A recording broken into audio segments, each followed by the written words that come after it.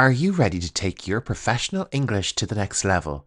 No matter what your profession is, mastering industry-specific English can open new doors and boost your confidence in the workplace. What if you had all the essential vocabulary, phrases, and exercises in one place? Don't worry, I've got you covered.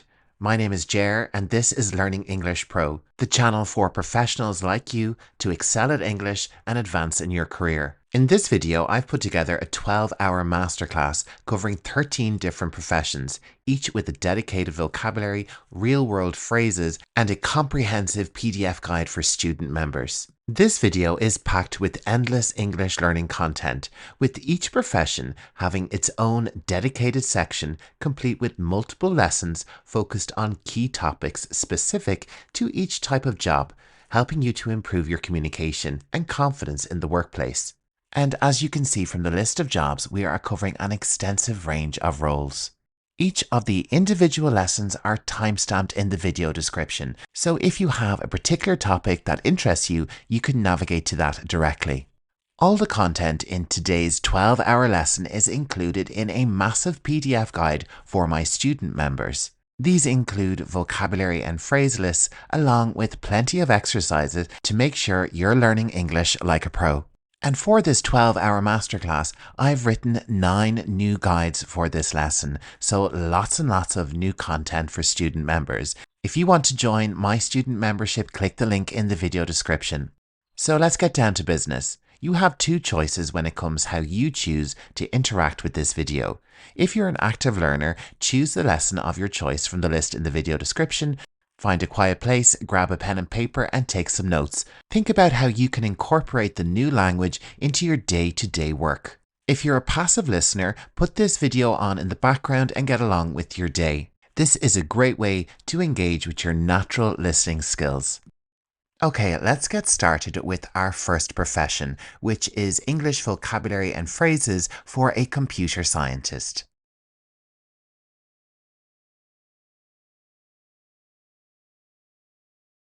Today, we're diving into the fascinating world of computer science with 50 essential terms that every beginner should know. This video was actually requested by several of you, so I knew it was time to put together something special for all the tech enthusiasts out there.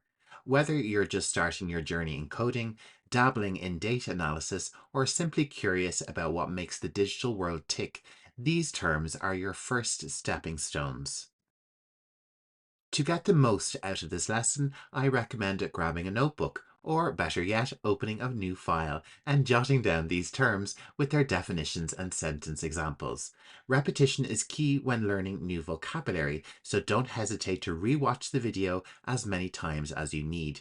Each term comes with a clear definition and sample sentence to help you understand how it's used in context, making it easier to remember and apply.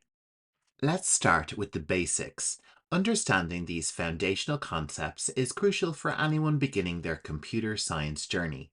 These terms are the building blocks of everything from writing simple code to grasping more advanced topics down the line. Algorithm. An algorithm is a set of step-by-step instructions designed to perform a specific task. Let's check out our sample sentence. The software engineer wrote an algorithm to sort the customer data efficiently. Binary. A binary is a number system that only uses 2 digits, 0 and 1, which are the foundation of all computing. Computers process information in binary, translating everything into zeros and ones. Bug. A bug is an error or flaw in software that causes it to behave unexpectedly or crash. The developer spent hours fixing a bug that caused the program to crash. Compilation. A compilation is the process of converting human-readable code into machine code that a computer can execute. Before running the program, the code must go through compilation. Our next term is CPU, or a central processing unit.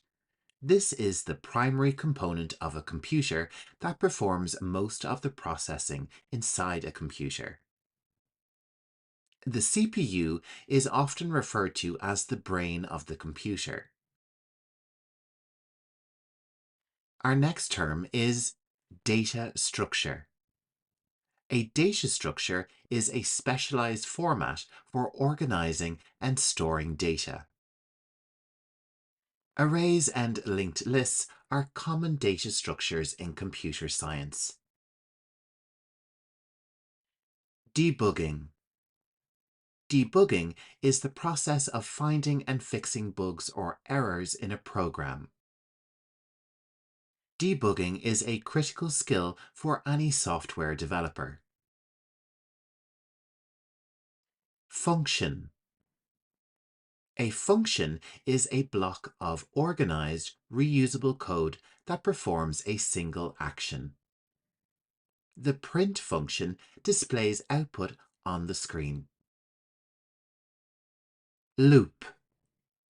A loop is a sequence of instructions that repeats until a certain condition is met. Loops are used in programming to perform repetitive tasks efficiently. Syntax. Syntax is the set of rules that define the structure of a programming language. If you don't follow the correct syntax, the program won't run. Now that we've covered the basics, let's dive into some programming fundamentals. These terms will help you understand how to write and organize code effectively. Whether you're just starting to code or want to brush up on your skills, mastering these concepts is a must. Variable. A variable is a storage location paired with an associated name, used to hold data that can be changed during program execution. Variables are essential for storing values that a program needs to function. Array. An array is a data structure that holds a collection of items, typically of the same data type, in an indexed order. An array can store multiple values, like a list of numbers or strings. Our next term is Object-Oriented Programming, or OOP. This is a programming paradigm based on the concept of objects, which contain data and methods. Java is a language that supports object-oriented programming. Class. Class is a blueprint for creating objects in object-oriented programming. In Python, a class defines the structure and behavior of an object. Let's move on to inheritance. Inheritance is a feature of object-oriented programming where a class derives properties and behavior from another class. Inheritance allows for code reusability by extending existing classes. Polymorphism. Polymorphism is the ability of different classes to be treated as instances of the same class through inheritance. Polymorphism allows a function to operate on objects of different types. Encapsulation. Encapsulation is the practice of keeping the data and methods of an object private and only exposing necessary parts. Encapsulation helps protect the internal state of an object. IDE, or Integrated Development Environment, is a software application that provides comprehensive facilities for coding, debugging, and testing. Popular IDEs like Visual Studio and PyCharm make coding more efficient. Library. A library is a collection of pre-written code that developers can use to optimize tasks. Using a library saves time by providing ready-made functions and classes. An API, or Application Programming Interface, is a set of protocols and tools for building and interacting with software applications. Developers use APIs to allow different software systems to communicate. Ready to take it up a notch? In the next section, we'll explore some advanced concepts that are shaping the future of technology. These terms might sound complex, but don't worry, I'll break them down so they're easy to grasp, even if you're not new to the field. First up, we have machine learning. Machine learning is a field of AI that involves teaching computers to learn and make decisions based on data. Machine learning algorithms are used in recommendation systems like Netflix and Amazon. Big data. Big data is extremely large datasets that can be analyzed computationally to reveal patterns and trends. Big data is crucial for companies to make data-driven decisions. Cloud computing. Cloud computing is the delivery of computing services over the internet, such as storage, processing, and networking. Companies use cloud computing to store a large amount of data securely. Blockchain. A blockchain is a decentralized distributed ledger that records transactions across many computers. Blockchain technology is the foundation of cryptocurrencies like Bitcoin. Cybersecurity. Cybersecurity is the practice of protecting systems, networks, and programs from digital attacks. Cybersecurity measures are essential to protect sensitive data from hackers. Data mining. Data mining is the process of discovering patterns and relationships in large data sets. Data mining is used to extract valuable information from big data. Encryption. Encryption is the process of converting data into a code to prevent unauthorized access. Encryption ensures that sensitive information is secure during transmission. Firewall. A firewall is a network security system that monitors and controls incoming and outgoing traffic based on predetermined security rules. A firewall is essential for protecting a network from unauthorized access. Operating System, or OS. This is software that manages computer hardware and software resources and provides common services for computer programs. Windows, Mac OS, and Linux are popular operating systems. Next up, we have Virtual Machine, or VM. This is a software-based simulation of a computer that runs an operating system and applications just like a physical computer. Virtual machines allow developers to test software in different environments. Next up is web development, a critical area of computer science that powers everything you see and interact with online. We'll go over the essential terms you need to know whether you're building a simple website or working on a more complex web application.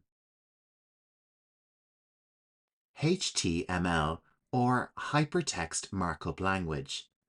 This is the standard language used to create and design web pages. HTML is the foundation of any web page, defining its structure. CSS, or Cascading Style Sheets. These are a style sheet language used for describing the presentation of a document written in HTML.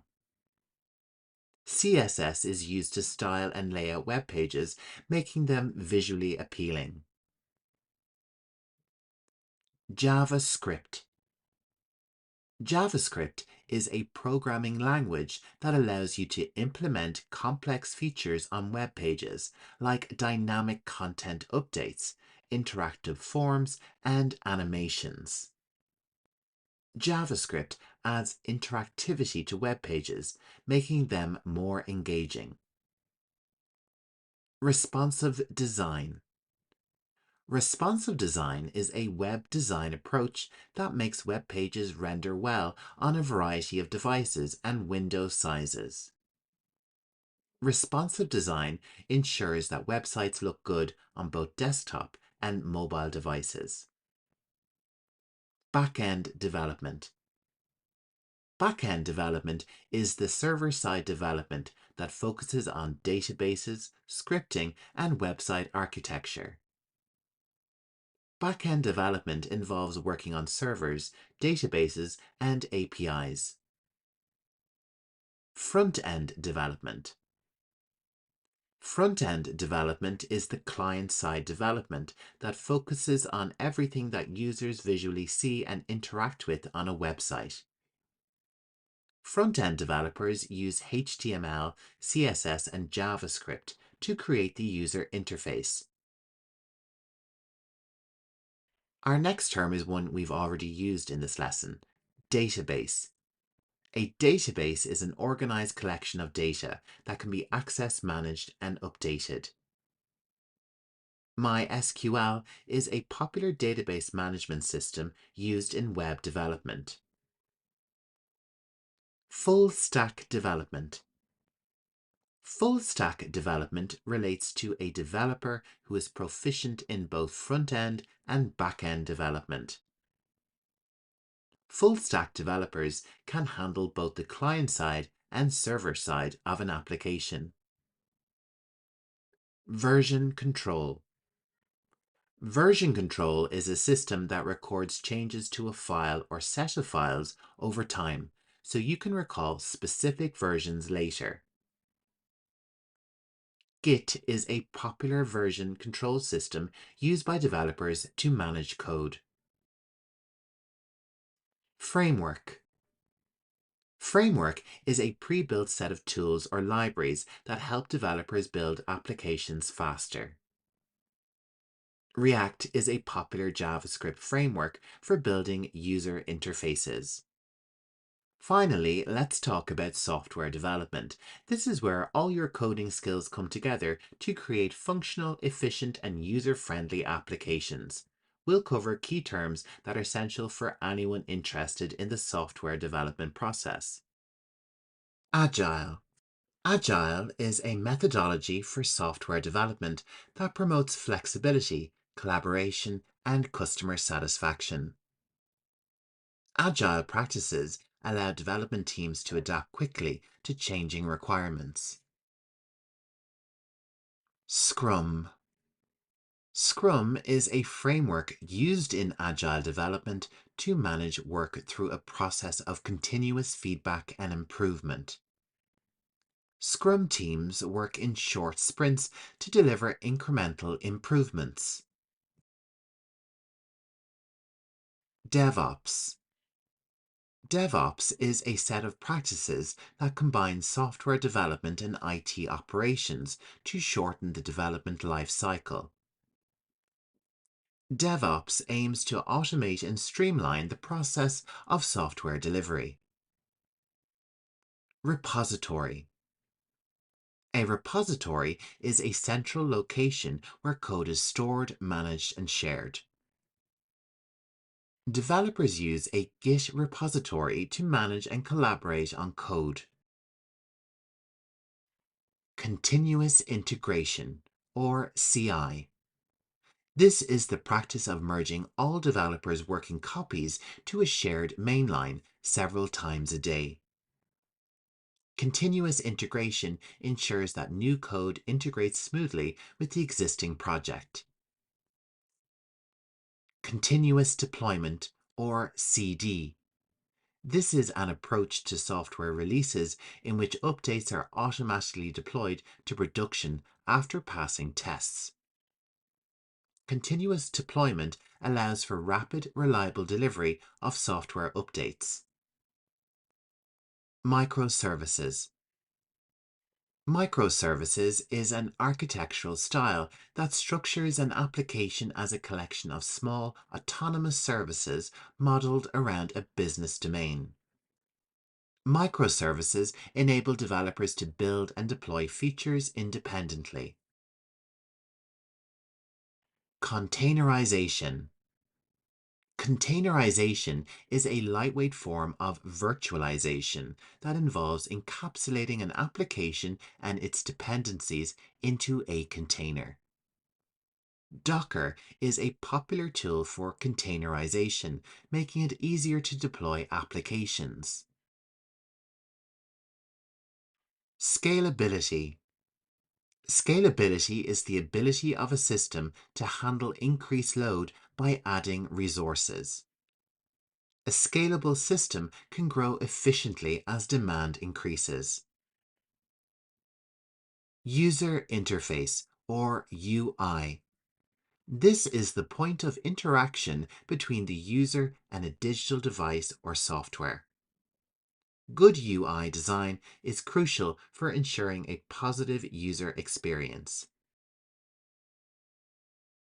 And there you have it, 50 essential computer terms that will help you navigate the tech world with confidence. Whether you're coding, managing data, or just curious about how things work behind the screen, these terms are the foundation of your journey. If you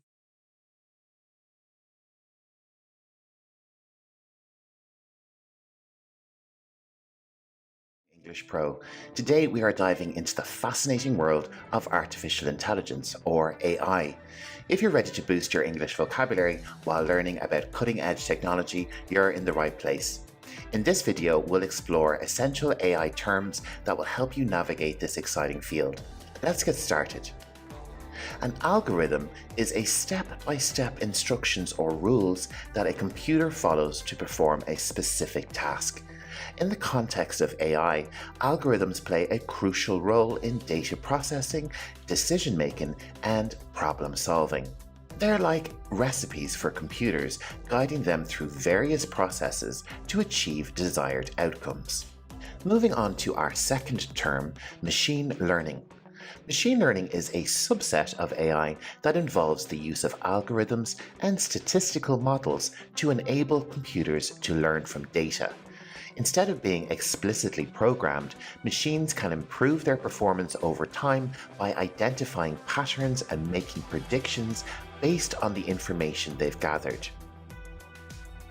Term number 3 is neural networks. These are a fundamental concept in AI and machine learning. Neural networks are computational models inspired by the structure and functioning of the human brain. They consist of interconnected nodes or neurons that process and transmit information. Neural networks are crucial for tasks like image recognition and natural language processing.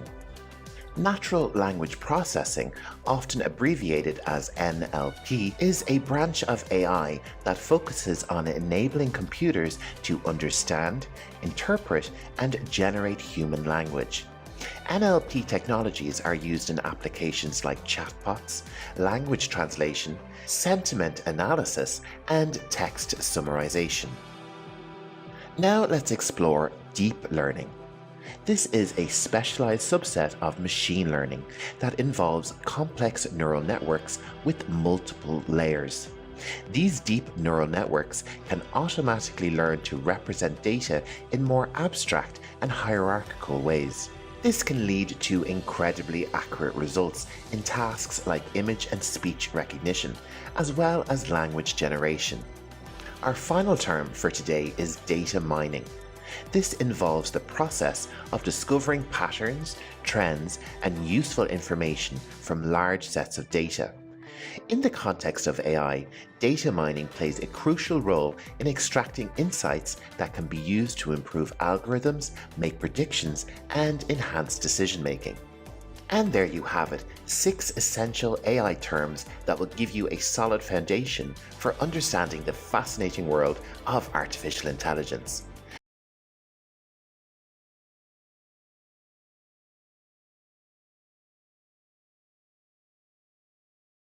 Hello there English learners, welcome back to Learning English Pro. In today's video, we're diving into the world of social media and expanding our vocabulary to help you navigate this digital landscape with confidence. Whether you're a social media enthusiast or just looking to improve your English skills, this word list is for you. Let's get started on our lesson. And our first word is profile.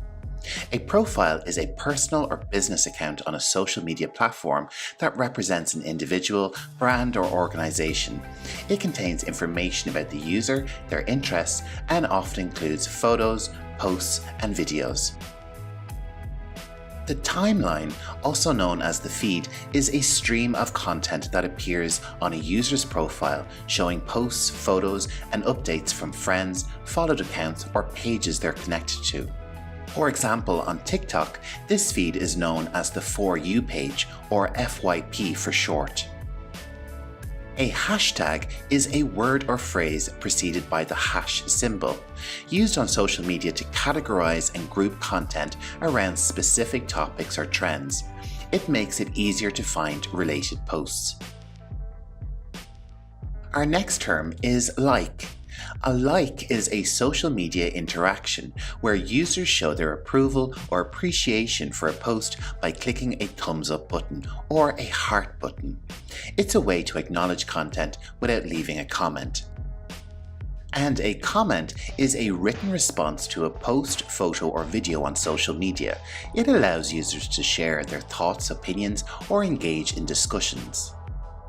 Sharing or reposting involves distributing a post from one user's timeline to your own or to others' timelines. This action helps spread content across a platform. A follower or subscriber is a user who subscribes to or follows another user's content updates on social media. They receive posts from the followed account in their feed. Our next term is trending. When a topic, hashtag, or some content gains a lot of attention and becomes widely popular on social media, it is said to be trending. It signifies a significant online conversation about this subject. An influencer is an individual who has a substantial following on social media and can impact their audience's opinions, behaviors, and purchasing decisions through their content. Engagement measures the level of interaction users have with content, including likes, comments, shares, and clicks. High engagement indicates strong user involvement. Up next, we have algorithm. An algorithm is a set of rules used by social media platforms to determine the content that users see in their feed. It considers factors like user preference, relevance, and engagement. Privacy settings allow users to control who can see their posts, personal information, and activities on social media platforms, ensuring their desired level of online visibility. A direct message is a private conversation between users on social media, often abbreviated as DM. It's a way to communicate one-on-one away from public posts. And last but not least is our term viral. Content that spreads rapidly and widely across social media platforms, garnering a massive amount of attention and shares, is considered viral.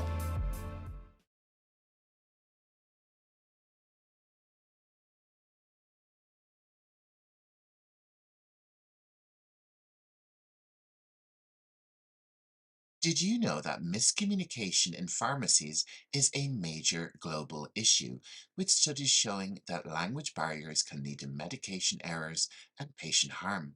If you're a healthcare professional, mastering pharmacy English is essential to providing safe, effective care. Welcome to Learning English Pro, the channel for healthcare professionals like you to excel at medical English and advance your careers. I'm Jer, and today you're joining me for the Pharmacy English Masterclass, your ultimate guide to the language of pharmacies. In this masterclass, we'll start with Pharma 101, where you'll learn the foundational terms of the pharmaceutical industry. Then we'll explore 100 medicine names in English, helping you expand your vocabulary of common medications. Next, we'll dive into over-the-counter medicine, covering everything available without a prescription. After that, I'll guide you through medicine and symptom phrases, which are crucial for discussing treatments with patients. We'll also tackle 30 phrases for pharmacy customers, giving you practical, real-world examples for customer interactions. And finally, we'll cover emergency medicine English, helping you handle high-stakes situations with confidence. If you're a student member, you'll also get access to an exclusive PDF guide that accompanies this masterclass. The link for that is in the membership tab. It's packed with all the vocabulary, phrases, and definitions you need to review and practice anytime. If that sounds like something you'd find helpful, you can become a member today. Check the link in the description to join.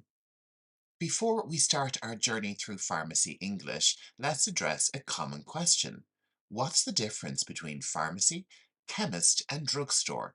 Why are these terms so confusing for people learning English? Let's break it down. Pharmacy. This is the most widely recognized term globally and is used in both medical and formal settings. It refers to a place where medications are dispensed and advice is provided. Let's check out our example sentence. I picked up my antibiotics from the pharmacy yesterday. We also have the term chemist. This is commonly used in the UK, Ireland, Australia, and New Zealand. Chemist refers to both the place and the professional who dispenses medications. Our example sentence is, I need to pop into the chemist to grab some cold medicine. And we also have the term drugstore. This term is primarily used in the United States and Canada.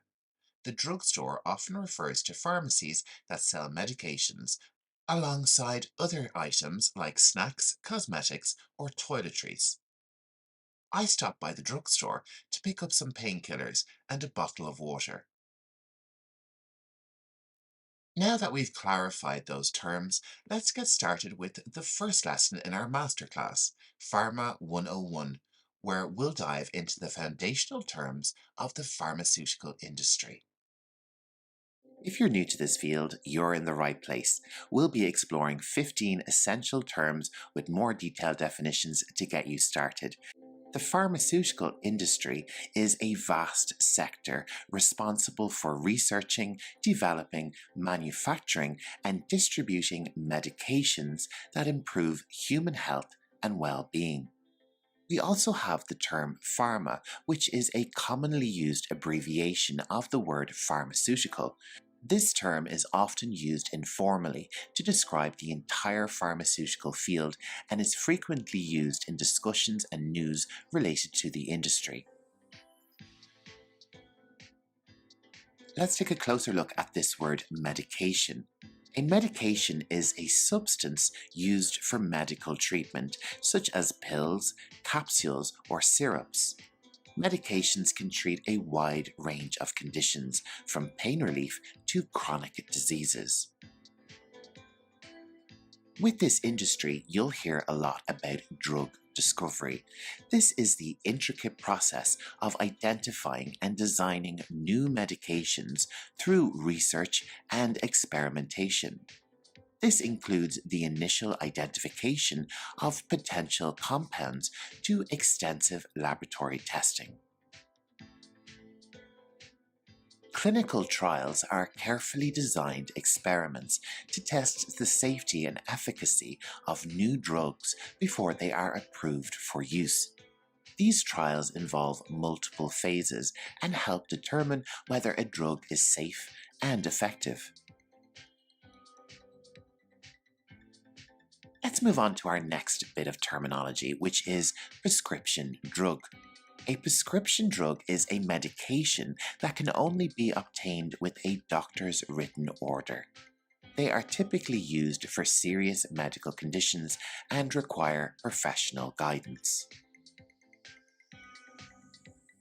There is also over-the-counter medication, which is available without a prescription and can be purchased directly from a pharmacy or store. These are generally for common self-treatable ailments. Another type of medication you'll hear about is a vaccine. A vaccine is a substance that stimulates the immune system to protect against specific diseases. Vaccines have been instrumental in preventing and controlling infectious diseases like polio and measles. Drug regulatory authorities are responsible for ensuring the safety and effectiveness of drugs. They review and approve medications before they reach the market. And on screen for you, you can see a selection of these authorities from different English-speaking countries. Probably the most widely known of these would be the FDA in the United States. A pharmaceutical company is an organization that researches, develops, and manufactures medications. These companies range from small research-focused firms to large global corporations. A generic drug is a medication that is equivalent to a brand name drug, but is usually more affordable. They contain the same active ingredients and meet the same quality standards. The term biotechnology involves using living organisms and biological systems to develop new drugs and treatments. This field has led to the creation of therapies like biologic drugs. Clinical data refers to information gathered during clinical trials, helping to assess a drug's effectiveness. It includes data on patient demographics, safety, efficacy, and adverse reactions. Adverse reactions are more commonly known as side effects. These are unintended and often unwanted effects of a medication, which may happen in addition to its intended effects. Understanding potential side effects is crucial for safe medication use. A placebo is a substance with no therapeutic effect. It is used in clinical trials as a control to compare with the effects of the drug being tested. Placebos help researchers assess the true impact of a medication. Pharmacovigilance is the science and activities related to the detection, assessment, understanding, and prevention of adverse effects or any other drug-related issues. It plays a key role in ensuring medication safety, even after a drug is on the market.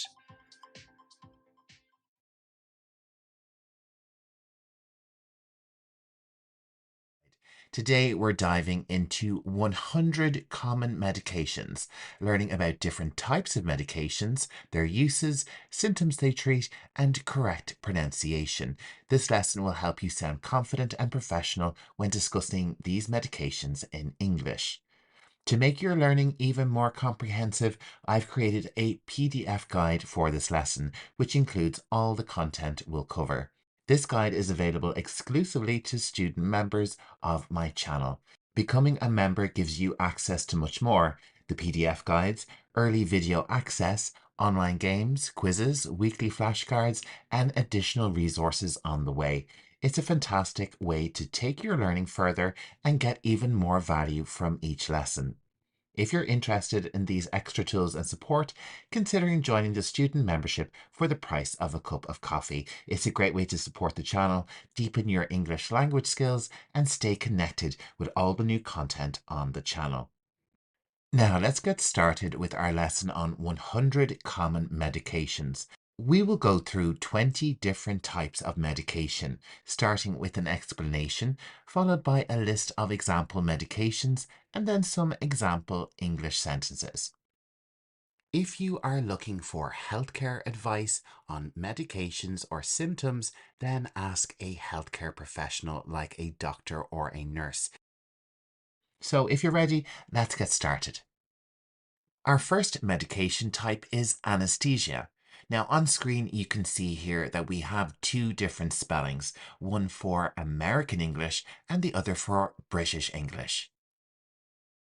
Anesthesia is used to induce a loss of sensation or consciousness, often for surgical procedures.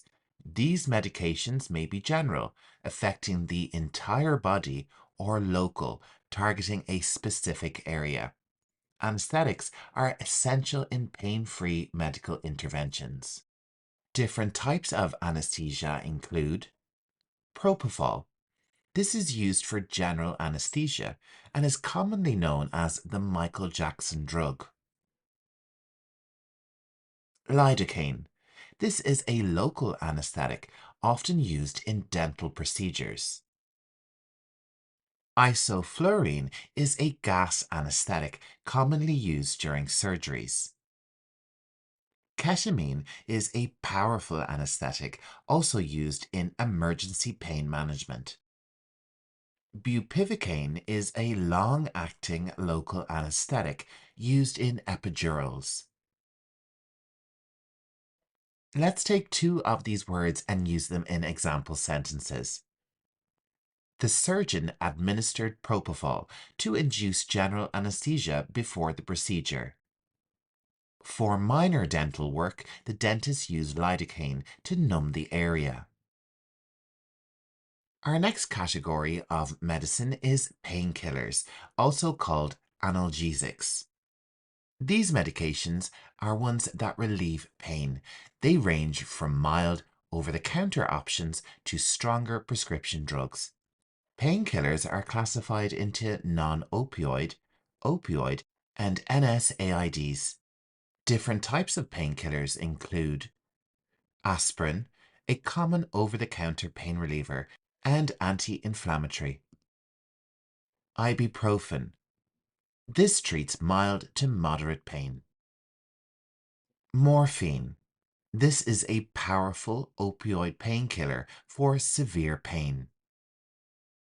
Acetaminophen, also known as Tylenol, is used for mild pain and fever. Codeine is an opioid used for pain relief and sometimes in cough syrups. After the surgery, the doctor prescribed morphine to manage the patient's pain. Ibuprofen is often recommended for reducing inflammation and mild pain. Our next medicine category is antibiotics. Antibiotics are medications that kill or inhibit the growth of bacteria, used to treat bacterial infections. They are not effective against viruses and should be only used as prescribed to prevent antibiotic resistance. Amoxicillin is a widely used antibiotic for bacterial infections. Azithromycin treats respiratory and skin infections. Ciprofloxacin is an antibiotic often prescribed for urinary tract infections. Doxycycline is used to treat various infections, including acne. Penicillin, one of the oldest antibiotics, is still used for specific bacterial infections. Let's take a look at our example sentences. The patient was prescribed amoxicillin for a bacterial throat infection. For skin infections, doxycycline is a common and effective choice.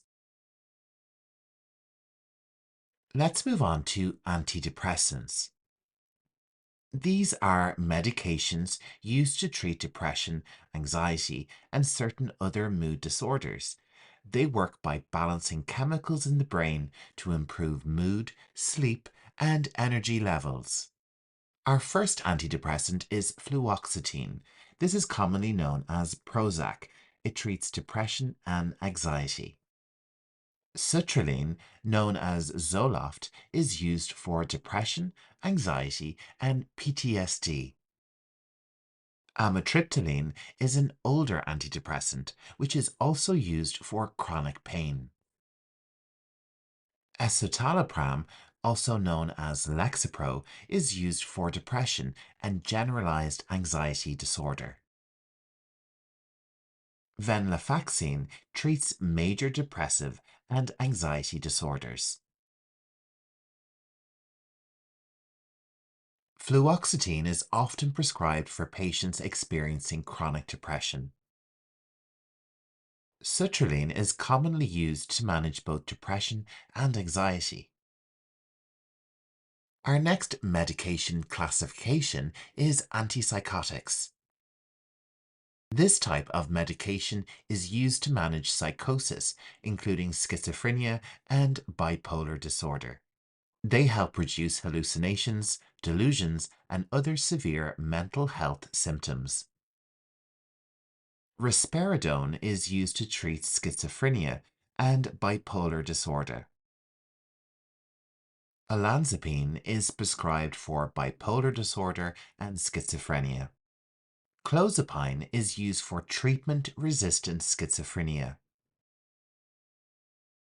Quetiapine treats both bipolar disorder and depression.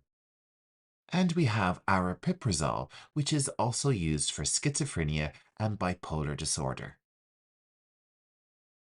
The patient was given risperidone to help manage symptoms of schizophrenia. Olanzapine is effective for treating mood swings in bipolar disorder. Next up, we have antihistamines. Antihistamines relieve allergy symptoms by blocking histamine, a substance in the body that causes allergic reactions. They are used for conditions like hay fever, itching, and some respiratory allergies. Loratadine, also known as Claritin, is commonly used for seasonal allergies. Diphenhydramine, also known as Benadryl, relieves allergies and cold symptoms. Cetirizine treats hay fever and skin allergies. Fexofenadine is used for seasonal allergy symptoms. Hydroxyzine is used for itching and anxiety, often in short-term settings. Loratadine is effective for relieving symptoms of seasonal allergies. For severe itching, hydroxyzine may be prescribed as an antihistamine. Our next medication category is diuretics, also known as water pills. This type of medication helps the body eliminate excess fluid by increasing urine production. They're commonly prescribed for conditions like hypertension, heart failure, and kidney issues. Our first diuretic is furosemide. This drug is commonly used for heart failure. Hydrochlorothiazide treats high blood pressure and fluid retention. Spironolactone is a potassium-sparing diuretic used for fluid retention. Bumetanide is used to reduce swelling due to fluid buildup. Chlorthalidone is a diuretic often prescribed for hypertension. Let's check out our example sentences. The doctor prescribed furosemide to manage the patient's heart failure symptoms. Hydrochlorothiazide is commonly used to treat high blood pressure. Our next medication category is anticoagulants. These are often referred to as blood thinners. Anticoagulants prevent blood clots, reducing the risk of stroke, heart attack, and other cardiovascular issues. They are vital for patients at high risk of blood clots. Our first type is warfarin. Warfarin is a commonly used blood thinner. Next up, we have heparin, which is often used in hospitals for blood clot prevention. Dabigatran is an oral anticoagulant. Apixaban is used to reduce stroke risk. Rivaroxaban is a blood thinner for clot prevention. Warfarin is often prescribed to patients with an elevated risk of stroke. Apixaban is taken daily to prevent blood clots in high-risk individuals. Let's move on to anti-inflammatory drugs, otherwise known as NSAIDs. This type of medication is used to reduce inflammation, pain, and fever. They're commonly available over the counter and treat various conditions, from arthritis to headaches.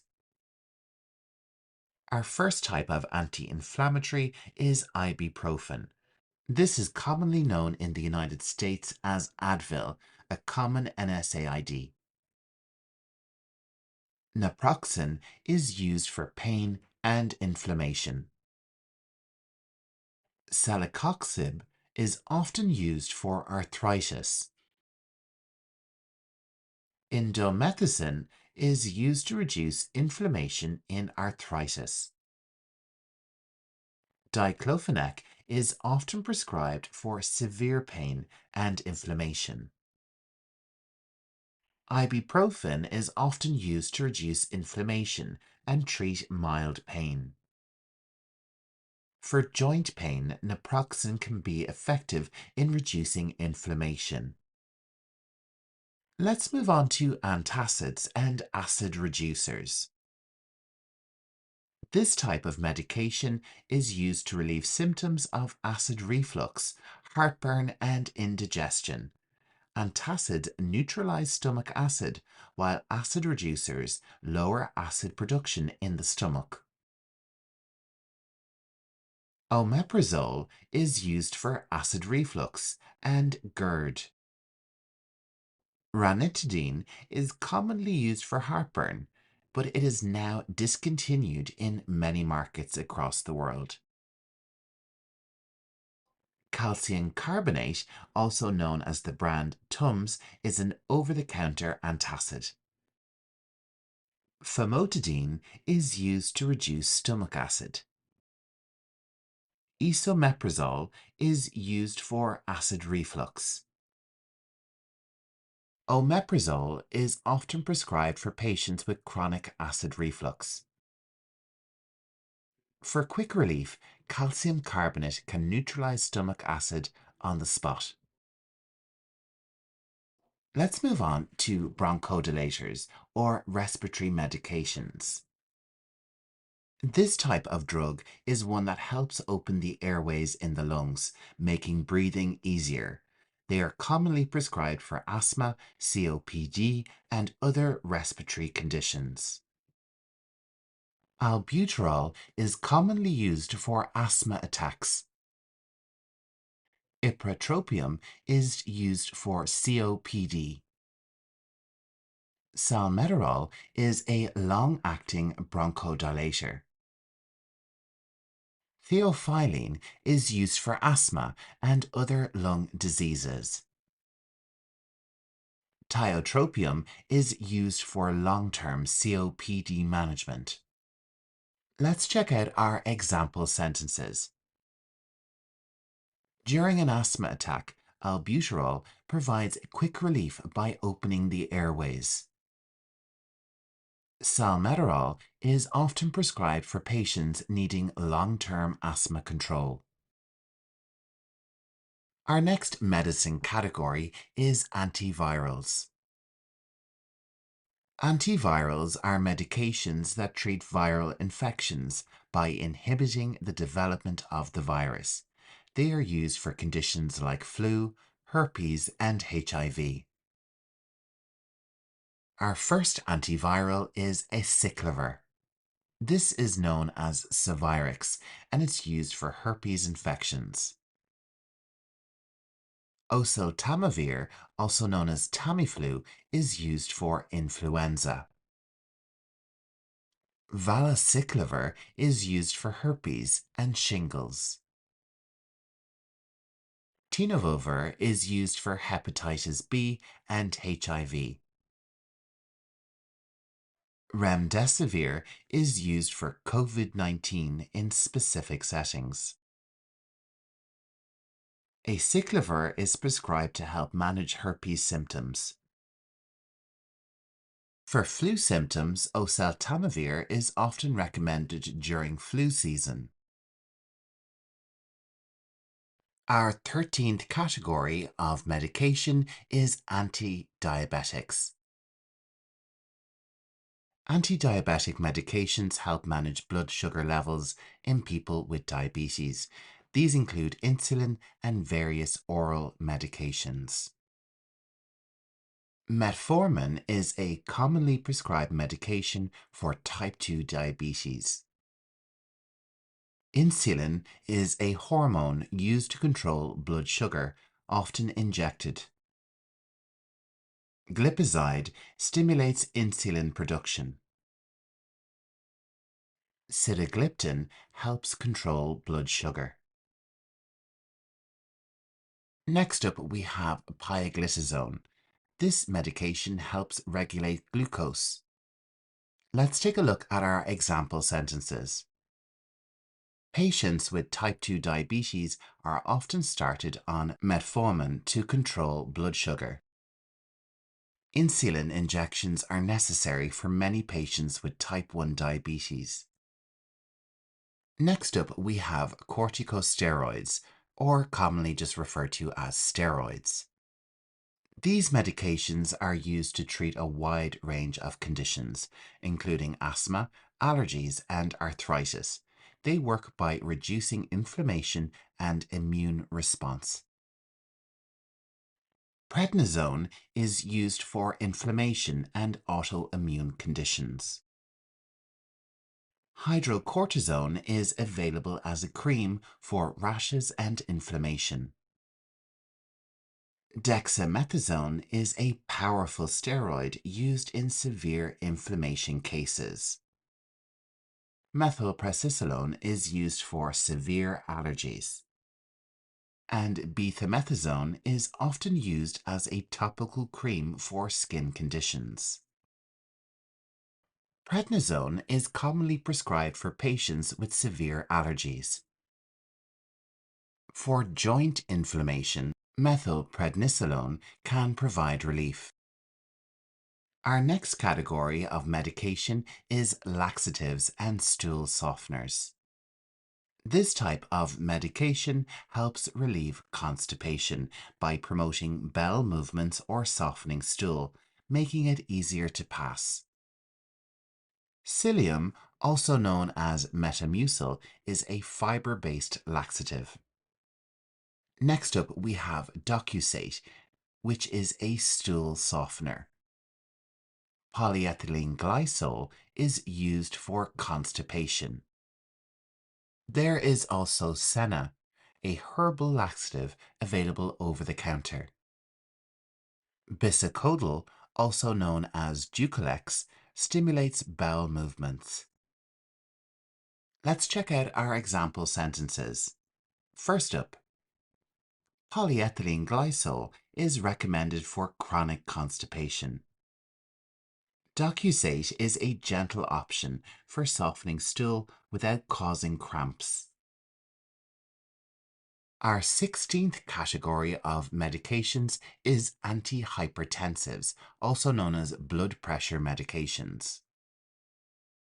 Antihypertensives are used to control high blood pressure, reducing the risk of heart attack, strokes, and kidney disease. Lisinopril is an ACE inhibitor used to lower blood pressure. Amlodipine is a calcium channel blocker. Losartan is an angiotensin II receptor blocker, or A or B. Metoprolol is a beta blocker also used for heart rate control. Hydrochlorothiazide is a diuretic also used to lower blood pressure. The doctor prescribed lisinopril to manage the patient's high blood pressure.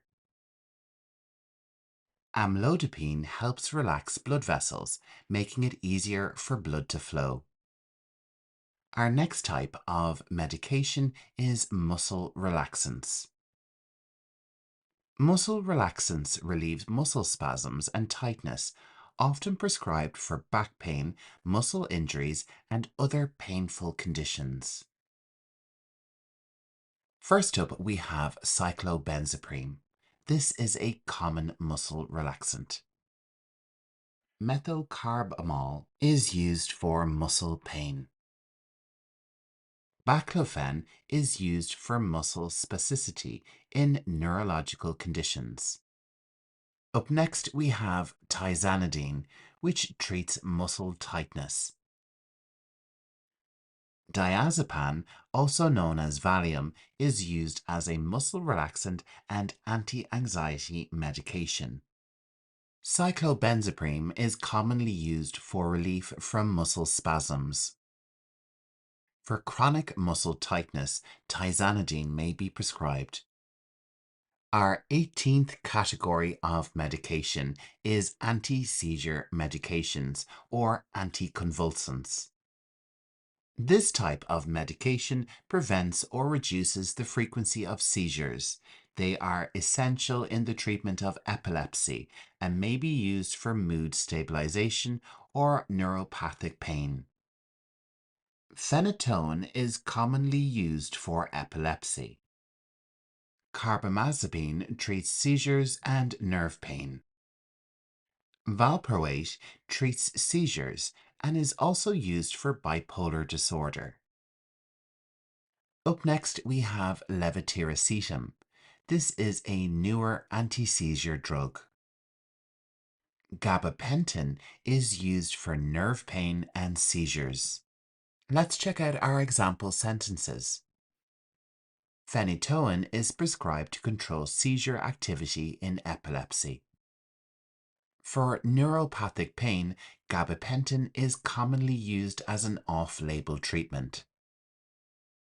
Our penultimate category is for antiemetics, also known as nausea relief. These types of medications are used to prevent or relieve nausea and vomiting, commonly prescribed for patients undergoing chemotherapy, surgery, or those with severe motion sickness. Ondansetron is a medication widely used to prevent nausea. Metoclopramide treats nausea and aids digestion. Prochlorperazine is used for severe nausea. Promethazine treats nausea and motion sickness. Scopolamine is a patch or tablet often used for motion sickness. Patients receiving chemotherapy are often prescribed ondansetron to manage nausea.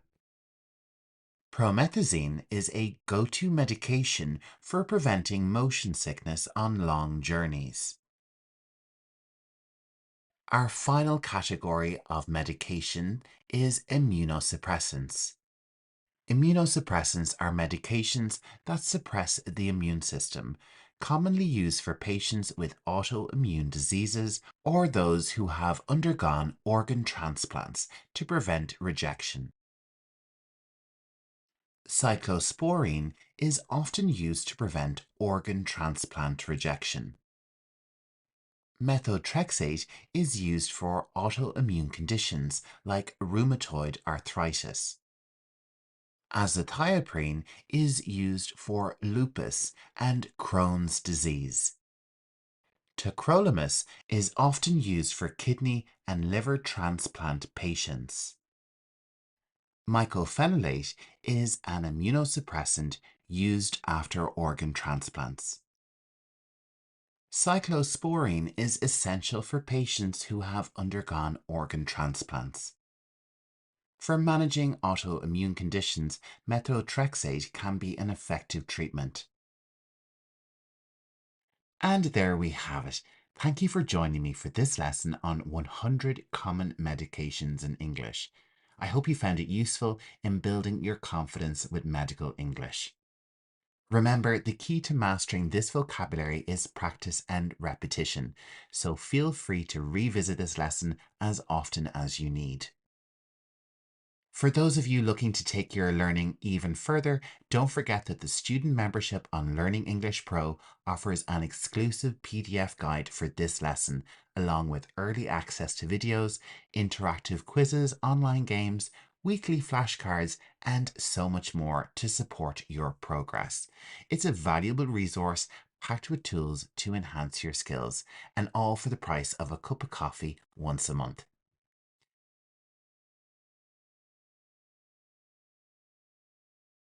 And guide. Today we're delving into the world of over-the-counter medications, those readily available without a prescription. By the end of this video, you'll be bursting with lots of new English vocabulary. We are going to explore 12 popular medications you can buy over the counter. We're going to learn their pronunciation along with related symptoms, plus lots and lots of synonyms. Also, for every medication type, I will give you 2 phrases and questions for the pharmacy to really help contextualize the terms and boost your conversational skills. Let's dive into the world of self-care and medicine, and first let's break down the term over-the-counter. This term refers to medications or products that are available for purchase without requiring a prescription from a healthcare professional. These products are typically deemed safe for use without direct supervision by a doctor and are accessible to consumers directly from pharmacies, drugstores, or other retail outlets. Let's move on to our medication types. An analgesic can also be known as a pain reliever and can help with lots of different types of pain, like a headache, toothache, dental pain, or even a backache. Another term for analgesic could be painkiller. Common examples of an analgesic include acetaminophen and ibuprofen. Let's take a look at our example sentences. Hi, I have a headache. Can you recommend an analgesic and advise on dosage? The term dosage or dose relates to the quantity of medicine you need to take for your condition, and this information will also tell you how many times a day you need to take it. Let's move on to our next example sentence. I have some dental pain. Could I get some aspirin, please? Aspirin is a common drug for relieving minor aches, pains, and fevers. People also use it as an anti-inflammatory or a blood thinner. Our next medication type is an antihistamine. Repeat after me. Antihistamine.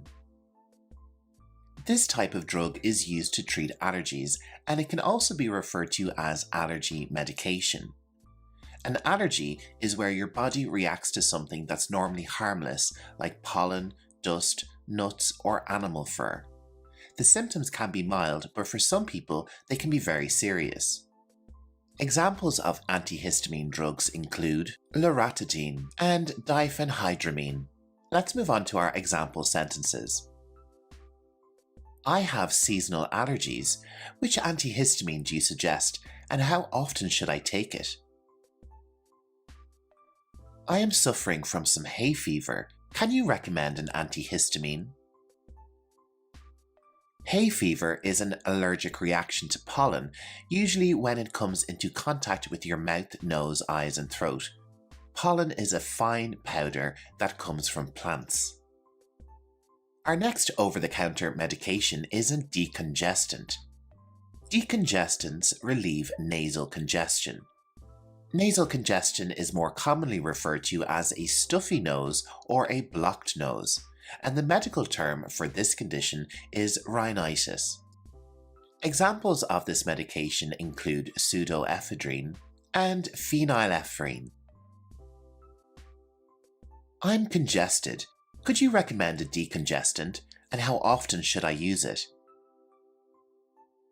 I have a really stuffy nose. Which decongestant is the best in your opinion? An expectorant helps loosen mucus. A more common term for an expectorant is cough medicine or cough syrup. This medicine helps with a condition known as a chest infection. And mucus is the slippery green substance that can cause congestion in our lungs when we're sick. It can also be referred to as phlegm. Guaifenesin is a common example of an expectorant medication. Let's check out our example sentences. I have a chest infection with a lot of mucus. Which expectorant would you suggest? Hello, I need to get some cough medicine for my son. Which one is best for children? Another medication helped to use a cough is an antitussive.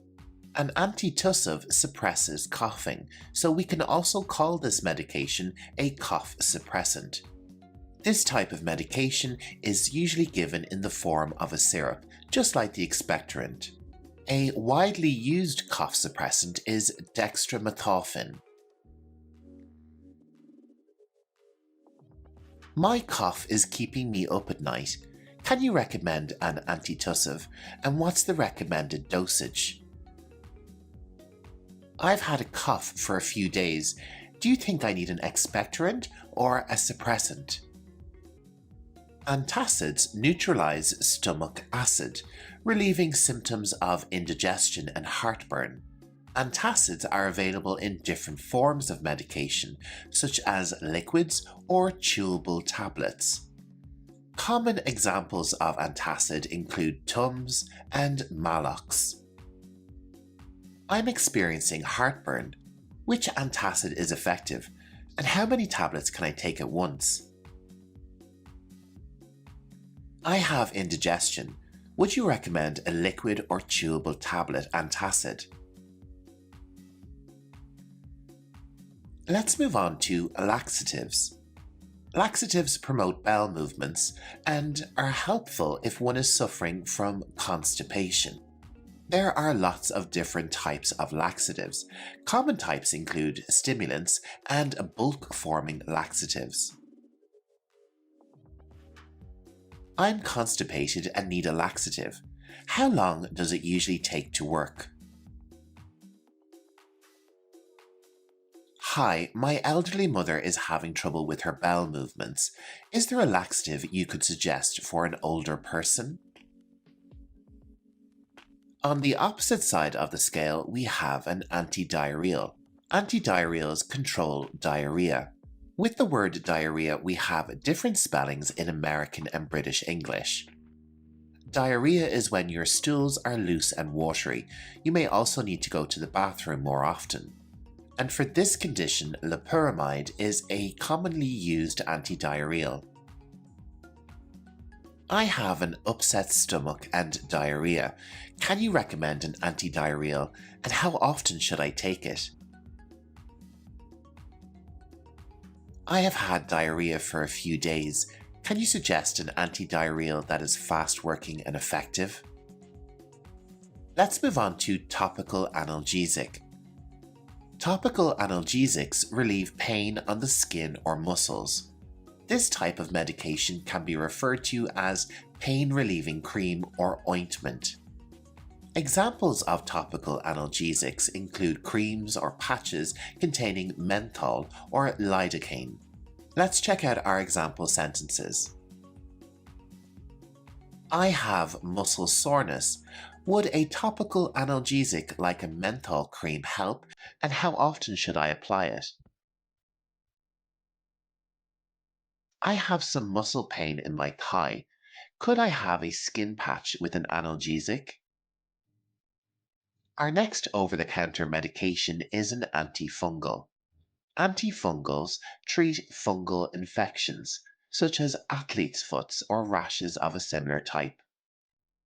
Antifungals can sometimes be referred to as a fungicide, and clotrimazole is a common antifungal you can find in your pharmacy. I have a rash on my feet. Could you recommend an antifungal cream, please? I have a fungal infection under my arm. Could you suggest an antifungal suitable for that area?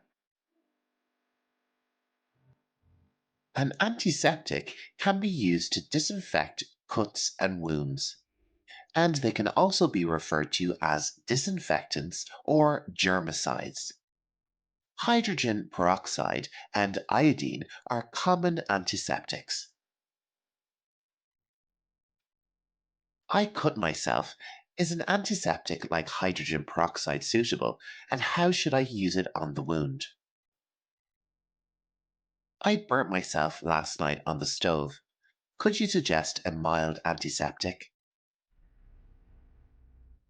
Our 12th and final medication type is motion sickness medication.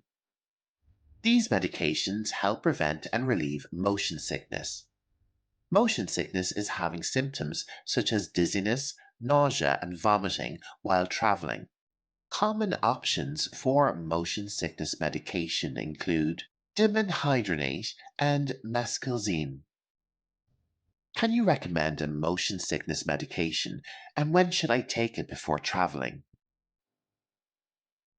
I get very sick when I'm a passenger in the car.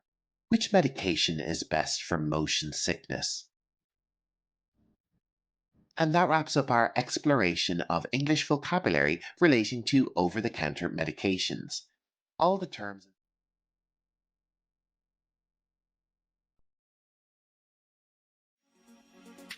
In today's lesson, we're going to take a look at some medicine English vocabulary.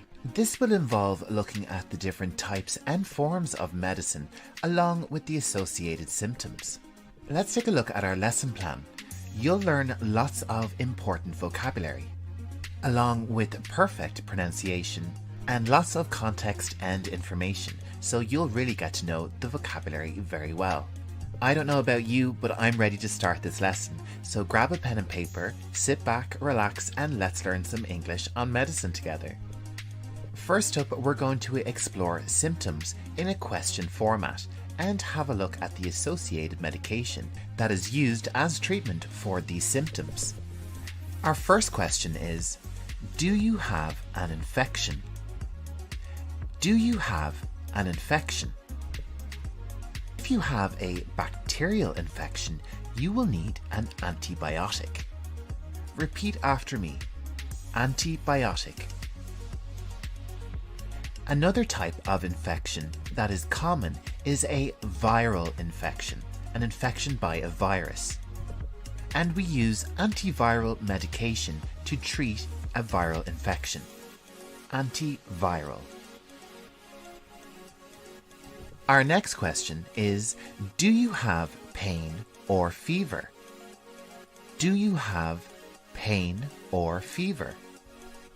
For these symptoms, you would take a painkiller. Repeat after me. Painkiller. Our next question is, do you have a cough? The word cough has an unusual pronunciation. Instead of a G sound, we have an F sound here. Do you have a cough? And the medicine for a cough has a few different names. It can be called cough syrup, cough medicine, or a cough suppressant. My next question to you is, do you have allergies? Do you have allergies? And for an allergy, we take an antihistamine. Repeat after me. Antihistamine. Let's do that one more time. Antihistamine. Our next question is, do you have asthma? Do you have asthma? The type of medicine used for asthma is a steroid. Repeat after me. Steroid. Let's move on to our next question. Do you have a blocked nose? Or we could say, do you have a stuffy nose? If you have this condition, you will need a decongestant. Repeat after me. Decongestant. And a medicine which is in the news a lot lately is related to the coronavirus. And the medicine that is being discussed is a vaccine. Repeat after me. Vaccine. And let's move on to the next segment, which is different forms of medicine. We will discuss the different ways in which medicine is delivered to the human body. Medicine is often given in liquid form, and sometimes it is given in a syrup. This is a thick liquid medicine that you drink, and it can be sweet. This type of thick liquid medicine is common for symptoms in children, coughs and colds, or for adults with stomach problems. Sometimes liquid medicine needs to be given directly into the body, like into the bloodstream or into muscle. This medicine is usually given through an injection with a syringe. Liquids can also be given directly into the body by intravenous therapy. This is regularly used in hospitals to deliver medicine to patients, and the device used is simply called an IV. Medicine can also be given in tablet or pill form. Lots of different types of medication can be given in this form. And this medicine is usually round or oval shaped. Another type of tablet you may see is a soluble tablet.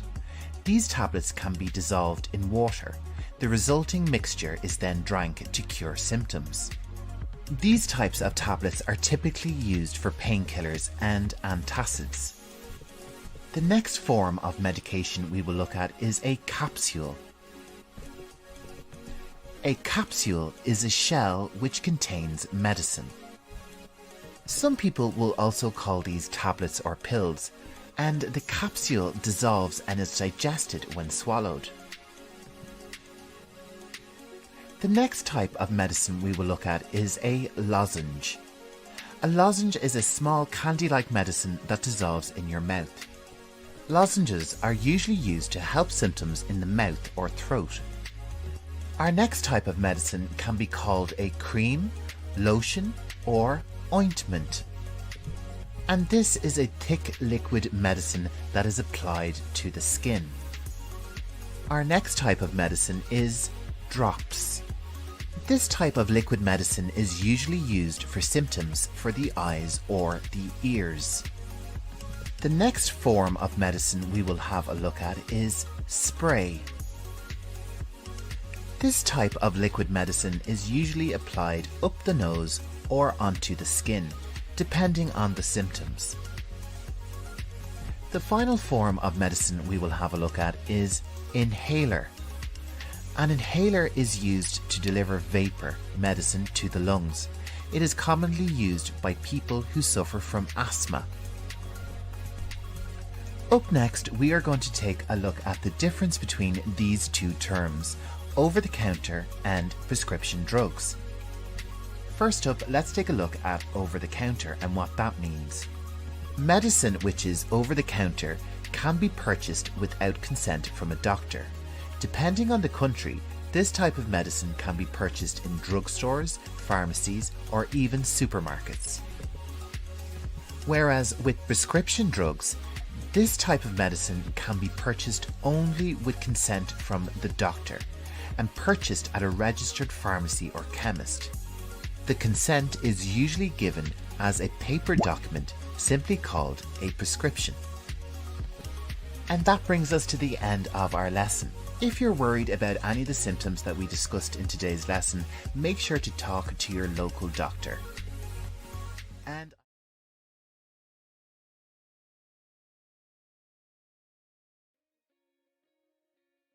hello and welcome back to Learning English Pro. In this English lesson, you will learn phrases for the pharmacy. This lesson is broken down into 5 different categories, so you'll definitely learn lots of useful English. So let's get started, and our first category is prescription medication. Can I have my prescription filled here? Can I have my prescription filled here?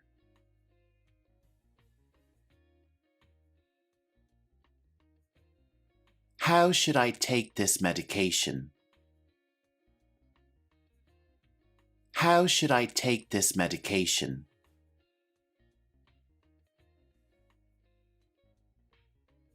What are the side effects of this drug?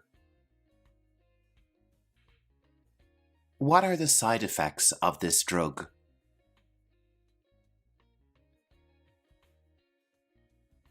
Is this medication safe with my allergies? Is this medication safe with my allergies?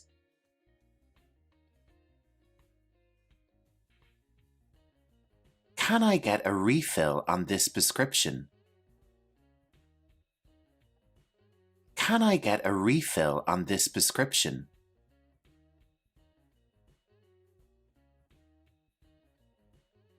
What should I do if I miss a dose?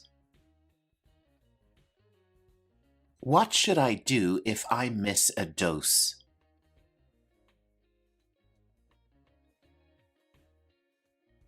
In our next category, we will ask questions about over-the-counter medication.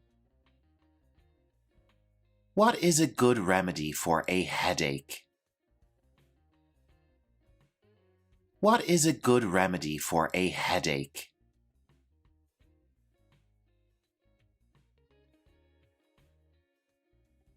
Do you have something for cold symptoms? Do you have something for cold symptoms? Can you recommend an allergy relief medicine? Can you recommend an allergy relief medicine?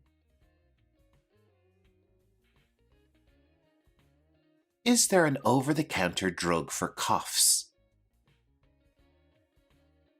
Is there an over-the-counter drug for coughs?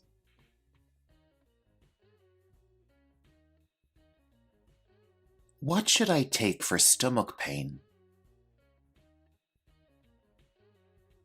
What should I take for stomach pain?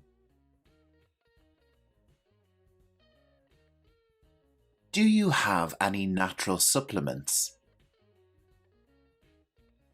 Do you have any natural supplements?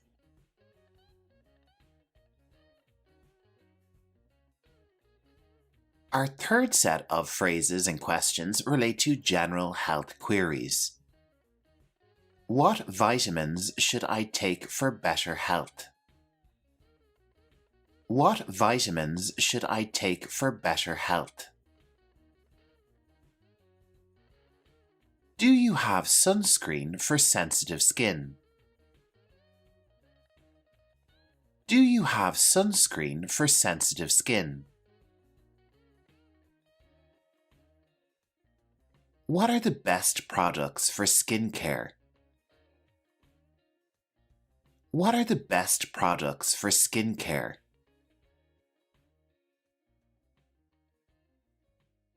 Can you suggest a good pain reliever? Can you suggest a good pain reliever?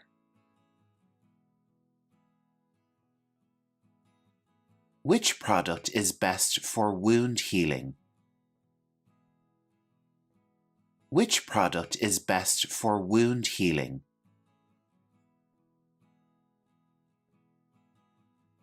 How do I check my blood pressure?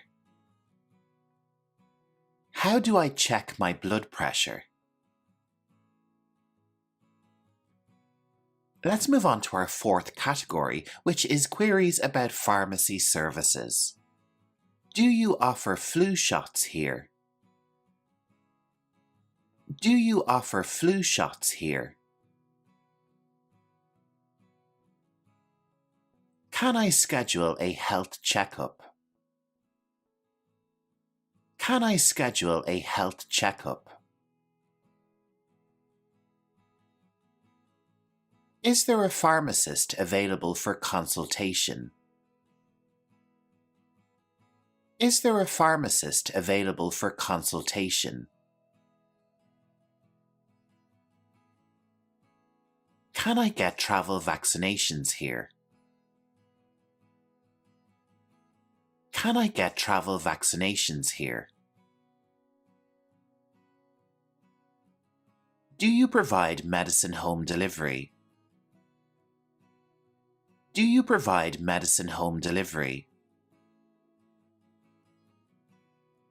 Are there any health screenings available? Are there any health screenings available? Our last category deals with phrases relating to specific conditions. What's best for managing diabetes? What's best for managing diabetes? Can you recommend something for arthritis pain? Can you recommend something for arthritis pain? What do you have for heartburn relief? What do you have for heartburn relief? Is there an effective treatment for insomnia? Is there an effective treatment for insomnia?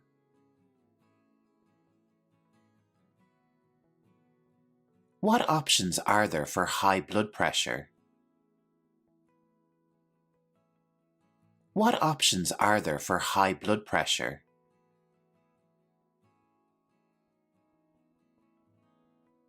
Do you have products for asthma relief? Do you have products for asthma relief?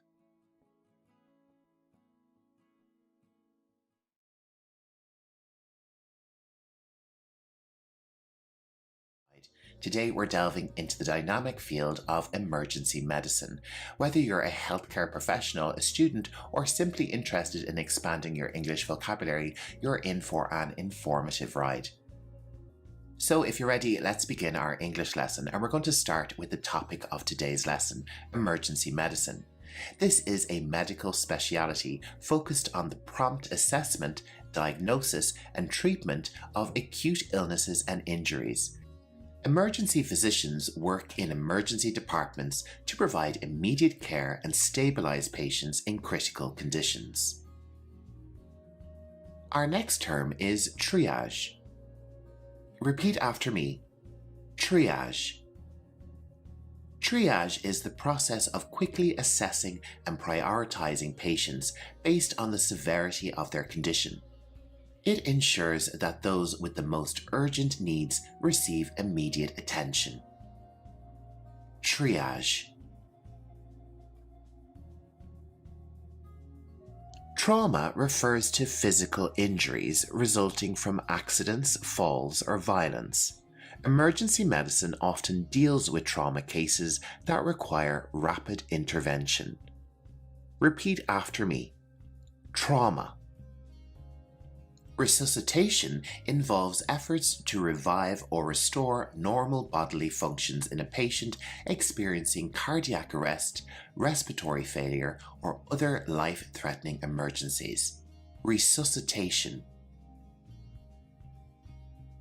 Related to the term resuscitation, we have defibrillation. This is the delivery of an electric shock to the heart to restore its normal rhythm. Automated external defibrillators, or AEDs, are commonly used in emergency situations. Defibrillation.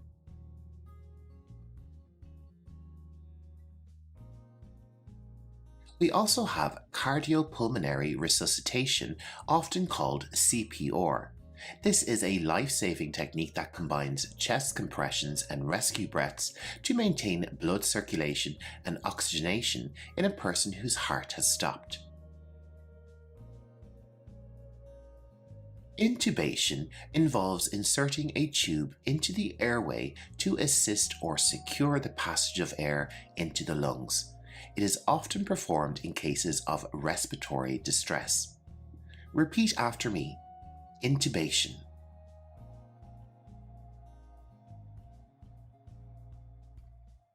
Our next term is epinephrine.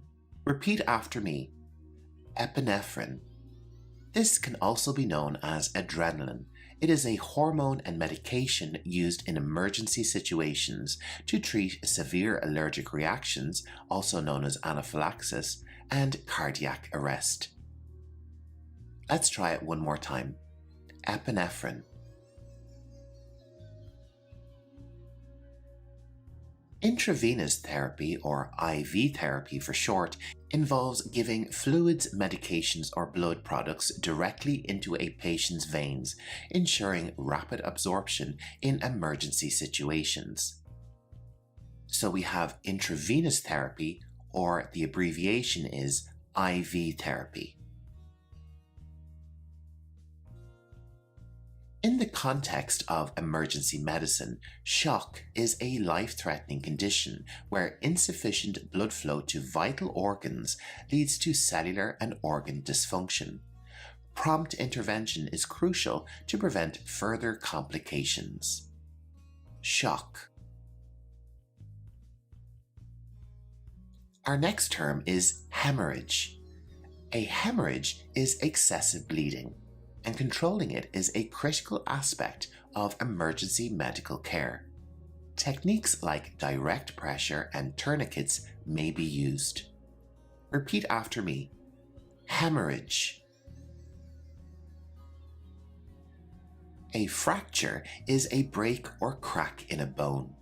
Emergency medicine addresses fractures with assessments, immobilization, and referral to specialized care. Fracture.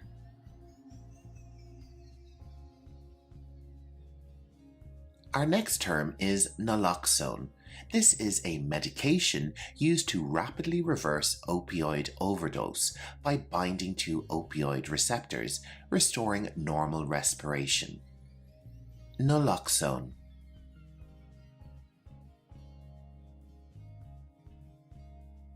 Let's move on to seizure. A seizure is a sudden, uncontrolled electrical disturbance in the brain. A seizure can sometimes be referred to as a fit. This condition is supported with emergency medicine with medications and supportive care. Seizure. Decontamination involves the removal or neutralization of harmful substances from a person. This is often necessary in cases of chemical exposure or contamination. Decontamination. Thank you so much for joining me for this brief overview of emergency medicine vocabulary. I hope you found this lesson informative and valuable. Feel free to like, share, and comment with any questions or suggestions for future lessons.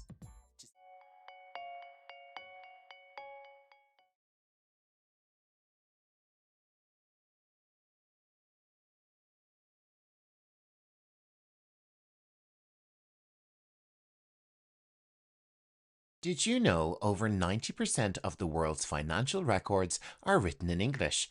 Whether you're working in corporate finance, bookkeeping, or auditing, mastering accounting vocabulary is essential for success. In this lesson, you'll learn 20 essential accounting terms, from ledgers to liabilities, with clear definitions, examples, and with each term, you'll get a quiz to test your understanding. Hi, I'm Jer, and this is Learning English Pro, the home of professional English. Student members of my channel should head over to the membership tab to download the PDF guide that comes along with this lesson. It's filled with all the content from today's video, along with additional exercises and reading. If you want to join student membership, click the link in the video description to really boost your professional English know-how. And stay tuned after this lesson for my masterclass in accounting vocabulary. I'm stacking lots of individual lessons into this video. They're all timestamped in the video description so you can navigate to the lesson of your choice. This extended video is great for active learners. Pick the lesson you want, get a pen and paper, find somewhere quiet, and really hone in on the language. If you're a passive listener, put this lesson on in the background and go about your day, kind of like the radio. This is a great way to engage your passive learning skills. Okay, so let's get ready and start our lesson, and we're beginning with some nouns. Remember, we're covering the pronunciation, definition, and I'm going to give you an example to understand the context. Then after each term, there'll be a quick quiz question to check your understanding. Our first term is ledger. Ledger. A ledger is a book or system for recording financial transactions. Let's take a look at our example. All company expenses are recorded in the general ledger. And now it's time for our first question to check your comprehension. Which of these would you not expect to find in a company's ledger? Sales revenue, expenses, employee birthdays, or supplier payments?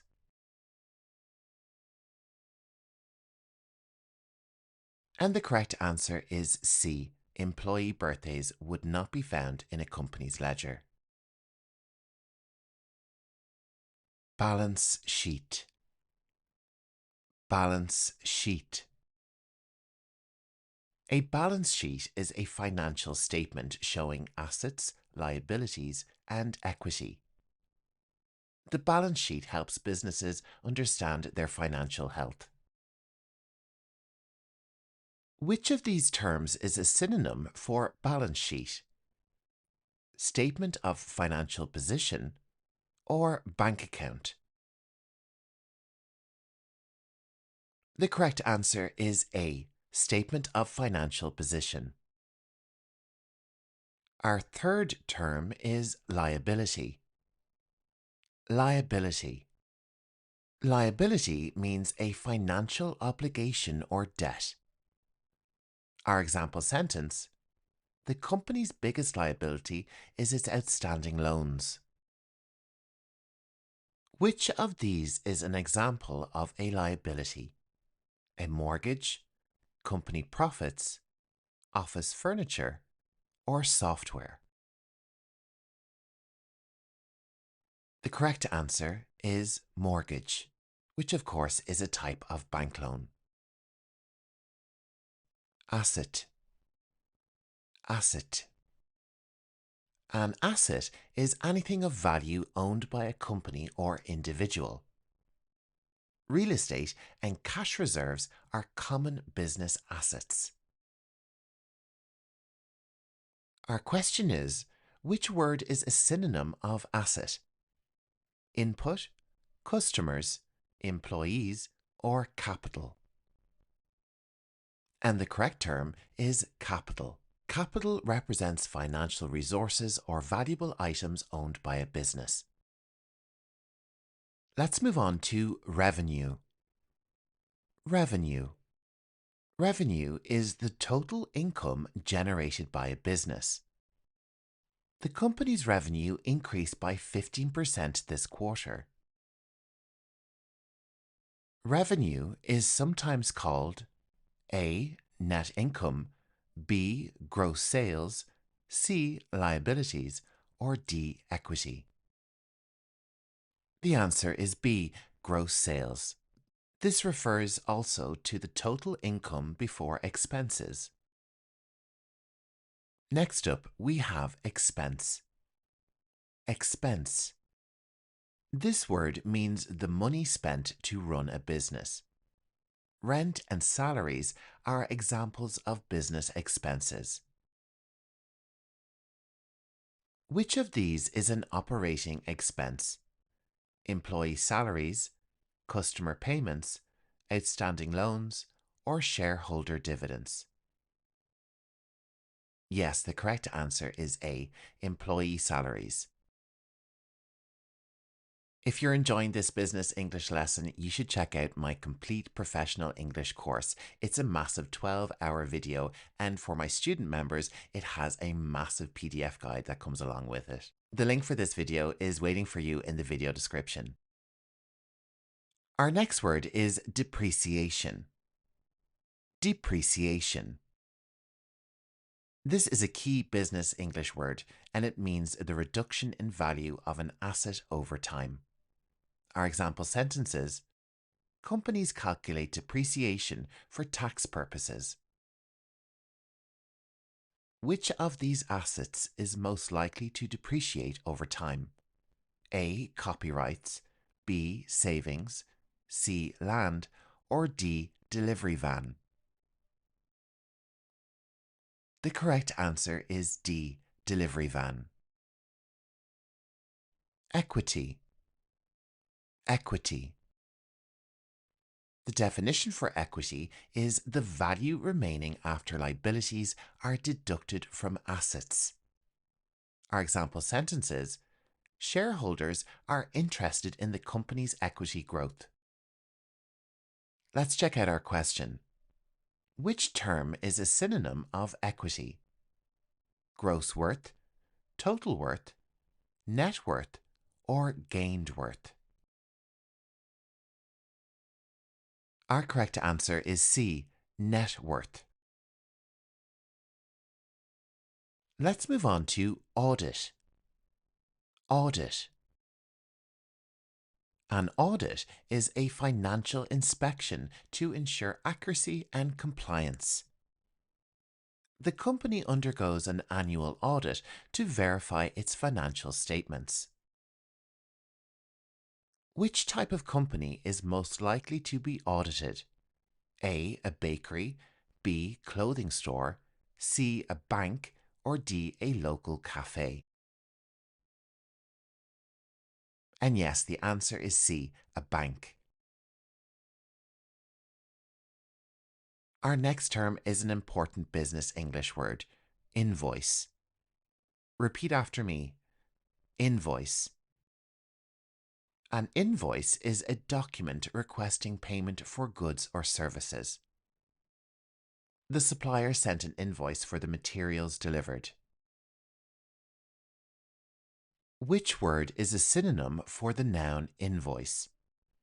Bill, email, ledger, or check? Our correct answer is A, bill. Now it's time to have a look at some accounting verbs. And first up, we have reconcile. Reconcile. To reconcile is to match financial records with actual transactions. It's important to reconcile the bank statements every month. Which sentence correctly uses the verb reconcile in a business context? The accountant reconciled the company's bank statements. The manager reconciled the computer before sending the email. The correct answer is A.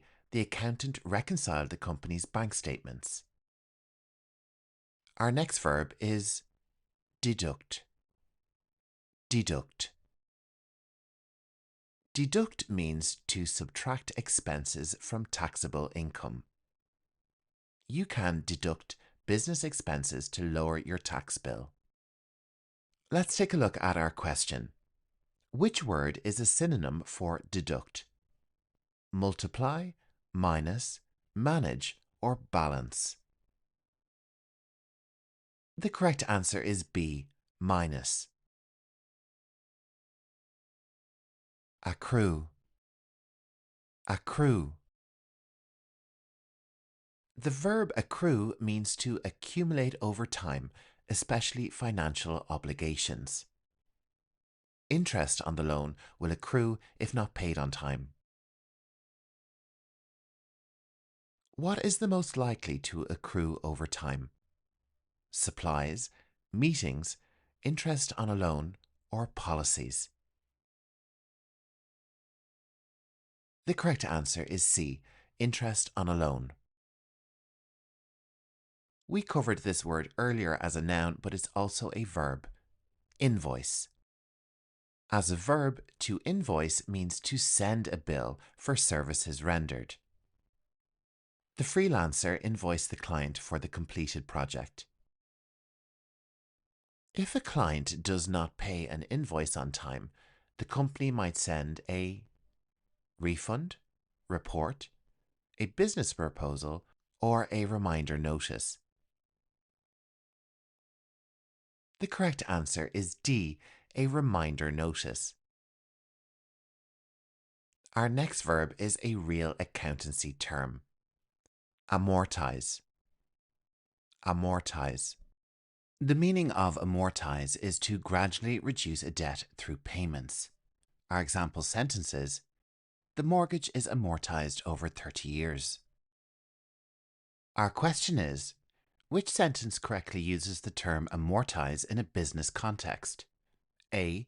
She amortized her cash by organizing it into wallets. Or B.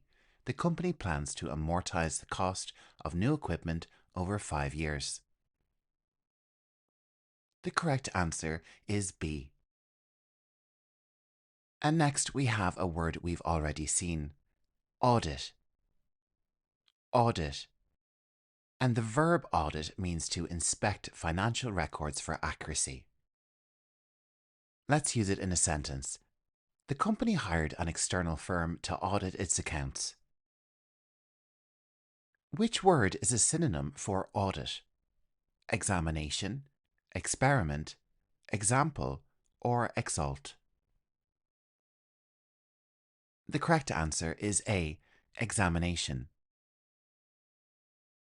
Let's move on to our final section where we cover some adjectives relating to accounting. Profitable. Profitable. This adjective means to be producing more revenue than expenses. The new product line has been highly profitable. Let's take a look at our question. If a company is said to be profitable, it might be called A, bankrupt, B, failing, C, lucrative, or D, startup. And the correct answer is C, lucrative. Our next adjective is solvent.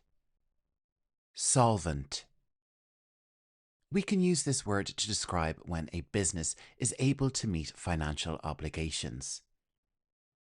The company remains solvent despite economic challenges. Which of these best describes a solvent company? It's losing money. It has more assets than liabilities. It relies on bank loans. It has unpaid invoices. And the correct answer is B. It has more assets than liabilities. Our next term is a bit of a mouthful. Tax deductible. Tax deductible.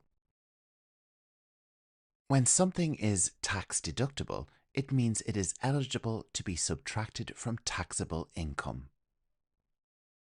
Charitable donations are tax deductible. Let's take a look at our question. Which business expense is most likely to be tax deductible? Employee salaries, personal shopping, stock, or office supplies? The correct answer is office supplies. Our next term is outstanding. Outstanding. Used generally, outstanding means that something is pretty good. But in the world of accounting, if something is outstanding, it means it is unpaid or due for settlement. Let's take a look at our example. The company still has outstanding invoices from the last quarter. Let's check our comprehension with our question. If a company has outstanding payments, it means it is doing exceptionally well, it has large profits, it has unpaid bills, or it has received extra tax refunds. And yes, the answer is C. It has unpaid bills. Well done, you've just learned 20 business terms related to accounting. With each term, you've learned the pronunciation, definition, context, and checked your understanding. Student members of the channel, don't forget to check out the PDF guide that comes along with this lesson. And if you want to join, the link is in the video description. And don't go anywhere, we're only getting started. Coming right up is my lesson on investment types English vocabulary. If you've enjoyed this lesson, make sure to like, subscribe, and comment. Hello and welcome to Learning English Pro. Today we're delving into the world of investments, where we will break down different types of investments and explore the relevant vocabulary associated with each. So if you're ready, let's jump right in. And let's begin with stock market investments. A stock market, in brief, is a centralized marketplace where stocks are bought and sold by investors. Stocks, also known as equities or shares, represent ownership in a corporation or company. When you own a stock, you essentially own a portion of that company.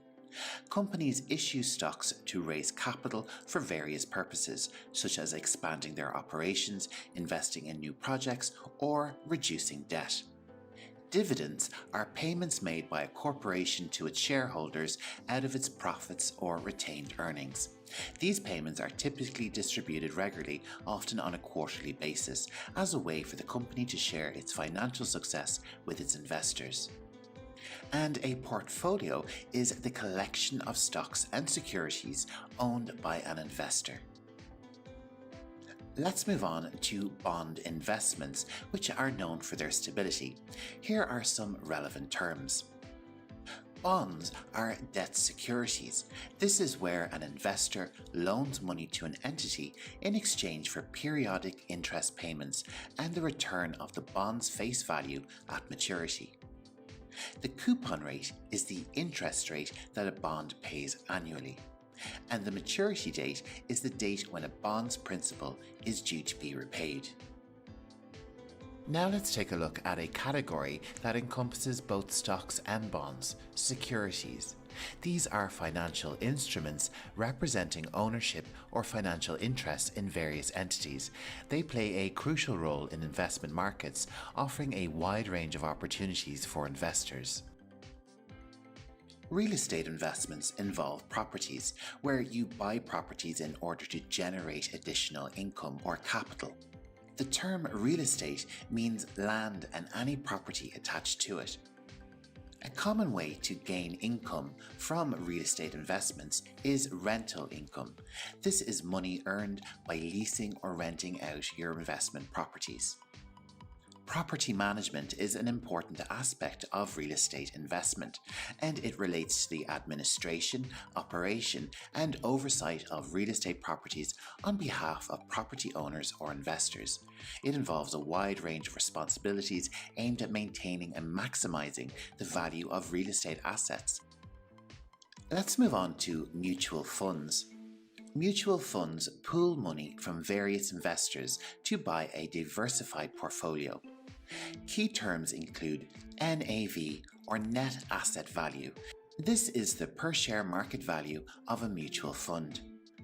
The expense ratio is the cost of managing a mutual fund expressed as a percentage of assets under management. In relation to investments, diversification means spreading investments across various assets to reduce your risk. Our fifth type of investment is commodities investment. Commodities are tangible goods that can be bought or sold. Here are some terms related to this type of investments. Which goods can we consider commodities? Well, commodities can be raw materials or primary agricultural products that can be bought and sold, such as gold, oil, wheat, art, wine, you name it. There are lots of different types of commodities in that market. An essential term of the commodities investments market is future contracts. These are agreements to buy or sell a commodity at a specified future date and price. And the spot price is the current market price for immediate delivery of a commodity. An investment type which is always a hot topic is cryptocurrency investments. These are digital or virtual currencies that use cryptography for security. Here are some essential terms.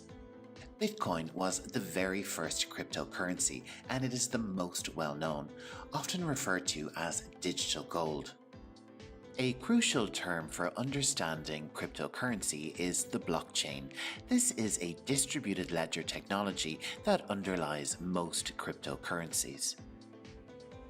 And if you have cryptocurrency, you're going to need a wallet. This is a digital tool for storing, sending, and receiving cryptocurrencies. Moving along to private equity investments. Private equity involves investing in privately held companies. And the investment management company that invests in private companies is known as a private equity firm. Venture capital is the funding provided to startup and small businesses in exchange for equity. And if you remember from earlier, an equity equals a share in the company. A leveraged buyout, or an LBO, is the acquisition of a company using significant amount of borrowed funds. Our final investment type is a hedge fund investment. Hedge funds are investment funds that employ various strategies to generate returns. Alpha is a measure of an investment's return relative to its risk. Short selling is the practice of selling borrowed assets with the hope of buying them back at a lower price. Our final term is high frequency trading, or HFT. This is a trading strategy that uses advanced algorithms for rapid buying and selling of assets.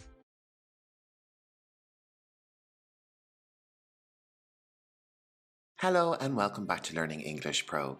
In this lesson, we're going to take a look at vocabulary and terminology relating to economics.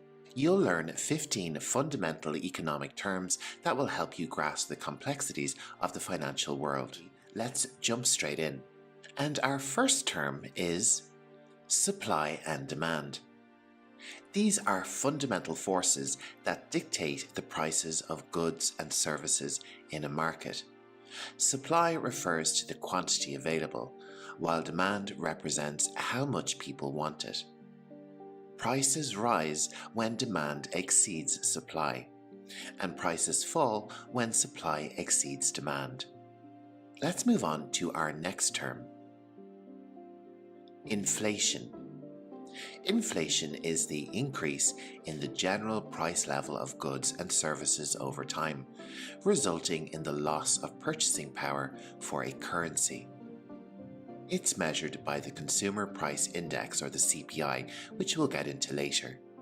The opposite of inflation is deflation. This is where prices decrease over time. It can lead to reduced consumer spending and economic stagnation.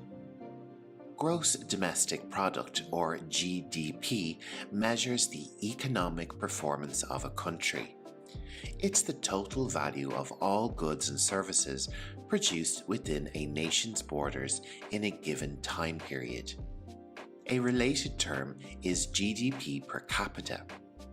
This is the average income of a country's citizens and is calculated by dividing the GDP by the population.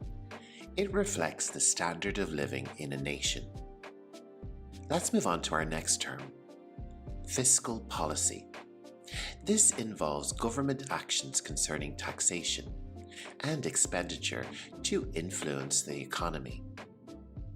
Governments use fiscal policy to stabilize economic growth, control inflation, and reduce unemployment.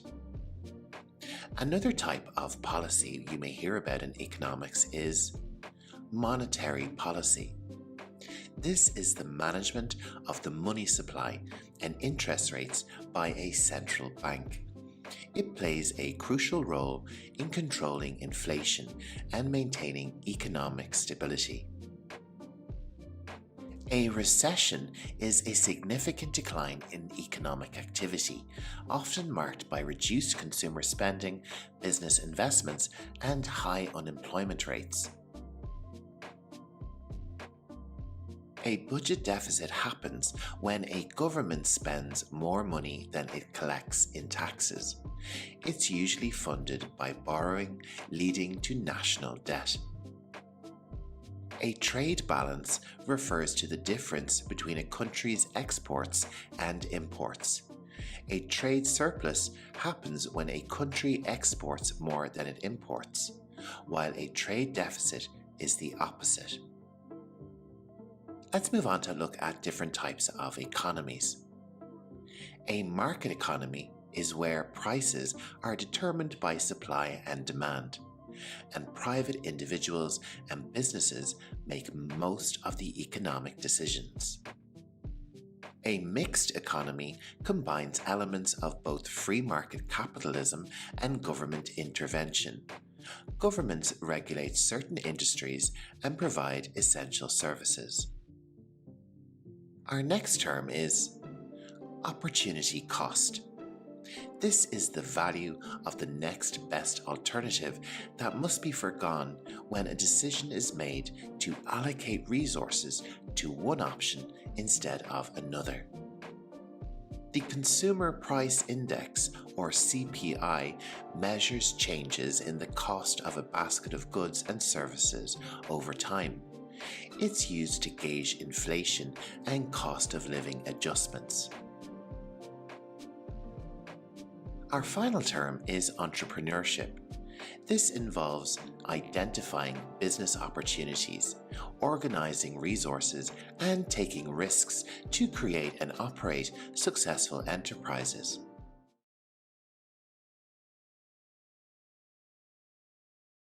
Hello and welcome back to Learning English Pro. Today we're diving into the world of stock market investments and expanding your financial vocabulary. So whether you're an aspiring investor or simply curious about stock market, this video is for you. If you're ready, let's get started. Let's cover the basics. Stock markets are essential platforms where investors buy and sell ownership in companies. They help businesses raise capital, provide liquidity for investors, and set stock prices based on supply and demand. These markets offer diverse investment opportunities and act as economic indicators. Examples of stock exchanges include the New York Stock Exchange, the Nasdaq, the London Stock Exchange, and Tokyo Stock Exchange. Another fundamental term of stock market investments is shares, also known as stocks. These are units of ownership in a company.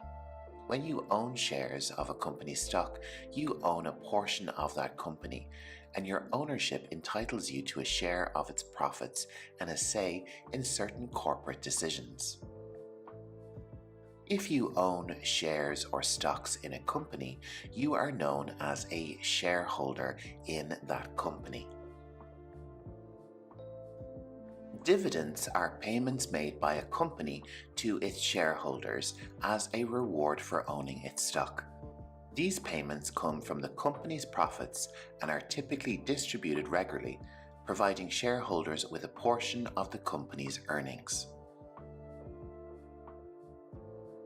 Our next term is bull market. A bull market is a period in the financial markets characterized by rising stock prices, optimism amongst investors, and overall confidence in the economy. It's a time when investments tend to perform well, and there is a general belief that the upward trend will continue. The opposite of a bull market is a bear market. It's a period in the financial markets characterized by declining stock prices, pessimism amongst investors, and a lack of confidence in the economy. During a bear market, investments tend to not perform very well, and there is a belief that the downward trend will continue. Let's move on to portfolio. This is a collection of investments, such as stocks, bonds, and other assets, held by an individual or entity to achieve diversification and manage risk in their overall investment strategy. Portfolio diversification involves spreading your investments across different asset classes, such as stocks, bonds, and real estate, to reduce risk, as different types of investments may perform differently under various economic conditions, ultimately helping to achieve a more balanced and stable investment strategy. Stocks analysis is the process of evaluating stocks for investment, often using fundamental and technical analysis. Let's take a look at some of the ways stocks are valued. First up, we have the PE ratio. This is price to earnings ratio. This valuation metric is calculated by dividing a stock's price by its earnings per share. Another analysis metric is market capitalization. When you multiply the stock price by the number of shares, you get the total value of a company's outstanding shares of stock.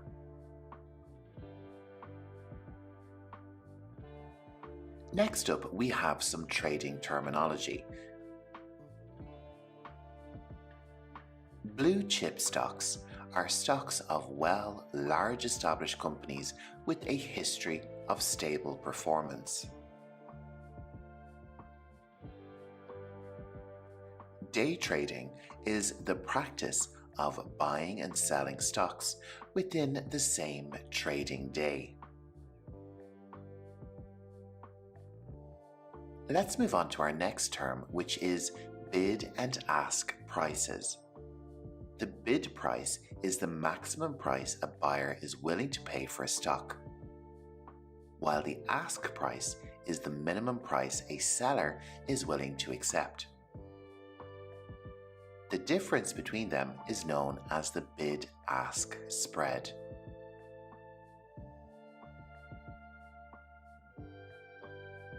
The term volume refers to the total number of shares traded in a specific stock or the entire market within a given time frame.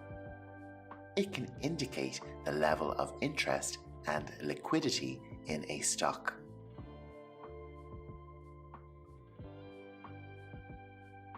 A market order is an instruction to buy or sell a stock immediately at the current market price.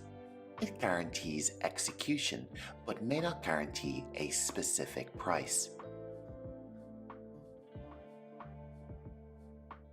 A limit order is an order to buy or sell a stock at a specific price or better.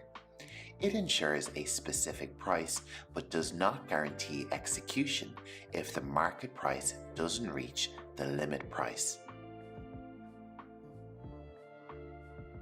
A stop-loss order is a predefined price level at which a stock is automatically sold to limit potential losses.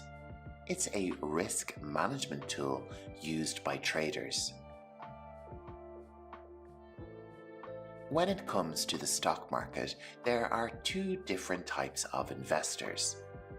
A retail investor is an investor who buys and sells stocks for personal portfolios, while institutional investors are usually large organizations like mutual funds or pension funds that invest on behalf of others.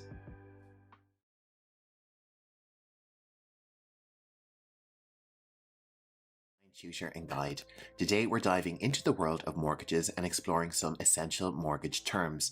Whether you're a first-time home buyer or simply looking to understand the process better, this video is for you. Our first term is the subject of our video, mortgage. A mortgage is a legal agreement between a borrower and a lender, typically a bank, that allows the borrower to obtain funds to purchase a home. The property itself serves as collateral for the loan, and the borrower makes regular payments including principal and interest until the loan is paid off. Next up, we have principal. The principal is the initial amount borrowed in a mortgage. It's the base amount on which interest is calculated. Over time, as you make payments, the principal balance decreases. Moving on to interest rates. This is the cost of borrowing money, expressed as a percentage. It determines how much you'll pay in interest over the life of your mortgage. Interest rates can be fixed or adjustable. A fixed-rate mortgage has a consistent interest rate throughout the life of the loan. It offers stability and predictable monthly payments. On the other hand, an adjustable rate mortgage or a variable rate mortgage has an interest rate that may change periodically. It often starts with a lower rate but can increase over time. The fixed rate period in an adjustable rate mortgage is the initial period during which the interest rate remains fixed before it begins to adjust periodically.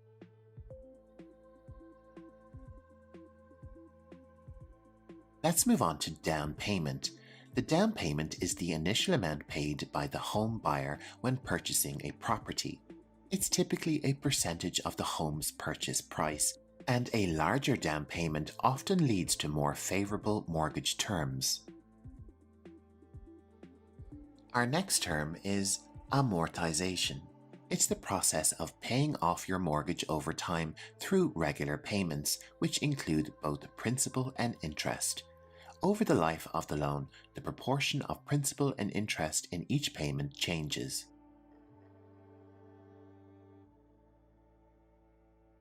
Let's discuss escrow. An escrow account is set up to hold funds for property taxes and insurance. Part of your monthly mortgage payment goes into this account to ensure these expenses are paid when due.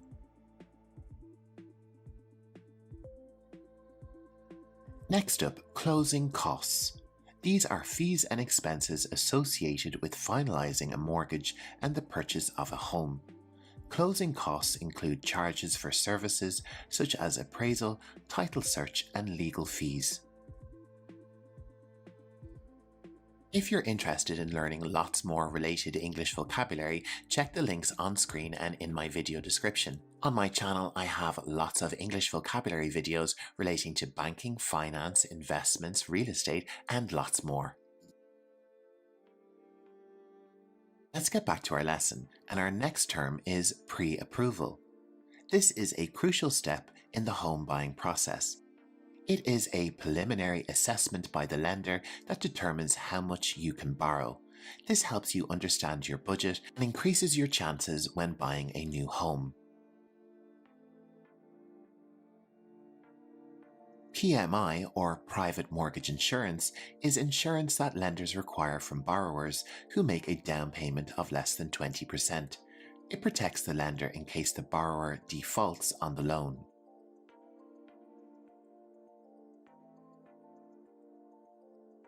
Refinance refers to the process of obtaining a new mortgage to replace an existing one. It's often done to secure a better interest rate or to change the terms of the loan. Our next term is equity. Your equity is the portion of your home's value that you own outright. It's the difference between the home's current market value and the outstanding balance on your mortgage. An appraisal is a professional assessment of a property's value. It's often required by lenders to ensure the property's worth is sufficient to cover the loan amount. Foreclosure is a legal process in which a lender takes possession of a property due to the borrower's failure to meet their mortgage obligations. It typically leads to the sale of the property to recover the loan amount. Our next term is closing disclosure. This is a document provided to the borrower at least 3 days before the mortgage closing. It outlines the final terms and costs of the loan, ensuring transparency in the transaction.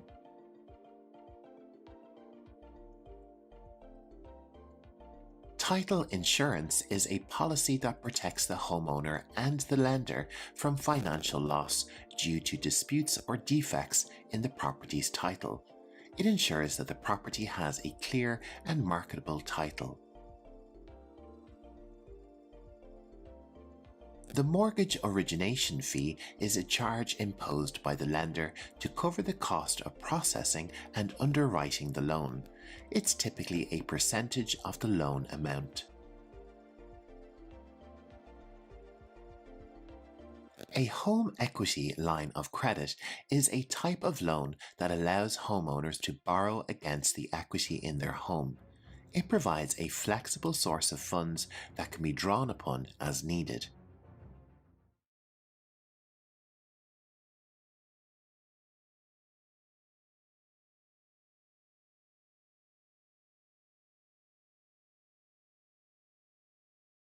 Today, we've got an essential vocabulary lesson on real estate. If you want to review the word list and detailed definitions we're about to cover, you can find them in the video description below. So if you're ready, let's dive in. Our first term for our real estate vocabulary is property. Property refers to physical assets such as land, buildings, and everything permanently attached to them. These can include residential homes, commercial spaces, and even undeveloped land. Understanding the concept of property is fundamental to navigating the real estate world. A mortgage is a financial arrangement where a lender provides you with the necessary funds to purchase a property, and you repay this loan over time with interest. It's a significant part of the home buying process and involves understanding terms like interest rates, down payments, and loan duration. Next up, we have the term landlord or landlady. Landlady really isn't used that much anymore. Landlord is a common term that you can use for both genders. The landlord is the individual or entity who owns the property you are renting or leasing. They are responsible for maintaining the property and ensuring your compliance with the lease agreement. Knowing the rights and responsibilities of both landlords and tenants is crucial for a smooth renting experience. And let's check out this term tenant. As a tenant, you are the renter or occupant of a property owned by a landlord. Tenants pay rent to landlords in exchange for the use of the property. An important term in real estate is lease. A lease is a legally binding contract that outlines the terms and conditions of your tenancy. It specifies the duration of your stay, rent payments, and any rules or regulations you must follow while living in the rented property. Leases can vary in length and complexity, so it's important to thoroughly read and understand the terms before signing. Residential properties are real estate assets designed for living, such as houses, apartments, and condominiums. While commercial property refers to real estate specifically used for business or income-generating purposes. This category includes properties like office buildings, retail spaces, industrial facilities, and warehouses. Let's move on to investment property. These are real estate assets purchased with the intention of generating income or making a profit. These can include rental properties, commercial real estate, or properties bought for future resale. Knowledge of investment property strategies is essential for real estate investors and real estate agents. A real estate agent is a professional who assists individuals in buying or selling property. They have a deep knowledge of the local real estate market, and their expertise is invaluable when navigating the complexities of real estate transactions. An appraisal is a professional assessment of a property's value. It is often conducted when buying or refinancing a property. An appraisal is often carried out by a real estate agent. Let's move along to our next term, foreclosure. Foreclosures happen when a property is repossessed by the lender due to the borrower's failure to make mortgage payments. It is a legal process that can result in the property being sold at auction. Let's move on to the term equity. This is the difference between the current market value of a property and the outstanding balance of the mortgage. It represents the homeowner's ownership stake in the property and can increase over time as the mortgage is paid down and the property's value appreciates. Closing costs are the expenses associated with finalizing a real estate transaction. They include fees for services like title searches, appraisals, and legal services. Buyers and sellers need to be aware of these costs as they can significantly affect the overall cost of a real estate transaction. A title is a legal document that proves ownership of a property. It includes details about the property's history, any liens, and the current owner. Ensuring the title is in order is essential to avoid potential legal disputes when buying or selling real estate. In British English, a title would be called a deed. The down payment is the initial payment made by the buyer when purchasing a property. It's typically expressed as a percentage of the property's purchase price. Once the down payment is paid, the house or property is secured for the buyer. A home inspection is a thorough examination of a property's condition, usually conducted by a licensed inspector. It helps buyers identify any potential issues or needed repairs before finalizing a purchase. A quality home inspection can save buyers from unexpected costs and problems.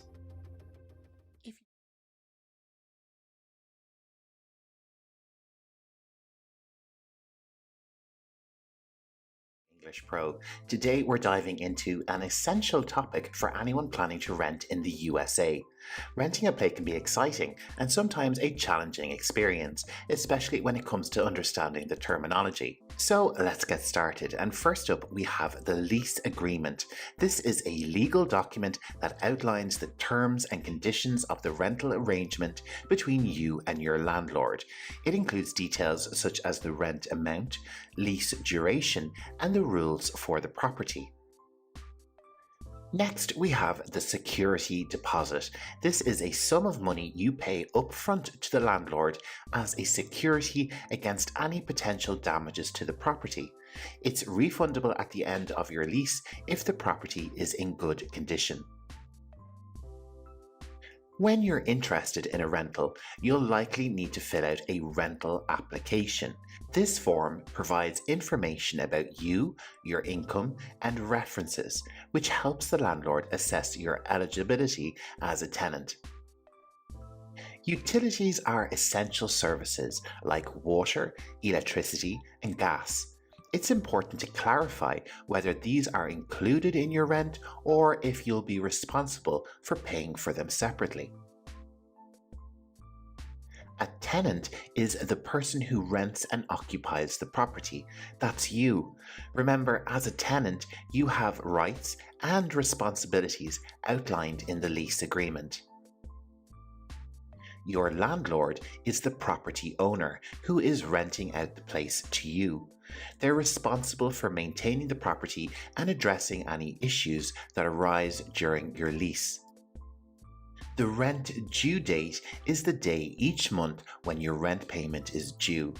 Make sure to pay on time to maintain a good relationship with your landlord. If something in your rental needs fixing, you can submit a maintenance request to your landlord, and they'll arrange for repairs to be made. Subletting is when a tenant rents out their rented space to another person. However, this usually requires permission from the landlord. Eviction is the legal process of removing a tenant from a property.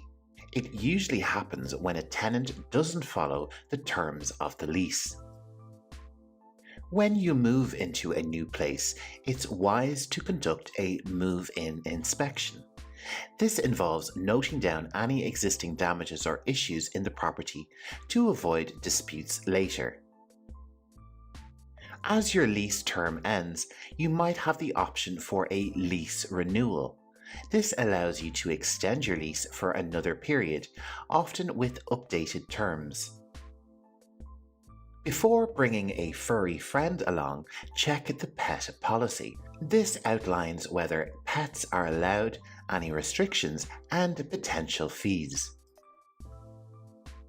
The term amenities describes extra features or facilities that a rental property might offer, such as a gym, a pool, or a laundry room. Last but not least, consider getting renter's insurance. This coverage protects your personal belongings in case of theft, damage, or other unexpected events.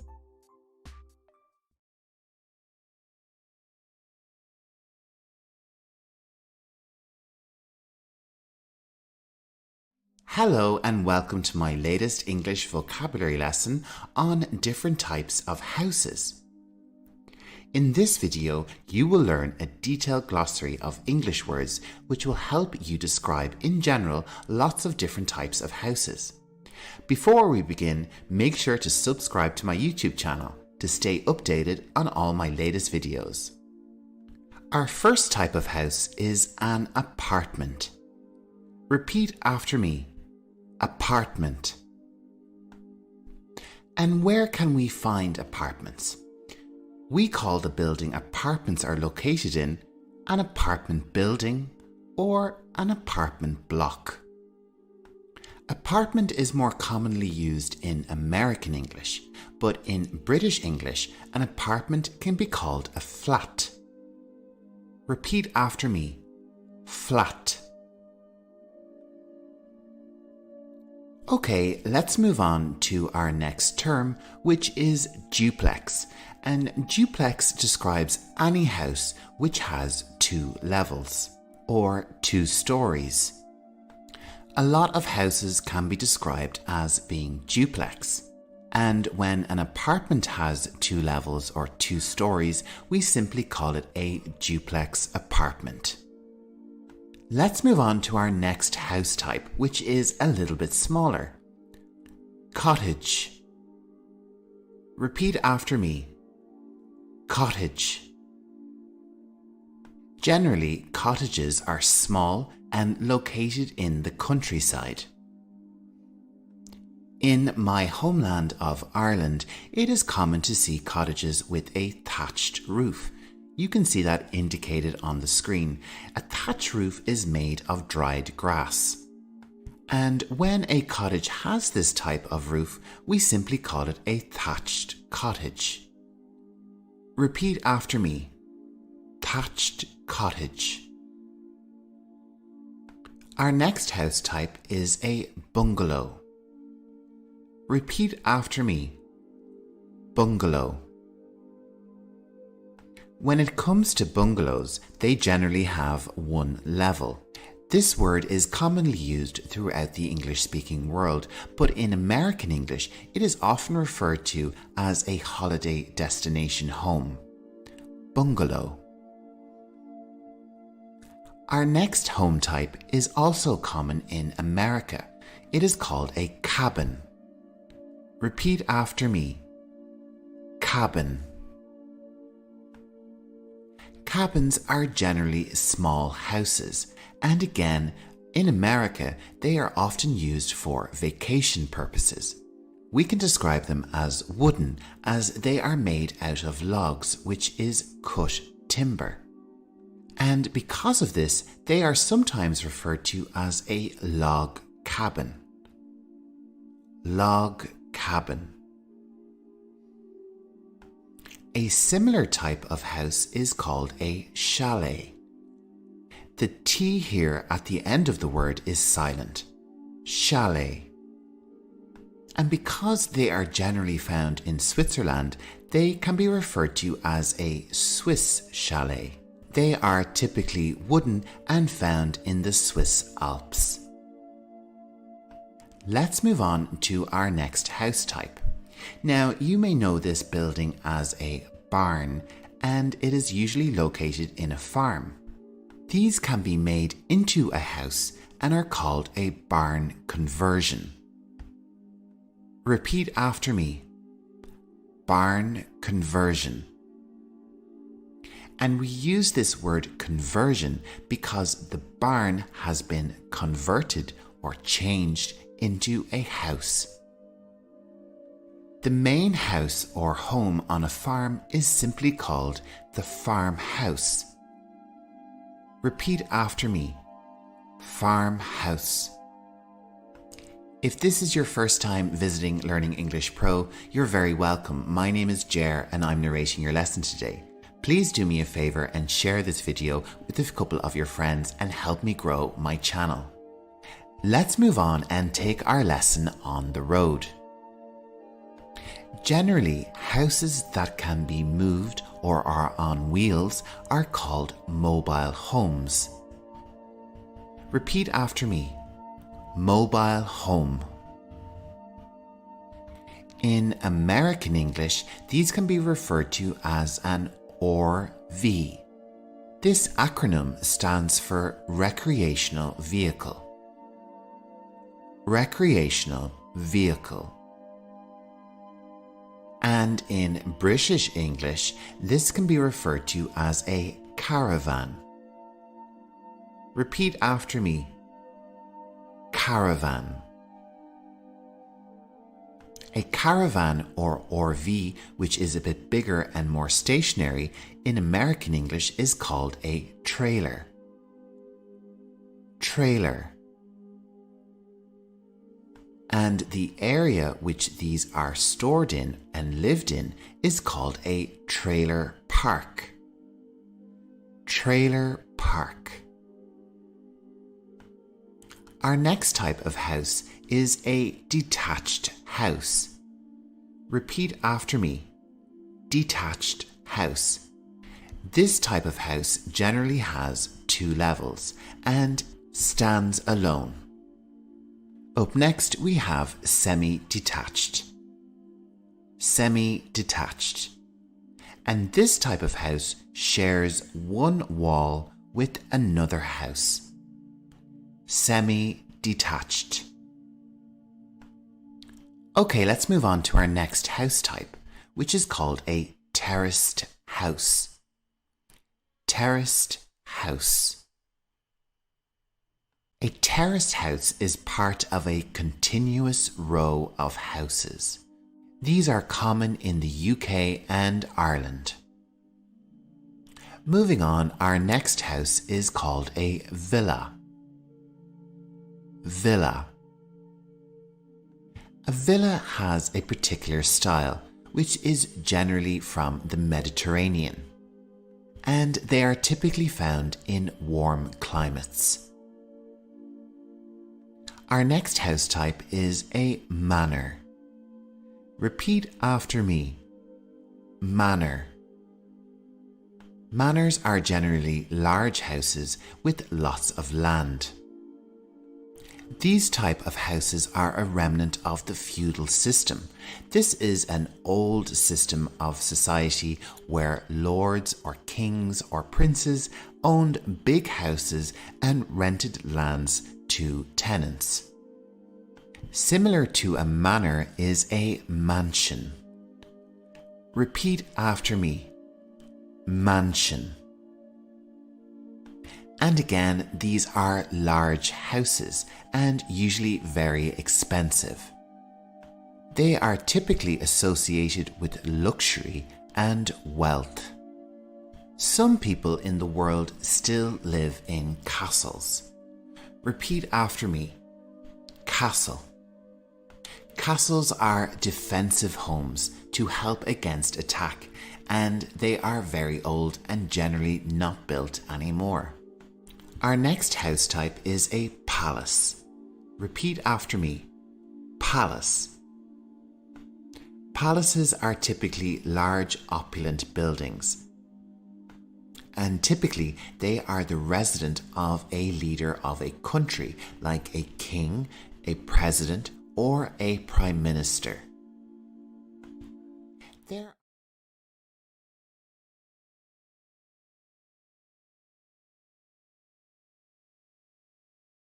Welcome back to Learning English Pro. In today's lesson, we're going to take a look at English vocabulary and terminology relating to different types of American houses.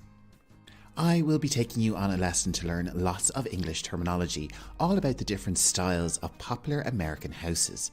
There are specific and common styles of houses found in the USA, and I will teach you the names of them and various features of each of the house in English. Okay, so let's jump in with our first American house type. And the first type is ranch. So next up, let's take a look at some of the interesting features of the ranch style of house. This type of American house has an open floor plan. This means that there aren't too many internal walls in the living areas. The ranch style of house also usually has an attached garage. This can be used to store your car or other items. A pitched roof is also common in a ranch-style house. This is a roof that slopes downwards and is usually divided in two parts. The material these homes are generally constructed in is wooden or brick. Another typical feature of a ranch-style home is a sliding door to the backyard. When it comes to the size and shape of these ranch houses, we would typically say that these are U or L-shaped homes. Our next style of house is a Cape Cod. So what are the interesting characteristics of a Cape Cod style house? They typically have a wide chimney. And we would also say that it has a steep roof. This means that the roof has a sharp angle. Our next characteristic of a Cape Cod style house is shuttered windows. Shutters are generally a pair of hinged panels fixed to each side of the window that can be closed for privacy or security. These style of homes are generally constructed of brick or clapboard. Clapboard is overlapping panels of wood. Our next style of American house is the shotgun, which is very common in the city of New Orleans. Shotgun style homes are very unique as they are quite slim and rectangular. And because the houses are so narrow, rooms lead straight from the front to the back. Another common feature of these unusual looking houses is the front porch. A porch is a covered shelter projecting in front of the entrance to a home or building. Moving on, our next type of house is the Victorian style. What are the characteristics of this style of house? Typically, it is 2 or 3 story. This just means that there are multiple levels. A very common feature of a Victorian style house is elaborate brackets. These are indicated on screen. They are added to the house purely for decoration and don't hold any structural purpose. Another feature of a Victorian style house is patterned shingles. Shingles are tiles that can cover the roof or parts of the wall. And the Victorian style, like the shotgun, generally has a porch, but with the Victorian style, it's a very large porch.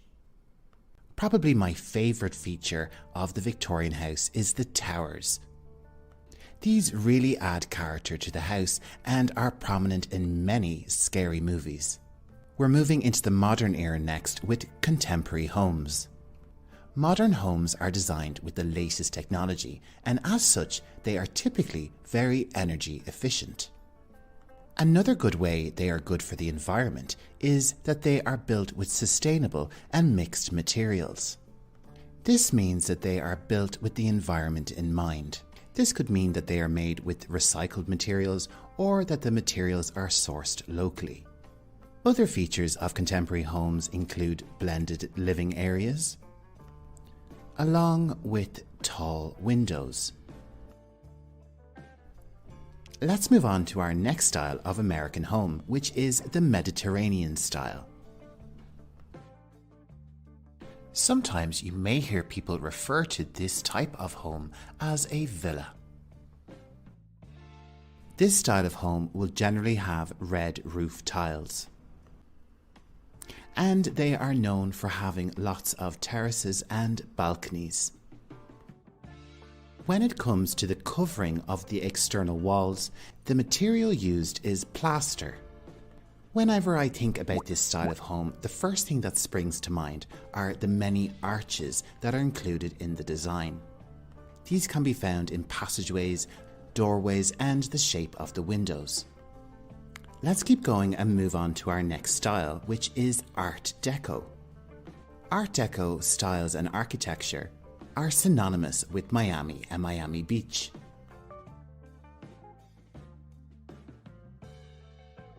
They typically have flat roofs, and they are well known for their bright colours. And these bright colours cover the exterior walls, which are generally covered in stucco, which is a type of plaster. Another feature of the exterior walls are the geometric details and patterns. All of these characteristics give Art Deco its signature style. Our next style is much older, Tudor style homes. This style of home is quite unique, and it generally has 2 stories. A common feature is the multiple gabled roofs. A gable is the triangular upper part of a wall at the end of a ridged roof. On screen, you can see that the house has 3 of these gabled roofs. Typically on these gabled roofs and along the walls, we have the timber framing. As you can see, I've indicated this on screen. This style of home is also known for having large casement windows.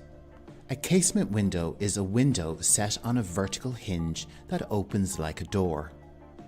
These houses were generally built before central heating became popular, and as such, they are known for having sturdy chimneys. Up next, we're going to take a look at the style of American home called bungalow. So what are the features of this style of home? A bungalow is generally a low, broad home. A very typical characteristic of a bungalow is overhanging eaves. An eave is the part of a roof that meets the walls of a building, and the roof of a bungalow is usually a low gabled roof. And like many of the American style of home, they have a large front porch. This style of home can have many different variations, and it can also be made of many different materials like wood, stucco plaster, and stone.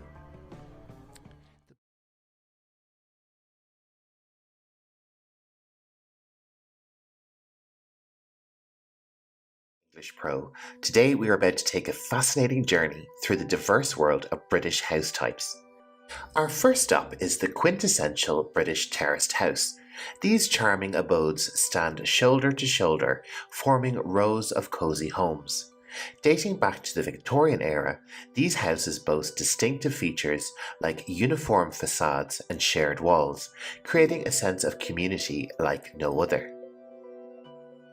Next up, we have the delightful British cottage. These quaint and often thatched roof homes are the epitome of charm.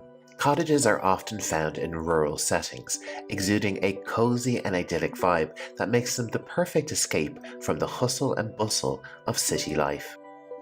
Moving along, we have the semi-detached house, a staple of British suburban living. These homes share a common wall with one neighbouring house, offering a balance between privacy and companionship. They provide the best of both worlds, a bit of solitude and a sense of community. Prepare to be amazed by the majestic British mansion.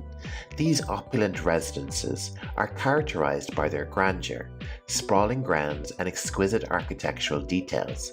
Mansions have a rich history and often hold stories of the aristocracy and elite, showcasing the height of luxury. Our next stop is the cozy bungalow, a single-story dwelling that's perfect for those who appreciate simplicity and accessibility. Bungalows are known for their open layouts and minimalistic design, making them a popular choice for retirees and families alike. Travelling back in time, we stumble upon the Tudor-style house. With its iconic timber framing, steep gabled roofs and leaded windows, the architectural gem harkens back to the Tudor period. These houses are a delightful blend of history and charm. Now let's shift our focus to the sleek and contemporary modern apartments. Found in bustling city centres, these high-rise structures redefine urban living. With their minimalistic aesthetics, innovative designs, and convenient amenities, they cater to those seeking a cosmopolitan lifestyle. The British flat, a term synonymous with urban living. These compact and stylish dwellings are commonly found in multi-story apartment buildings across bustling cities. With their efficient use of space and modern amenities, flats offer a contemporary lifestyle that's perfect for individuals or young families seeking the energy of city life. Now let's shed some light on council estates and council houses, which are integral aspects of British housing history. Council estates are large housing developments owned by local authorities, offering affordable accommodations for a diverse range of residents. Council houses, often found within these estates, are individual homes provided by the government to address housing needs. These initiatives have played a crucial role in shaping the British housing landscape, promoting inclusivity and community development. And next up, our journey wouldn't be complete without a glimpse of the enchanting Victorian terrace. These elegant row houses are a testament to the Victorian era's architectural splendour. Adorned with intricate details, bay windows, and wrought iron railings, they evoke a sense of timeless beauty. Now let's explore the world of innovation with the prefabricated home. These modern marvels are constructed off-site and then assembled on location. With their efficient construction process and customizable designs, they're a testament to contemporary sustainable living. Last but certainly not least, we have the awe-inspiring British Castle. These historic landmarks stand as a testament to the nation's rich history of conquest and colonisation. The riches afforded from the British Empire allowed these fabulous buildings, with their towering turrets, fortified walls, and enchanting tales. These castles capture the imagination like no other.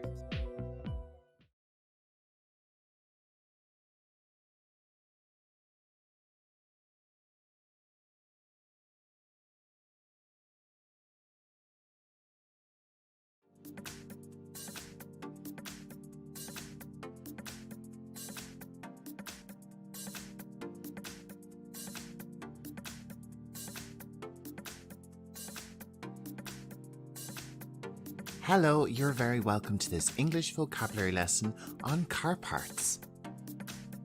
This is Learning English Pro, and my name is Jer. I'll be narrating your lesson today. So let's begin with our first word, wheel. Repeat after me, wheel.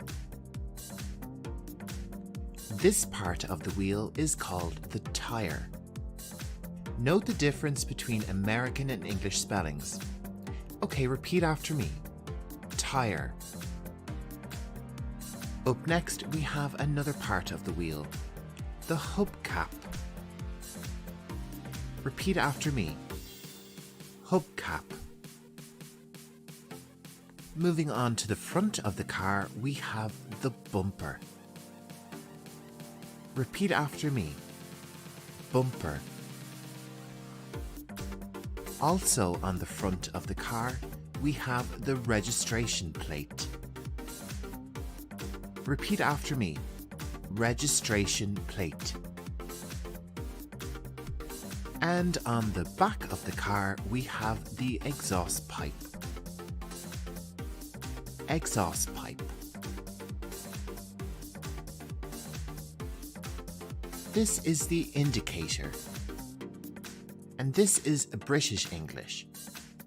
Indicator.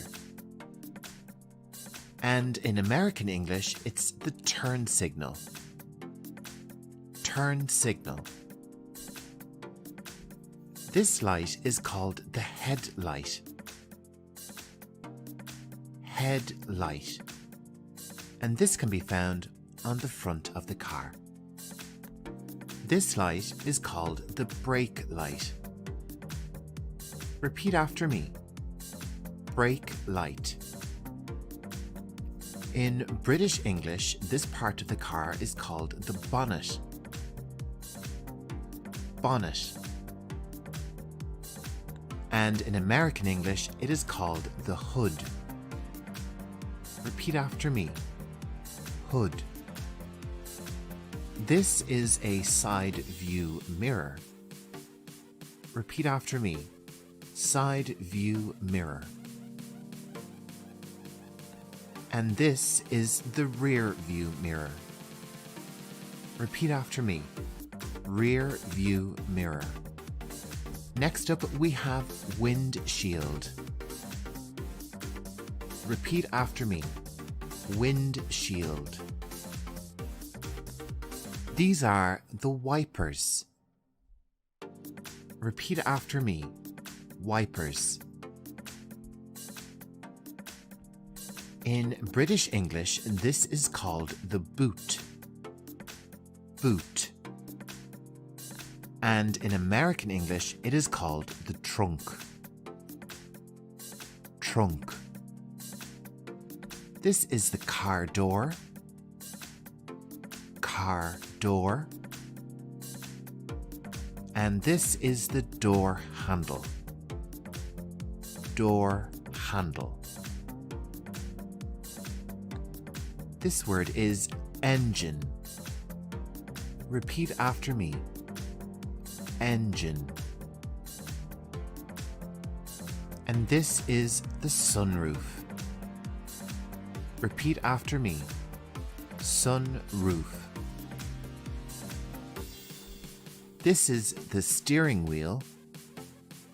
Repeat after me. Steering wheel. Our next word is dashboard. Repeat after me. Dashboard. Car horn. Repeat after me.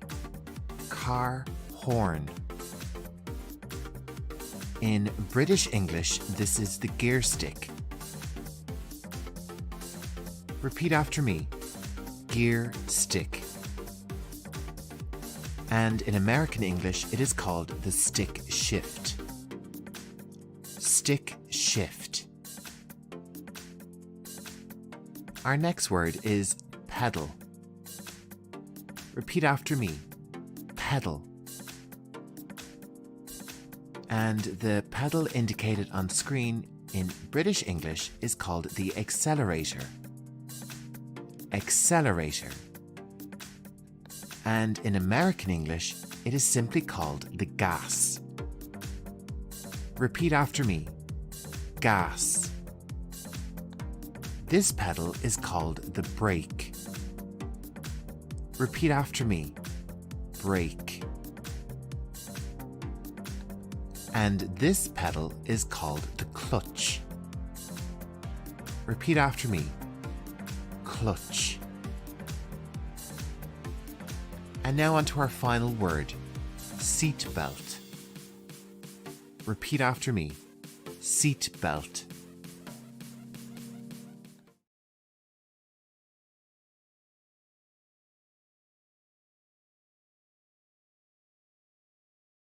Today we'll be taking a thrilling ride through the world of cars and exploring different types of vehicles.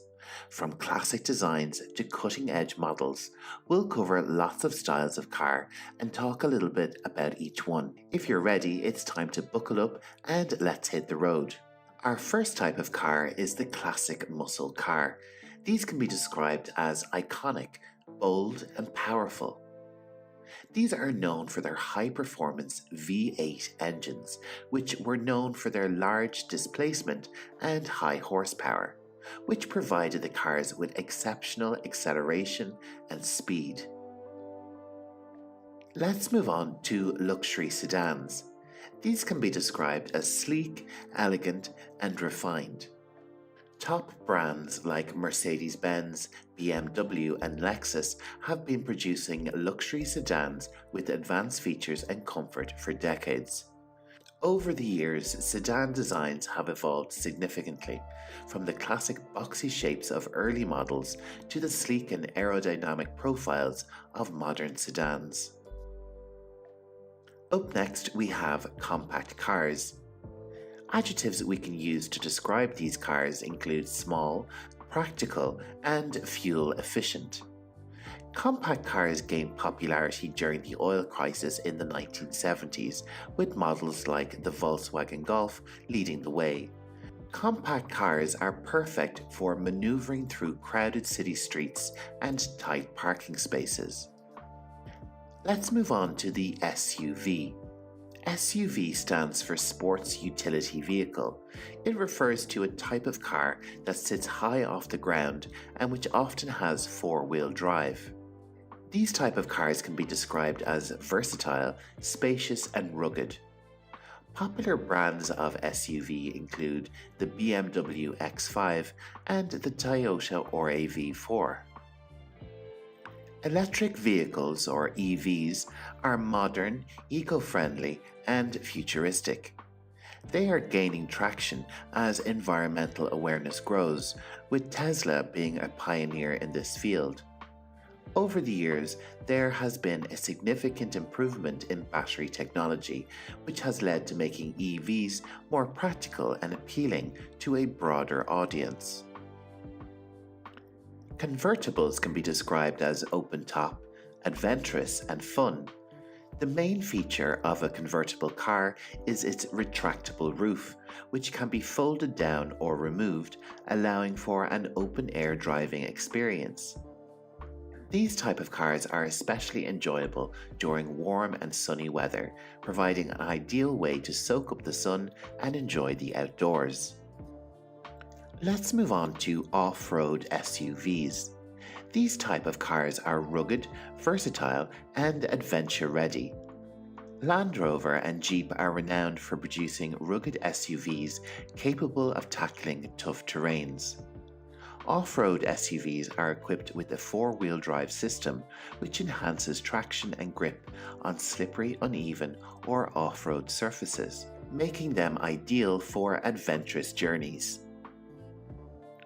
Supercars are high-performance, aerodynamic, and exclusive. They push the boundaries of speed and luxury, and are designed to deliver extreme levels of speed and acceleration. They often incorporate advanced materials like carbon fiber to reduce weight and increase rigidity, enhancing performance and handling. Next, we have hatchbacks. This type of car has a body style that features a rear door that extends upwards to provide access to the cargo area, unlike a traditional sedan which has a separate trunk compartment. Hatchbacks are popular in Europe and Asia and offer a great balance of space and fuel economy. We could describe them as compact, practical, and efficient. Our next style of car is limousines. These are elongated, lavish sedans often associated with celebrities and special events. The first was built in 1928, and brands of limousine include Lincoln, Cadillac, and Mercedes-Benz. Adjectives we could use to describe a limousine include elegant, exclusive, and fun. Another type of car we might associate with the rich and famous are vintage cars. These are antique, nostalgic, and collectible types of cars. The definition of a vintage car can vary depending on who you ask and where you are located, but generally a car is considered vintage if it is at least 20 to 25 years old. Let's move on to crossover SUVs. This type of car is a blend of SUV and sedan and is quite versatile. It emerged in response to the increasing demand for vehicles that combine the benefits of traditional SUVs with the fuel efficiency and drivability of passenger cars. Crossovers offer a practical choice for families and daily commuters. Another good choice for families is the minivan. These are spacious, family-friendly, and functional. They typically have a boxy and rectangular shape, which maximizes interior space and provides ample headroom for passengers. They are taller than most cars, allowing for more comfortable entry and exit. Let's move on to the pickup truck. Pickup trucks are known for their robust hauling capabilities and practicality. One of the defining features of a pickup truck is its tailgate, which can be lowered or opened to access the cargo bed, allowing for easy loading and unloading of items. For something more dynamic, agile, and performance-oriented, we will look to the sports car. These are meticulously crafted with performance as a top priority, and manufacturers spare no expense in achieving extraordinary results. Sports cars like the Porsche 911 and Chevrolet Corvette deliver an exhilarating driving experience.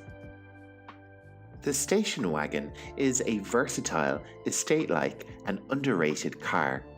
It is characterized by its elongated body, offering ample cargo space at the rear, making it an excellent choice for families and those who require extra storage capacity.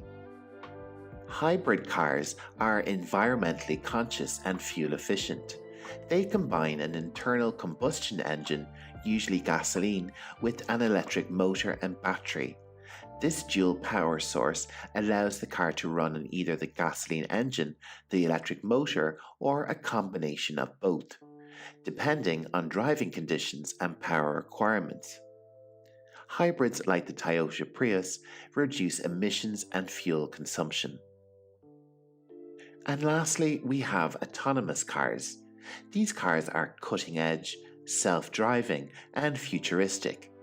They are revolutionizing the automotive industry, with companies like Google and Tesla at the forefront of this technology.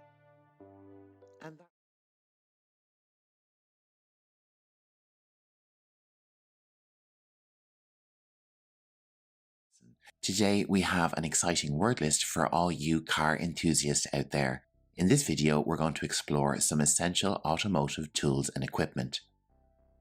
Our first term is wrench in American English, and in British English, it is often referred to as a spanner. A wrench or spanner is a handy tool for turning nuts and bolts. Next up, we have the screwdriver. This name is shared in both American and British English. This tool is perfect for tightening or loosening screws in your car's components, like the engine or the interior. A jack is called the same in both American and British English. It is a lifting tool that allows you to raise your car off the ground, essential for tasks like changing tires. Pliers are versatile tools. They help with gripping, bending, and cutting wires and other materials. A tire pressure gauge is crucial for maintaining proper tire pressure, which is essential for safe and efficient driving. We have a slight spelling difference with the word tire in American and British English. You can see that on screen. An oil filter wrench is a type of wrench designed to remove, and replace the oil filter in your car's engine. Jumper cables is the term used for this piece of equipment in American English. In British English, they are often called jump leads. These tools are used to jump start a car with a dead battery by transferring power from another vehicle. Something very handy for aspiring mechanics is a socket set. It's a collection of socket wrenches and accessories, perfect for various automotive tasks.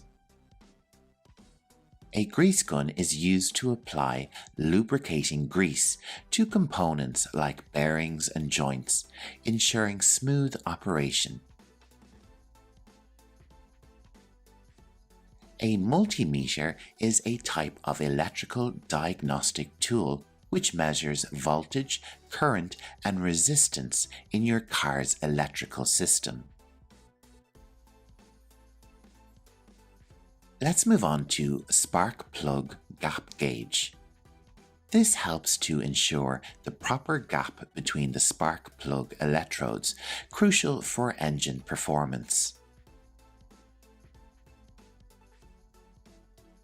A brake bleeder kit is an essential tool for removing air from the brake system, maintaining proper brake function.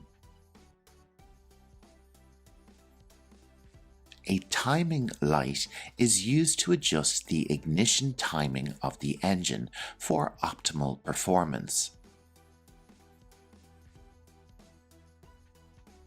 Another piece of essential equipment is an OBD2 scanner. This is used for diagnostics and maintains its name in both American and British English. It reads and interprets your car's onboard computer for troubleshooting.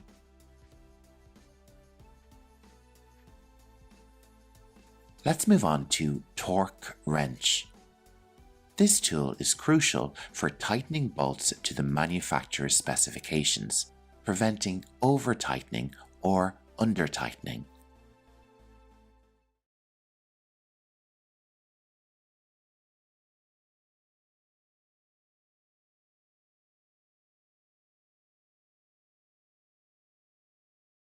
Hello and welcome back to another edition of Learning English Pro. We are exploring the world of restaurants and focusing on restaurant vocabulary. Get ready for a really interesting lesson. I've put together a word list of over 100 terms covering this topic. Let's jump right into our subject, and there's lots to cover in this lesson. So let's begin with alcohol. There are lots of different types of alcohol sold in restaurants, but the main one you will find is wine. And it is very common to see beer served in restaurants as well. And some restaurants will even offer cocktails. These are mixed alcoholic beverages. A good restaurant will have its alcohol listed on a wine menu or a wine list. Wine is typically sold by the glass or by the bottle. It is common to buy 1 or 2 bottles of wine for a table. Bigger restaurants will have a bar. This is where the alcoholic drinks are prepared and served. And for those who do not drink alcohol, there's lots of other beverages available, like water and sodas. Let's move on to our next area of interest. When you order food, you do it from a menu. And there exists lots of different types of menus. In fact, some restaurants will have more than one.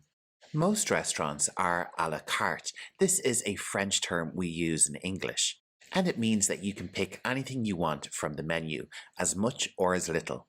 You can also have a fixed menu where the meals are already chosen for you. A restaurant may also have a du jour menu, another French term. Du jour means of the day, and it can mean an item served in a restaurant on a particular day. An early bird menu is a dinner served earlier than traditional dinner hours. There can be a smaller selection and a cheaper price. And the lunch menu details what a restaurant offers during lunchtime. If you're visiting a fast food restaurant, your food options will be on a display board, and you will order your food at the counter. And this is done with a server. Server is a term we can use generally to describe people who serve you in a restaurant. A waiter is a male server, while a waitress is a female server. And a term we can use for a group of servers is wait staff. A restaurant can have lots of different roles, like the host. This is the person who may greet you when you enter a restaurant. They may also take you to your table, and this is the person you will call if you need to make a reservation or a booking. We can also use the term to reserve a table. Let's move on to our next role, which is another French term, the maitre d'. This role can be found in bigger, expensive restaurants. Like a host, the maitre d' can greet guests, but they can be also responsible for maintaining the dining room area and ensuring that it is clean and presentable. Earlier, I mentioned the bar and the types of alcohol and beverages you can purchase in a restaurant. The person who prepares these beverages is called the bartender. Another person you may see in the restaurant area is the busboy. This is the person who removes dirty dishes, cleans the table, and gets it ready for the next customers. In the kitchen, the most important person is the chef. They are the person who decides the menu and oversees most of the cooking of the food. Another term for chef is cook. A chef is someone who is typically trained in a college or university, while a cook is someone who is seen as being trained on the job. Let's move right along to the seating arrangements, and of course we have the table and chair.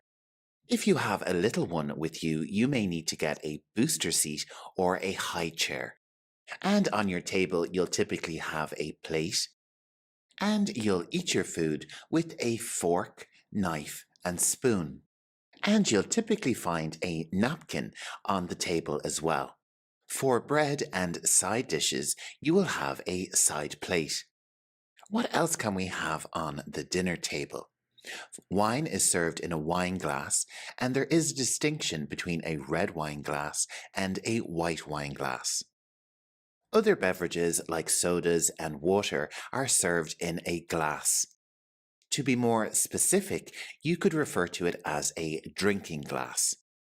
And some places, like a fast food restaurant or a cafe, will offer their beverages in a cup. When it comes to coffee, your coffee may be served in a particular cup called a coffee cup. And for tea, we have the same principle, a teacup. Tea will often be served in restaurants in a teapot. Another thing which is essential in restaurants is condiments. These are the sauces that we add to our food. They include ketchup, mayonnaise, oil, and vinegar. And we can't forget the other two condiments which usually come as a pair, salt and pepper. So it's about time we got to the subject of food. Food is served as a course in a restaurant. A course may include multiple dishes or only one, and often includes items with some variety of flavors.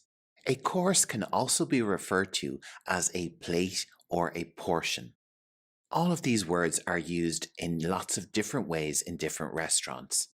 You could have a pasta course, a salad plate, or a portion of fries, depending on which restaurant you're in. Some restaurants will offer something as a slice, like a slice of pizza or a slice of cake. Let's get back to this term of course though. In a more formal restaurant, you may have a first course. In American English, this is referred to as an appetizer, and in British English, it is referred to as a starter. And this is usually a small dish, like a salad or a soup. After the first course, you typically have a main course. This may also be referred to as the main dish. In most restaurants, this would be the meat course. You would typically have beef, chicken, pork, or some other type of meat. After the main course, it's time for something sweet with the dessert course, where you can pick your favorite dessert. Some restaurants will have a dessert menu. When you have a starter, a main course, and a dessert, this is known as a three-course meal. Some restaurants will have additional courses, like a soup course. This can be typically served after an appetizer and usually comes with bread. And for eating soup, you need a soup spoon. At your restaurant of choice, there may also be a salad course. Depending on the style of restaurant you go to, they may have a salad bar where you serve yourself your own salad. Another course which is more common in Mediterranean countries is a fish course. Lots of restaurants will offer a fish of the day. Any type of fish sold in a restaurant is known as seafood, and we also have the term of shellfish. This covers animals like crab, lobster, and shrimp. Other meals offered at a restaurant include breakfast, and breakfast can include meals which are sweet or savory. After breakfast, we have a meal which is a combination of breakfast and lunch, brunch. Brunch is a popular weekend meal you can have with your friends and family. And lots of restaurants will offer a lunch menu where you can have soup and a sandwich or grab a quick salad. In the evening, a restaurant will offer dinner, and in some places, a dinner may be referred to as supper. When you've reached the end of your meal, it's time to ask for the bill. This will give you the total cost of your meal and indicate that you want to give payment for it. Most restaurants will take payment of cash or credit or debit card, but it's good to check beforehand just in case. And depending on the country and culture you're in, you may need to leave a tip for your server. Some restaurants will let you take your leftover food home in a doggy bag. If this is something that you want, you can ask for the food to go. Any good restaurant will wrap up the food and let you take it home with you to enjoy later.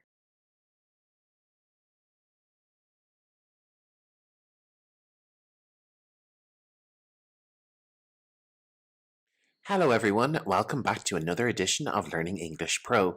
We are exploring the world of restaurants and focusing on how we discuss and describe different types of restaurants in this lesson. You will find lots of really useful English words and terms here.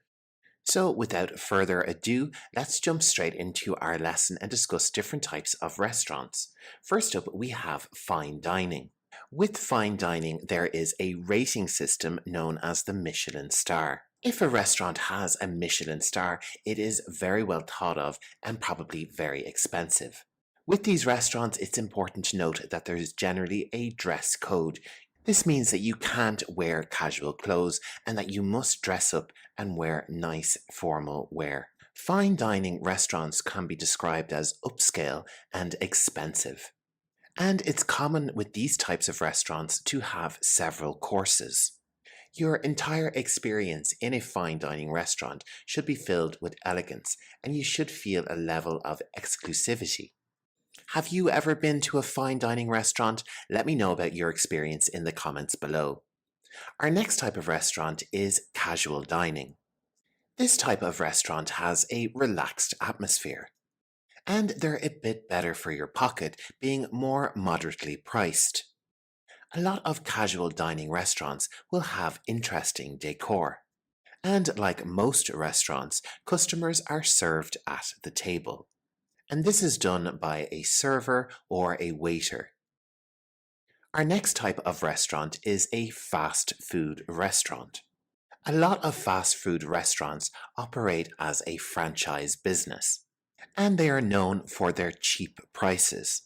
As well as the speed of service, you'll get your food really quickly.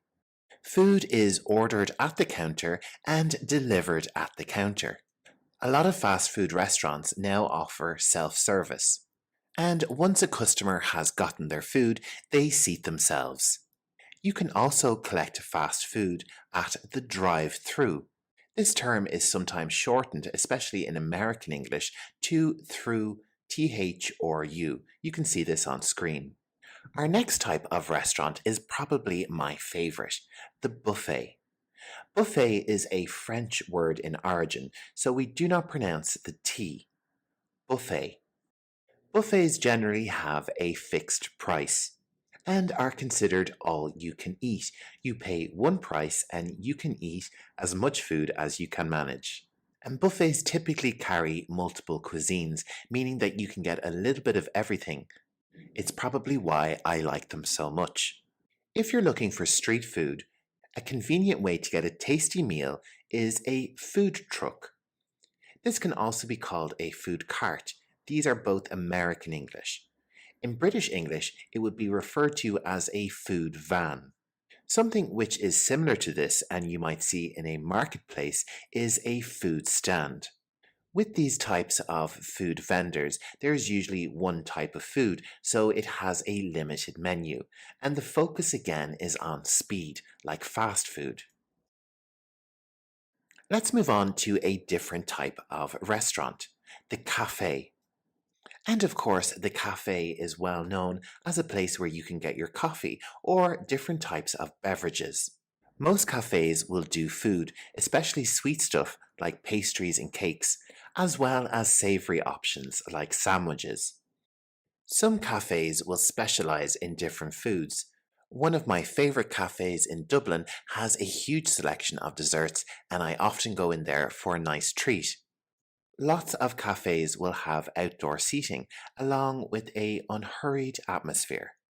Cafes usually have very loyal customers, so if you go to the same one, you might see the same faces over and over. In Ireland and the UK, a common place to get food is a pub or a gastropub.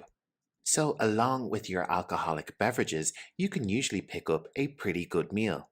And generally, you can order your food from your table with table service.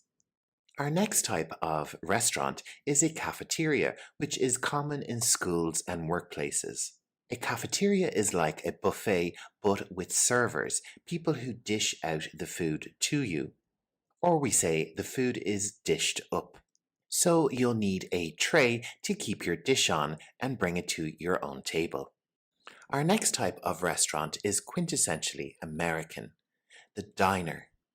These types of restaurants are famous for their booth seating, and the cuisine usually contains food associated with American culture, so lots of fried foods. With diners in the US, they are very popular for breakfast. But lots of diners are open 24 hours a day, so you can get lots of different types of meals throughout the day in an American diner. And that brings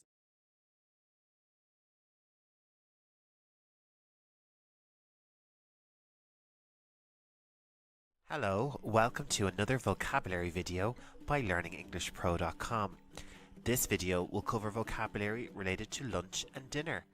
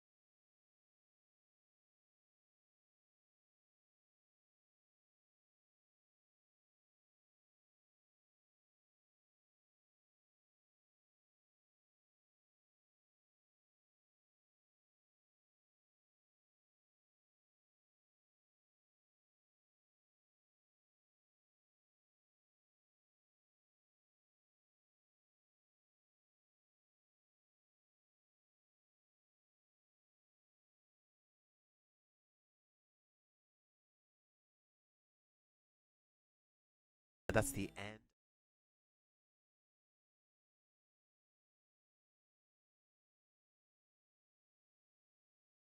Every day. For this video, we will focus on vocabulary relating to chicken dinners. So get ready for lots of new words, including positive food adjectives. These are useful for describing food and also for complimenting someone who has cooked you a dinner. So we have lots of new English words coming your way. Our first chicken meal is roast chicken. Roast chicken. The adjective we will first look at is delicious. Delicious. Let's use these in a sentence. The roast chicken is really delicious. The roast chicken is really delicious. Our next chicken dish is chicken satay. Repeat after me. Chicken satay. A positive attitude you could use for chicken satay is mouth-watering. Mouth-watering. Our example sentence is, I think the chicken satay is really mouth-watering. I think the chicken satay is really mouth-watering. Our next chicken dish is very popular around the world. Chicken nuggets. Repeat after me. Chicken nuggets. Our next adjective is tasty.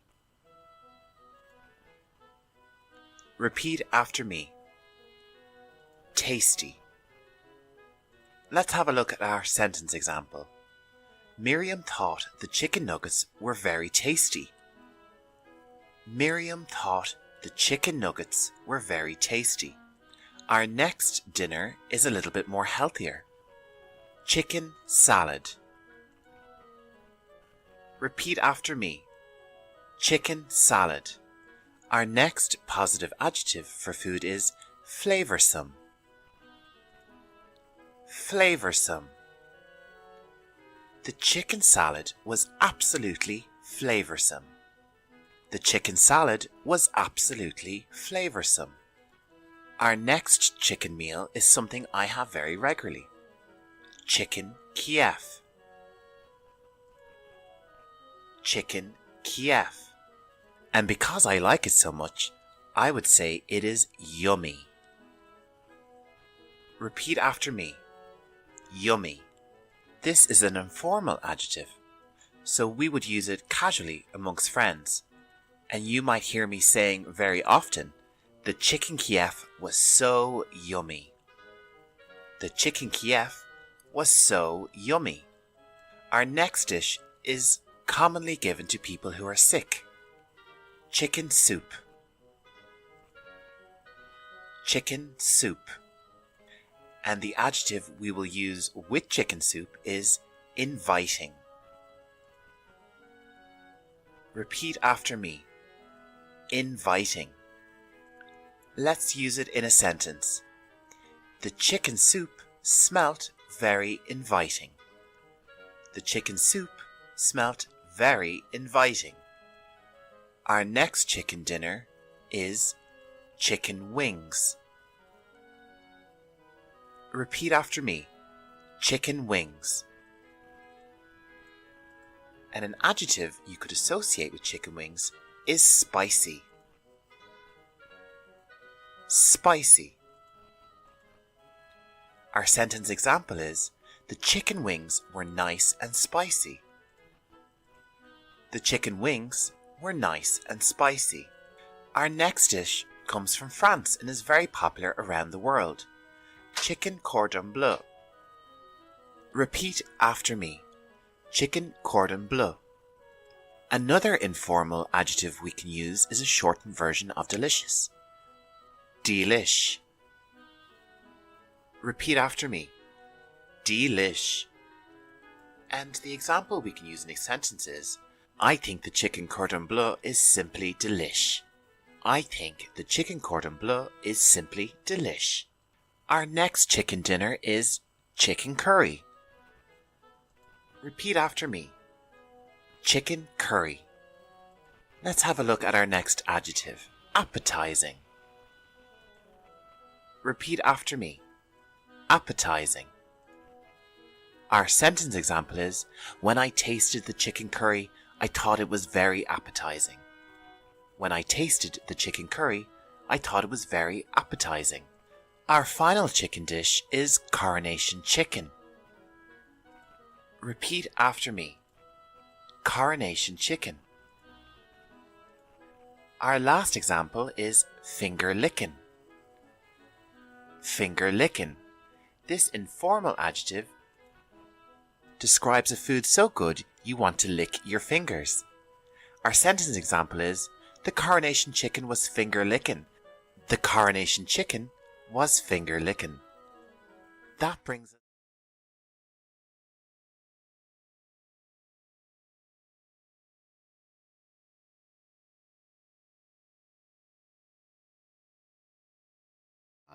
Today we embark on an exciting journey through the world of engineering. It's a field that powers innovation and shapes the world around us. Engineering is the application of scientific and mathematical principles to design, construct, and maintain structures, systems, and processes. It plays a crucial role in our lives, from the buildings we inhabit to the technology we use. Civil engineering focuses on the design and construction of infrastructure like roads, bridges, and buildings. It ensures that these structures are safe, efficient, and durable.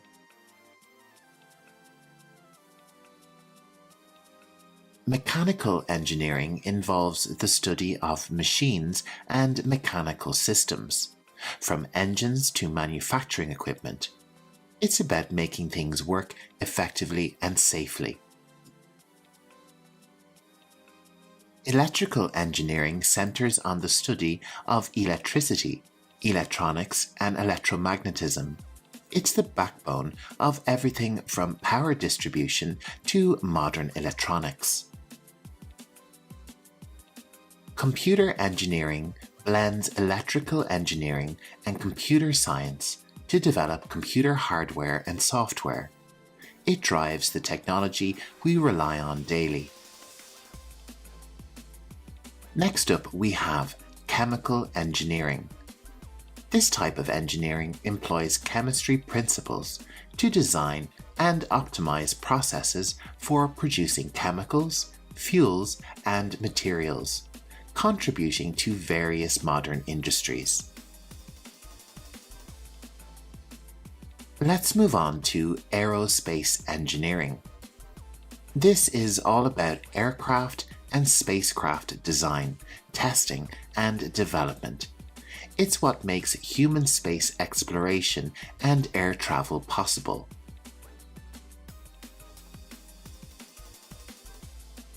Structural engineering specializes in designing and analyzing structures to ensure their safety, stability, and integrity. Moving along to environmental engineering, this focuses on environmental protection and sustainability, addressing issues like pollution control and resource conservation. Material science studies the properties and applications of materials, like metals, ceramics, and polymers, paving the way for innovations in various industries. Our next engineering term is CAD. CAD is an acronym of Computer Aided Design.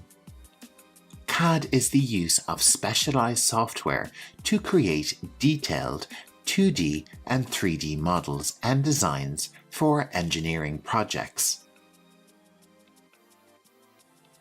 A prototype is an early model or sample of a product used for testing and refining the design before mass production.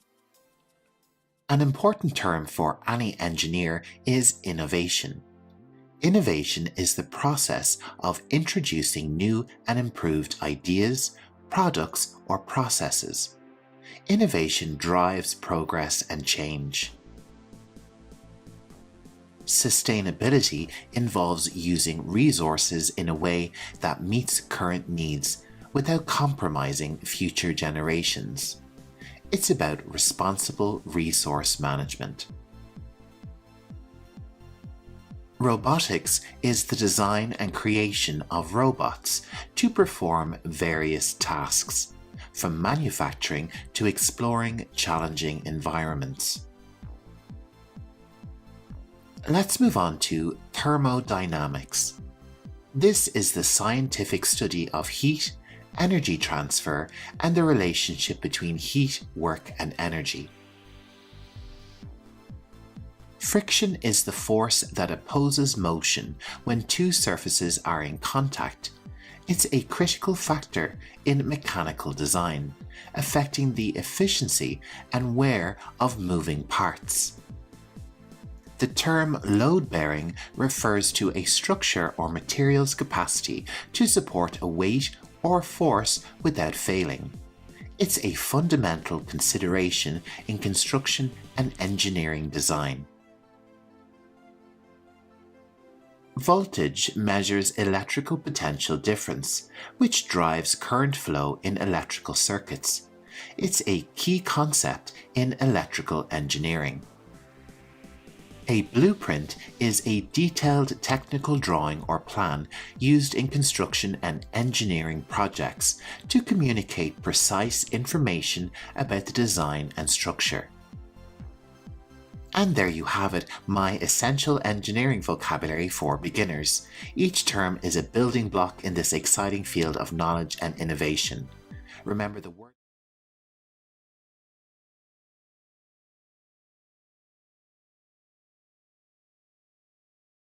Hey everyone, welcome back to Learning English Pro. In this video, we will be exploring English vocabulary associated with different types of industry. I will be teaching you terminology used in American English to describe and categorize different types of industries. And as usual, I'll be including a full word list in the description below. And on screen, I'll be linking additional vocabulary lessons related to the topics discussed. When I was doing my research for this topic, I discovered there was a ton of English vocabulary, so to make it easier for everyone, I'm breaking this lesson down into two parts. I'll link that for you in the description as soon as I have it published.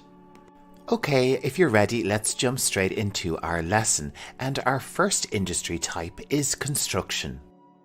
This type of industry encompasses lots of different types of companies and people who are involved in construction. This can range to apartment and condominium construction, home builders, land development. Indeed, any type of company involved in the building and development of public buildings, homes, or any type of construction are included in this category, and that includes people like plumbers, painters, and carpenters. Our next industry category groups three different industries together, which are all quite similar: arts, entertainment, and recreation. This industry covers all the kind of fun things that we like to do in life, from amusement parks, bowling centres, golf courses, museums, and it also includes musical groups and artists, as well as performers and creative artists. Concerts and events by these types of artists are also covered in this industry. Gyms, health and fitness clubs also fall under this category. An industry which we all enjoy is accommodation and food services. This industry covers tourism and accommodation like a hotel, a hostel, or a bed and breakfast, and every type of food service you can imagine, from street vendors, food service contractors, caterers, restaurants, and coffee shops. Next up, we have the retail trade. Companies who work in the retail trade industry sell products directly to the public in relatively small quantities for use and consumption. And of course, this industry covers every type of shop or store you can imagine, from supermarkets to shoe shops, computer shops, and everything in between. An industry which is directly linked to the retail trade is the wholesale trade industry. Businesses which are included in the wholesale trade are those which sell goods in large quantities and at low prices, typically to be sold on by retailers for a profit. And all this stuff that we are buying and selling and moving around needs an entire industry of its own: transportation and warehousing. And this industry covers the transportation of people too, so we have companies such as airlines and airports, as well as trains and delivery drivers and trucks. Warehousing means the storage of goods. This can include warehouses, of course, but it can also include different companies that offer products such as tank and refrigeration trucking and storage. So it's quite a varied industry. The manufacturing industry covers businesses which make something on a large scale, typically with machinery. It includes a vast multitude of companies that produce every single type of item that's available to us today. A lot of these manufacturers will get their materials from the mining industry. Mining is the process or industry of obtaining coal or other minerals from the earth. Materials which are taken from the earth include gold and silver, coal, copper, oil, sand and stone. Another industry which is dependent on the earth is the agriculture, forestry, fishing and hunting industry. This industry covers any type of farming, like crop farming or animal farming, and fish farming. Forestry covers businesses which interact and use trees to produce timber and materials for building and furniture. Businesses involved in hunting typically provide wild animals for food. Let's move on to a very different type of industry: the real estate, rental and leasing industry. This type of industry includes any type of business involved in the selling or rental of homes. It also includes companies involved in any type of renting, such as commercial leasing or even car rental or costume rental. An industry which goes hand in hand with property is finance and insurance. This industry covers companies such as banks, insurance companies, commodity dealers, credit card issuers, and portfolio management. Any business which engages with money in relation to banking, investments, or anything like that is included in this category. Is administration, business support, and waste management. This group of industries is comprised of companies which support other services. These activities range from people like secretarial workers, people who clean offices, and other services like pest control, debt collection agencies, employment and recruitment agencies, and even security and waste disposal services. The next industry we will take a look at is called utilities. Utilities are essential services that play a vital role in economic and social development. Companies that are involved in the utilities industry supply things like water, electricity, natural gas, and provide sewage and sanitation. Although utilities are private for-profit companies, they are part of the public service landscape, providing as they do such staples for daily living. Our next industry is educational services. Educational services can be explained as the training or instructions given on different subjects. Institutions giving these services on different subjects can be training and coaching centres, colleges, schools, and universities. The next sector of industry we'll take a look at is the healthcare and social assistance industry. This is comprised of establishments providing healthcare and social assistance for individuals.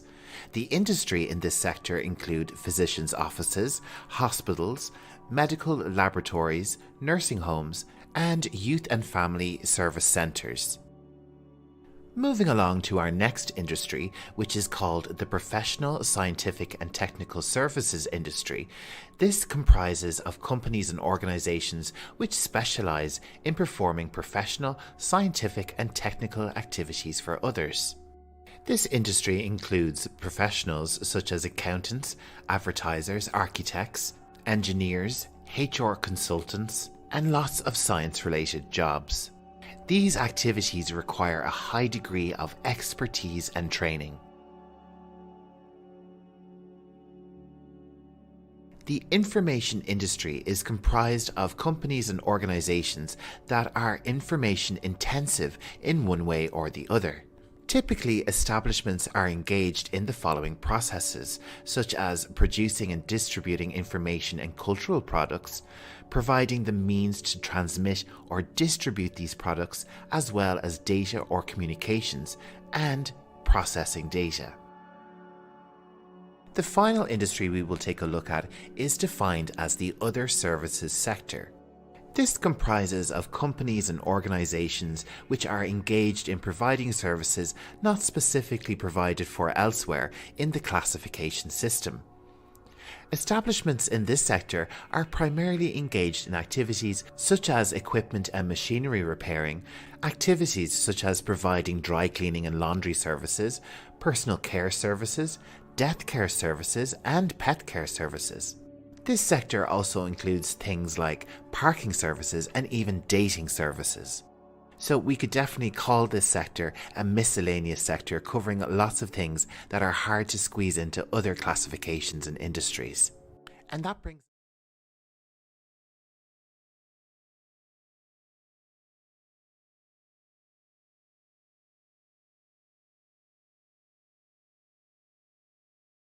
In this vocabulary video, we will cover vocabulary relating to cleaning and household chores. In this video, we will cover verbs, nouns, adjectives, and provide you with some interesting example sentences.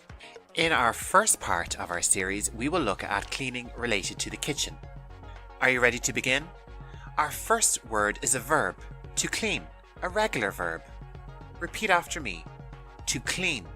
The definition is to make something clean, to remove dirt, marks, or other stains from something. Let's practice saying the verb again. To clean. Let's check out some sentence examples. Our first example is from the present simple tense. Sophia cleans the table. Sophia cleans the table. Our next example is from the past simple tense. Nicola cleaned the counter. Repeat after me. Nicola cleaned the counter. Next up, we have another verb, the verb to do. Repeat after me. To do. The definition of this word is to perform an action, the precise nature of which is often unspecified. Let's have a look at this word in action. Emma will do the dishes later. This is the future simple tense. Emma will do the dishes later. So to do the dishes is the action of actually cleaning the dishes. To do is an irregular verb, so in the past tense it changes. Let's have a look at this example. John did the dishes today. John did the dishes today.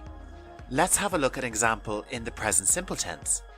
Gary does the dishes every day. So this verb is quite vague, and depending on what tense you use, the verb can change a lot.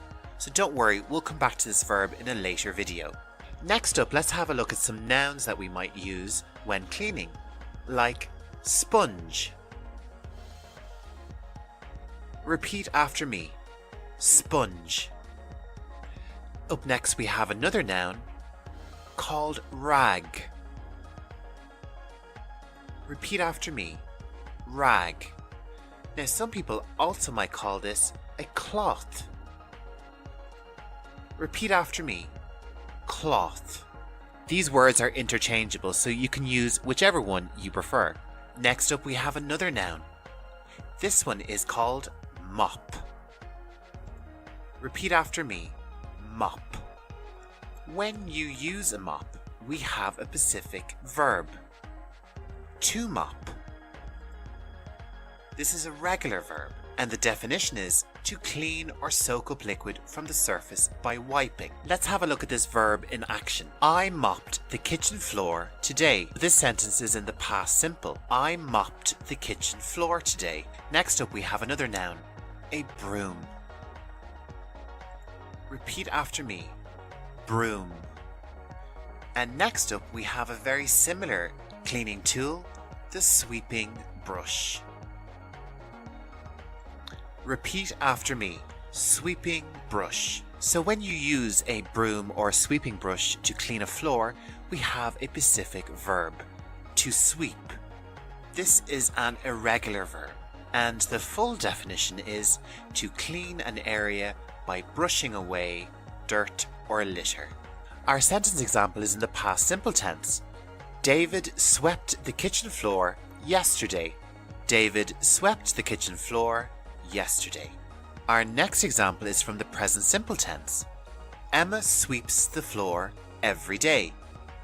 Emma sweeps the floor every day. Let's have a look at some more nouns. Here is dustpan. Repeat after me, dustpan. Up next we have a noun which is called different things in British and American English. In American English, this is called a vacuum cleaner. Repeat after me, vacuum cleaner. But in British English, it is called a Hoover, which is the name of a popular vacuum cleaning brand. Hoover. So this influences the verb you would use, whether in American or British English. The verb in American English is to vacuum clean. And the definition is to clean with a vacuum cleaner. And in British English, the verb is influenced by the brand name, to Hoover. Repeat after me, to Hoover. And the definition is the same. To Hoover means to clean with a vacuum cleaner. Let's have a look at some sentence examples to understand this better. In British English, we would say, she hoovers twice a week.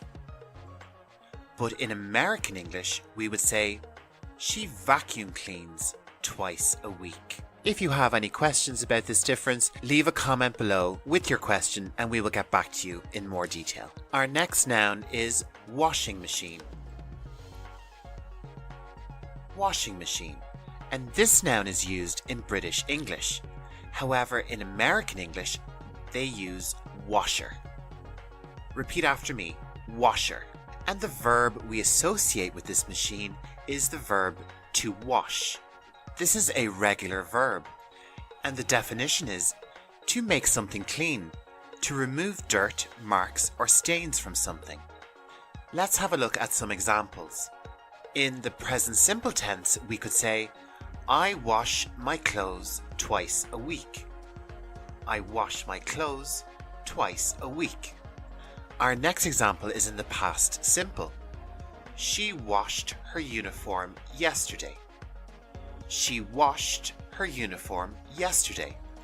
Let's take a look at some adjectives we might use when we are cleaning.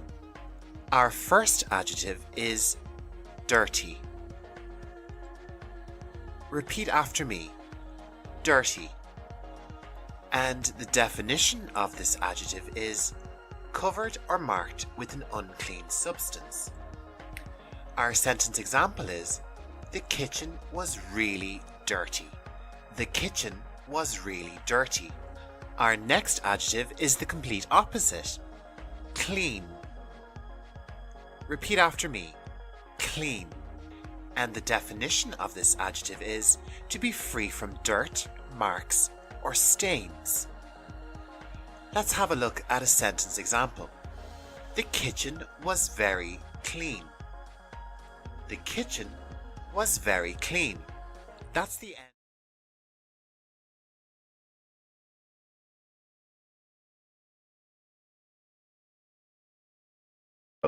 Today we are diving into the world of household cleaning products. Cleaning our living spaces can be a breeze when we know the essential terms related to chemicals and liquids used in the process. If you're ready, let's get started and expand our English vocabulary. First up, we have disinfectant. This is a powerful chemical that eliminates germs and harmful microorganisms, making surfaces safe and hygienic. Disinfectant.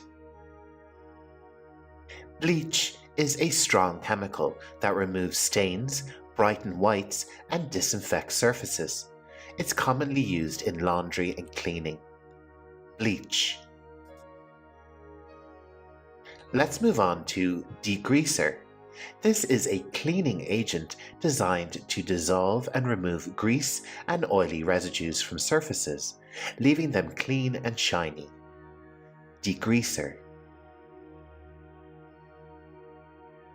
An all-purpose cleaner is a versatile cleaning product that can be used on various surfaces to remove dirt, grime, and stains without causing damage. All-purpose cleaner. Let's move on to a glass cleaner. This is a specialized liquid formulated to clean glass surfaces, leaving them streak-free and transparent. Glass cleaner. Vinegar is a natural acid that can be used as a cleaning agent to dissolve mineral deposits, remove odors, and disinfect surfaces. Vinegar. Disinfecting wipes are pre-moistened disposable wipes that are infused with disinfectant chemicals for convenient and quick surface cleaning. Disinfecting wipes. Next up, we have carpet cleaner solution. This is a liquid designed to remove stains, dirt, and odors from carpets and rugs, leaving them fresh and clean. Carpet cleaner solution. Fabric detergents are special liquid cleaning agents formulated to effectively remove dirt, stains, and odors from clothing and other fabrics during the laundry process. Fabric detergent. And we also have fabric softener. This is a liquid added to laundry to make clothes feel soft, reduce static cling, and provide a pleasant fragrance. Fabric softener. A stain remover is a specialized product used to eliminate stubborn stains and spots from fabrics and surfaces. Stain remover. And finally, we have the deodorizer. This is a substance that neutralizes and masks unpleasant odors, leaving rooms and surfaces smelling fresh and clean. Deodorizer.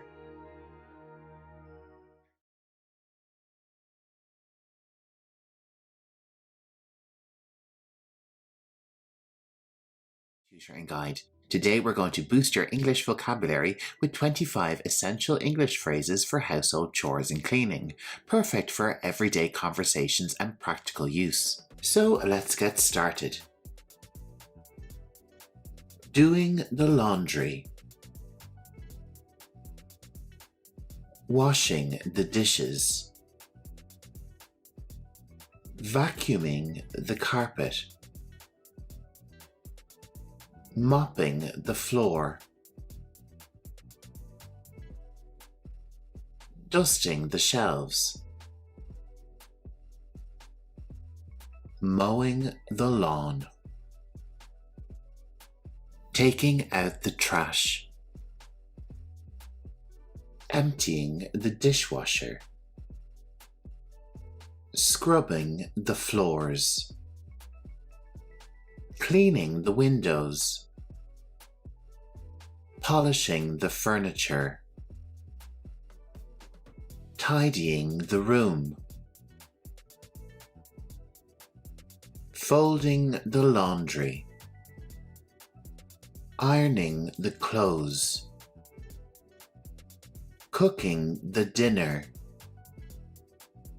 Reorganizing the closet. removing a stain, doing the recycling, sweeping the floor, wiping the table, organizing the bookshelves, sanitizing the bathroom, repairing the machine, rearranging the furniture, growing the vegetables. And that's a wrap on our chore-themed English lesson. Well done, you've learned 25 new English phrases. Remember, practicing these phrases can make your daily routine easier and improve your English conversation skills. If you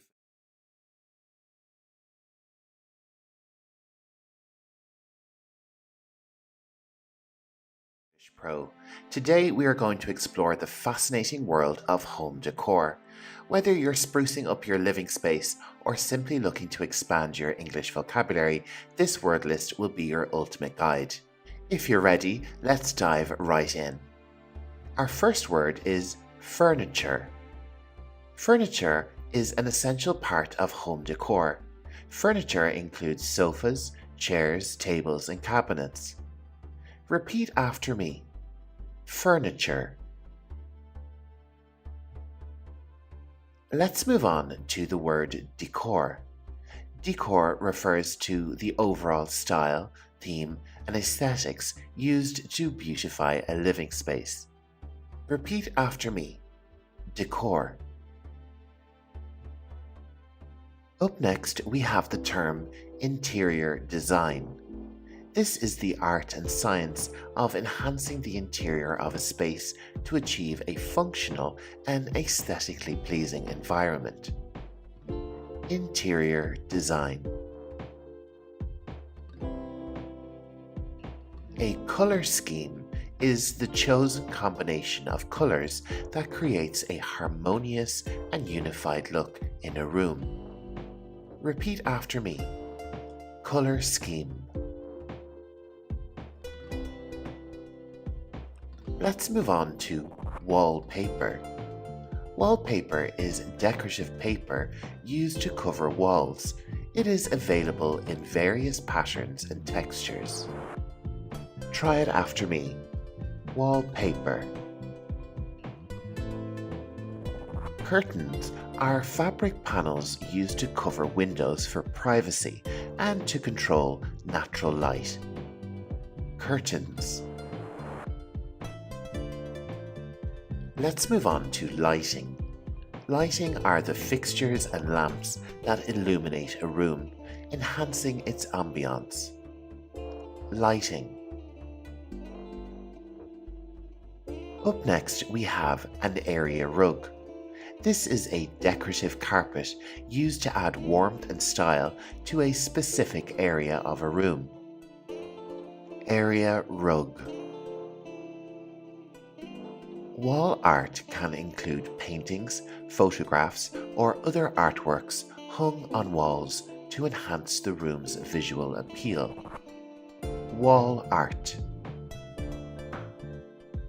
Accent pillows are small decorative pillows used to add color and comfort to sofas, chairs, and beds. Accent pillows. A throw blanket is a cozy blanket placed on a couch or bed for decorative and functional purposes. Throw blanket. A vase is a container used to hold flowers or other decorative items. It is usually available in various shapes and sizes. Vase. A centerpiece is a decorative item or arrangement placed in the center of a table or room to create a focal point. Repeat after me. Centerpiece. Up next, we have sculpture. This is an artistic, three-dimensional object that can add an element of sophistication to the decor. Sculpture. Shelving can be wall-mounted or freestanding, used for displaying decorative items and organizing belongings like books. Shelving. Up next we have candles. These are a wax-based decorative item that can provide a warm and inviting atmosphere. Candles. Let's move on to mirror. A mirror is a reflective surface used to add depth, light, and a sense of space to a room. Repeat after me. Mirror. Minimalism is a style concept characterized by simplicity and a focus on essential elements. Minimalism. The word vintage describes decorative items or furniture from a previous era. They are valued for their classic appeal. Vintage. Feng Shui is the ancient Chinese practice of arranging furniture and decor to create a harmonious and balanced living space. Feng Shui.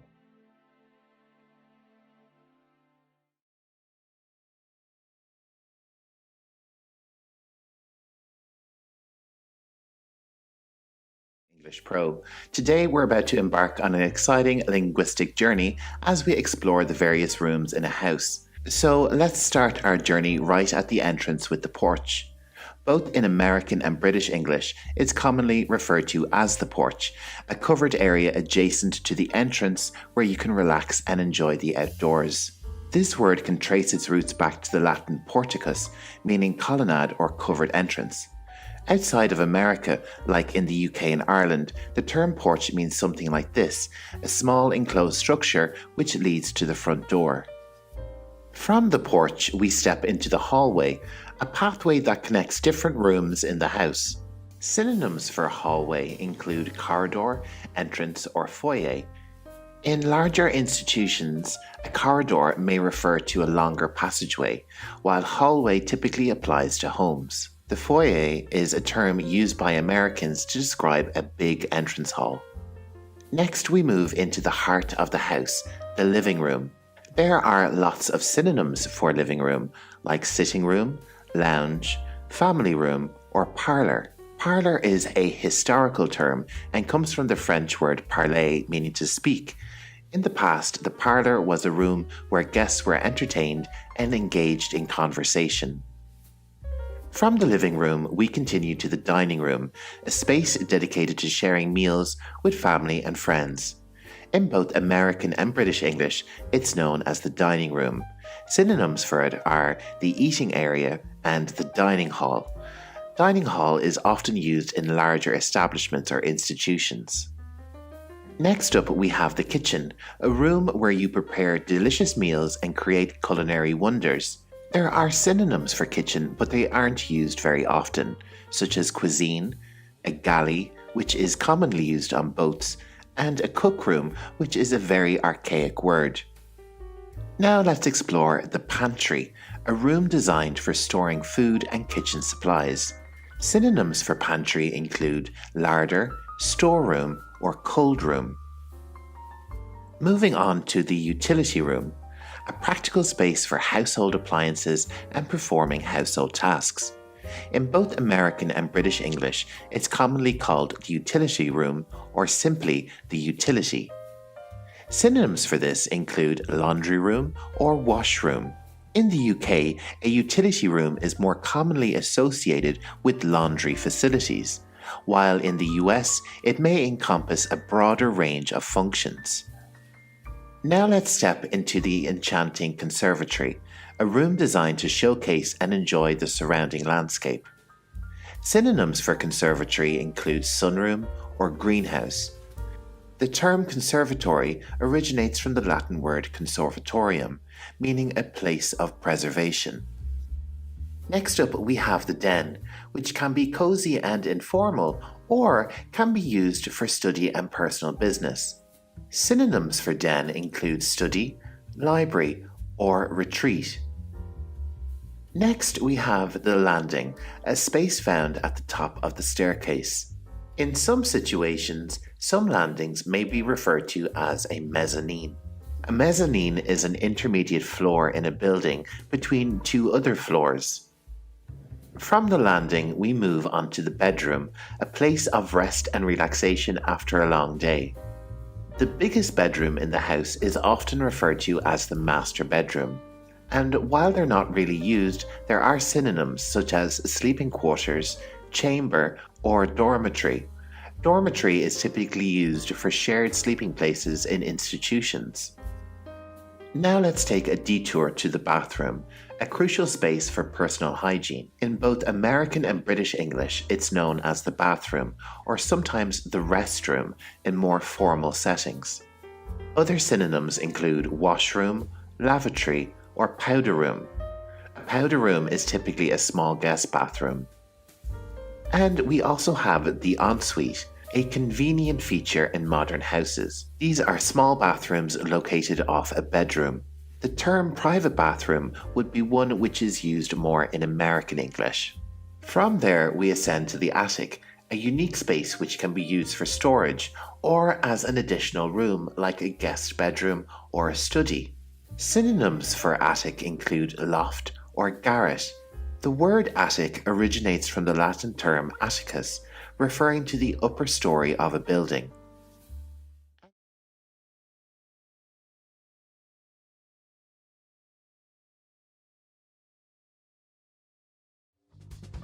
Hello, you are very welcome to this English vocabulary lesson on kitchen appliances.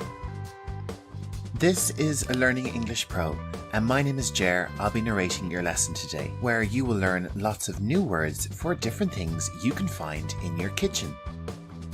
Now it's time to sit back, relax, and repeat after me. Our first word is toaster. Repeat after me. Toaster. And now let's move on to our next word. Kettle. Repeat after me. Kettle. Our next word is electric whisk. Repeat after me. Electric whisk. This is microwave oven. Repeat after me. Microwave oven. Our next appliance is fryer. Repeat after me. Fryer. Our next gadget is bread maker. Repeat after me. Bread maker. Our next appliance is air fryer. Air fryer. Our next word is blender. Repeat after me. Blender.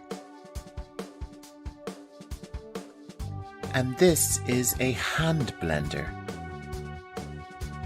Hand blender. Up next, we have a very useful appliance. Food processor. Food processor. And for everyone's favorite beverage, coffee maker. Coffee maker. Up next, we have scales. Repeat after me. Scales. Gas stove. And in British English, it would be called a gas hob. Gas hob. And similarly, this is an electric stove in American English. Electric stove. and in British English, electric hob. Electric hob. Our next word is oven. Repeat after me. Oven. Our next appliance in American English is called a washer. Washer. And in British English, it is called a washing machine. Repeat after me. Washing machine. The appliance where we dry our clothes is simply called the dryer. Repeat after me. Dryer. Up next, we have the dishwasher. Repeat after me. Dishwasher. Our next word is refrigerator. Repeat after me. Refrigerator. And this is the American English. In British English, it is called the fridge. Repeat after me. Fridge. And this is called the freezer. Repeat after me. Freezer.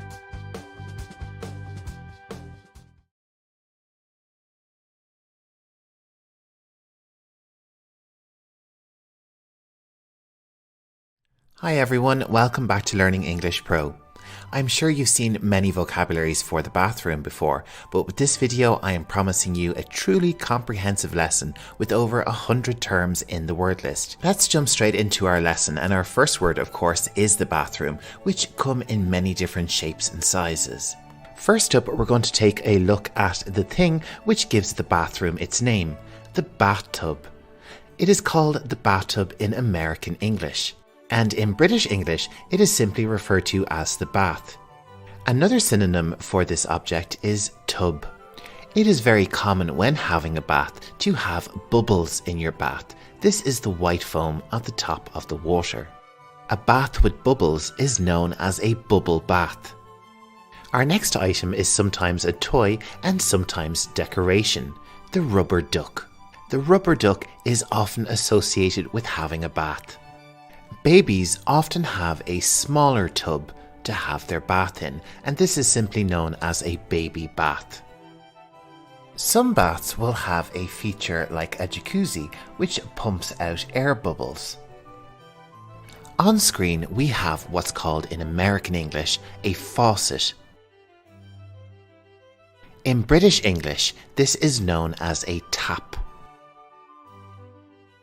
And from the tap or faucet, we get hot water, cold water, or a mixture of the two is warm water.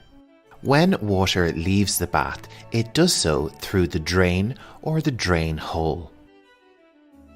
To stop the water escaping down the drain hole, we use what's called a bath plug or a stopper. This is usually attached to the bath with a chain. Next up, let's talk about some products we may use while having a bath, like soap. In liquid form, this may be called bath gel, or sometimes you may hear it called a bath oil. When in doubt, it's best to simply call it liquid soap. Another fun product you can add to your bath is a bath bomb. When added to a hot bath, they add colour, bubbles and essential oils. Have you ever wondered what a bath is made of? Well, I'm here to tell you. Modern baths can be made from thermoformed acrylic, porcelain enamelled steel, fiberglass reinforced polyester, and finally porcelain enamelled cast iron. Let's turn our attention to the shower. There is plenty of English words to learn here as well. First up, we have the shower head. This is the part of the shower from which the water emerges. There are lots of different types of shower head. One which is growing in popularity is this one, which gives a rain shower effect. The faucet which operates the shower water, is known as the shower valve. Sometimes this shower valve will be connected to the shower head with a shower hose. You can typically enter your shower through a shower door, which is commonly made of glass or plastic. If a shower is over a bath, it will typically have a shower screen or a shower curtain. This stops the water splashing around the bathroom. A shower without a door or a curtain is known as a walk-in shower. When you're using the shower, for safety, it's important to have a shower mat. If this is in the bath, it's known as a bath mat. These provide you with grip and prevent you from slipping. And what else might you need in the shower? Some people use a loofah. This is a natural product used to clean the skin, but this word may also refer to something like this, which can also be known as a shower puff. Another product we use to clean ourselves in the shower is known as a sponge. Sponges can be both organic and synthetic. Like a bath, in a shower we can also use soap. Liquid soap for the shower is commonly known as shower gel, but you can often hear it referred to as body wash or even shower cream. And for washing your hair, we have shampoo and conditioner. For those who like to remove hair in the shower, you may need what's called a razor blade or a razor. And if you're doing this, it's a good idea to have shaving foam as well. This is the white foam-like substance which makes shaving a bit easier on the skin. And for after a shower, you'll need a towel. I know this word can be a bit tricky, so let's try it again. Repeat after me. Towel. And where do we keep our towels? We generally keep them on a towel rack. A small towel for drying your hands is known as a hand towel. A towel which is even smaller and used to wash your skin is known as a washcloth or a face cloth. A larger type of towel which we stand on after a bath or a shower is known as a bath mat. We use the term bath mat to describe other types of mats which we use in the bathroom, which are a little bit more like carpet and thicker. And on the subject of the floor of the bathroom, most bathroom floors are covered in tiles. Getting back to towels, and another large type of towel which we wrap around our bodies is known as a bath towel. It might also be referred to as a bath sheet. Let's move on to our next area of the bathroom, which is the toilet. Let's take a look at the different parts of the toilet. The part that holds the water is known as the cistern, and usually to be found on the top or side of the cistern is a button or a handle which will flush the toilet. Let's take a look at the lower part of the toilet. First up, we have the toilet seat and the toilet lid. Moving down, we have the bowl, and the very bottom of the toilet is what we would call the base of the toilet. A product we use with the toilet is called toilet paper or toilet roll. It is stored in the bathroom on the toilet paper holder. To clean a toilet, we commonly use a toilet brush. Products we use to clean the toilet can be called bleach, detergent, or simply toilet cleaner. Something which can be found in some European countries is the bidet. The T here is silent. This is a French word in origin, so it is pronounced a little bit differently than you might expect. The bidet is used for cleaning oneself after using the toilet. The next item in our glossary is a trash can. This is what is called in American English. In British English, it will be referred to as a bin. For washing your hands in the bathroom, we have the sink. This can also be referred to as a basin. With the sink, we have the same vocabulary here as the bath, with the faucet or the tap and the stopper. Above most sinks or basins, you'll find a mirror. Some people find this tricky to say in English, so let's say it again. Mirror. Water vapor that hangs in the air and sometimes clings to a mirror is known as steam. Some mirrors will have a space behind them where you can store medicine and other products. This is generally known as a medicine cabinet. Most bathrooms will have some type of shelf. It's usually near the sink or attached to the mirror. It may also be referred to as shelving. A product which we all use at the sink or basin is toothpaste, and we use this with our toothbrush. We keep our toothbrush in the toothbrush holder. A more modern form of toothbrush is, of course, the electric toothbrush. A product commonly used in conjunction with toothpaste is mouthwash. And to clean in between those teeth, we can use dental floss.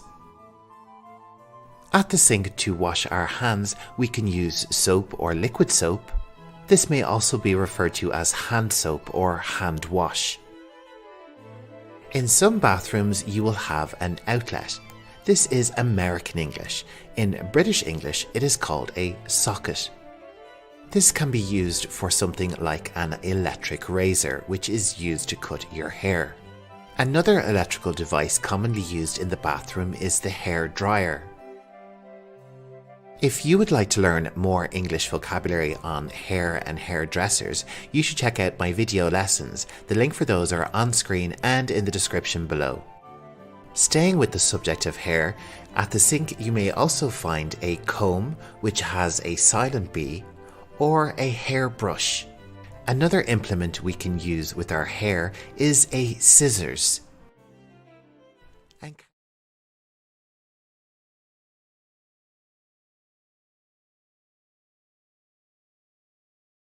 English Pro. In today's video, we're diving into the realm of home fabrics. From the cozy to the elegant, I've compiled a word list of 15 essential terms you'll encounter in the world of textiles. So if you're ready, let's embark on this vocabulary journey together. Starting off with our first term, upholstery. Upholstery is the soft covering used on furniture like sofas and chairs, enhancing both comfort and style. Upholstery.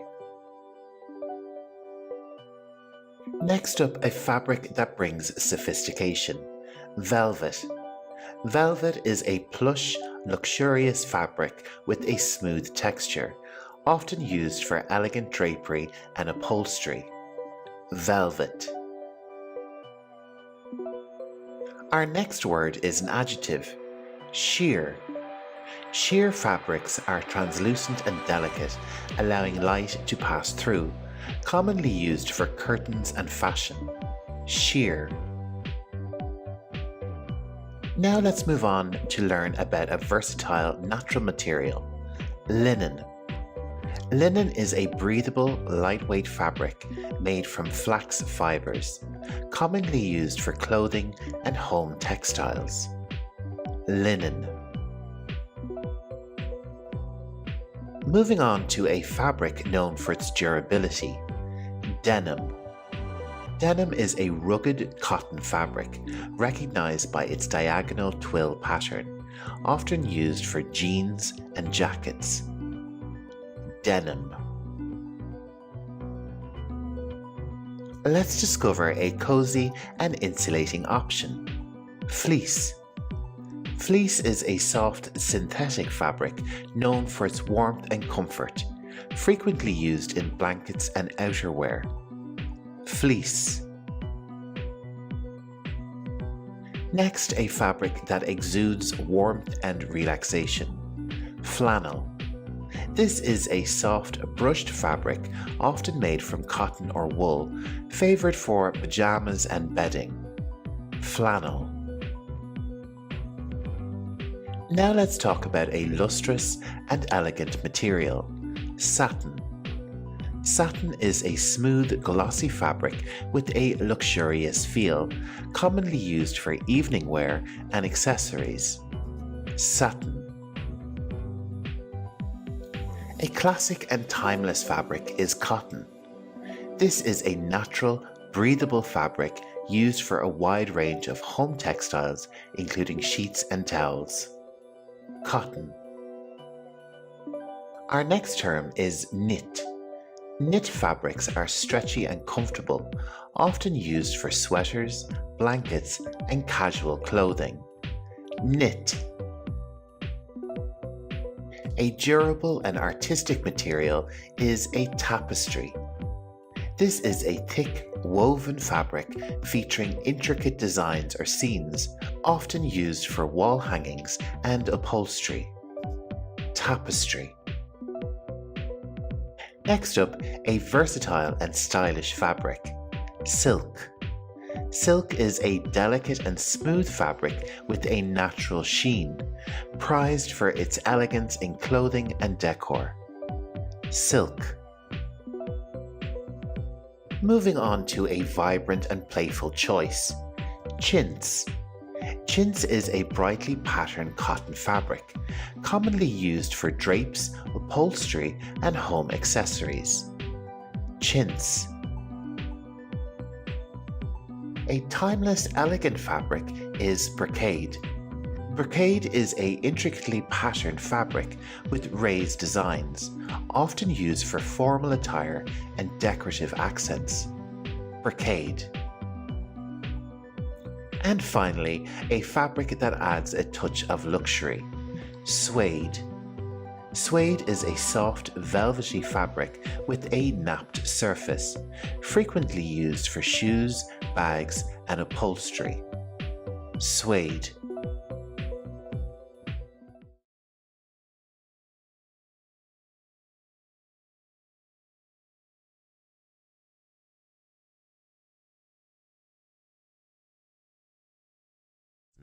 In this video, we will be covering 70 English words and terms relating to hairdressers and visiting the hair salon.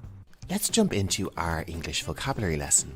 Our first word is the location of where you get your hair cut, the salon. There are a few different ways we can refer to this workplace. It can also be called the hair salon. Another term is hairdressers. This term is generally used in the UK and Ireland. You could also call it a hairdressing salon. When it comes to men getting their hair cut, we have a different word for this workplace. It is called a barber shop. And in the UK and Ireland, this can sometimes be referred to as simply the barbers. For those who cut female hair, they are commonly called a hairdresser. In the USA, they are commonly referred to as a stylist or a hairstylist. A hairdresser who cuts men's hair is called a barber. Generally in a salon, there are more people working than just hairdressers. Let's explore the different job roles you'll find in a salon. First up, we have a colorist who changes the color of your hair. I've included on screen the British and American spellings of this word. And when you first arrive at a salon, you'll be greeted by the receptionist, who is located at the reception. Another important job role in a salon is the salon manager. This is someone who manages the day-to-day running of a hairdressing salon. Our next job role is the shampooist.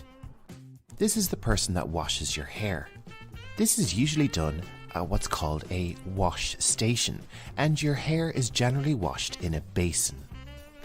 In most salons, it's very common to see an assistant or an apprentice. This is usually a part-time person who helps around and sweeps all that hair up off the floor. Let's move on with our vocabulary. So when you go to the hairdressing salon, you will generally have a haircut. We also have the very simple regular verb to cut. The hairdresser cut my hair. Or we could say, my hair will be cut tomorrow at the salon. Tools that are used to cut hair include scissors. With scissors, we always discuss them as a plural. Also used in the hair cutting process is a comb. Now please note that the B in comb is silent. Comb. We also have another regular verb we can use. Trim. Trim tells us that hair is being cut, but only a small amount of hair is being removed. We could also use this word as a noun. I'm going for a trim. Or my hair needs a trim, please. Another verb for cutting hair is shave. This is where the hair is cut very tight. You could also use it as a noun. I need a shave. Shaving is usually done with a razor blade. Another tool used to shave hair is the electric razor. This may also be referred to as a trimmer or a clippers. Most visits to the hairdressers will involve getting your hair washed, and we have the regular verb to wash to cover this. And like a lot of the other verbs, we can use this word as a noun. You could say something like, my hair needs a wash. The product used to wash your hair is called shampoo. This word can also be used as a verb. The lady shampooed my hair. An additional product which is used to soften your hair is conditioner. And when we use this product, we use the verb condition. He conditioned my hair. The last process of washing your hair is the rinse. This is when water is ran through your hair to remove all the product. Rinse. So after you've had your hair washed, your hair will be cut and styled. This could mean that your hair is cut in a specific way, or your hair is positioned on your head in a specific style. A common tool for hairstyling is the hairpin. This is what is called in British English. In American English, it is referred to as a bobby pin. Another service offered by some hairdressers is hair braiding. This is where the hair is tied into knots of elaborate style. Another service a hairdresser provides is a blow dry. Blow drying hair is a way to straighten and dry the hair at the same time. The tools used for blow drying your hair are a hair dryer and also a hair brush. A combination of services often requested from a hairdresser is a wash, cut and blow dry. There are a few different methods to dry your hair, one being to towel dry. And this is simply done with a towel. The word towel can be a bit tricky. Repeat after me. Towel. After the hair has been dried, sometimes a straightening tongs or a hair straightener will be used on the hair to make it straighter and sleek. If you are looking for a big change with your hair, you may go for hair dyeing. This is the process of changing your hair's colour artificially. The product used to change your hair colour is called hair dye. There are different types of hair dye application, such as highlights. This is where a lighter colour is applied to certain parts of the hair. If you are getting highlights, a hairdresser may use a product called foil. This is used to separate the hair into individual strands which will be dyed. We also have the term lowlights. These are like highlights but applied to the bottom end of the hair. If you already have had your hair dyed and your hair has grown, you may have roots. This is where your natural hair colour is growing out. So in the hairdressers, you can ask for just your roots to be dyed. It can also be called getting your roots done. Also available at the hair salon is hair curling or getting your hair curled. We describe hair that's been through this process as curly hair.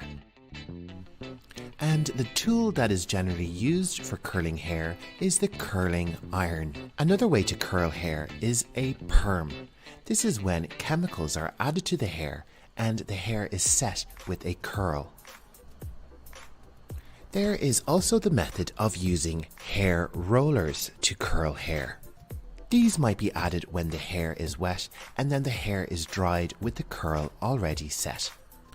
If you have naturally curly hair and want to have your hair straightened, chemicals which are similar to those used in a perm can be applied to straighten the hair. This is known as a hair relaxer. When you're getting your hair cut, you may ask for your hair to be cut in layers.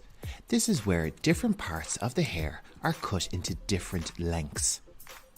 And if you're looking for more length, you may ask for hair extensions.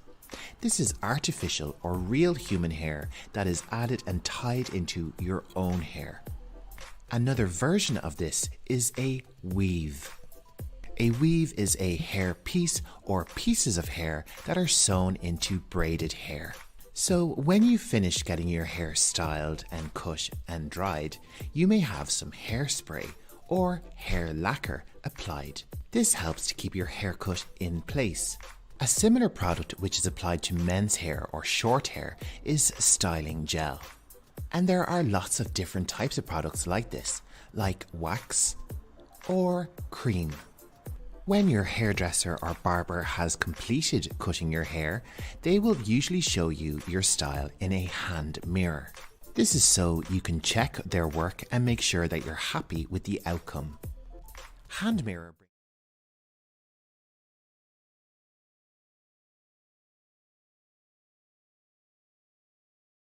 Hello everyone. In this English vocabulary lesson, I will be teaching you lots of English words relating to hair. In fact, you will learn over 60 new terms in this lesson.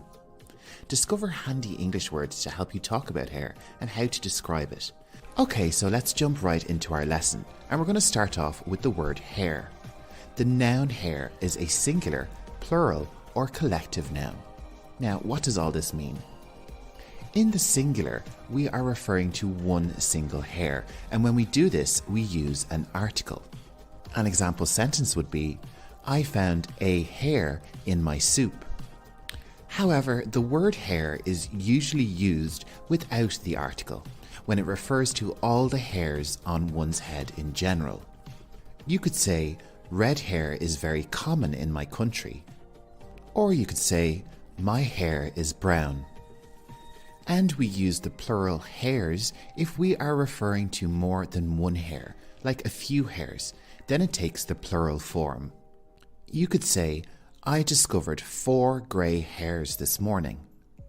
Let's move on and discuss some vocabulary relating to the hair and head. First up, we have the forehead. This is indicated on screen. The hair that covers the forehead is known in American English as bangs. In British English, this hair is known as a fringe.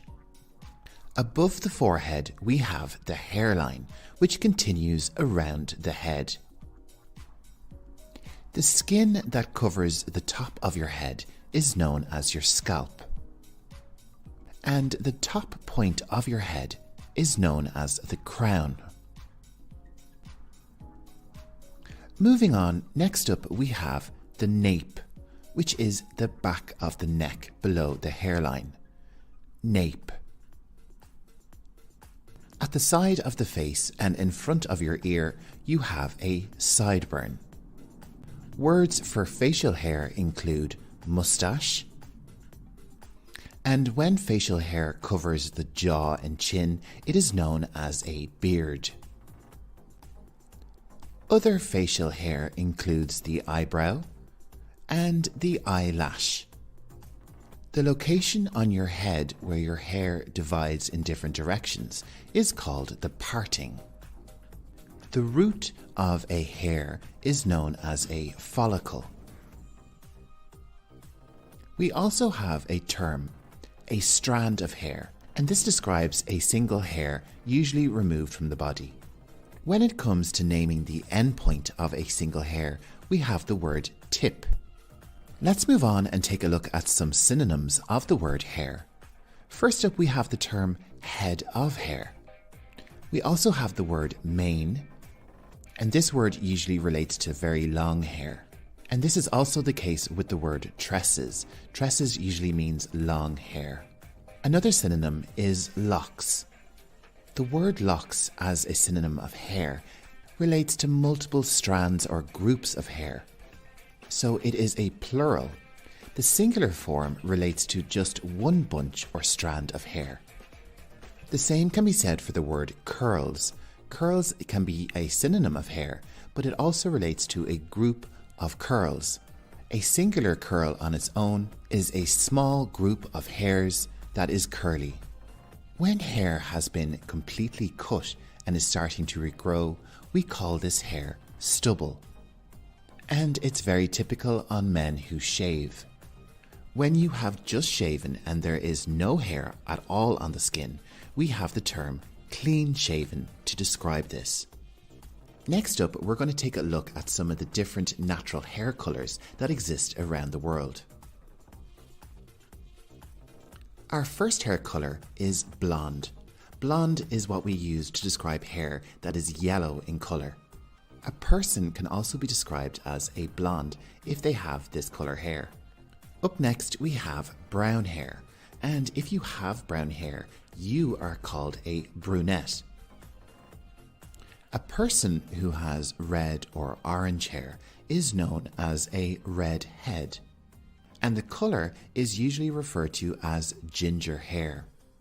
Our next colour is a variation on ginger hair, reddish brown hair. This type of hair can be also called auburn. But unlike the other hair colours, we wouldn't call someone an auburn. We would just say she, he, or they have auburn hair. Other colours include black hair, white hair, and grey hair. Coming up next, let's take a look at some of the common hairstyles you can find around the world.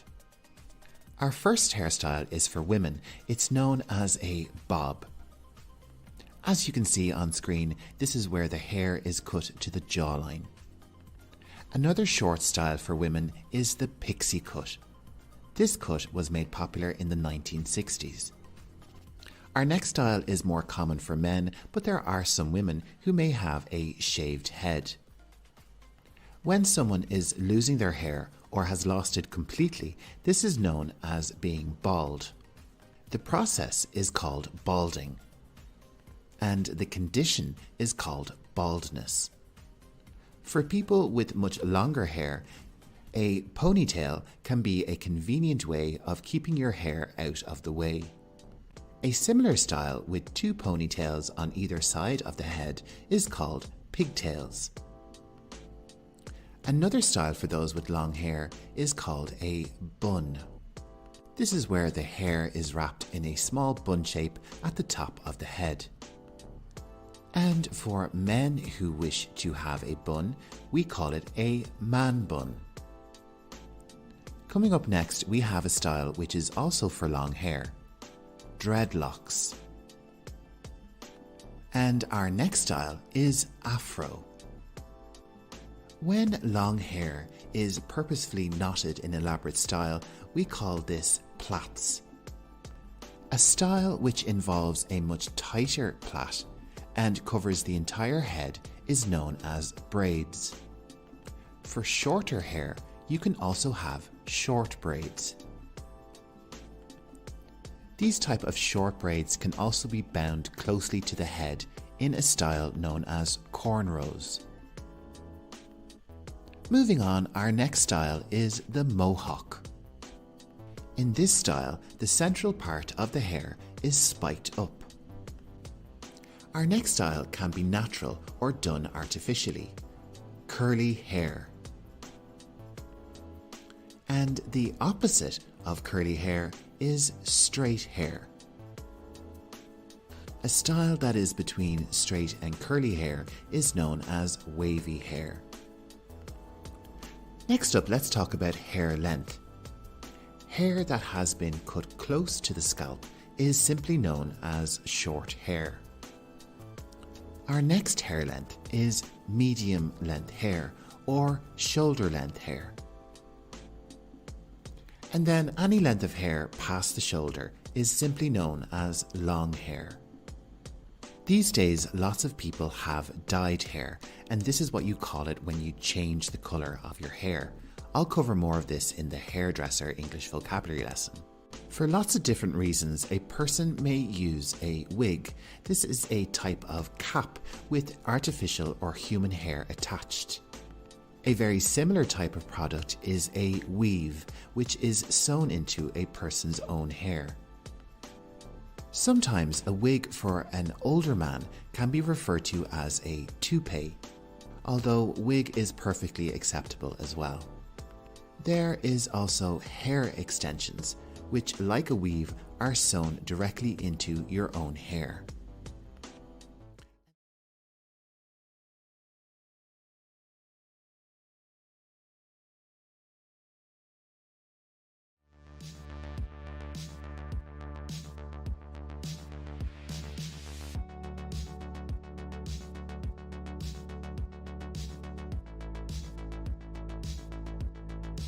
Get ready to learn lots of new English vocabulary relating to makeup. This is Learning English Pro, and I'm Jer. I'll be narrating your lesson today. In this video, we will look at makeup nouns. So if you're ready, sit back, relax, and repeat after me. Lipstick. Repeat after me. Lipstick. Lip gloss. Repeat after me. Lip gloss. Lip balm. Repeat after me. Lip balm. Lip liner. Repeat after me. Lip liner. Next up, we have makeup brush. Repeat after me. Makeup brush. This is powder. Repeat after me. Powder. Blusher. Blusher. This can also be called rouge. Repeat after me. Rouge. Our next word is eyeshadow. Repeat after me. Eyeshadow. Our next word is palette. Repeat after me. Palette. Eyeliner. Repeat after me. Eyeliner. Our next word is mascara. Repeat after me. Mascara. This is an eyelash curler. Eyelash curler.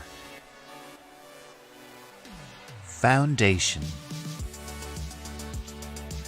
Foundation. Our last word is face mask. Repeat after me. Face mask.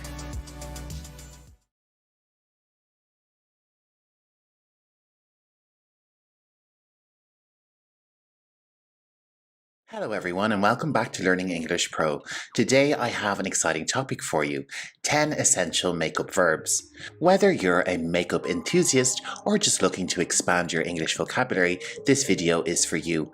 We'll be exploring these interesting verbs along with their definitions and lots of sentence examples so you can see these new words in action. So let's dive right into our lesson. And our first makeup verb is to apply.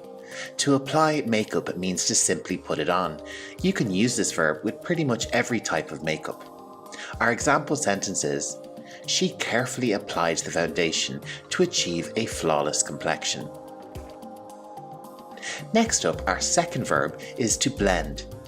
If you are using different colours in an area, like your eyes or cheekbones, this means to mix or combine the colours smoothly.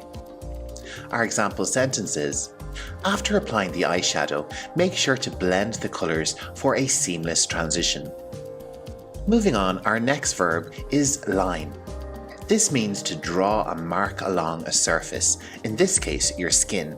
We draw lines with makeup to give enhanced shape definition, usually around the lips and eyes.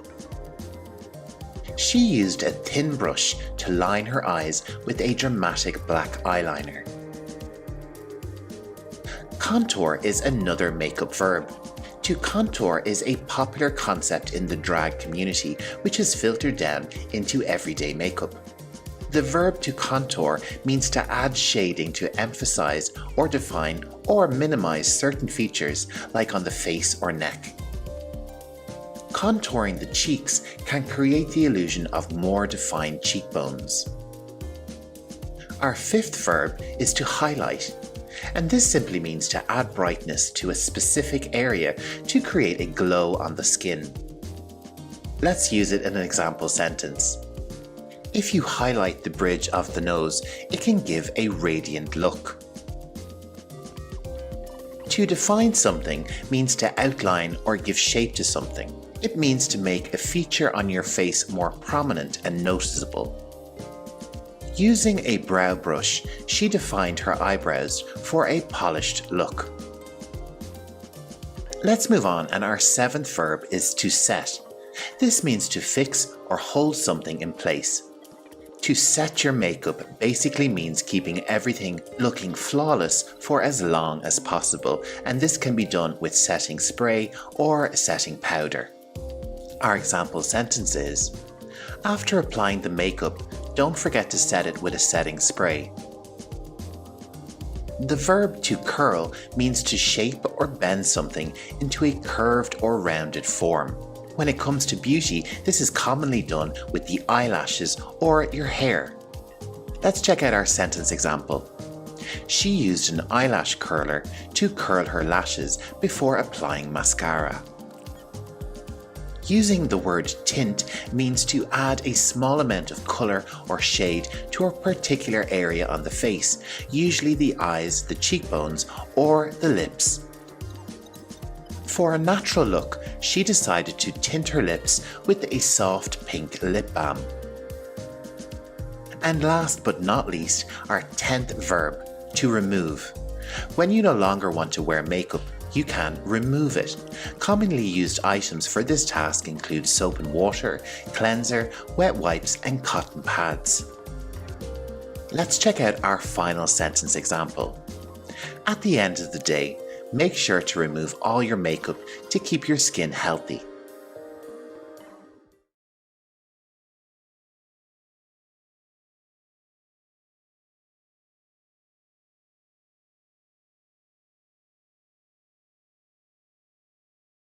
Did you know that effective communication can improve patient outcomes by up to 30% in mental health care?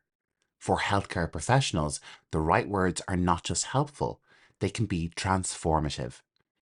Clear, empathetic language bridges the gap between a patient's struggle and the support they need. Hi, I'm Jer and welcome to Learning English Pro, the channel for healthcare professionals like you to excel in English and advance your career. Whether you're a therapist, counsellor, or mental health care worker, today's lesson is tailored to help you master essential English phrases for meaningful conversations in your practice.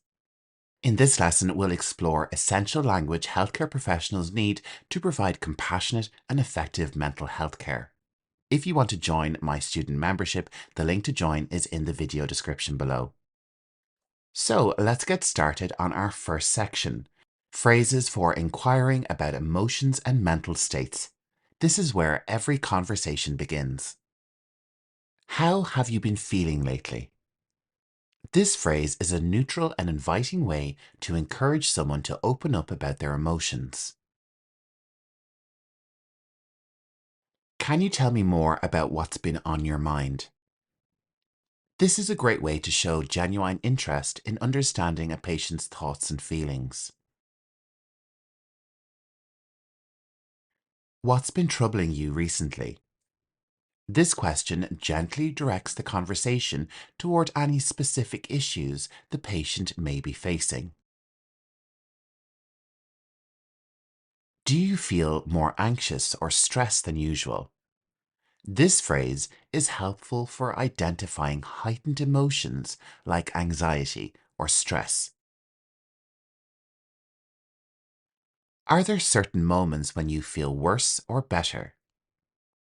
It's useful for encouraging patients to reflect on patterns or triggers in their emotional experiences.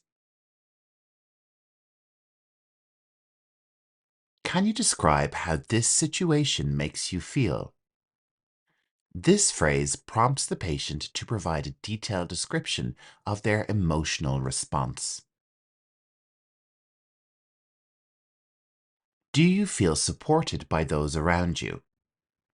This is a great way to open a discussion about the patient's social and emotional support network. Have you noticed any changes in your mood recently? This is a gentle way to help the patient identify shifts in their emotional well-being. Do you feel like you've been able to manage your emotions?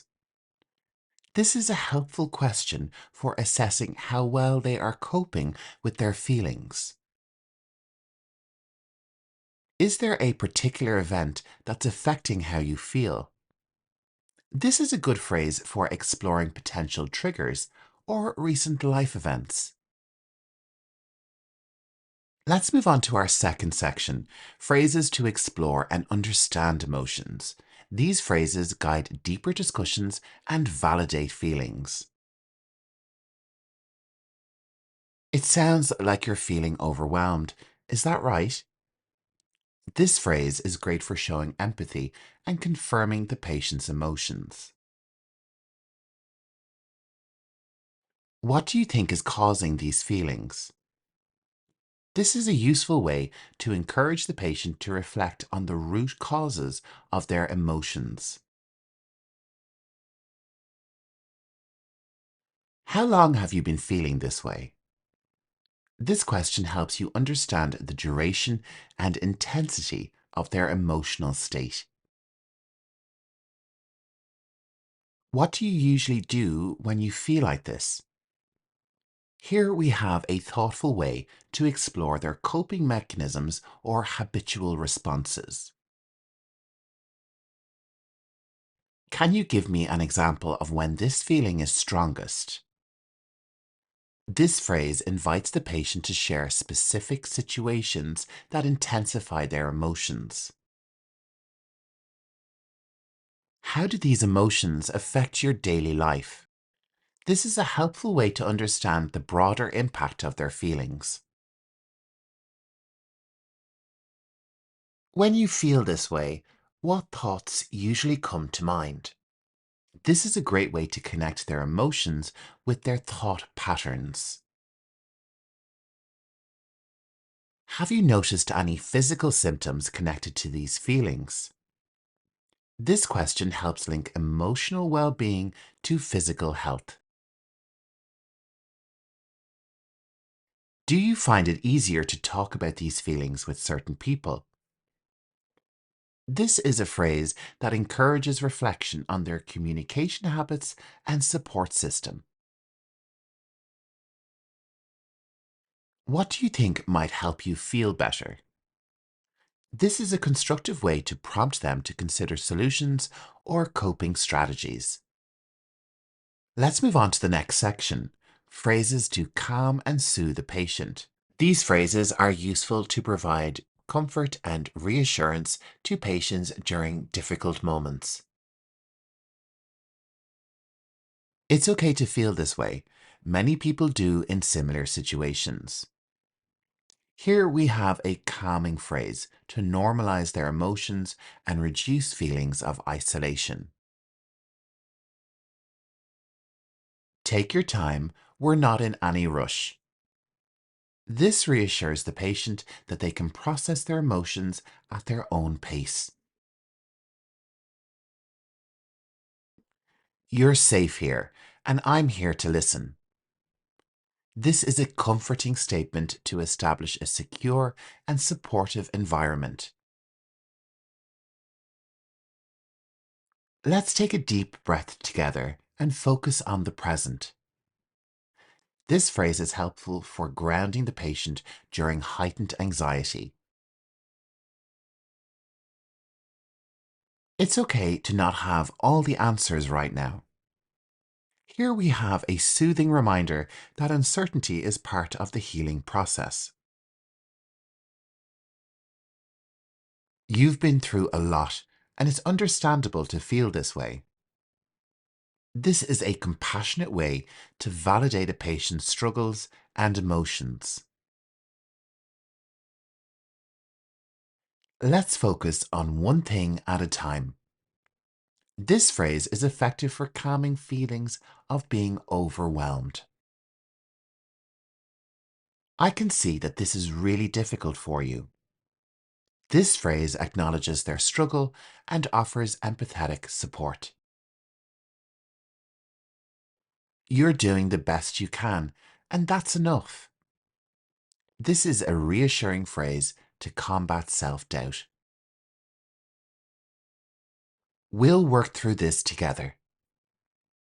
This phrase provides a sense of partnership and support in the patient's journey.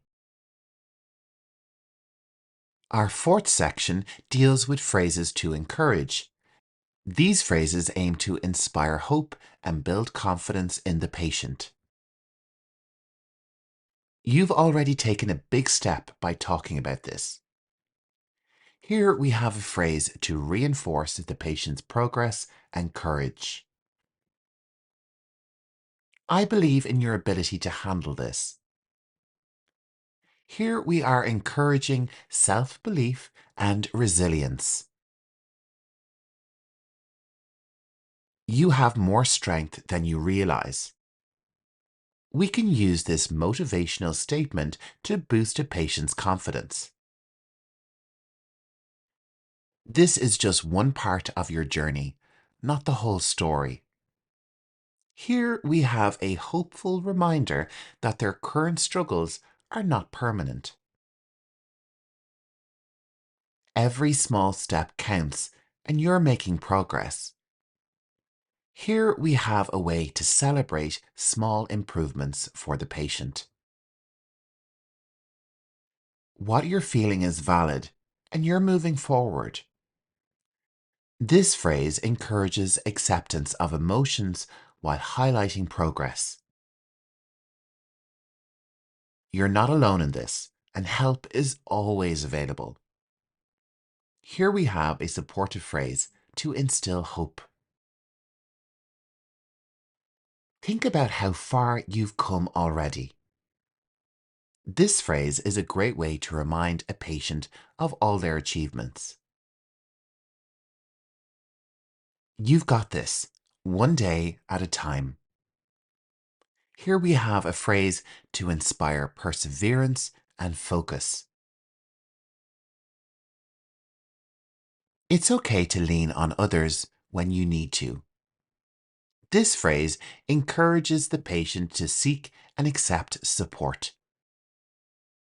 Let's move on to our final section, phrases for self-reflection. These phrases help patients explore their own thoughts and behaviors thoughtfully. What does this experience teach you about yourself? Here we have a thought-provoking question to encourage personal insights. How do you think these feelings align with your goals or values? This helps the patient connect their emotions to their sense of purpose. What have you learned about yourself through this process? Here we are encouraging the patient to have some reflection on their personal growth. If you could talk to your past self, what would you say? Here we have another reflective phrase to help the patient gain perspective. What would you like your future self to know? Here we are inspiring forward thinking and self-encouragement. What patterns do you notice in your thoughts or behaviors? This sentence encourages self-awareness and insight for the patient. What would you like to change or improve moving forward?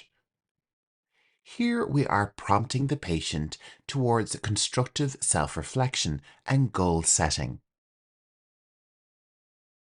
What strengths have you discovered during this time? Here we are helping them focus on resilience and positivity. How do you think others perceive you in this situation? Here we are encouraging the patient to consider different perspectives. What steps can you take to feel more in control? And here we have a phrase to empower a patient to plan and take action. Thank you for joining me in today's lesson on essential English phrases for mental health care professionals. These phrases are designed to help you navigate meaningful conversations with empathy, clarity, and confidence, making a real difference in the lives of your patients.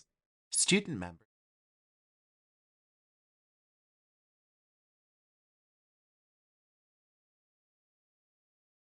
and guide.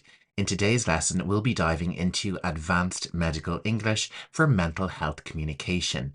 This lesson is especially useful for nurses and other healthcare professionals who want to improve their communication skills in sensitive mental health situations. In this lesson, we'll cover essential communication skills for when discussing mental health with patients. You'll learn key phrases for initial assessments and strategies for handling sensitive topics such as anxiety, stress, and feelings of isolation. By mastering these approaches, you'll enhance your ability to build trust and provide compassionate care in challenging situations. So if you're ready, let's get started. In mental health care, using the right language is crucial to support, comfort, and guide patients through difficult conversations. Let's start by learning essential phrases that can help establish trust and understanding. Can you tell me more about how you've been feeling lately? When did you first start feeling this way? Would you like to talk about what has been on your mind recently? Have you experienced these feelings before, or is this new for you? What do you think might be contributing to how you're feeling right now? These phrases are all great for initial assessment of mental health care patients. Let's take a look at some phrases for showing empathy and support. I'm here to listen and support you. Your feelings are valid. It's okay to feel this way, and we'll work through this together. You're not alone in this. There are people who care and want to help. I appreciate your courage in sharing how you feel with me. It sounds like you've been going through a lot. I'm glad you're speaking up about it. Remember, using these phrases can help you open the conversation gently and make patients feel heard. Remember, in mental health care, it's not just what you say, but how you say it. Use a calm and reassuring tone. Now let's look at how to address more challenging aspects of mental health care. Sometimes patients may express thoughts or feelings that are difficult to respond to. Here are some key strategies. I can see that you're feeling anxious. Let's take a deep breath together and we can talk more about what's worrying you. It's understandable that you're feeling stressed. Would you like to share what's been making you feel this way? Anxiety can be overwhelming. Are there particular times of day or certain situations that make it worse? The next few phrases can be used when a patient mentions feeling overwhelmed. It sounds like everything is becoming too much to handle right now. Let's break things down and talk about what's troubling you the most. You don't have to carry all of this alone. We're here to support you in finding ways to manage these feelings. Let's focus on one step at a time and see what feels most manageable for you. If a patient mentions isolation or loneliness, the following phrases can be useful. I understand that feeling alone can be very difficult. Have you considered reaching out to a close friend or family member, or would you like us to explore some support groups together? Would it help if we talked about ways to stay connected with others, even in small ways? It's natural to feel isolated at times, but there are resources and people who can help bridge that gap. Next, we have some phrases for addressing statements about depression or hopelessness. Thank you for sharing this with me. It's important to talk about these feelings so we can find the right support. I hear that things feel overwhelming right now. Let's discuss some strategies or people you can talk to who can support you through this. Your well-being is important. Would you like to talk more about this so we can explore some options together? These responses show empathy while encouraging patients to open up further or think of actionable steps to improve their situation. Encouraging patients to reflect on their emotions and take positive action is another important part of mental health support. Here are some phrases and techniques. What are some things that usually help you feel better, even just a little? Have you noticed if there are certain situations or activities that improve your mood? Can you think of times when you felt more in control? What was different then? Reflecting on small victories can be really powerful. Is there anything that went well recently? Our next batch of phrases are useful when you're suggesting steps forward. Would you be open to trying some relaxation techniques or activities that you enjoy? Let's think of one small thing you could do today that might help you feel better. There are some self-care strategies that might be useful. Would you like me to share a few ideas? Would connecting with a mental health professional be something you consider? We can help find someone who fits your needs. And lastly, let's take a look at some phrases that can help to empower the patient. Remember, it's okay to take things at your own pace. Progress is still progress, no matter how small. You have shown so much strength by talking about this. Let's find ways to build on that strength. Taking the first step can feel hard, but I'm here to help you figure out the next steps. Thank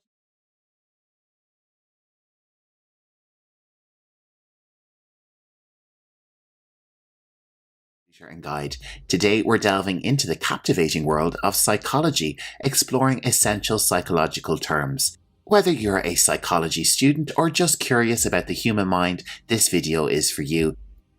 So let's get started with our first term, which is the topic of our lesson, psychology. Psychology is the scientific study of the human mind and behavior. It seeks to understand and explain our thoughts, feelings, and actions. Psychology. Next up, we have the word behavior, which has different spellings in American and British English. Behavior encompasses all actions and reactions of an individual or organism, from simple reflexes to complex interactions. Behavior. Now let's explore cognition.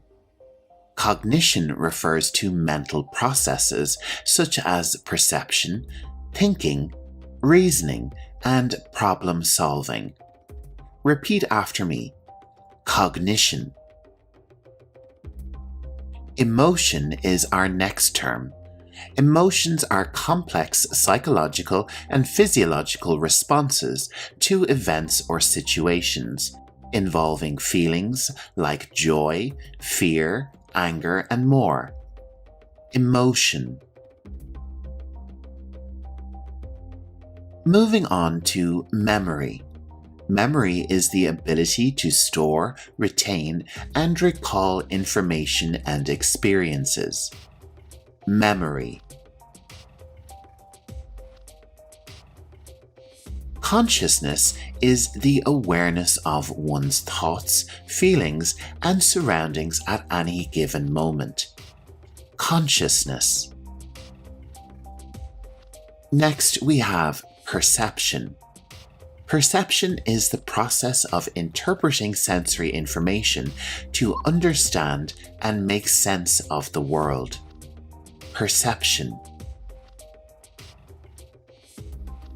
Stress is a psychological and physiological response to challenging situations, often leading to feelings of tension or anxiety. Stress. Now, motivation. Motivation is the internal or external drive that initiates, directs, and sustains behavior towards a goal. Motivation. Personality is a unique set of enduring characteristics, behaviors, and traits that define an individual. Personality. Moving on to intelligence. Intelligence is the capacity to learn, reason, and solve problems effectively. Intelligence. Our next term is abnormal psychology. This is the study of atypical behaviors and psychological disorders, aiming to understand and treat them. Abnormal psychology. Therapy refers to the various treatments and interventions used by psychologists and mental health professionals to help individuals improve their psychological well-being. Therapy. Our next term is social psychology. This focuses on how individuals are influenced by social interactions and the impacts of groups on behavior and attitudes. Social psychology. We also have developmental psychology.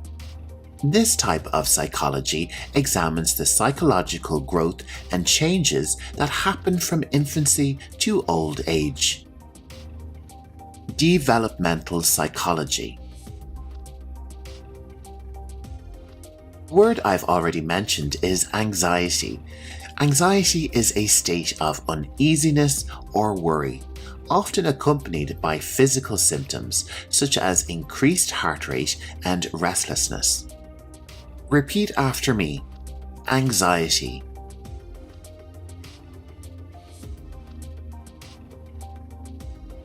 Depression is a mood disorder characterized by persistent sadness and a loss of interest or pleasure in activities. Depression. The term self-esteem means an individual's overall evaluation of their self-worth and self-perception. Self-esteem. Schizophrenia is a severe mental disorder characterized by disorganized thinking, hallucinations, and a loss of contact with reality. Repeat after me. Schizophrenia. Psychotherapy is a form of treatment involving psychological techniques and talking to a trained therapist to address emotional and mental health issues. Psychotherapy. Understanding these psychological terms is a window into the fascinating world of psychology. If you found this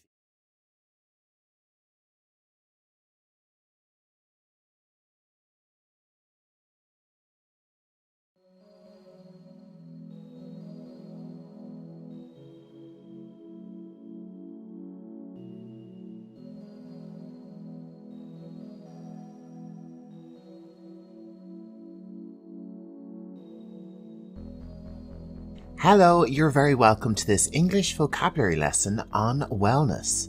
Wellness is all about living a great lifestyle, and the concept of wellness is almost an industry in itself. Let's take a look at our lesson plan for this video. And as usual, you'll be learning lots of key vocabulary in lots of interesting context. And as a subject, wellness, you will learn lots of useful information. And as usual, you'll be getting lots of example sentences so you can use your new English vocabulary straight away. I don't know about you, but I'm really looking forward to learning all about wellness. So if you're ready, sit back, relax, and let's learn some English together. So let's start at the beginning with this word wellness. What does it mean? It is a noun, and it means the state of being in good health, especially as an actively pursued goal. The concept of wellness has developed so much that we could call it a lifestyle or a practice. We could say wellness is the act of practicing healthy habits to attain better health. Let's take a look at the different areas in life that wellness can be used in. It can be used to help our social and spiritual lives, along with our emotional and environmental well-being. And it can be applied to physical and mental health. So let's take a look at the first category, social wellness, and how wellness can be applied in this area of our lives. So first up, let's have a look at this word social. This noun means anything relating to society or its organizations, and it means your relationships with other people like your friends. And social wellness is all about nurturing ourselves, others, and our relationships. Let's take a closer look at this word nurturing. And nurturing comes from the verb nurture. And this means to care for and protect someone or something while they are growing. A sentence example would be, I nurture the friendships that are important to me. Why is social wellness important to us? People who have healthy relationships and friendships live longer and deal better with stress. It is important to share your experiences and learn about the lives of other people, and balance time with others with time by yourself. Our next area of wellness is spiritual wellness. This provides us with systems of beliefs, values, ethics, principles, and morals. Religion can be an important part of spiritual well-being, but for some people it is not essential. What can we do to improve our spiritual well-being? To volunteer is a great idea. This verb means to freely offer to do something for a charity or an organization in a role which helps people or a cause. An example sentence is, I volunteer with a local charity twice a week. And for emotional well-being, it's important to have compassion. This now means a sympathetic pity and concern for the sufferings or misfortunes of others. I have a lot of compassion for people who are suffering. Something else which is important to have is optimism. This noun means hopefulness and confidence about the future or the success of something.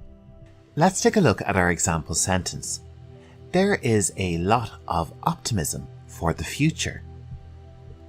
The next area of wellness is emotional wellness, and this inspires self-care, relaxation, stress reduction, and the development of inner strength. It is important to be attentive to both positive and negative feelings and be able to understand how to handle these emotions. A word which is great for our emotional well-being is positivity. This noun describes the state or character of seeing or looking for the good in people and situations. My new team in work is full of positivity. As human beings, we are capable of a full range of lots of different emotions. It is important to keep a balance between these emotions. This noun means a situation in which different elements are equal or in correct proportions. An activity which is great for our emotional and spiritual wellness is meditation. This noun means the act of focusing one's mind for a period of time in silence or with the aid of chanting, for religious or spiritual purposes, or as a method of relaxation. For our example sentence, we could say, I find meditation helps me find a balance in my life. The fourth area of wellness we will look at is environmental wellness. This relates to making the places we spend our time comfortable and safe. It also involves learning about and contributing to the health of the planet. And we can bring wellness into the workplace. An example sentence is, environmental wellness is a popular practice in the modern workplace. Wellness can also be used in the home, and it can even be used in schools. Creating a safe space for students is essential for environmental wellness in our school. It's quite easy to have a great environment. We can create wellness in these places by always being respectful, inclusive, kind and supportive to others. I think kindness is the most important element to this. Environmental wellness also relates to creating a safe place for people who use an environment. Our example sentence is, having a safe place to work really helps with the staff's wellness and morale. And of course, we can't forget the planet. The health of the planet is essential for everyone's well-being. In an environmental sense, we can contribute to helping the planet by reducing, reusing, and recycling. Let's move on to the next area of wellness, which is physical wellness. And physical wellness is listening to and taking care of your body for optimal health and functioning. And this all comes down to getting active by engaging with exercise. There are lots and lots of different types of sport, so there's really no excuse to get out there and get active and look after your physical wellness. An activity which gives us great exercise is yoga. This form of exercise comes from ancient India and is great for physical, mental, and emotional wellness. And it is really important to eat healthy food. Eating lots of fruit and vegetables and having a balanced diet is the key to having a healthy body. Let's take a look at our example sentence. Eating healthy food and exercising 3 times a week makes me feel really great. And the last area of wellness is mental wellness. And mental wellness is where we bring all the different aspects and areas of wellness into one area to help our mental health. Being mentally well means that your mind is in order and functioning in your best interest. And you are able to think, feel, and act in ways that create a positive impact on your physical and social well-being. And it's really important to remember, it's okay to feel sad. Negative emotions are part of everyone's life. They are normal and healthy. It is important to understand how to deal with these feelings. A great way to help your mental wellness is therapy. Talking to a licensed and qualified professional can really help to understand your own mental well-being. Okay, how about one more example sentence? I find therapy really useful to help with my mental health and wellness.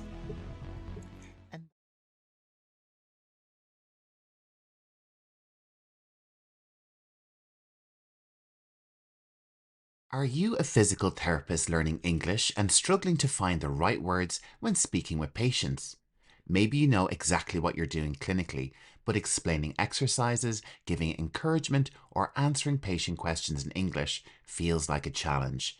If so, this lesson is for you. Hi, I'm Jer and welcome to Learning English Pro, the channel where healthcare professionals improve their English communication skills and build confidence in their careers. In today's lesson, we'll cover 50 essential phrases for physical therapists. These phrases will help you explain exercises, guide treatments, and connect with your patients in a clear and professional way. Good communication isn't just helpful, it's essential for patient care. Research shows that clear communication improves treatment success, builds trust, and helps patients recover faster. However, as a physical therapist learning English, you might find it difficult to explain complex instructions or encourage patients with the right vocabulary. Many patients might not speak your first language, and that can make every interaction feel even harder. That's why this lesson focuses on key phrases physical therapists need to know in English. These are simple, practical phrases that you can use every day to feel more confident and effective. To help you even more with this lesson, I've created a downloadable guide for my student members. It includes all 50 phrases from this video, 2 interactive exercises to practice, and a glossary of 20 key physical therapy terms. Use it with the video to build your confidence through repetition and regular practice. If you want to join the student membership on my channel, just click the link in description. There are lots of perks to help you boost your English learning. This lesson was actually inspired by one of my student members, Tatiana, who recently requested a video specifically for physical therapists and rehabilitation specialists. Thank you, Tatiana, for your suggestion. It's always great to create lessons tailored to your needs, and as a student member, your requests get priority. In our first category, we will look at phrases related to initial assessment. Can you tell me where you're feeling pain? This phrase highlights the importance of understanding the patient's specific pain points, helping to focus the assessment and treatment plan. When did the pain start, and has it changed over time? With this question, we're emphasizing the timeline of the issue, which can provide clues about the injury or condition. Have you had any previous injuries or surgeries in this area?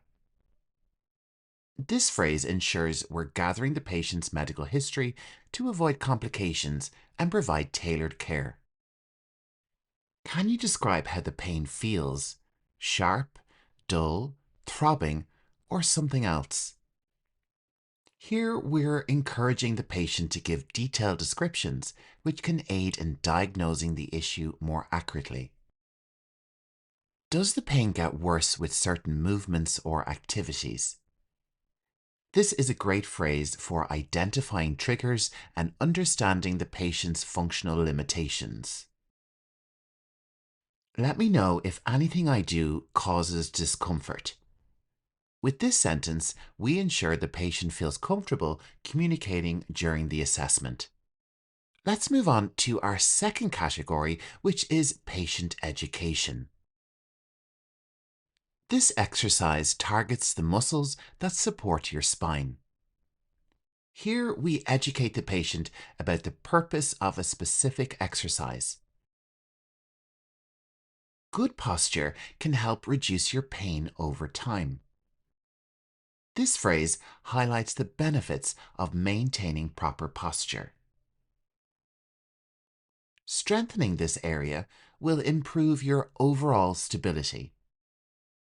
With this sentence, we're explaining the functional benefits of targeted strengthening. Using ice packs can help reduce inflammation after exercises. This phrase provides actionable advice for managing discomfort at home. Regular stretching can prevent stiffness and improve flexibility.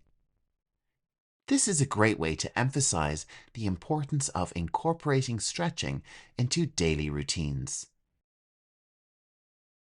Moving right along to our third category, which is treatment instructions. Let's start with some gentle stretches to warm up your muscles. This phrase introduces the session and sets the tone for a gradual and safe start to treatment. I'll guide you through this movement. Try to copy me as closely as you can.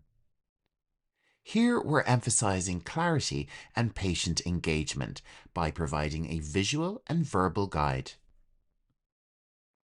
Remember to breathe evenly while doing this exercise. This is a great reminder for patients to stay relaxed and avoid holding their breath during exercises. Let's focus on improving your range of motion in this area. With this phrase, we explain the goal of the exercise, keeping the patient informed and motivated. If you feel any sharp pain, stop immediately and let me know. This phrase highlights the importance of safety and open communication during treatment. Keep your movements slow and controlled to avoid straining the muscles. This sentence emphasizes proper form and minimizes the risk of injury. You might feel some discomfort, but it shouldn't be painful. This phrase sets realistic expectations for the patient during the session. Let's adjust this exercise to make it more comfortable for you. This is a great phrase for personalizing the treatment and showing empathy. Hold this position for 5 seconds, then slowly release. Here we are providing clear and actionable instructions for a specific exercise. We're already on our fourth category and it's a nice one: how to give encouragement and feedback to patients. You're doing great. Keep it up. With this phrase, we're reinforcing the patient's efforts and boosting their confidence. Let's try that movement again, but with a little less force. This is a constructive way to provide feedback and refine the patient's technique. You're making excellent progress. I can see an improvement already. This phrase helps keep the patient motivated and reassures them of their progress. It's okay to take a break if you need to. This phrase emphasizes the importance of pacing and listening to the body. Great job! You've really improved your balance since last time. With this sentence, we're recognizing and celebrating the patient's achievements. There are always challenges with treatment, and in our fifth category, we have some great phrases to deal when issues pop up with patients' treatment. Let's modify this exercise to suit your current range of motion. With this phrase, we show flexibility and adaptability in treatment. If this position is uncomfortable, let's try an alternative approach. This phrase ensures the patient feels supported and understood. It's normal to feel frustrated, but every small step counts. This is a great way to acknowledge the patient's emotions and keep them motivated. We can adjust the intensity based on how you're feeling today. With this sentence, we're prioritizing the patient's well-being and comfort. Recovery takes time, but you're on the right track. This phrase reassures the patient and fosters patience during the process. With our sixth category, we're going back to some more encouraging English with some great motivational phrases. Each session brings you closer to your goals. With this phrase, we're keeping the patient focused on their progress. The effort you're putting in now will pay off in the long run. This is a great way to encourage persistence and long-term thinking. Remember, small improvements add up over time. This phrase motivates the patient to appreciate gradual progress. You're stronger than you think. Let's keep going. With this sentence, we provide a boost of confidence to the patient. You've got this. I'm here to help you every step of the way. This phrase reinforces the therapist-patient partnership and trust. We're almost at the end of our lesson. Our second last category is very important: safety and precautions. Let's make sure your movements are safe and within your limits. This phrase emphasizes the importance of safety during exercises. If you're feeling dizzy or lightheaded, stop immediately and let me know. With this sentence, we ensure the patient knows how to respond to unusual symptoms. Be mindful of your posture when lifting objects at home. This is a great way to provide practical advice for daily activities at home. We'll avoid any movements that could strain your injury further. Here we're showing care and caution in tailoring the treatment plan. Use a support or brace if you feel unstable during activities. This phrase offers a helpful suggestion for maintaining safety and confidence.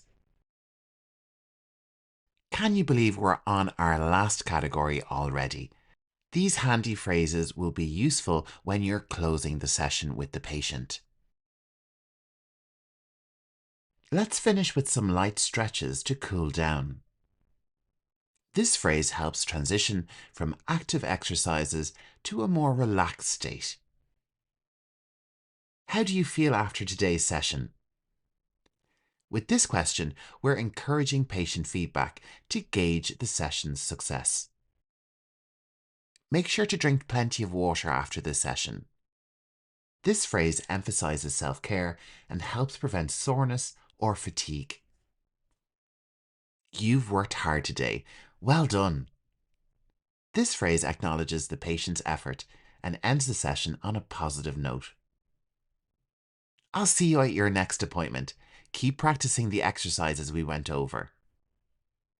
This is a great way to reinforce the importance of consistency in the patient's progress. You're making great progress. We'll build on this next time. With this sentence, we set a positive tone for future sessions. Don't hesitate to reach out if you've any questions before your next appointment. This phrase encourages ongoing communication and trust. You should be proud of the effort you put in today. This phrase ends the session on an uplifting note, fostering confidence. Consistency is key. Keep up the good work. With this sentence, we encourage the patient to stay committed to their recovery. Take care, and I'll see you next time. This is a friendly and professional way to close the session. Well done, and thank you for watching this lesson on English for Physical Therapists. I hope these 50 essential phrases will help you feel more confident in your patient communication and make a real difference in your daily interactions. If you're a student member, don't forget to download the guide that comes with the lesson. It includes everything we covered today, plus 2 exercises to practice the phrases and a glossary of key physical therapy terms. Repetition is key, so I recommend using the guide alongside the video to reinforce your learning. To join my student membership, click the link in the video description. If you enjoyed this lesson or found it helpful, please let me know in the comments. I'd also love to hear about your experience. Have you tried any of these phrases with your patients yet? For more healthcare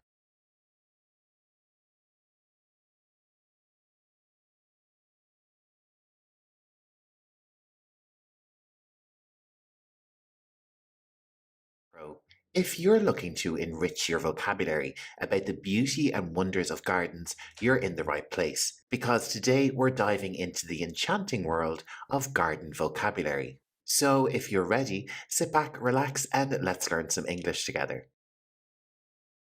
First up, we have the word shed. A shed is a small, often simple structure typically found in gardens. It's used for storing gardening tools, equipment, and other supplies.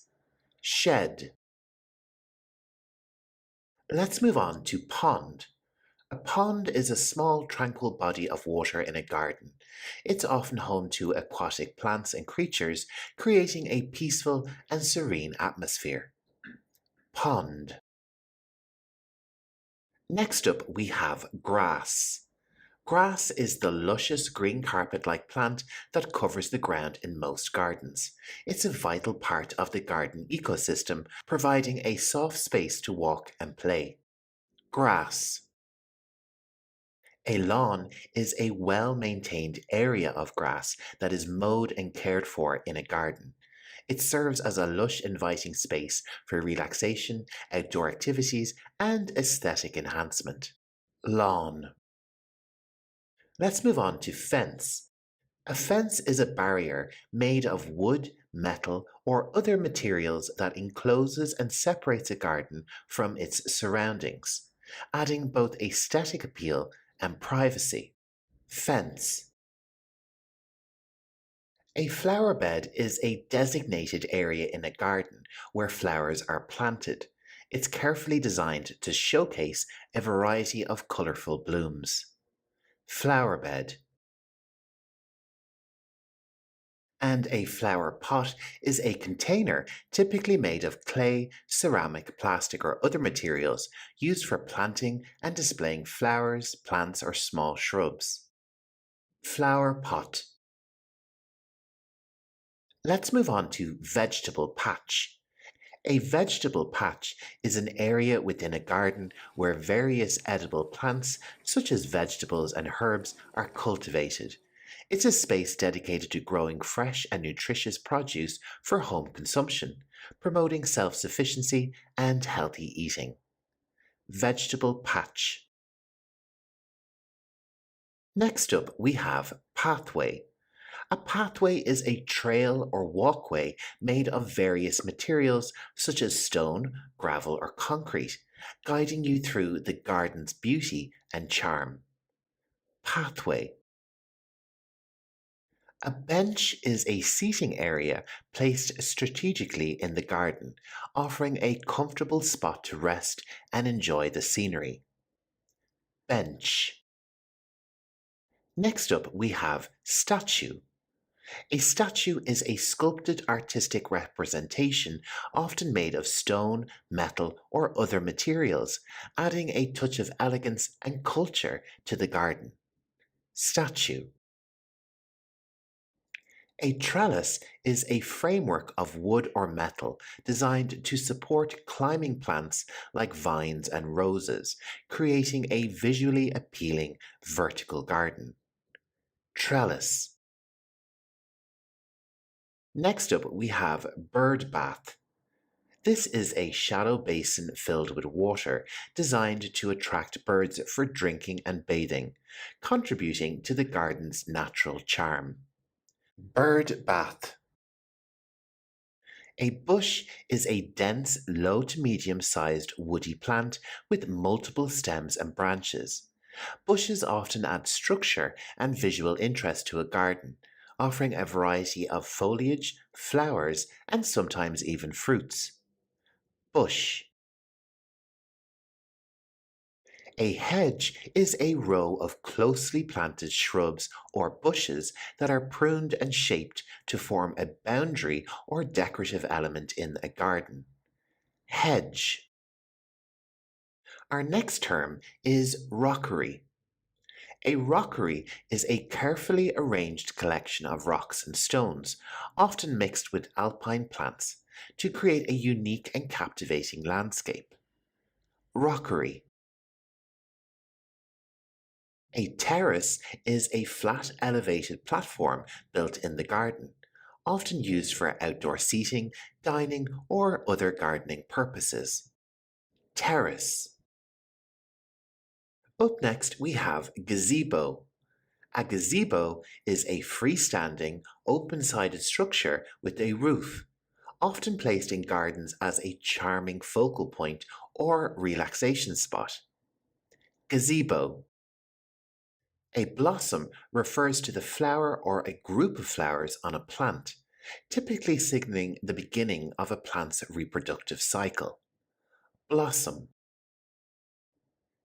Next up, we have a tree. And of course, a tree is a perennial woody plant characterized by a single main stem or trunk which supports branches and leaves. Tree. And a fruit tree is a tree that produces edible fruits such as apples, oranges, cherry, or peaches. These trees are cultivated in gardens for their delicious and nutritious harvest. Fruit tree. And there you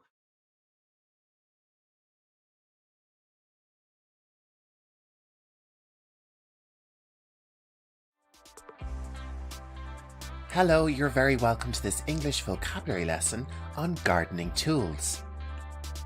First up, we have watering can. Repeat after me. Watering can. Our next word is axe. Repeat after me. Axe. Gardening gloves. Repeat after me. Gardening gloves. Our next tool is called a rake.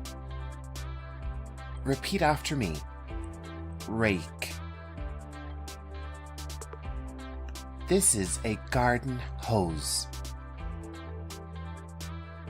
Garden hose. Our next word is wheelbarrow. Repeat after me. Wheelbarrow. Up next, we have bucket. Repeat after me. Bucket. Our next tool is used to cut the grass. Lawn mower. Repeat after me. Lawn mower. Next up, something to feed the grass. Sprinklers.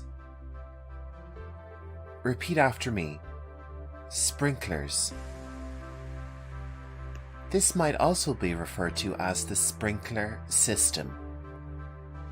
Sprinkler system. Our next word is trowel. Repeat after me. Trowel. Our next tool is called the pruning shears. Pruning shears. And a bigger version of this is called the hedge shears. Hedge shears. Our next word is boots. Repeat after me. Boots. If you are enjoying learning lots of new words, why not check out my vocabulary lesson on the house? The link is on screen now. Okay, let's get back to our vocabulary on gardening tools. Our next word is pitchfork. Repeat after me. Pitchfork. And up next is shovel. Repeat after me. Shovel. In American English, our next tool is called a weed whacker. Weed whacker. And in British English, a line trimmer. Repeat after me. Line trimmer. Up next, we have something you will find in nearly every garden. Flower pot. Repeat after me. Flower pot. Our next word is shed. Repeat after me. Shed.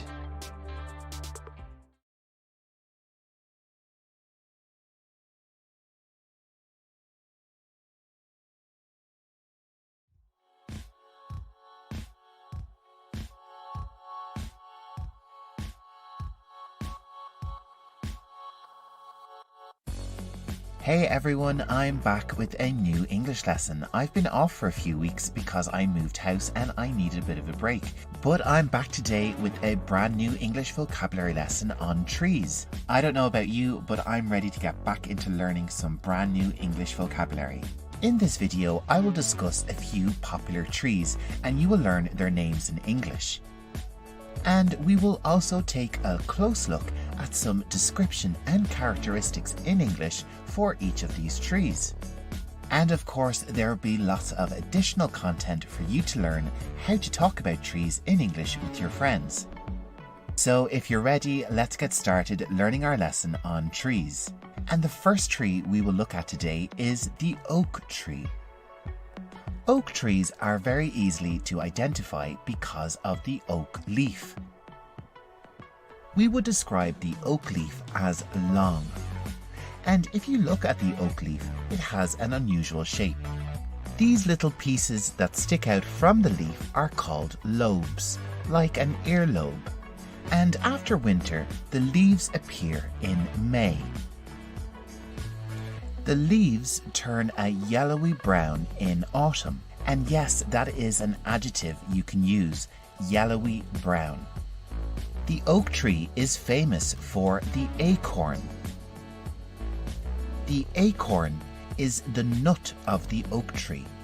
The seed of the oak tree is inside the acorn. The oak tree is one of the most loved trees in the world. But why is this? The oak is often associated with honor, nobility, and wisdom due to its size and longevity. Let's move on to our next tree, which is the willow. The leaves and branches of the willow are elongated. This adjective means really long.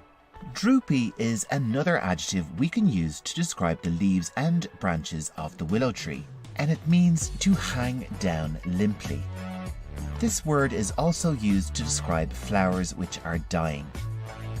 And because of the way the willow tree droops, it is called the weeping willow sometimes.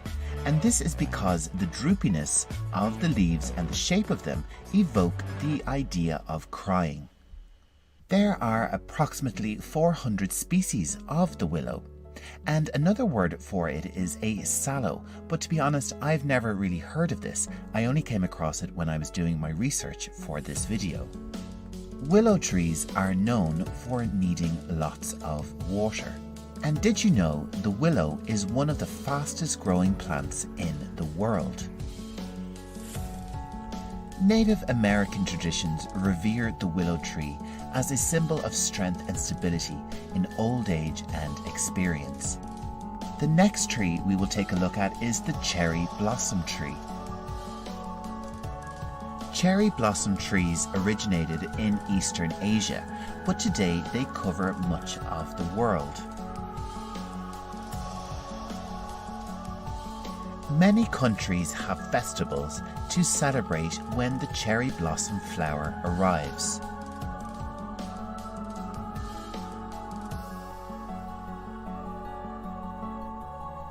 The cherry blossom flower is the national flower of Japan and is a symbol of renewal and hope. You could say that there are many traditions associated with the cherry blossom tree. Let's take a closer look at this word tradition. It means a belief or behavior passed down within a group or society. It usually has symbolic meaning or special significance with origins in the past. A Christmas tree is another tradition which is associated with trees. When it comes to the Christmas tree, the tree that is used is usually a Norway spruce. And like the willow tree, the spruce is a fast-growing tree. The spruce has a lifespan of over 220 years. Let's take a closer look at this noun, lifespan. It describes the length of time for which a person or animal lives, or a thing functions. The Norway spruce is commonly used for its timber, Now, what is timber? Timber is wood prepared for use in building and carpentry. In the United States and Canada, timber is referred to as lumber. And from lumber, we have lumberjack. A lumberjack is a person who fells trees, cuts them into logs, or transports them to a sawmill. Now, a lumberjack works in logging, and logging is the activity or business of felling trees and cutting and preparing the timber. Okay, it's time to move on to our next tree, which is the maple tree. And the maple tree has very strong associations with the country of Canada. The maple tree is a national symbol of Canada. It is even on their national flag. But there is an additional reason why the maple tree is so important to Canadians. The sap of the maple tree is used to make maple syrup. Now, the word sap is an English word which means the fluid which circulates in a tree, which provides water and dissolves sugars and mineral salts. And the special sap of the maple tree is used to make maple syrup, which is everyone's favourite pancake topping. Okay, let's move on to our next tree, which is the palm tree. You may be tempted to not pronounce the L, but I can assure you, you do pronounce the L. It's very soft, but it is there. Palm tree. There are around 2,600 species of palm tree, and their history with humans goes way back. Humans cultivated the date palm tree over 5,000 years ago. Let's take a look at this word cultivate. It means to raise or grow plants, especially on a large scale for commercial purposes. But as a verb, you can use it yourself. I cultivate plants in my back garden. Palm trees produce a lot of useful products like palm oil, which is used in food manufacturing and in lots of different industries. One of the most famous products of palm trees is the coconut, which in itself has many uses, and many products are made from it, like butter, milk, beauty products, cocktails, and lots more. Okay, let's move on and have a look at some more additional English words you may use when you're talking about trees. First up, we have the word forest. A forest is a large area covered chiefly with trees and undergrowth. Another key characteristic of a forest is that it is easy to walk through, because if it is difficult to walk through, it might be called a jungle. The definition of jungle is an area of land overgrown with dense forest and tangled vegetation, typically in the tropics. So a jungle is difficult for humans to get through. Another word which is useful to know is rainforest. Now, what is the difference between a rainforest, a forest, and a jungle? So a rainforest is a lush, dense forest, rich in biodiversity, found typically in tropical areas with consistently heavy rainfall. So to me, it sounds like a rainforest is kind of between a forest and a jungle, but with lots more rain. When any of these areas with trees are removed, we call this activity deforestation. The full definition.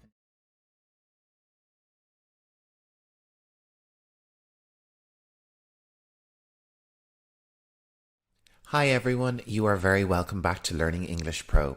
In this video, I will be covering the common names of trees in English. Get ready for lots of familiar words and some strange and unusual vocabulary, and of course, as usual, clear and concise pronunciation. So get ready to learn some English like a pro, and let me know in the comments what your favourite tree is, and please don't forget to check out the huge English word list below so that you can practice and refine your English conversation and reading skills. Our first tree is weeping willow. Weeping willow. Repeat after me. Weeping willow.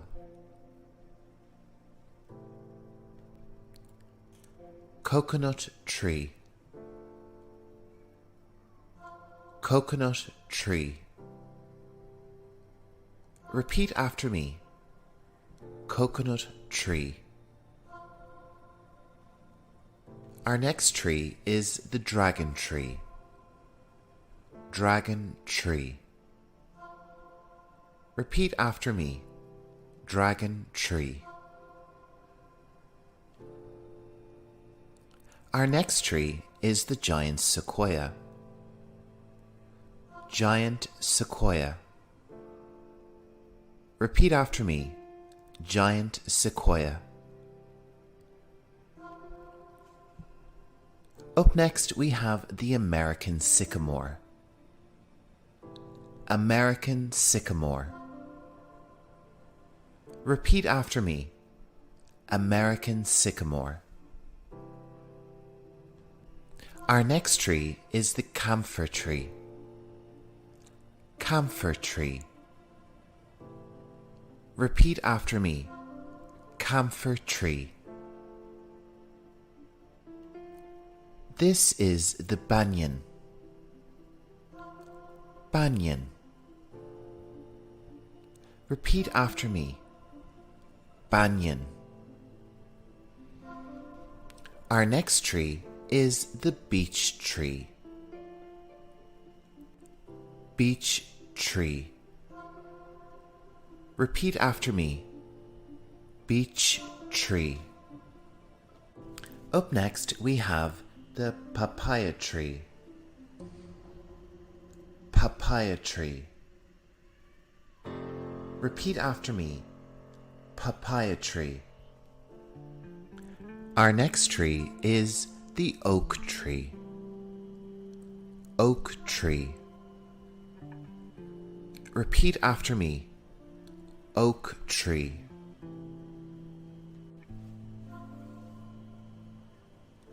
Up next we have the ginkgo biloba.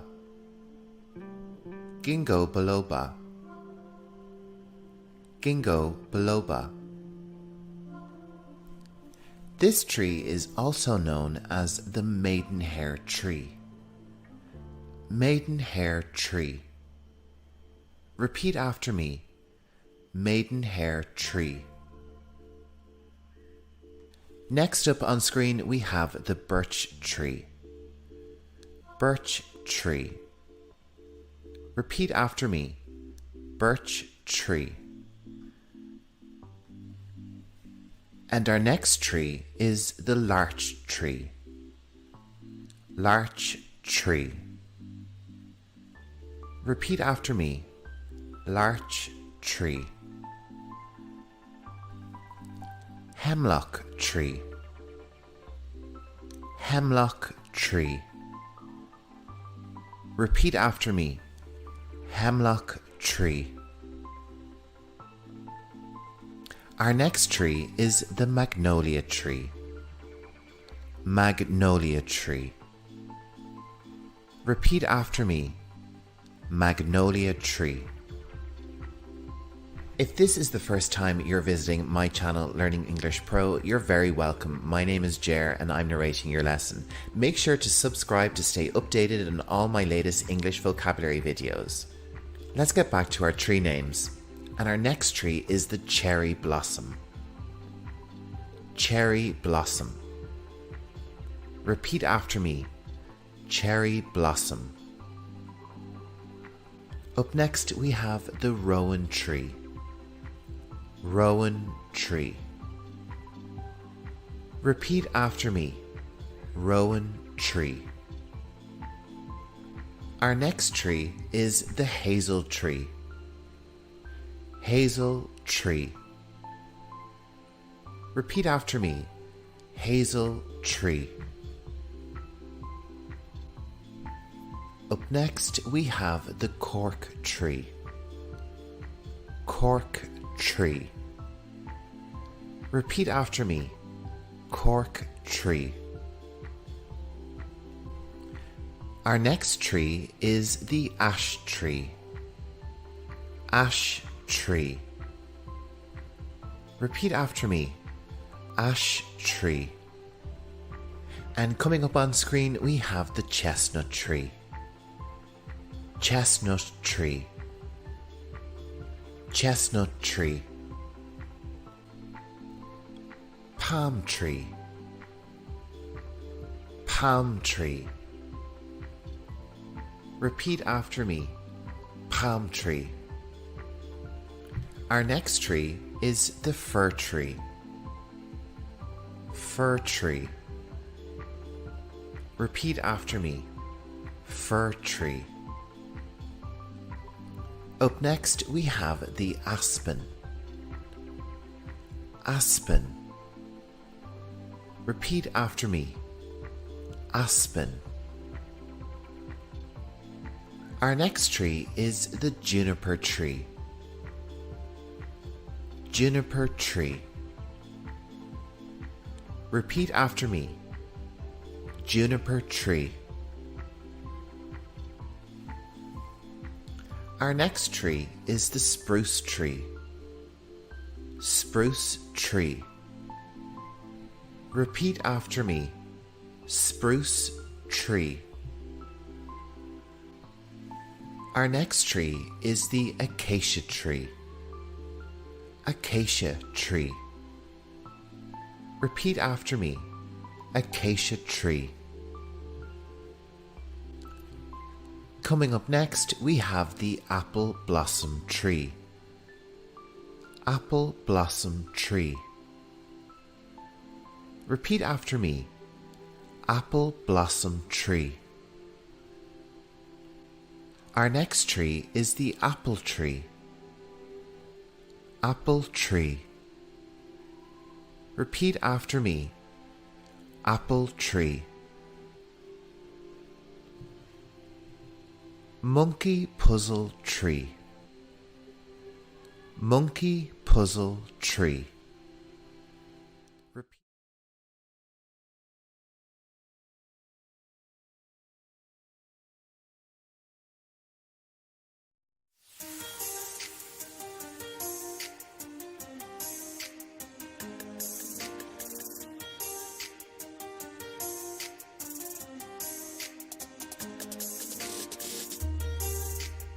Hello, you're very welcome to this English vocabulary lesson where we will take a look at the world's most popular flowers and cover their name and pronunciation in English.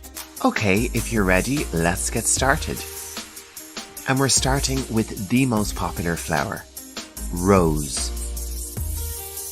Repeat after me, rose. Our second flower is tulip. Repeat after me, tulip.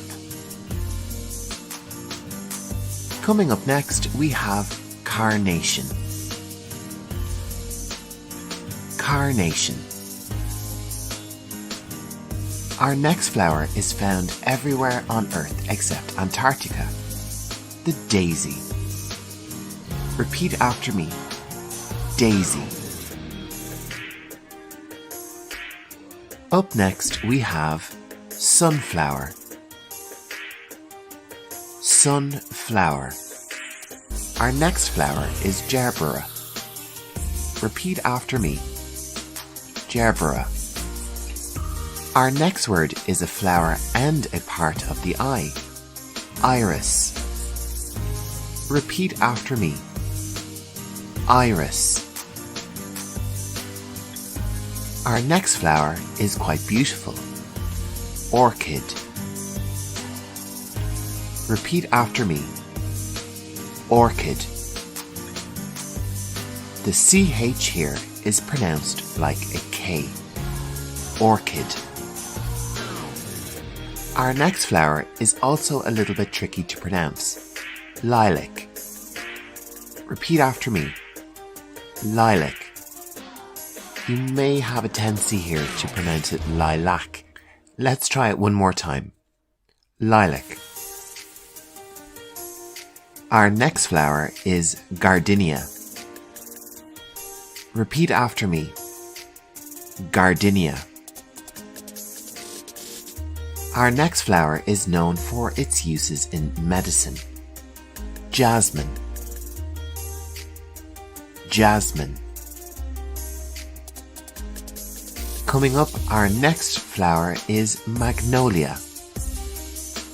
Repeat after me. Magnolia. Our penultimate flower is the hyacinth. Repeat after me. Hyacinth. Our last flower is also the longest to pronounce. Lily of the valley. Repeat after me.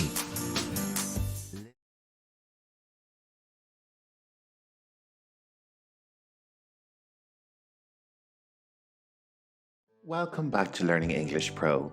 In today's video, we're going to explore the fascinating world of houseplants. I'll be showing you the top 12 most popular houseplants around the globe, and I'll provide you with their common English names and some interesting facts about each one. So if you're ready, let's get started. First up, we have the ficus, commonly known as the rubber plant. It's a popular choice due to its glossy, thick leaves and air-purifying qualities. The ficus is native to Southeast Asia and is known for its resilience in different environments. Next up, we have the monstera, also known as the Swiss cheese plant. Its iconic perforated leaves give it a unique and attractive appearance. Interestingly, the holes in its leaves are thought to help it withstand strong winds and rain in its natural habitat. Now we have the snake plant, known for its vertical sword-like leaves. This plant is practically indestructible and is an excellent air purifier, making it a great addition to any home.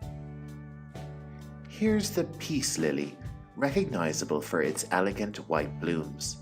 Not only is it a beautiful houseplant, but it also helps improve indoor air quality by filtering out common pollutants. The spider plant is a popular choice for beginners. It's characterized by its arching, grass-like leaves with baby spiderets that dangle from the mother plant. These baby spiderets can be propagated to create new plants. Aloe vera is known for its medicinal properties, especially for soothing burns and skin irritations. Apart from its healing qualities, this succulent has a striking appearance with fleshy pointed leaves.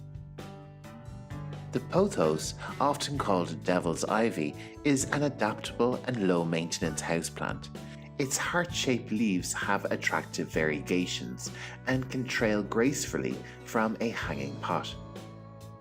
Up next, we have the ZZ plant, a hardy and resilient plant known for its glossy dark green leaves. It thrives in low-light conditions and is ideal for those who don't have a green thumb. The Boston fern is a classic choice for adding a touch of greenery to any space. Its feathery, arching fronds create a lush and vibrant look, making it a favorite in many households. The Chinese evergreen is prized for its striking foliage, featuring a mix of green and silver patterns. It's a versatile plant that can thrive in various light conditions and prefers low humidity. The philodendron is a popular trailing plant with heart-shaped leaves. It's easy to care for and can add a touch of lushness to shelves, cabinets, or hanging baskets. The yucca is a visually striking plant with tall sword-like leaves and a unique architectural appearance. It's native to arid regions and can tolerate dry indoor environments.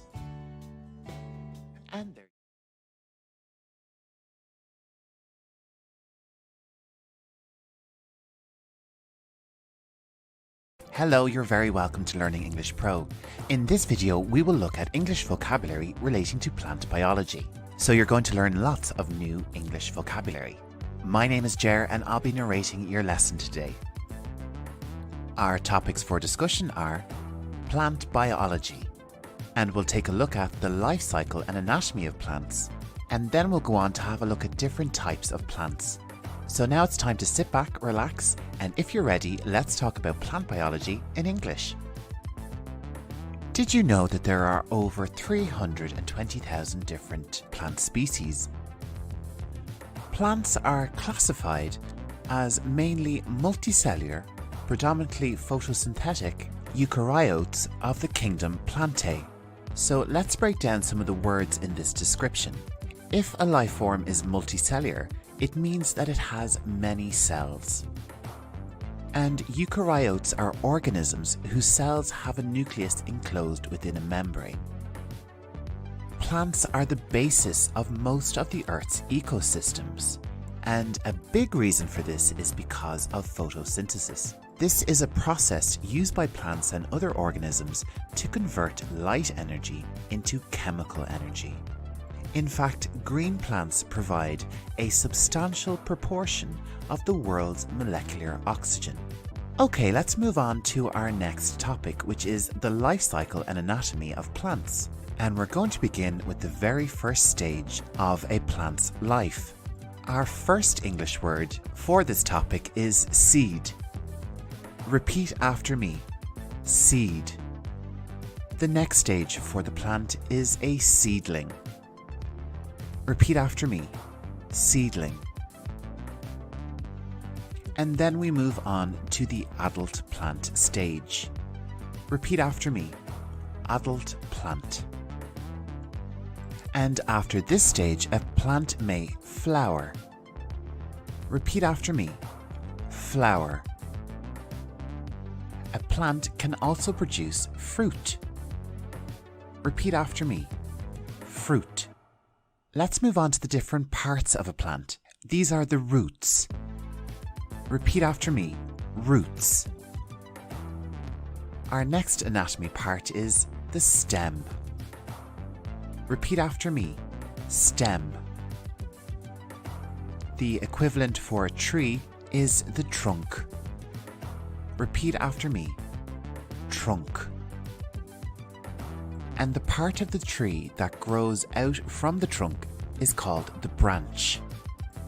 Repeat after me. Branch. And an even smaller part that grows from a branch is called a twig. Repeat after me. Twig. The equivalent for a plant is a shoot.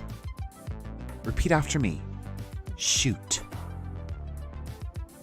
Our next word is leaf, which is singular. Repeat after me. Leaf. This is the plural form, leaves. Repeat after me. Leaves. We have already had the word flower, but a flower grows from a bud. Repeat after me. Bud. To describe a piece of grass, we use the word blade, or we would say a blade of grass. Repeat after me.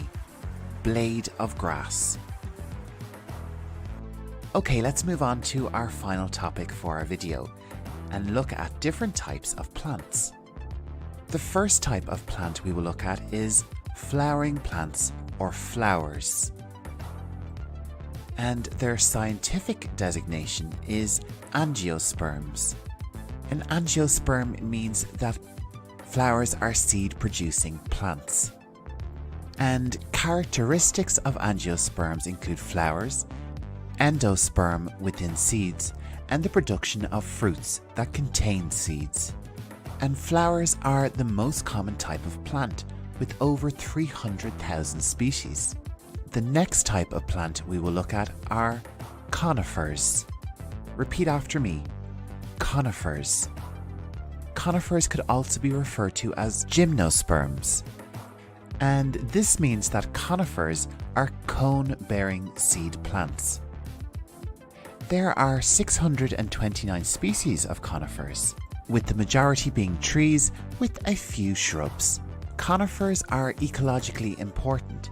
They are the dominant plants over large areas of land across the globe. The next type of plant we will look at are ferns. Repeat after me. Ferns. Ferns are really interesting because they reproduce via spores and have neither seeds nor flowers.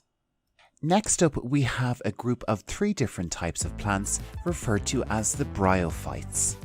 And our first one is moss. One more time. moss. Next up, we have hornwort.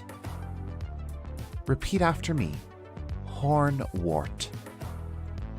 Next up, we have liverwort. Repeat after me, liverwort. These all look quite similar, but there are definite distinctions between them. Bryophytes as a group are the simplest plants that grow on land, and they do not have any true leaves, flowers, or roots. The final type of plants we'll look at today are green algae. There are at least 16 species of green algae. And green algae are really a diverse species. As a species, green algae can range hugely in size.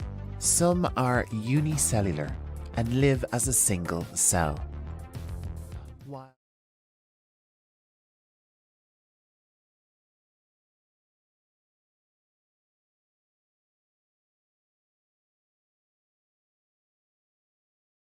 Hello and welcome back to Learning English Pro. My name is Jer, your online tutor and guide. In today's lesson, we are taking a tour of money and finance English vocabulary in a masterclass from Learning English Pro. In this lesson, you'll transform your English skills through a series of engaging and informative lessons on financial terminology and concepts. So, whether you're starting out or looking to refine your expertise, this masterclass has something for everyone. In our first lesson, we're going to take a look at some basic money vocabulary. So get ready for lots of useful English learning and don't forget to subscribe. Money is at the center of almost every aspect of our lives. In English, we say, money makes the world go round. Another word for money you may hear is cash, and this usually refers to physical money. You might hear someone say, I have some cash in my pocket. Cash can also refer to small amounts of non-physical money. You could hear someone ask, can you transfer some cash to my bank account, please? Physical cash money comes in two different forms, coins and banknotes. However, becoming more common is credit cards and debit cards. We will take a look at debit cards later, but for now I want to focus on this important word, credit. The definition of credit is the ability of a customer to obtain goods or services before payment, based on the trust that payment will be made in the future. Another way to talk about credit is to say that it is money that you borrow and are usually charged interest on. But what is interest? Interest is the charge for the privilege of borrowing money. The amount of interest charged is usually called the interest rate. Something which you are commonly charged interest on is called a loan. A loan is a sum of money that is expected to be paid back with interest. Let's use some of these words in a sentence. We needed some credit, so we got a loan from the bank with a good interest rate. So what kind of loans can you take out from the bank? Let's have a little look at 3 types of loans you may commonly take out in your lifetime. When you need a loan to buy a house, we call this loan a mortgage. The T is silent. Mortgage. Another common loan is a student loan. And many people get a car loan to purchase a new car. When people have a lot of money, we have certain words we use to describe them, like wealthy or rich. Or you can say someone is very well off. When you have lots of money, you can buy lots of expensive things. And in English we say that the wealthy have comfortable lives. But we all need to ask, can money buy you happiness? If you don't have a lot of money, you might be described as poor or broke, or someone might say that you are badly off. People who don't have much money might have to live on a budget. and they may have stressful lives, which can affect health and well-being. Okay, let's move on and have a look at some new different words for money and how we may use them. A word I'm sure everyone around the world knows very well, tax, and this is the money that you pay to the government, and you pay it on goods, services, profits, and income. Our next word is donation, and this word describes money you give to charity.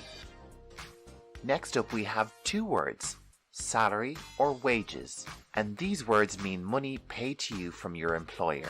It is usually paid weekly or monthly, and if you work hard you may get a bonus. This is an additional payment from an employer for good performance. And in Western culture, it is quite common for your employer to give you a Christmas bonus.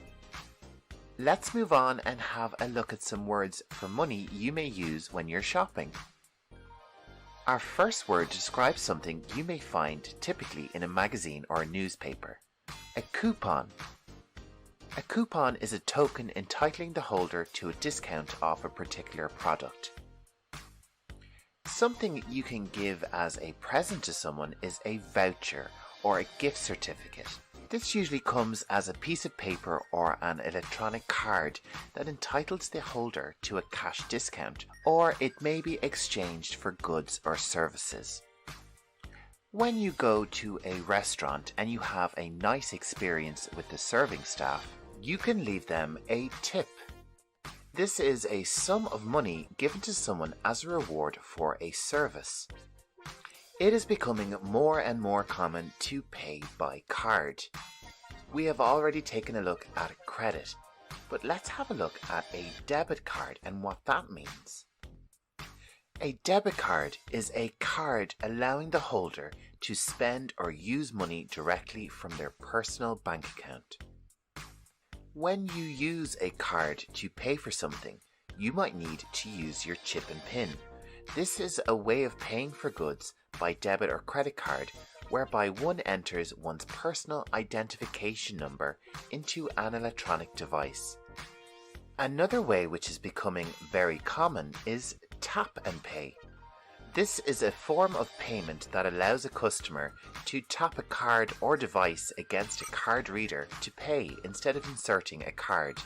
And by device we usually mean a phone or maybe even a watch. Can you believe that brings us to the end of our vocabulary lesson?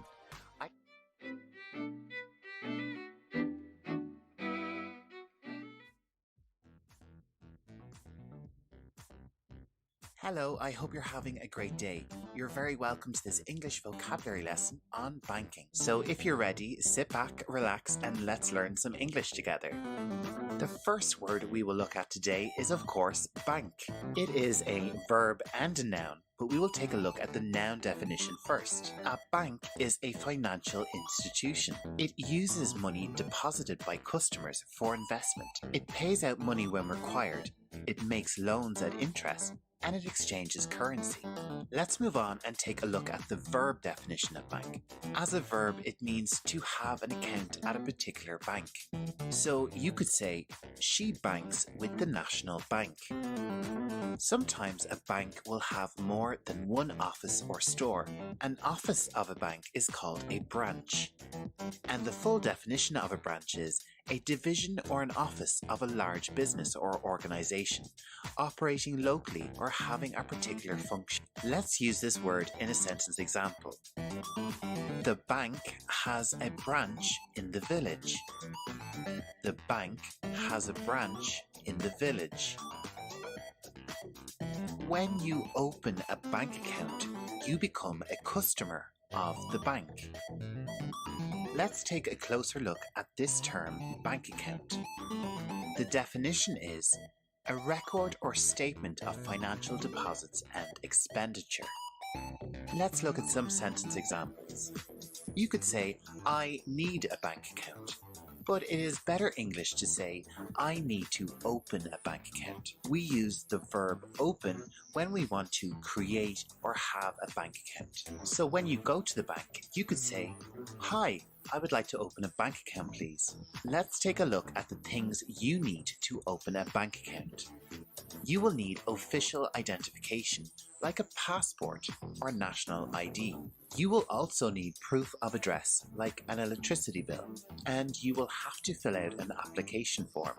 Once you have completed your application and you get your bank account, one of the first things you will receive is a debit card.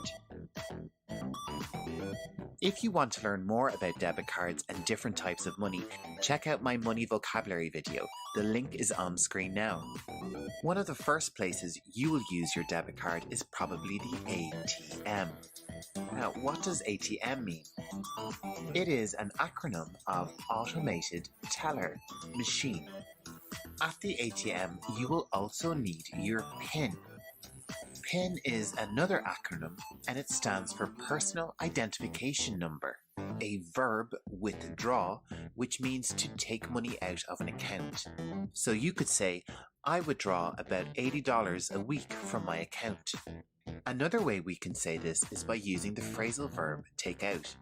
I need to take out some money from the ATM. Let's move on to our next word, which is the opposite of withdrawal, lodgement. And this noun means the action of putting money into your bank account. Let's use it in a sentence example. Hello, I would like to make a lodgement, please. This is something that you can say at the desk in the bank.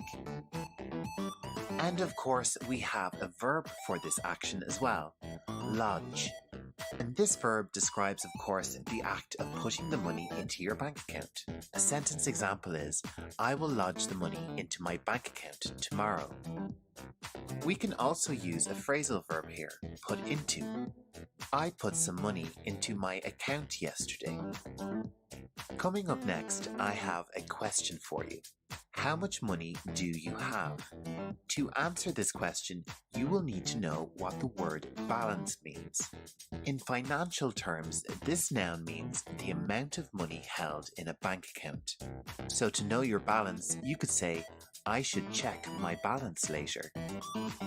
If you don't have very much money, you could say, my bank balance is very low. Or if you have lots of money, a nice way to say it is, my account balance is pretty healthy. There are so many banking terms that I couldn't fit them all into this video, so I've decided to make another video on banking terms. Our first banking term is credit transfer. And this is a direct payment of money from one bank account to another. Let's take a look at an example conversation. Can you send me the money by credit transfer? And the reply could be, I will transfer the money to your account straight away. Our next banking term also involves money leaving your account, direct debit. And the definition is an arrangement made with the bank that allows a third party to transfer money from a person's account on agreed dates, typically in order to pay bills. Let's take a look at an example sentence. I pay my phone bill by direct debit every month. One more time. I pay my phone bill by direct debit every month. Our next banking term is standing order. And this is an instruction to a bank by an account holder to make regular fixed payments to a particular person or organization. You could say, I organized a standing order with my bank to pay my rent every month. Next up, I have a question for you. What are bank charges? Not sure? Well, to make a profit and pay operating expenses, banks typically charge for the services they provide. Let's take a closer look at this word charge, which is a noun, and the definition is a price asked for goods or services. A sentence example is, I get a lot of bank charges on my account. Something you may receive a bank charge on is an overdraft. This is a shortfall in a bank account caused by drawing more money than the account holds. When you are low on money in your account, some banks will allow you to spend more money than you have. When you have a balance of less than zero, we call this a minus amount. A sentence example could be, I have an overdraft on my account at the moment. Or we could use the adjective overdrawn. I am overdrawn on my bank account at the moment. Something else you can say is, I paid off my overdraft last week. Here we are using the phrasal verb paid off.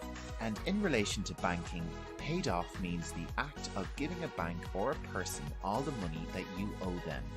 Something else you could pay off is a loan. A loan is a thing that is borrowed, especially a sum of money that is expected to be paid back with interest. A sentence example is, I got a loan from the bank so I could go on a dream vacation. We can also use the verb to borrow. I borrowed some money from the bank so I could go on vacation. With bank accounts, there are generally two different types, a savings account or a checking account. A checking account is what they call it in America, and in British English it is called a current account. Let's take a closer look at a savings account. The definition is a bank account where you save your money. You could also say that savings accounts are designed for earning interest on your money. Now, I've just mentioned three important words, savings, save, and interest. So let's take a closer look at save first, and we'll come back to the other two. Save is a verb, and it means to keep and store up something, especially money, for future use. In a sentence example, we could say, I save my money in my savings account every month. Let's move on to our next word, which is saving. This is the gerund or present participle tense of the verb save. As an example, we could say, I am saving my money.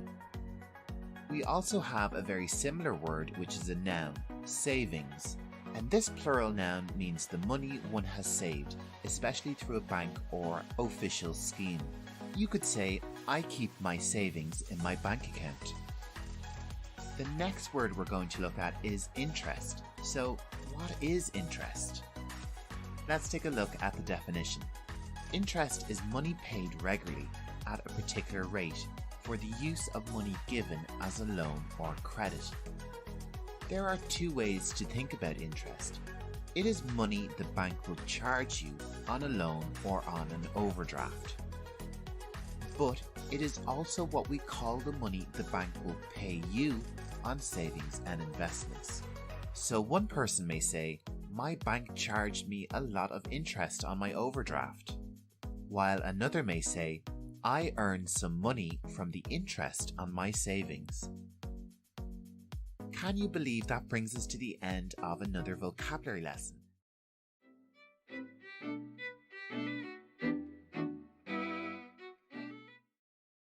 Welcome back to Learning English Pro. In this video, we are back with more financial English, this time with a focus on credit cards and an extensive and detailed English glossary on common terms and vocabulary associated with billing, interest rates, and using a credit card. So if you're ready, it's time to sit back, relax, and let's learn some English together. Our first term is card holder. Card holder. Let's take a look at the definition. A card holder is a person who has a credit card or debit card. Let's use it in an example sentence. I am a card holder and it is okay to charge my card for this purchase.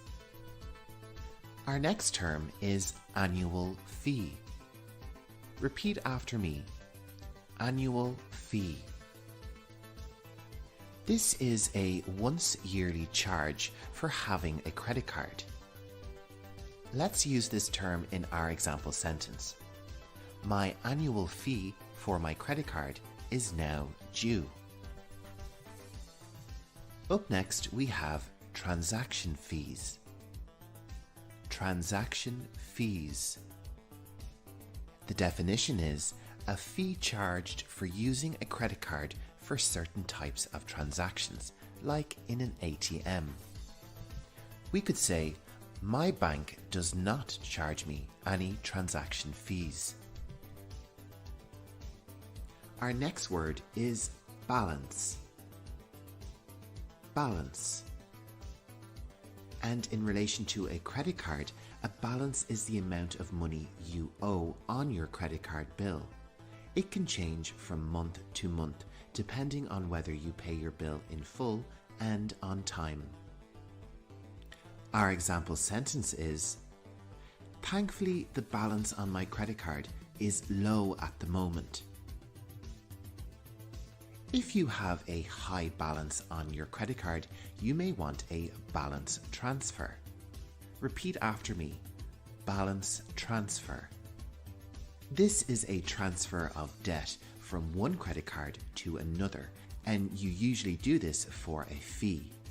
Our example sentence is, I need a balance transfer to get my debt under control. Up next, we have the term credit limit. Repeat after me. Credit limit.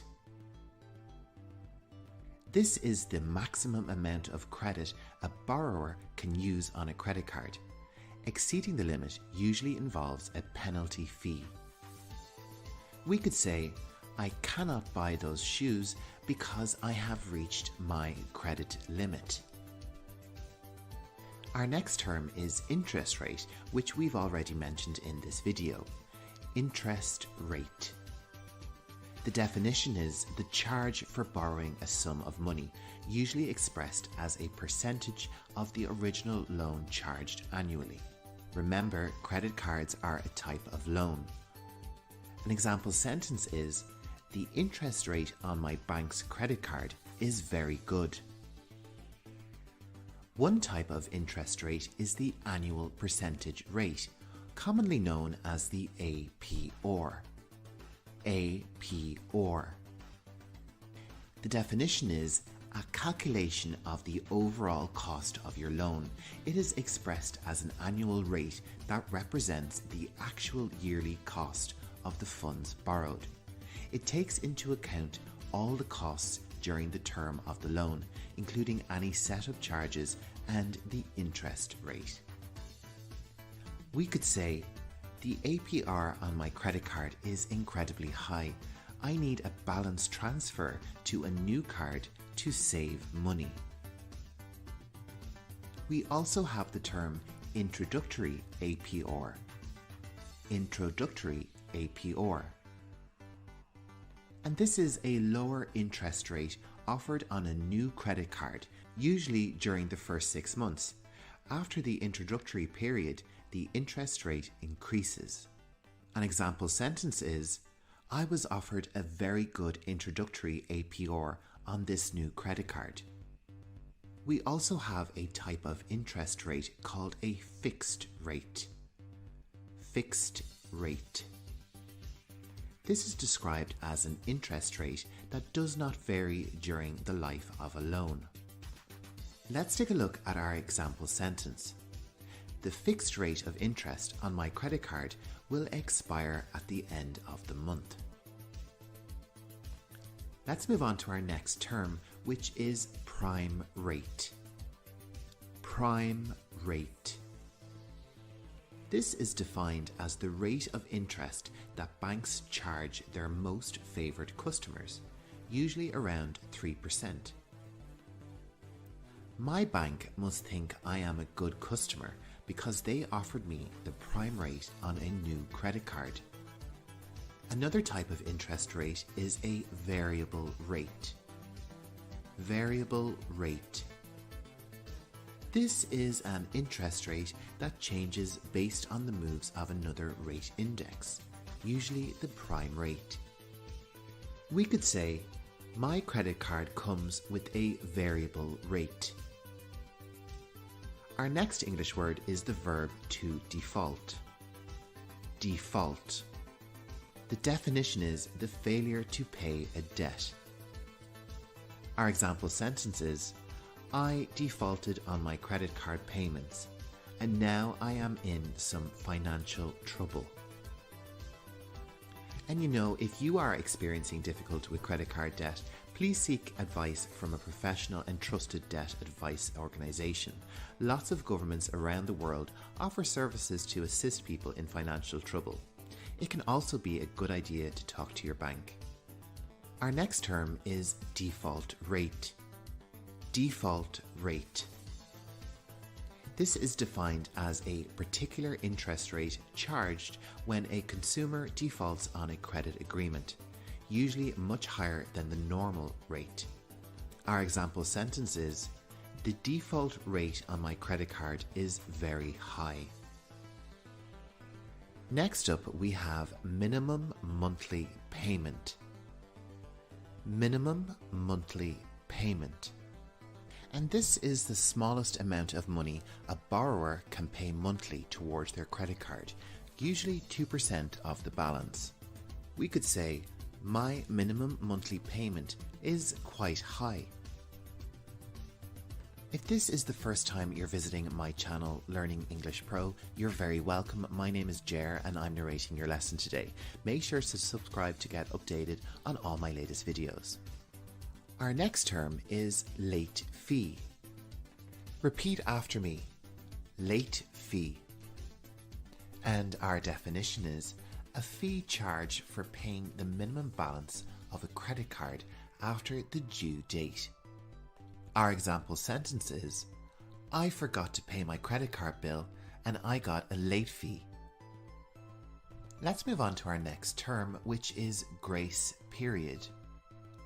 Grace period.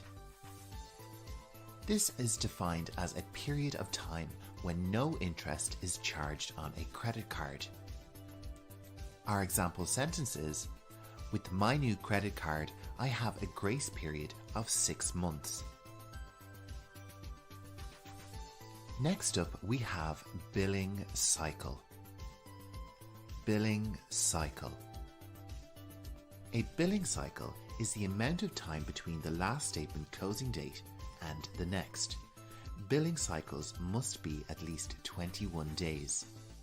We could say, the billing cycle for my credit card seems to come around very quickly.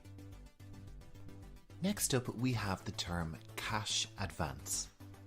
Repeat after me. Cash advance. When you withdraw money from your credit card account, it is known as a cash advance. Card issuers typically limit the amount of money you can withdraw to a portion of your total credit limit and charge high interest rates and fees on the withdrawal, making cash advances costly. I used my credit card at the ATM and got a cash advance. And that brings us to the end of our lesson on credit card English vocabulary. In this video, you will learn about different types of insurance in English. Okay, it's time to begin our lesson. And first up, let's ask, what is insurance? Or how do we define insurance? We could say insurance is a way to protect oneself or an organization from financial loss. We could also say that insurance is a type of risk management. Insurance is generally provided by an insurance company or an insurance broker, and we could call either of these types of entities an insurer. One of the first types of insurance many people get is car insurance. This can also be called motor insurance. In American English, it can be referred to sometimes as vehicle insurance.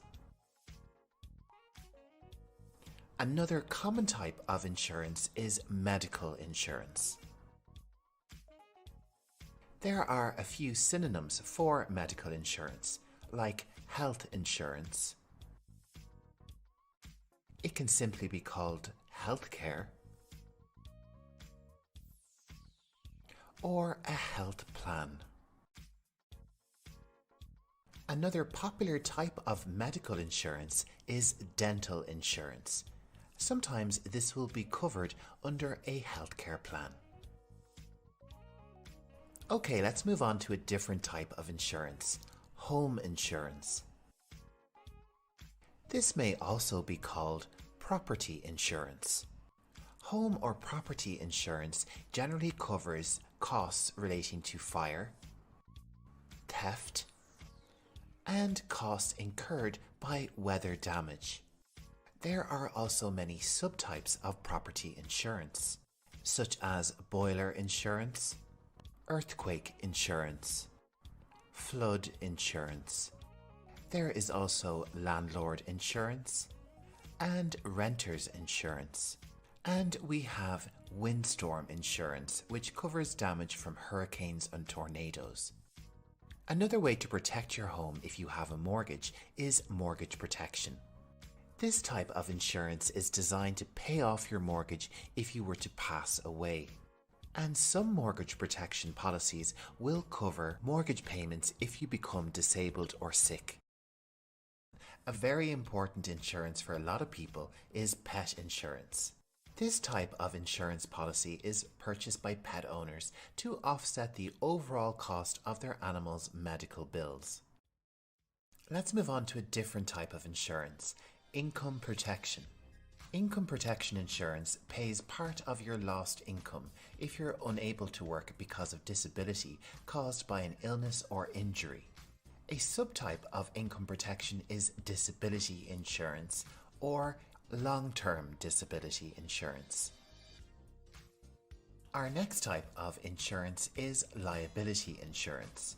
This term refers to an insurance product that provides an insured party with protection against claims resulting from injuries and damage to other people or property.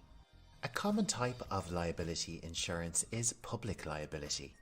This covers the cost of claims made by members of the public for incidents that occur in connection with business activities.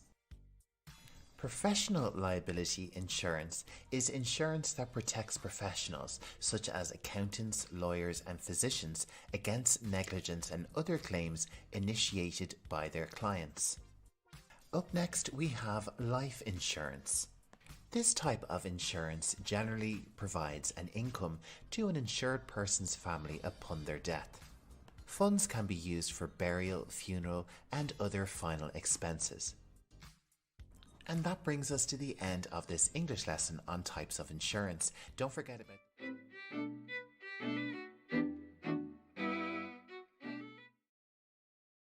Hello there, English learners. Welcome back to Learning English Pro. Today we're diving into an essential topic for anyone planning to rent in the USA.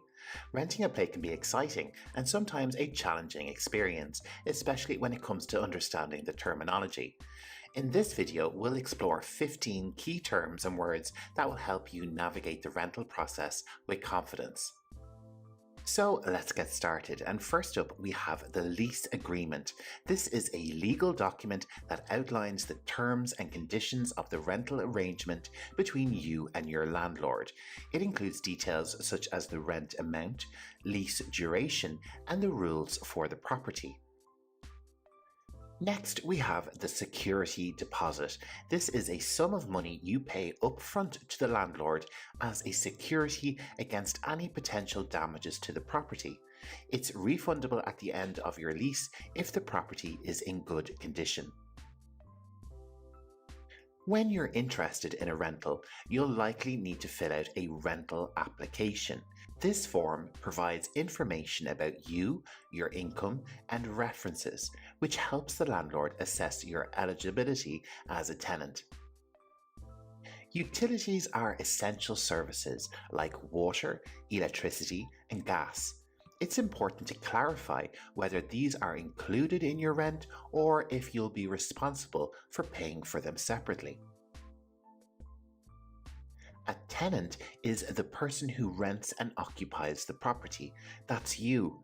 Remember, as a tenant, you have rights and responsibilities outlined in the lease agreement. Your landlord is the property owner who is renting out the place to you. They're responsible for maintaining the property and addressing any issues that arise during your lease. The rent due date is the day each month when your rent payment is due. Make sure to pay on time to maintain a good relationship with your landlord. If something in your rental needs fixing, you can submit a maintenance request to your landlord, and they'll arrange for repairs to be made. Subletting is when a tenant rents out their rented space to another person. However, this usually requires permission from the landlord. Eviction is the legal process of removing a tenant from a property. It usually happens when a tenant doesn't follow the terms of the lease. When you move into a new place, it's wise to conduct a move-in inspection. This involves noting down any existing damages or issues in the property to avoid disputes later. As your lease term ends, you might have the option for a lease renewal. This allows you to extend your lease for another period, often with updated terms. Before bringing a furry friend along, check the pet policy. This outlines whether pets are allowed, any restrictions, and potential fees. The term amenities describes extra features or facilities that a rental property might offer, such as a gym, a pool, or a laundry room. Last but not least, consider getting renter's insurance. This coverage protects your personal belongings in case of theft, damage, or other unexpected events. So there you have it. These are some of the key terms and words that will be incredibly useful as you navigate the world of renting in the USA. Remember, these terms will help you communicate effectively with landlords and make informed decisions. English Pro. Today we're delving into the world of investments, where we will break down different types of investments and explore the relevant vocabulary associated with each. And let's begin with stock market investments. A stock market, in brief, is a centralized marketplace where stocks are bought and sold by investors. Stocks, also known as equities or shares, represent ownership in a corporation or company. When you own a stock, you essentially own a portion of that company. Companies issue stocks to raise capital for various purposes, such as expanding their operations, investing in new projects, or reducing debt. Dividends are payments made by a corporation to its shareholders out of its profits or retained earnings. These payments are typically distributed regularly, often on a quarterly basis, as a way for the company to share its financial success with its investors. And a portfolio is the collection of stocks and securities owned by an investor. Let's move on to bond investments, which are known for their stability. Here are some relevant terms. Bonds are debt securities. This is where an investor loans money to an entity in exchange for periodic interest payments and the return of the bond's face value at maturity. The coupon rate is the interest rate that a bond pays annually, and the maturity date is the date when a bond's principal is due to be repaid. Now let's take a look at a category that encompasses both stocks and bonds, securities. These are financial instruments representing ownership or financial interest in various entities. They play a crucial role in investment markets, offering a wide range of opportunities for investors. Real estate investments involve properties, where you buy properties in order to generate additional income or capital. The term real estate means land and any property attached to it. A common way to gain income from real estate investments is rental income. This is money earned by leasing or renting out your investment properties.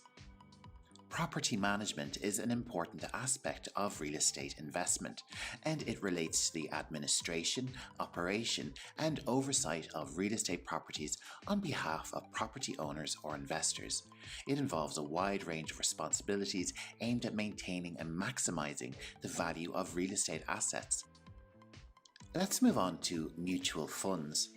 Mutual funds pool money from various investors to buy a diversified portfolio. Key terms include NAV or net asset value. This is the per share market value of a mutual fund.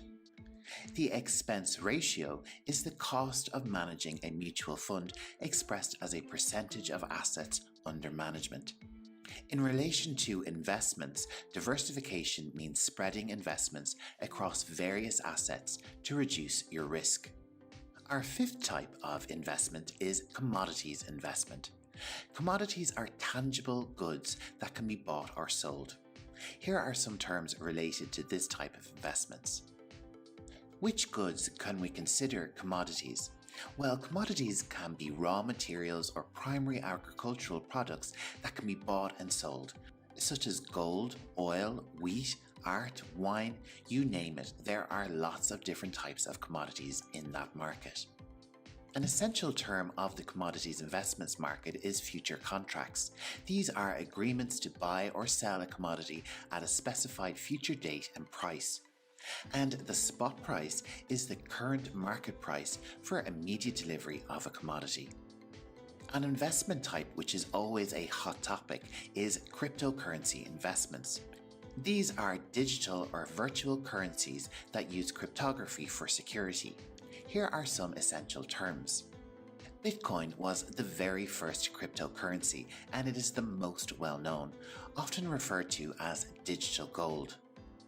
A crucial term for understanding cryptocurrency is the blockchain. This is a distributed ledger technology that underlies most cryptocurrencies. And if you have cryptocurrency, you're going to need a wallet. This is a digital tool for storing, sending, and receiving cryptocurrencies. Moving along to private equity investments. Private equity involves investing in privately held companies. And the investment management company that invests in private companies is known as a private equity firm. Venture capital is the funding provided to startup and small businesses in exchange for equity. And if you remember from earlier, an equity equals a share in the company. A leveraged buyout, or an LBO, is the acquisition of a company using significant amount of borrowed funds. Our final investment type is a hedge fund investment. Hedge funds are investment funds that employ various strategies to generate returns. Alpha is a measure of an investment's return relative to its risk. Short selling is the practice of selling borrowed assets with the hope of buying them back at a lower price. Our final term is high frequency trading, or HFT. This is a trading strategy that uses advanced algorithms for rapid buying and selling of assets. And that concludes our exploration of investment vocabulary. Hello and welcome back to Learning English Pro. In this lesson, we're going to take a look at vocabulary and terminology relating to economics. You'll learn 15 fundamental economic terms that will help you grasp the complexities of the financial world. And our first term is supply and demand. These are fundamental forces that dictate the prices of goods and services in a market. Supply refers to the quantity available, while demand represents how much people want it. Prices rise when demand exceeds supply, and prices fall when supply exceeds demand.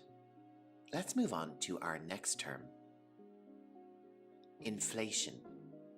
Inflation is the increase in the general price level of goods and services over time, resulting in the loss of purchasing power for a currency. It's measured by the Consumer Price Index, or the CPI, which we'll get into later. The opposite of inflation is deflation. This is where prices decrease over time. It can lead to reduced consumer spending and economic stagnation. Gross Domestic Product, or GDP, measures the economic performance of a country. It's the total value of all goods and services produced within a nation's borders in a given time period. A related term is GDP per capita. This is the average income of a country's citizens and is calculated by dividing the GDP by the population. It reflects the standard of living in a nation. Let's move on to our next term, fiscal policy. This involves government actions concerning taxation and expenditure to influence the economy. Governments use fiscal policy to stabilize economic growth, control inflation, and reduce unemployment. Another type of policy you may hear about in economics is monetary policy. This is the management of the money supply and interest rates by a central bank. It plays a crucial role in controlling inflation and maintaining economic stability. A recession is a significant decline in economic activity, often marked by reduced consumer spending, business investments, and high unemployment rates. A budget deficit happens when a government spends more money than it collects in taxes. It's usually funded by borrowing, leading to national debt. A trade balance refers to the difference between a country's exports and imports. A trade surplus happens when a country exports more than it imports, while a trade deficit is the opposite. Let's move on to look at different types of economies. A market economy is where prices are determined by supply and demand, and private individuals and businesses make most of the economic decisions. A mixed economy combines elements of both free market capitalism and government intervention. Governments regulate certain industries and provide essential services. Our next term is opportunity cost. This is the value of the next best alternative that must be forgone when a decision is made to allocate resources to one option instead of another. The Consumer Price Index, or CPI, measures changes in the cost of a basket of goods and services over time. It's used to gauge inflation and cost of living adjustments. Our final term is entrepreneurship. This involves identifying business opportunities, organizing resources, and taking risks to create and operate successful enterprises.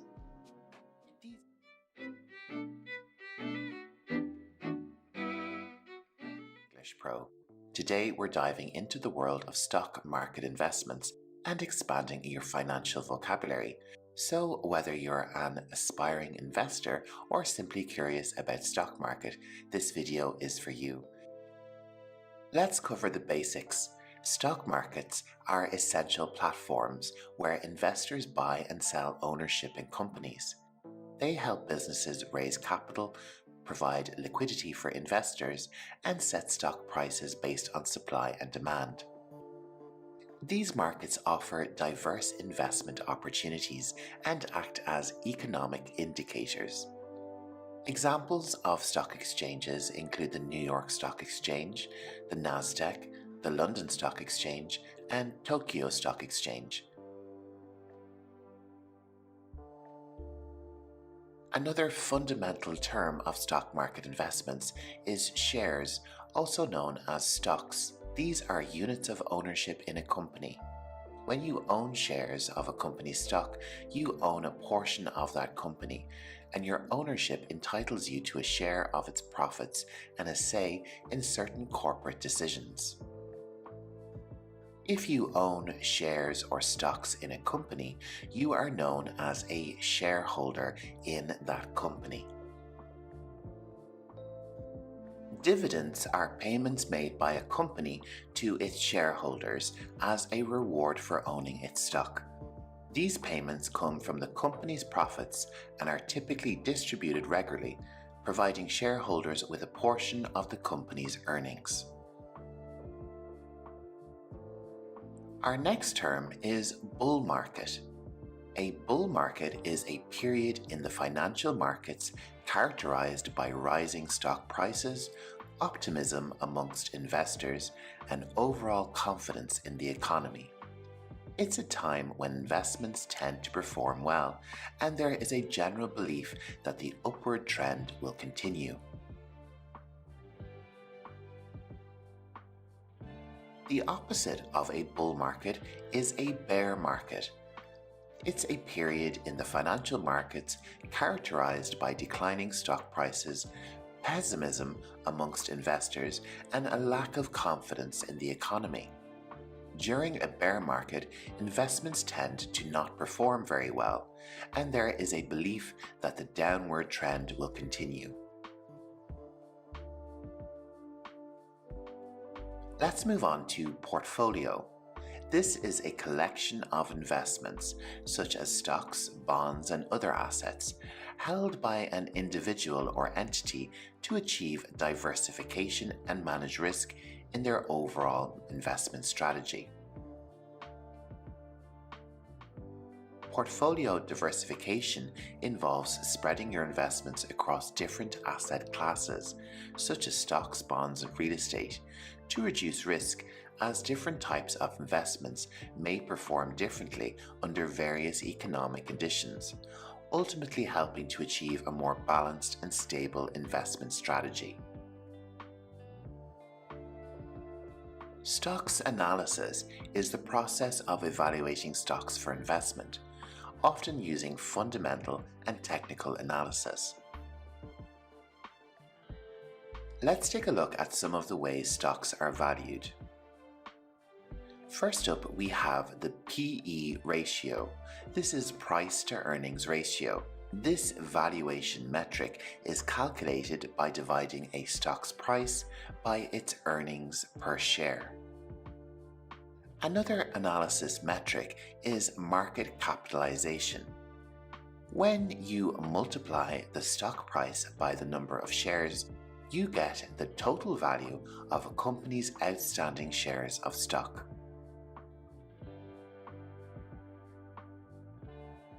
Next up, we have some trading terminology. Blue chip stocks are stocks of large established companies with a history of stable performance. Day trading is the practice of buying and selling stocks within the same trading day. Let's move on to our next term, which is bid and ask prices. The bid price is the maximum price a buyer is willing to pay for a stock, while the ask price is the minimum price a seller is willing to accept.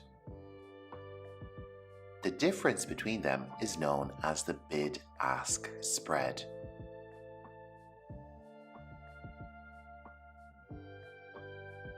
The term volume refers to the total number of shares traded in a specific stock or the entire market within a given time frame. It can indicate the level of interest and liquidity in a stock.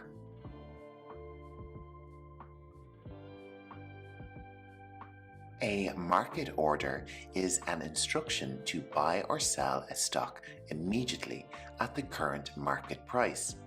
It guarantees execution, but may not guarantee a specific price.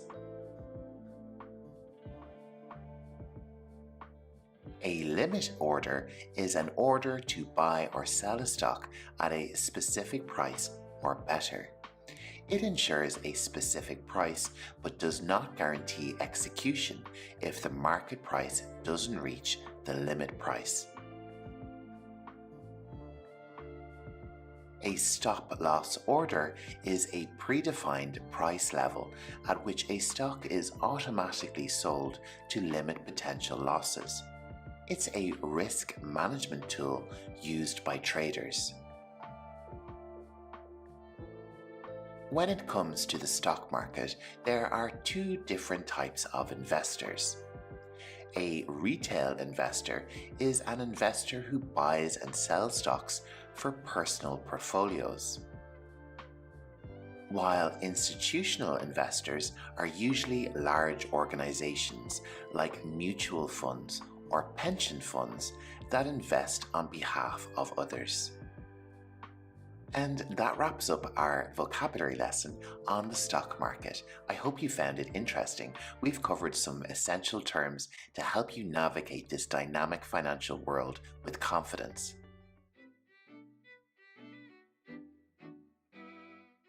Today, we've got an essential vocabulary lesson on real estate. So if you're ready, let's dive in.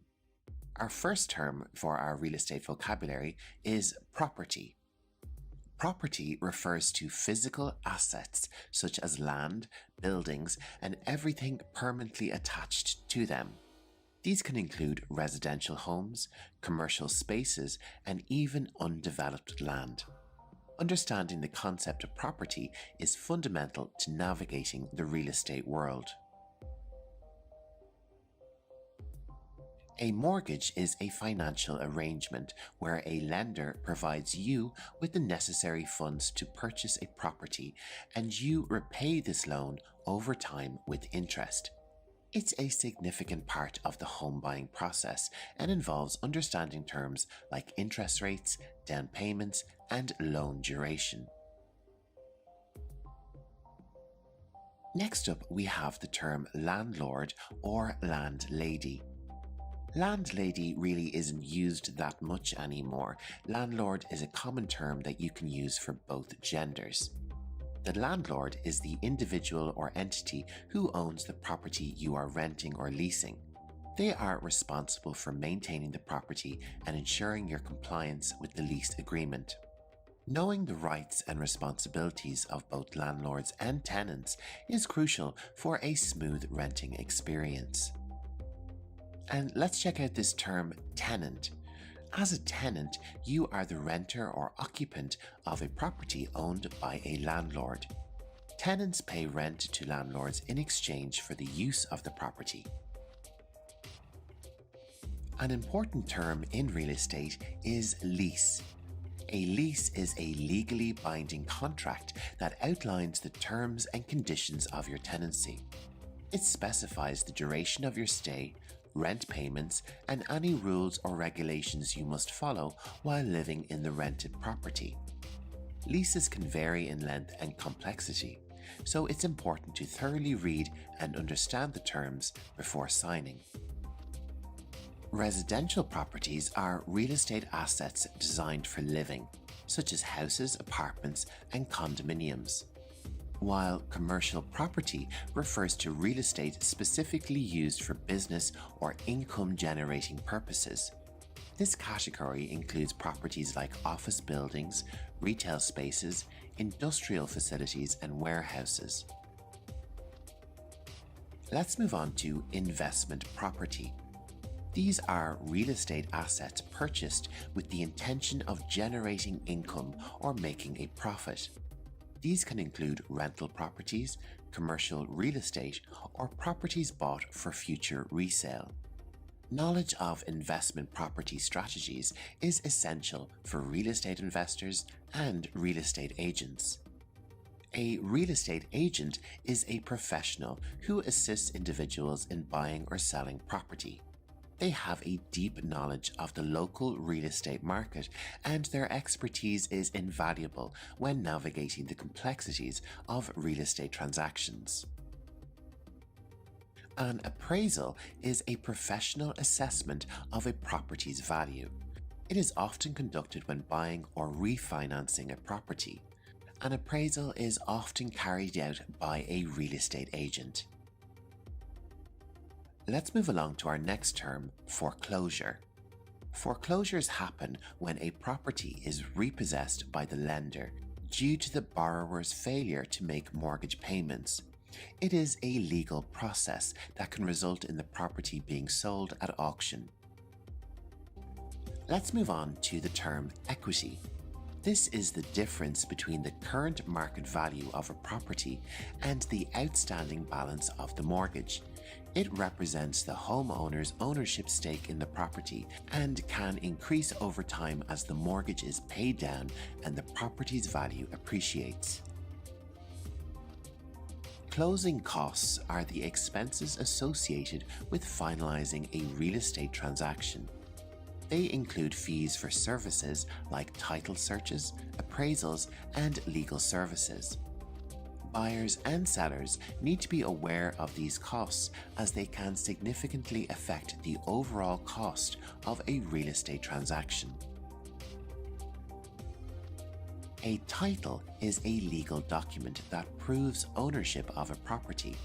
It includes details about the property's history, any liens, and the current owner.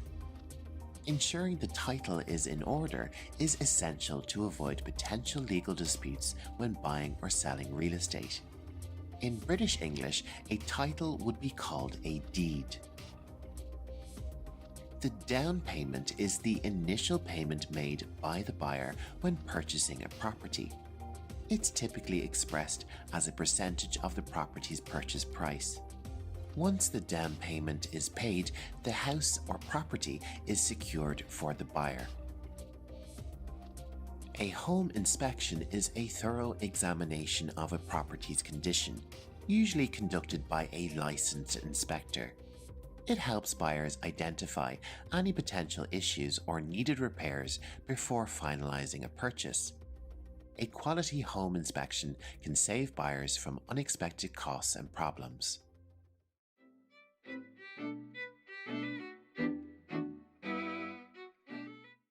Today we're diving into the world of mortgages and exploring some essential mortgage terms. Whether you're a first-time home buyer or simply looking to understand the process better, this video is for you. Our first term is the subject of our video, mortgage. A mortgage is a legal agreement between a borrower and a lender, typically a bank, that allows the borrower to obtain funds to purchase a home. The property itself serves as collateral for the loan, and the borrower makes regular payments including principal and interest until the loan is paid off. Next up we have principal. The principal is the initial amount borrowed in a mortgage. It's the base amount on which interest is calculated. Over time, as you make payments, the principal balance decreases. Moving on to interest rates. This is the cost of borrowing money, expressed as a percentage. It determines how much you'll pay in interest over the life of your mortgage. Interest rates can be fixed or adjustable. A fixed-rate mortgage has a consistent interest rate throughout the life of the loan.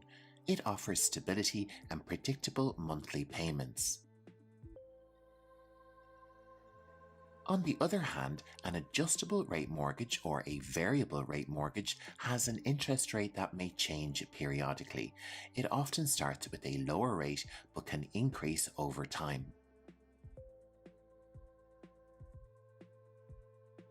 The fixed rate period in an adjustable rate mortgage is the initial period during which the interest rate remains fixed before it begins to adjust periodically.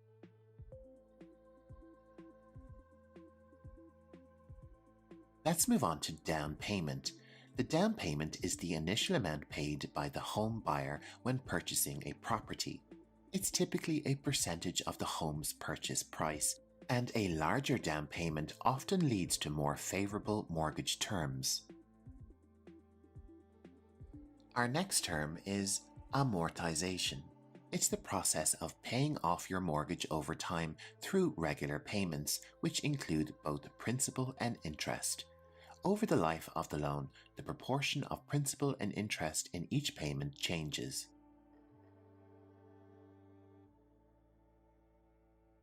Let's discuss escrow. An escrow account is set up to hold funds for property taxes and insurance. Part of your monthly mortgage payment goes into this account to ensure these expenses are paid when due.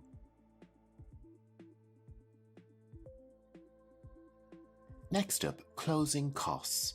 These are fees and expenses associated with finalising a mortgage and the purchase of a home. Closing costs include charges for services such as appraisal, title search, and legal fees. If you're interested in learning lots more related English vocabulary, check the links on screen and in my video description. On my channel, I have lots of English vocabulary videos relating to banking, finance, investments, real estate, and lots more. Let's get back to our lesson, and our next term is pre-approval. This is a crucial step in the home buying process. It is a preliminary assessment by the lender that determines how much you can borrow. This helps you understand your budget and increases your chances when buying a new home. PMI, or private mortgage insurance, is insurance that lenders require from borrowers who make a down payment of less than 20%. It protects the lender in case the borrower defaults on the loan.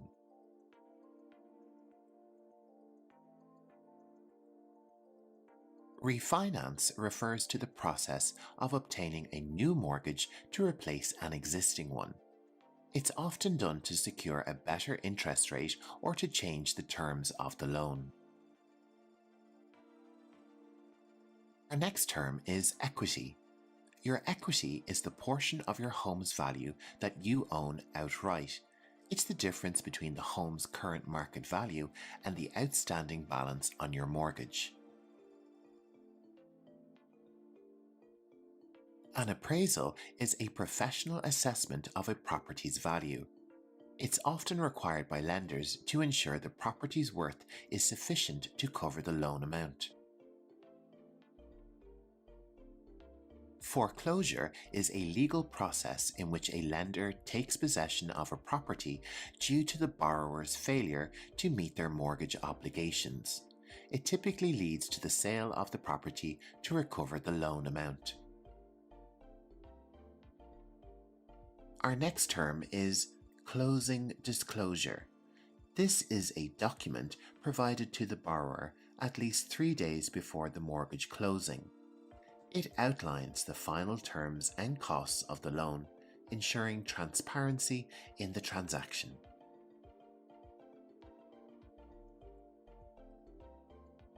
Title insurance is a policy that protects the homeowner and the lender from financial loss due to disputes or defects in the property's title.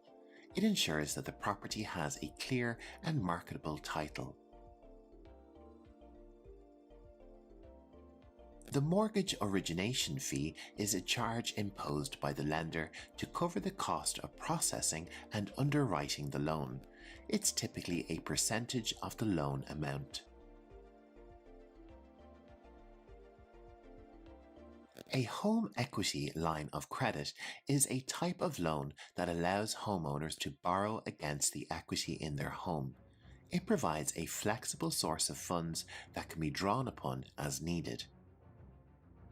Understanding these mortgage terms is crucial for making informed decisions when buying a home.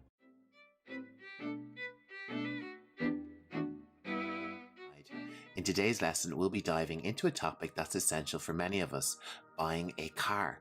Whether you're a beginner or looking to enhance your English, this lesson will equip you with the necessary vocabulary and phrases for this important activity.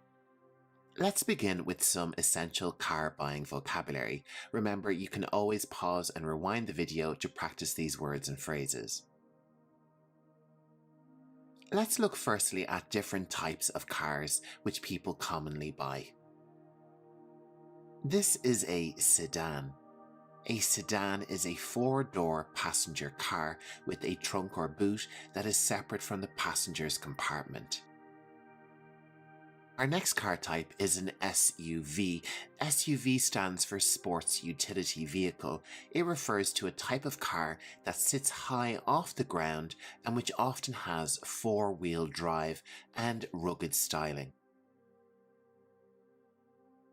A convertible is a passenger car that can be driven with or without a roof in place. The methods of retracting and storing the roof vary among eras and manufacturers. A hatchback is a type of car with a rear door that swings upwards. This provides access to a cargo area in the main interior of the car rather than a separated trunk like a sedan.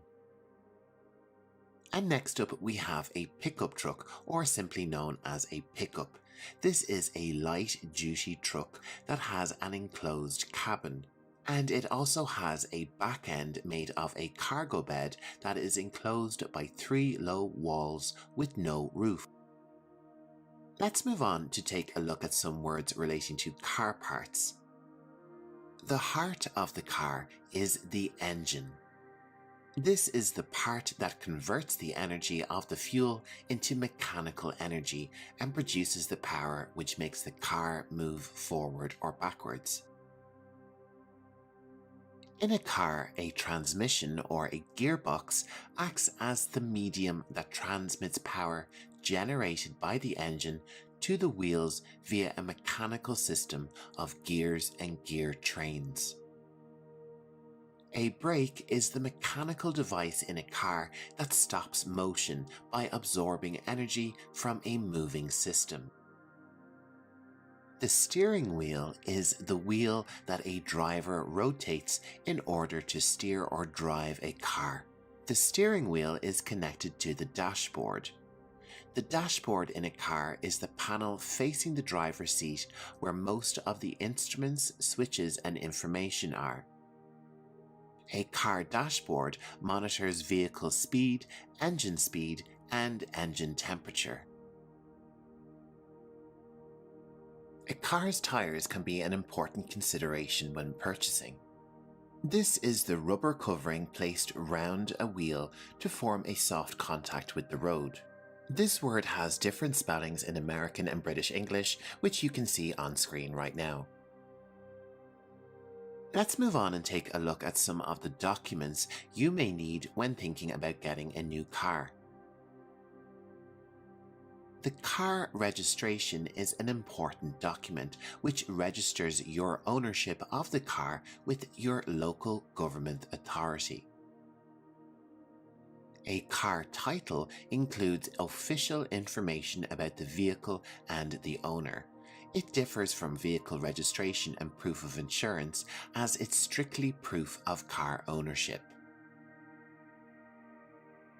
Car insurance covers damage to your vehicle and protects you financially if you're liable for someone else's injuries or damages.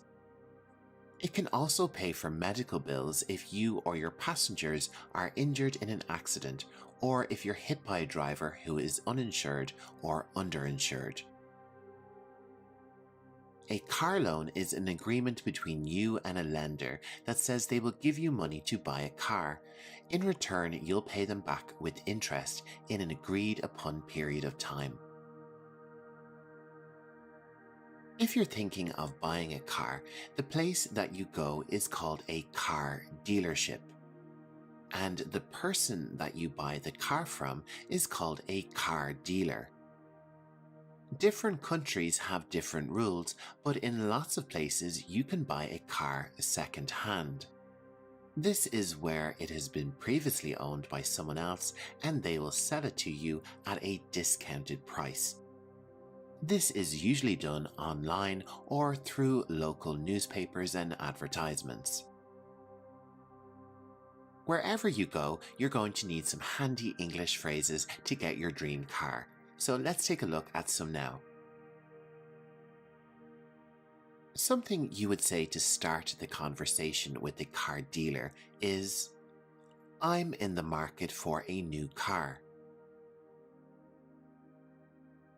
Repeat the phrase after me. I'm in the market for a new car.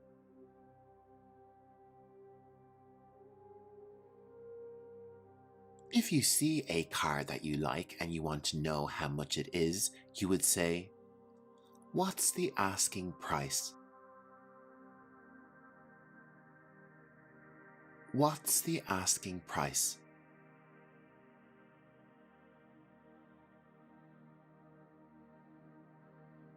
When you're buying a new car, you can get the permission of the car dealership to take it for a test drive. To do this, you would simply say, "Can I take it for a test drive, please?" Can I take it for a test drive, please? If you need a loan to purchase your car, you can ask the car dealership, "Do you offer financing?" Do you offer financing?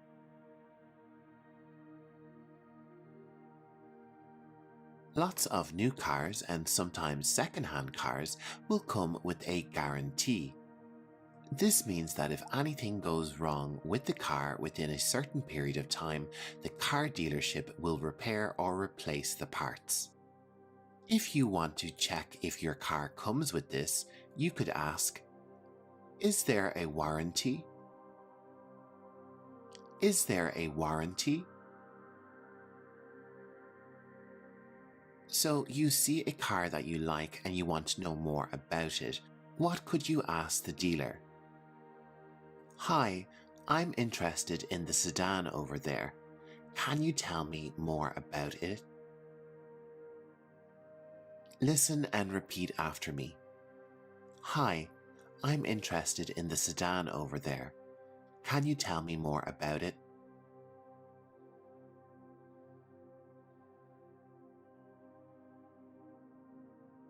So you found the car that you like, but the price is a little high. If we want the car for a cheaper price, how may we approach this with the car dealer? We could say, "The price seems a bit high. Is there any room for negotiation?"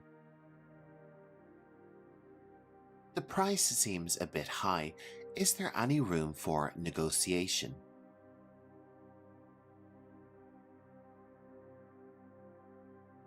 Before we wrap up, here are some important tips when buying a car.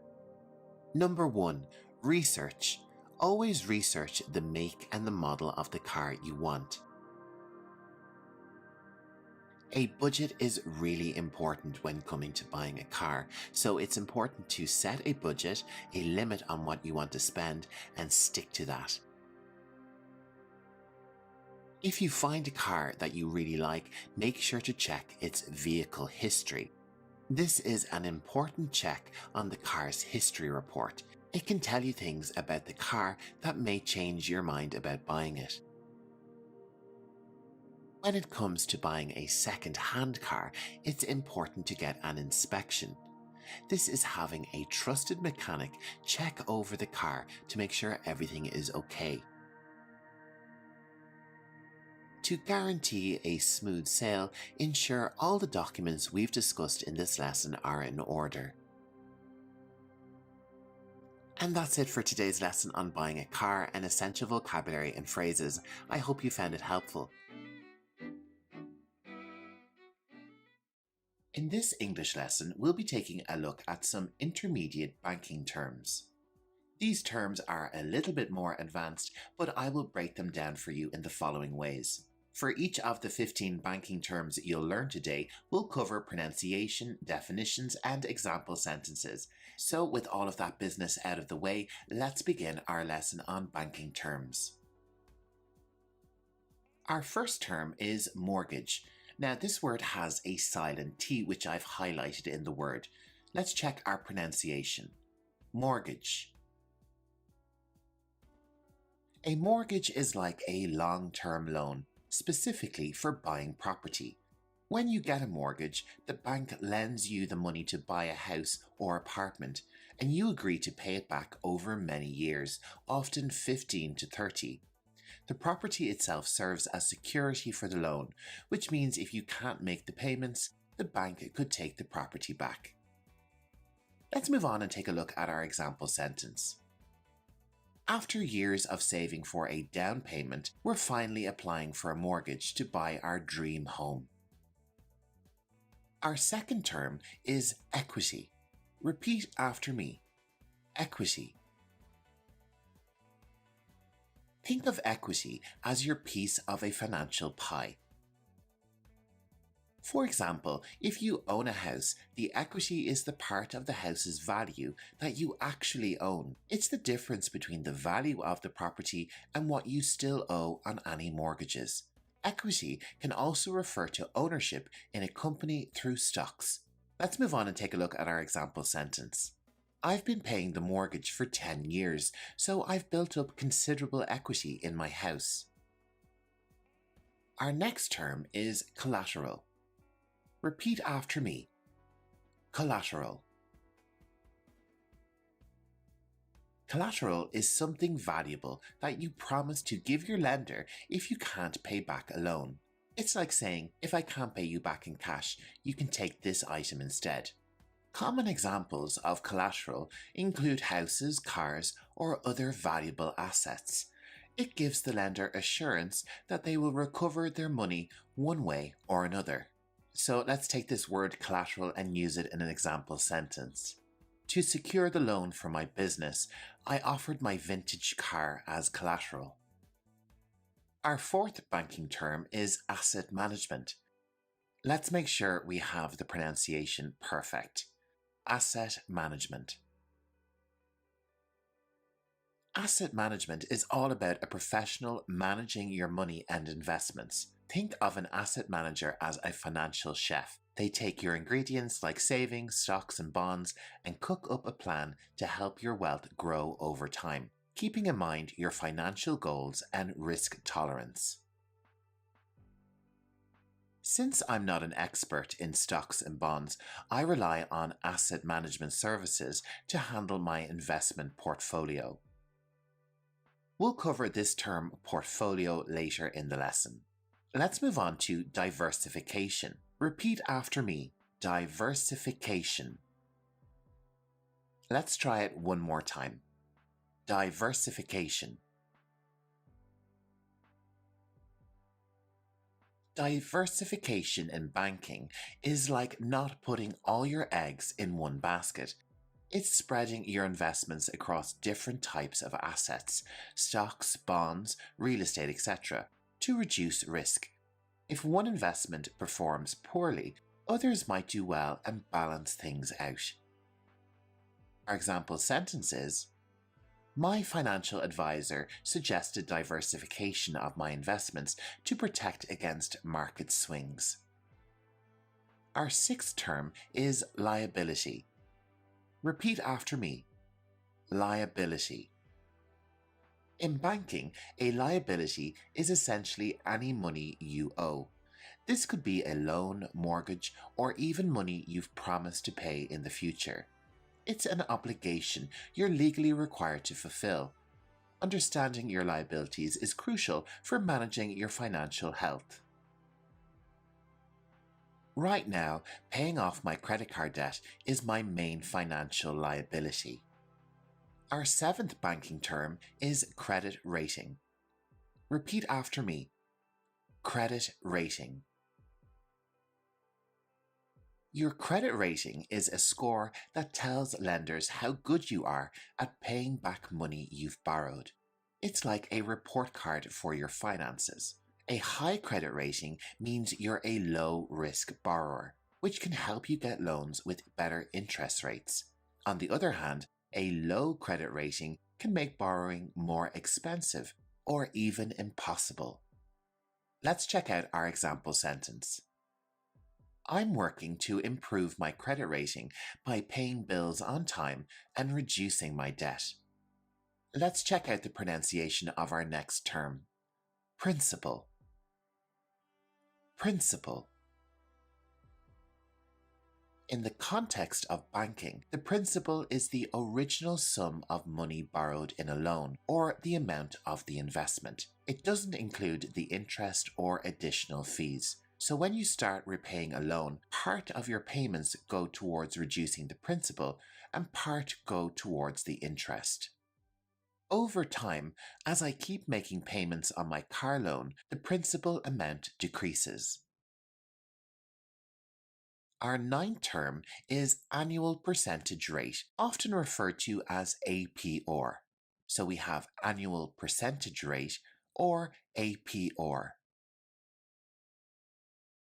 APR is like the true cost of borrowing money, expressed as a yearly interest rate. It includes not just the interest rate, but also any additional fees or charges associated with the loan. So it's a more complete picture of what you'll actually pay. When comparing loan offers, I always check the APR to understand the full cost of borrowing. Another important banking term is compound interest. Repeat after me. Compound interest. Compound interest is when you earn interest not just on your initial investment or principal, but also on the interest that has been added to it over time. It's like your savings growing exponentially because the interest you earn each year also starts earning interest. Thanks to compound interest, my savings account balance has grown more than I had initially calculated. Let's move on to our next term, which is liquid assets. Repeat after me. Liquid assets. Liquid assets are things you own that can be quickly and easily turned into cash without losing value. This includes things like money in savings accounts or stocks that can be sold on short notice. They're called liquid because they can flow easily into cash. I always keep a portion of my investments in liquid assets for emergencies. Next up, we're going to look at two different types of interest rate. First up, we have fixed interest rate. Repeat after me. Fixed interest rate. A fixed interest rate means the interest rate on your loan or savings account won't change over a set period. It's predictable, like a fixed menu in a restaurant. You know exactly what you're getting and what it will cost you, with no surprises. Our example sentence is, I chose a loan with a fixed interest rate, so my monthly repayments will stay the same. The other type of interest rate is a variable interest rate. Repeat after me. Variable interest rate.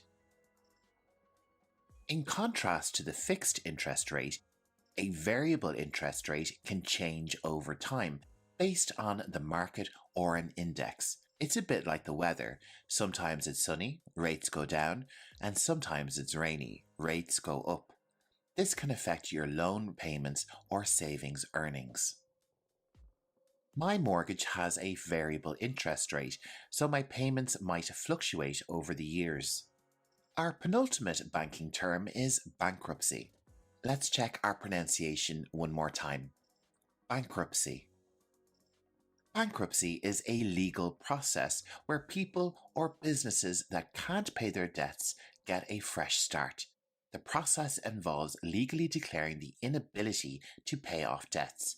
While it can relieve debt pressure, it also impacts credit ratings and the ability to borrow in the future. Let's use bankruptcy in an example sentence. The company filed for bankruptcy after failing to recover from its financial losses. Our final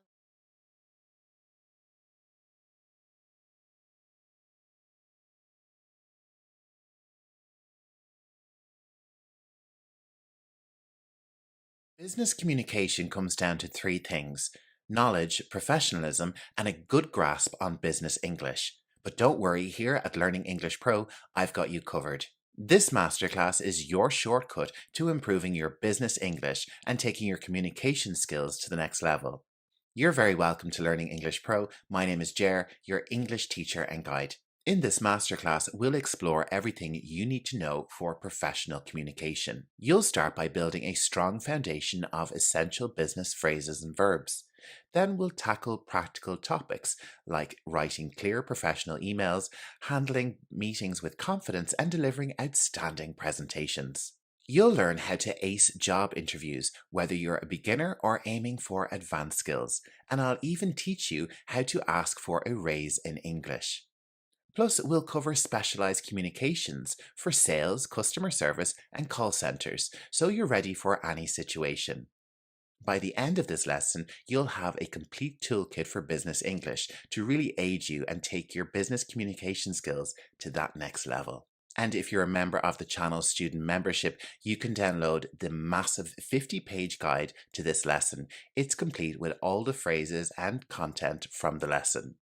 Want to join? My student membership is just the price of a coffee each month and comes with so many benefits: early access to videos, detailed PDF guides for lessons, online games, quizzes, and more. It's the best way to fast track your learning and get even more from Learning English Pro. All the lessons covered in this masterclass are time-stamped and chaptered. That means that you can go to the video description and select the lesson that you want to look at first. Before we dive into our masterclass, let's take a look at some essential tips for business communication. In business communication, how you begin a meeting sets the tone for the entire conversation. A clear, confident opening grabs attention and shows professionalism. For example, instead of saying, "Hi, can I ask you something?" say, "Hi, I'd like to discuss the deadline for our project." This signals to the other person that you respect their time and have a clear purpose. Clear language is essential in emails and things like meetings, which we'll see later in the masterclass. Avoid vague or hesitant language. Just get straight to the point. Politeness is crucial, but in the business world, indirect language can cause confusion or make you seem uncertain. Instead of saying something like, "I was wondering if you could possibly share the report with me," be straight and direct. "Could you please send me the report by tomorrow?" Saying this instead is polite, professional, and makes things crystal clear. The key is to use polite phrases like please and thank you while remaining firm and to the point. Strong verbs bring life to your communication and show that you're proactive. Instead of saying, "I will be responsible for the meeting," say, "I will organize the meeting." Action verbs like manage, organize, and implement make you sound more confident and capable. They also help clarify what you're doing, which is helpful in collaborative environments. This tip is a game changer for presentations, emails, and project updates. Communication is a two-way street. Listening actively not only shows respect, but ensures you understand the needs of others. In meetings or one-to-one conversations, use phrases like, "just to clarify," or "so what you're saying is," to confirm your understanding. This not only keeps everyone on the same page, but prevents miscommunication or misunderstandings. It's also a great way to build trust and engagement with your colleagues.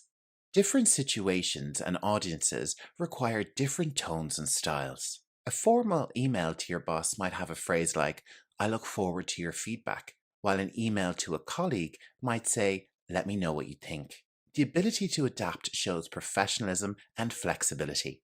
Think of it like tailoring a suit. Your business communication should fit each situation or occasion. Pay attention to the context and adjust your tone, level of detail, and choice of words accordingly. My 5 top tips are your key to effective business communication. They're easy to practice and will make a notable difference to how you come across at work. And don't worry, this is just a taste of what's to come. The rest of the masterclass is packed with useful tips, phrases, strategies, and so much more. Let's jump to our first lesson, which is 50 business English verbs and phrases. This will really help you get started on your business English communication journey.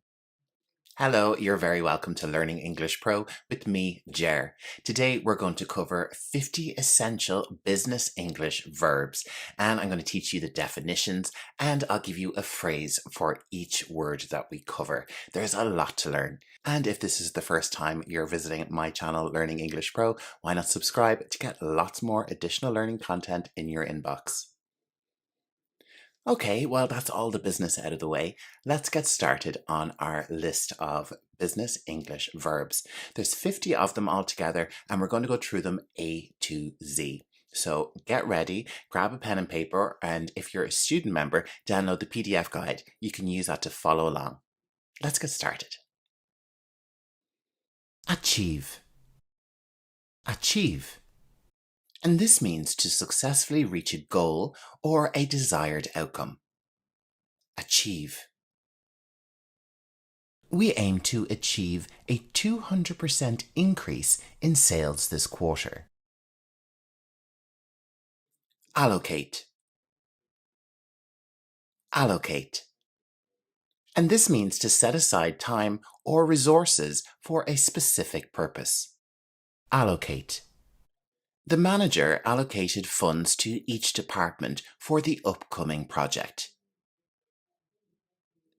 Analyze. Analyze. And this means to examine something in detail to understand it better.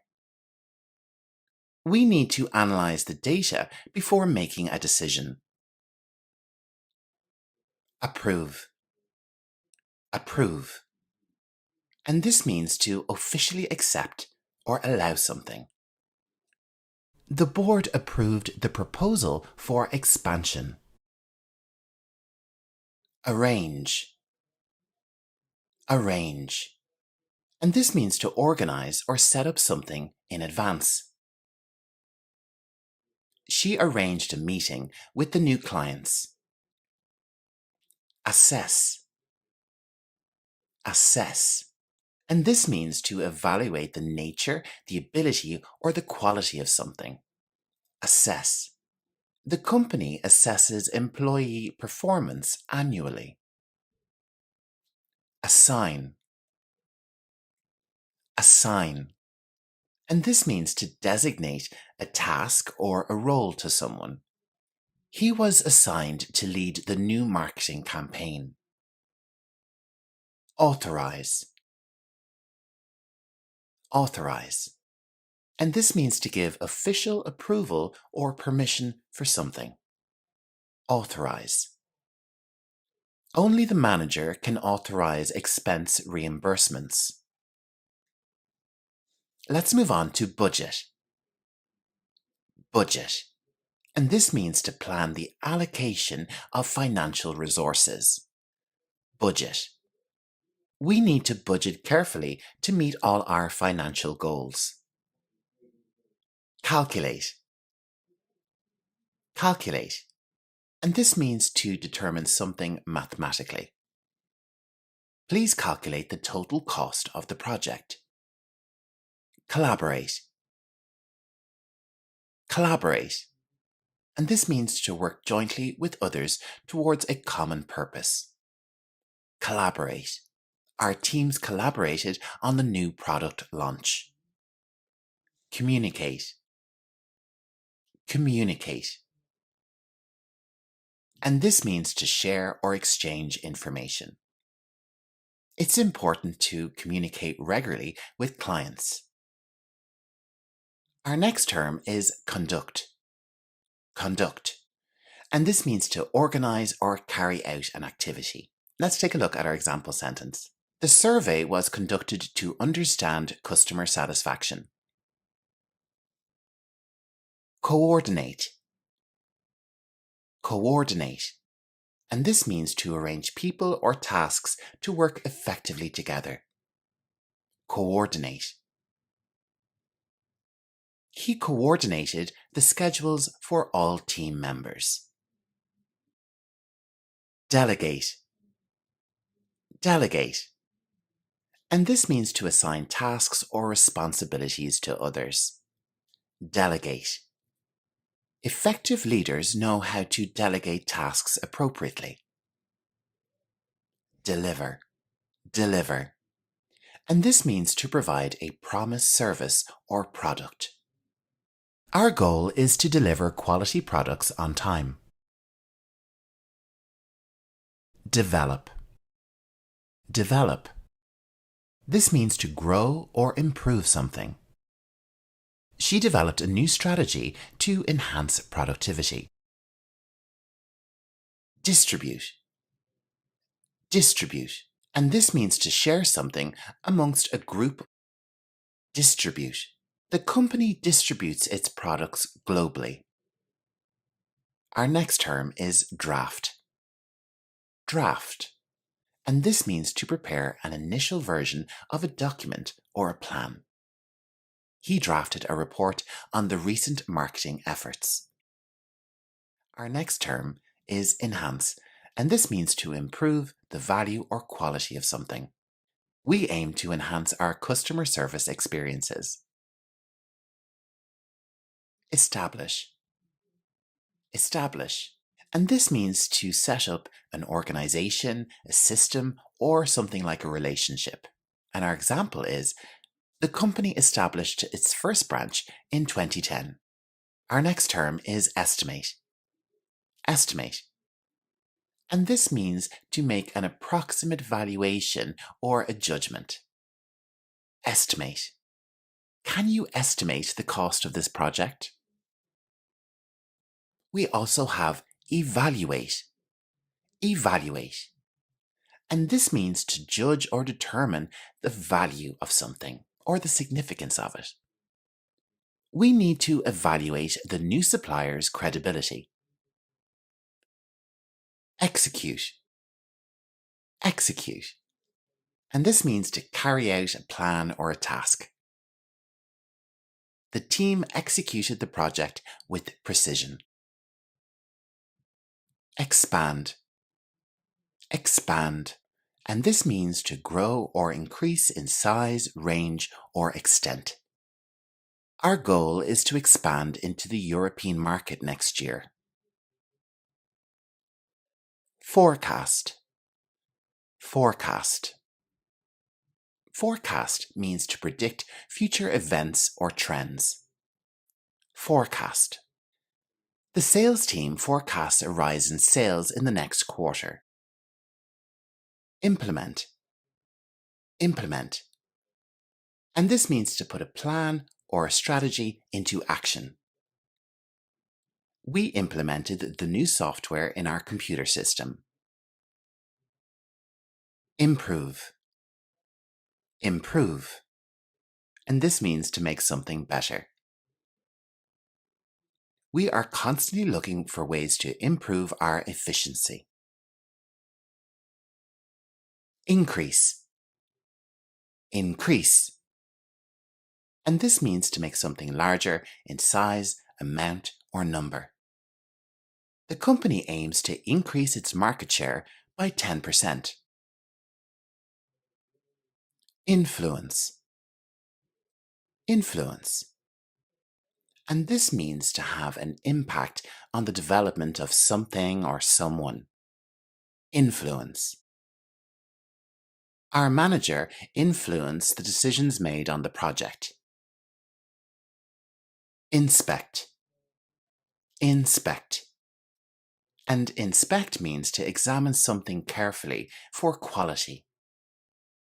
The quality control team inspects all products before shipping. Invest. Invest. To invest means to put money, time, or resources into something with the expectation of a return or benefit.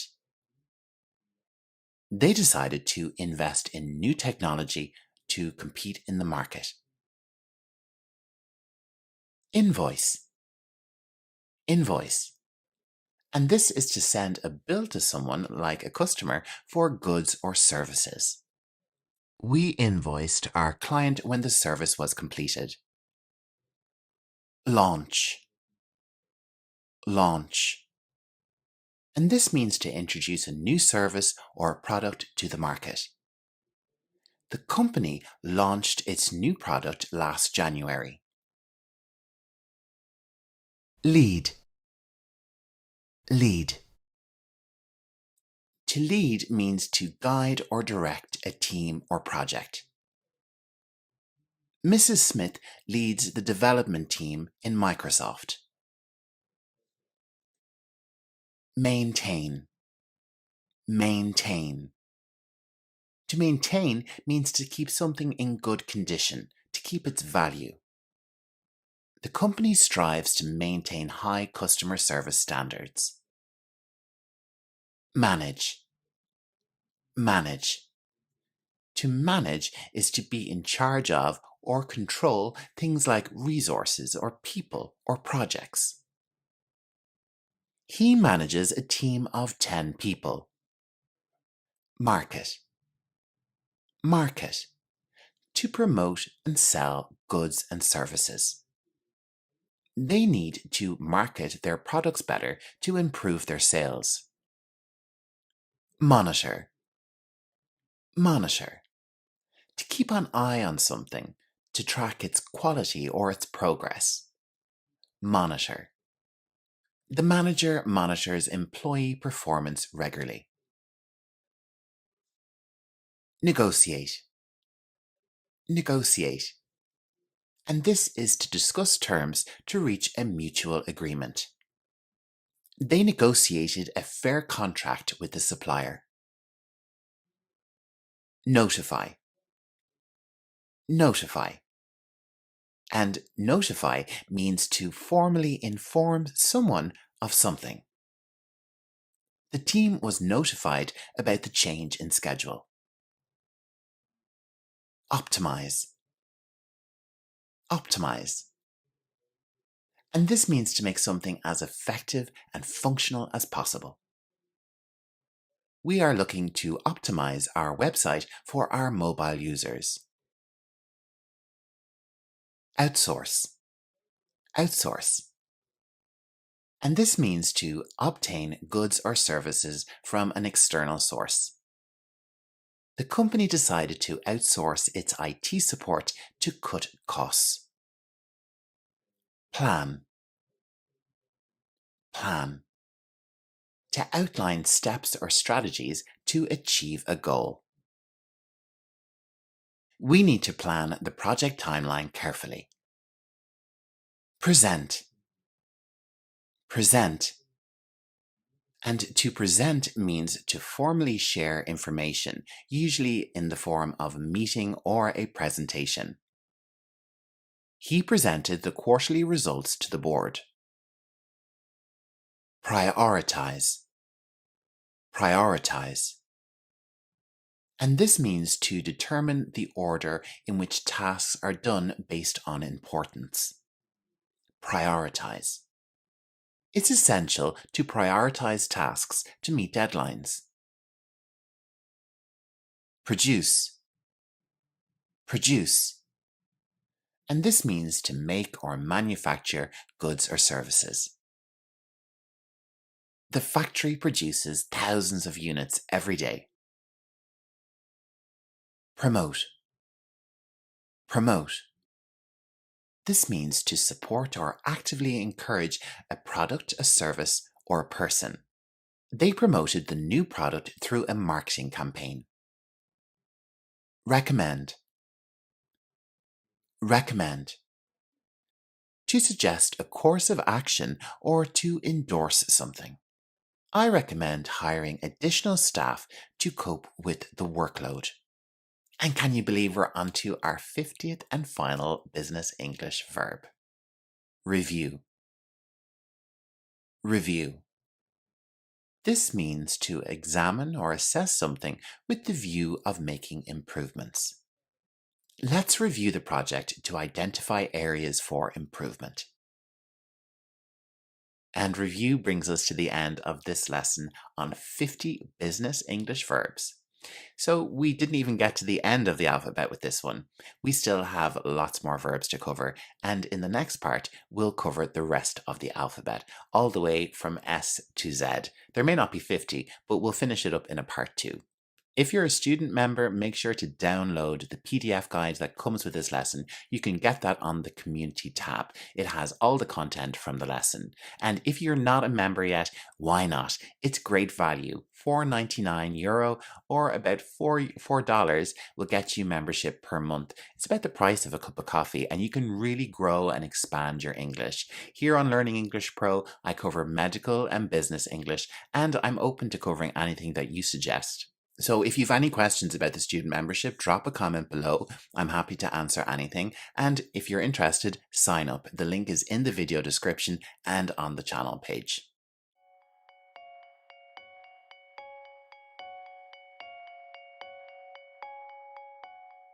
Welcome to today's lesson on transforming everyday English into business English. In this session, we'll go over common phrases and show you how to elevate them for a professional setting. But let's dive straight into our lesson on transforming very basic English into professional business English, and I'll be explaining everything along the way.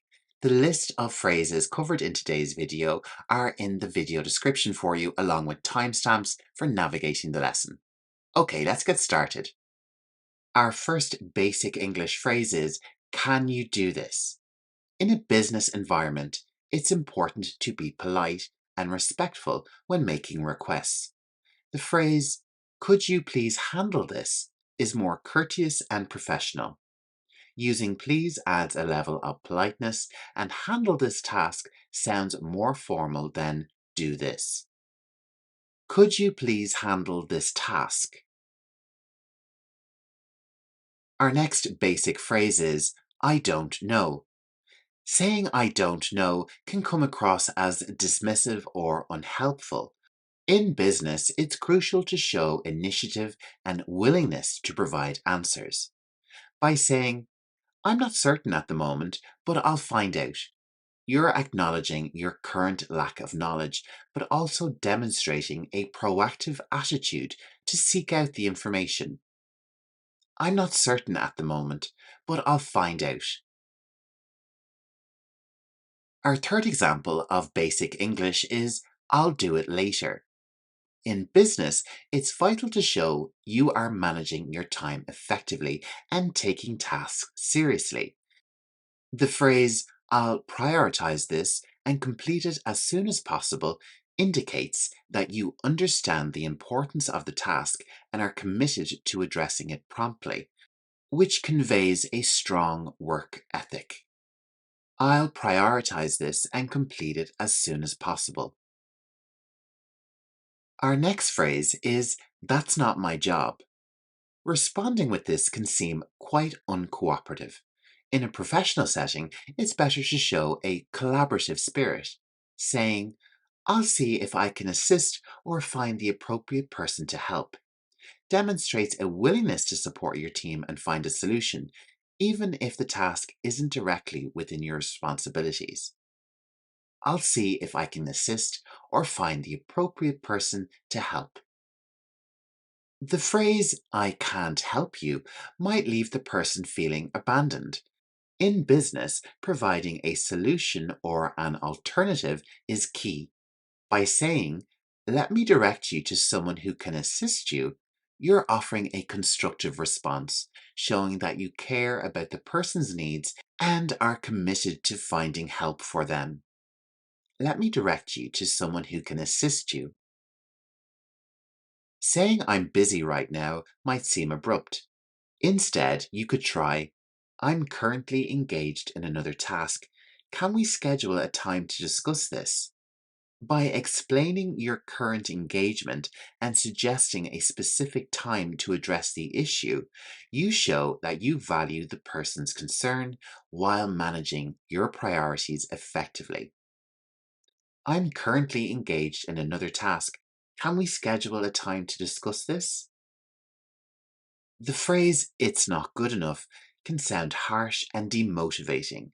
Saying, this needs improvement to meet our standards is more constructive and sets a clear expectation, encouraging better performance without being overly critical. This needs improvement to meet our standards. Saying I need a raise is very direct and seems a bit blunt. By saying, I'd like to discuss my compensation based on my performance and contributions, we are better framing a discussion about your performance, and it shows you are open to dialogue and are basing your request on merit, which is more likely to be well received. I'd like to discuss my compensation based on my performance and contributions. Saying this is a bad idea can be discouraging. Instead, we could say, I'm concerned about the potential risks. Can we evaluate the alternatives? By saying this, you are showing that you can consider different perspectives and are willing to find the best solution together as a team. I'm concerned about the potential risks. Can we evaluate the alternatives? Saying I don't like it is subjective and unhelpful. Instead, we could say, I have some reservations. Can we explore other options? By using this phrase, you are providing a constructive critique and opening the door for discussion and improvement. I have some reservations. Can we explore other options? Why did you do that can come across as accusatory. Instead, we could say, can you explain your reasoning behind this action? By saying this, you show that you are seeking to understand the thought process behind a decision, which is much more respectful and productive. Can you explain your reasoning behind this action? Simply stating that's wrong is not helpful. Our business English transformation is, there seems to be an error. Let's review it together. In this way, you are pointing out that there seems to be an error and suggesting a joint review encourages collaboration and problem solving. There seems to be an error. Let's review it together. Saying I'll try can sound uncertain. I will do my best to accomplish this shows commitment and confidence in your ability to complete the task. I will do my best to accomplish this. It's not my fault sounds like you're blaming others and it can create conflict. By saying, let's identify what went wrong and how we can resolve it, you are showing that you foster a more cooperative and solution-orientated environment. Let's identify what went wrong and how we can resolve it. Our 15th example is, I need more time. Instead, we could say, I require additional time to complete this thoroughly. Requesting more time in a straightforward manner can be perceived as a lack of planning. By explaining that additional time is needed to ensure thorough completion, you emphasize your commitment to quality work. I require additional time to complete this thoroughly. Saying I don't understand can feel abrupt. It's much better to say, could you clarify that for me? Asking for clarification is more polite and shows that you are actively seeking to comprehend the information. Could you clarify that for me? Next up, our basic English phrase is, I'll be late. In business English, we could say, I may not arrive on time. I'll keep you updated. Informing someone that you'll be late is important, but adding that you'll keep them updated shows that you are considerate of their time and responsibilities. I may not arrive on time. I'll keep you updated. Let's move on to I'm leaving early. Instead, we should say, I need to leave early today. I'll ensure all my tasks are covered. When leaving early, it's courteous to assure that your responsibilities are managed.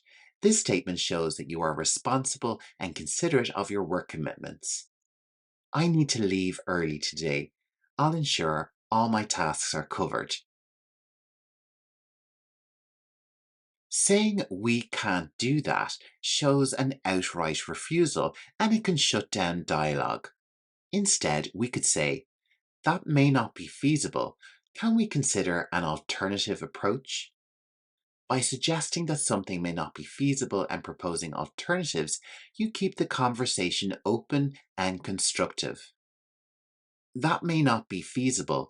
Can we consider an alternative approach? Our basic sentence is, you didn't tell me. We will say instead in business English, I wasn't informed about this. Can we discuss it now? By using the basic English version, you are kind of accusing someone of not informing you, and it can create tension. By using the business English version, you can show that you are aiming to resolve the issue without assigning blame. I wasn't informed about this. Can we discuss it now? Saying that's impossible can be discouraging. Instead, you should say, that seems highly challenging. Let's consider how we might approach it differently. This phrase shows you have a willingness to find solutions. That seems highly challenging. Let's consider how we might approach it differently.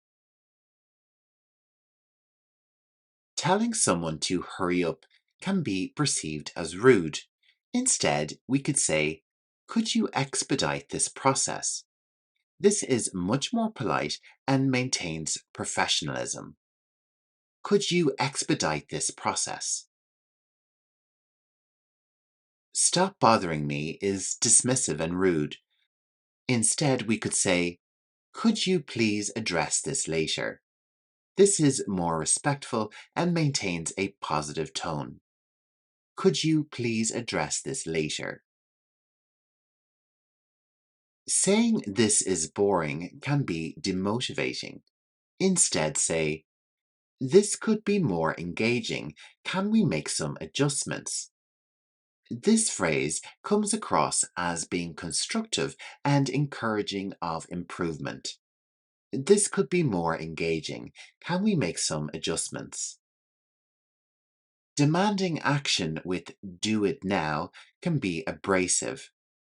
Please address this immediately is a more polite yet urgent request, maintaining respect. Please address this immediately. It's okay to say that you made a mistake, but in a business sense, it's better to say, I need to correct an error. Let's address it together. This shows teamwork and a commitment to resolving issues collaboratively. I need to correct an error. Let's address it together. Saying it's too expensive can sound blunt. Instead, we should say, this exceeds our budget. Can we explore more cost-effective options? This phrase shows financial prudence and problem solving. This exceeds our budget. Can we explore more cost-effective options? Saying I need help might seem abrupt. Instead, we should say, could you assist me with this task? This is more polite and specific, which is appreciated in a business environment. Could you assist me with this task? Admitting forgetfulness with I forgot might come across as careless. Instead, you should say, it slipped my mind. I apologize for the oversight. This shows being able to take responsibility and a commitment to making things right. It slipped my mind. I apologize for the oversight. Saying it's not ready can sound unprepared. Instead, you should say, this is still in progress. I will inform you once it's complete. This sentence shows that you are actively working on something and you're managing someone else's expectations. This is still in progress. I will inform you once it's complete. Next up, let's change the basic English phrase, I can't make it, to I won't be able to attend. Can we reschedule? Informing someone that you can't attend is necessary, but offering to reschedule shows that you value the commitment and are looking for a way to make it work. I won't be able to attend. Can we reschedule? While that's great is positive, this is excellent work is more specific and gives clearer recognition of effort and achievement. This is excellent work. Saying I'm sorry is often enough, but in a business context, saying I apologize for any inconvenience caused shows a more formal acknowledgement of the impact. I apologize for any inconvenience caused. Saying no problem is informal. Instead, we should say, It's not an issue. This is more professional and it reassures someone that their request or action is acceptable. It's not an issue. Suggesting a meeting with let's meet can seem informal. Can we schedule a meeting is more professional and indicates respect for the other person's time. Can we schedule a meeting? While you're welcome is very polite, it was my pleasure adds a touch of formality and warmth, which is often appreciated in business communications. It was my pleasure. Thanks is casual and can be seen as less sincere. Thank you very much is more formal and expresses greater appreciation. Thank you very much. Saying I don't agree is quite direct and might lead to conflict. Instead, we could say, I have a different perspective on the matter. By saying this, you are allowing for a more open and respectful dialogue. I have a different perspective on this matter. Saying this is urgent is direct, but can create unnecessary stress. This requires immediate attention is a more professional way to convey urgency without sounding alarmist. This requires immediate attention. Saying it's too late is very final and can close off discussion. Instead, we could say, we missed the deadline. Let's evaluate our options. This phrase comes across as being more constructive and solution-oriented. We missed the deadline. Let's evaluate our options. Saying I'm not interested can come across as dismissive. Instead, you should say, I don't see the value in this at the moment. By saying this, you leave room for further discussion if the situation changes. I don't see value in this at the moment. Our next basic English phrase is, what's the point? This can come across as cynical or dismissive. Instead, you should say, could you explain the purpose behind this? This phrase is more respectful and encourages a clearer understanding. Could you explain the purpose behind this? While good job is positive, well done is slightly more formal and can convey greater sincerity in acknowledging someone's work. Well done. I'm on it is casual and can be interpreted as less committed. I'm handling it now is more formal and indicates that you are actively addressing the task. I'm handling it now. Can you wait sounds abrupt and rude. Could you please hold on for a moment is more polite and shows respect for the other person's time. Could you please hold on for a moment? Saying this is a mess can seem overly critical. In business English, we would say this needs significant improvement. This is more constructive and focuses on the action needed. This needs significant improvement. I'm done can sound informal and rushed. Instead, I have completed the task is more formal and provides clear communication about the work that is finished. I have completed the task. Telling someone you're wrong is quite confrontational. Saying, I believe there might be a misunderstanding, is much more diplomatic and opens the door for clarification. I believe there might be a misunderstanding. Saying that's not true can sound accusatory. Instead, you should say, I think there's some misinformation. This is more tactful and less likely to cause offense. I think there's some misinformation. And can you believe we're already on our 50th and final phrase? Let's go is informal and might seem a bit too casual in a business setting. Instead, you should say, let's proceed. This is much more professional and conveys the same sense of moving forward. These examples highlight the importance of being polite, proactive, and solution-oriented in a business environment. By refining your language, you can communicate more effectively and professionally. Practice these transformations and you'll see a significant improvement in your business interactions.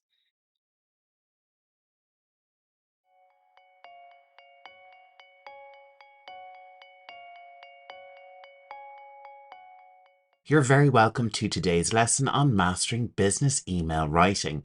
In this video, I'll guide you through key phrases and templates that you can use to write professional and effective business emails. So whether you're sending a formal email, following up, or responding to a complaint, I'll show you exactly what to say to make a great impression. So if you're ready, let's get started. To begin, let's take a look at the basic structure of a business email. Most professional emails have this structure. In this lesson, we'll go through each section one by one and give you lots of examples to use when you're writing your own emails. Understanding this structure will help you organize your thoughts and ensure that your email is clear and professional. First, let's take a look at the subject line. The subject line is the first thing the recipient sees, so it needs to be clear and informative. Here are some examples. If you need to schedule to meet someone, you could use the subject line meeting request, and if you know the date which you want the meeting for, add that in as well.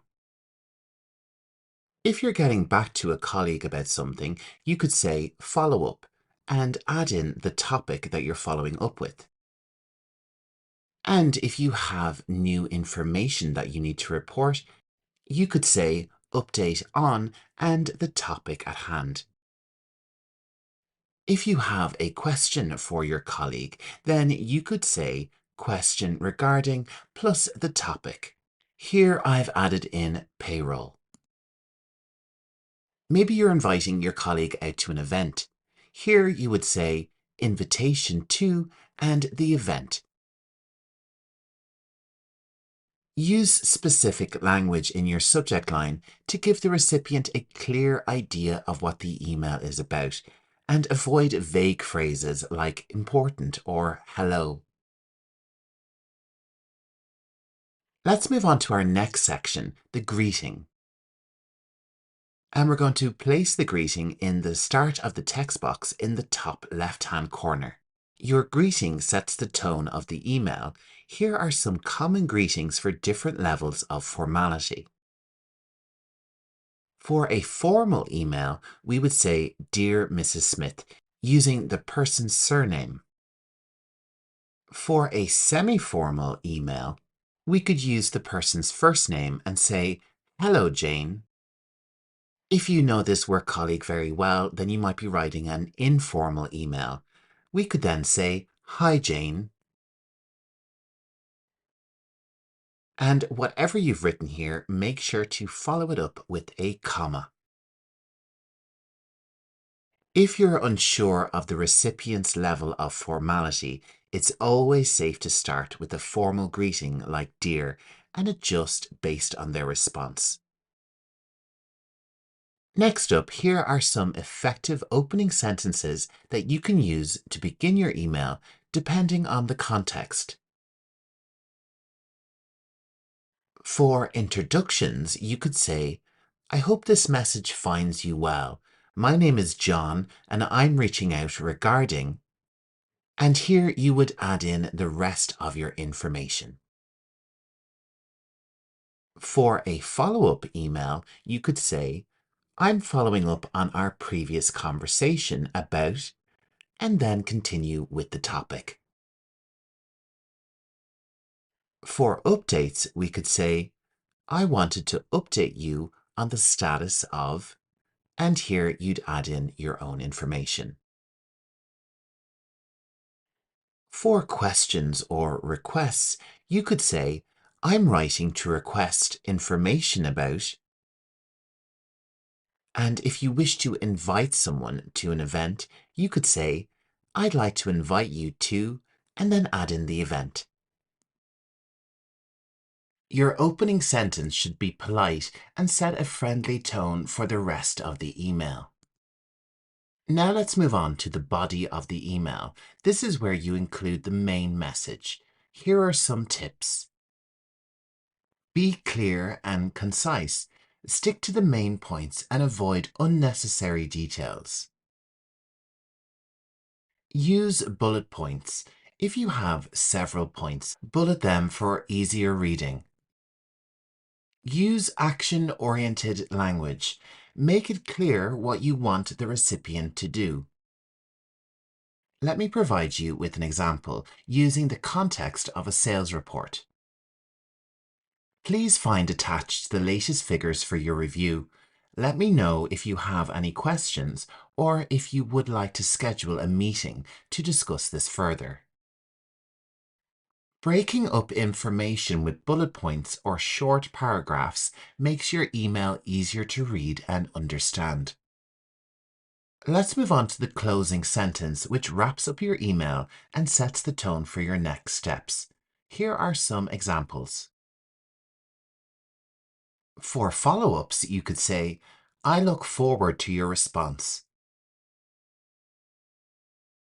For offers of assistance, please let me know if I can assist you further. For confirming actions, you could say, thank you for your attention to this matter. And for polite endings, you could say, thank you for your time. Choose a closing sentence that matches the tone and purpose of your email. This leaves the recipient with a clear understanding of what you expect next. Now, finally, let's look at some professional sign-offs to end your email. You could use best regards, kind regards, sincerely. Any of these sign-offs can be used. It just comes down to your style or preference. Follow your sign-off with your name, job title, and company. You can add additional contact information here if you wish. Adding a professional sign-off and signature makes your email look polished.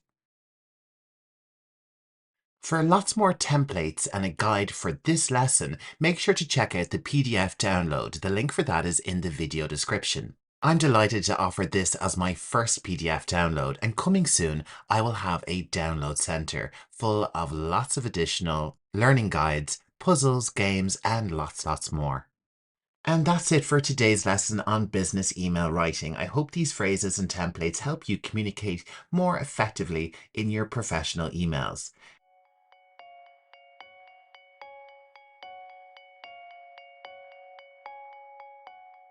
You're very welcome to today's lesson on 50 essential business English phrases for meetings. These phrases will help you communicate clearly and confidently in any business meeting, whether you're attending, leading, or participating. If this is your first time with Learning English Pro, make sure to drop a like and subscribe for even more English learning content. So if you're ready, let's jump right into today's lesson with our business English phrases for meetings. Let's start with phrases you can use to begin a meeting. Shall we get started? Let's begin the meeting. Thank you all for being here today.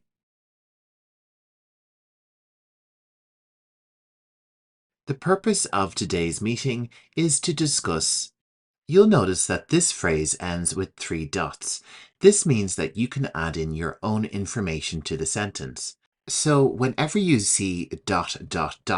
it's your chance to make the sentence fit your own situation. Let's go over the agenda for today. These opening phrases are great for setting the tone and keeping the meeting on track right from the beginning. Next, let's look at phrases for introducing people in a meeting. I'd like to introduce Joan, who will be joining us today. Please welcome John, our new team member.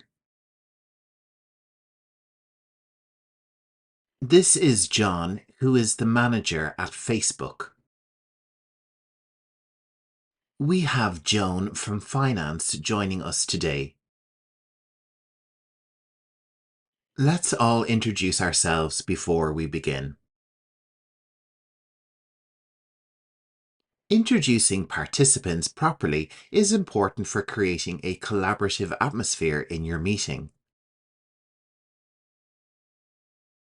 When it's time to make your contribution in the meeting, here are some key phrases to express your thoughts or ideas.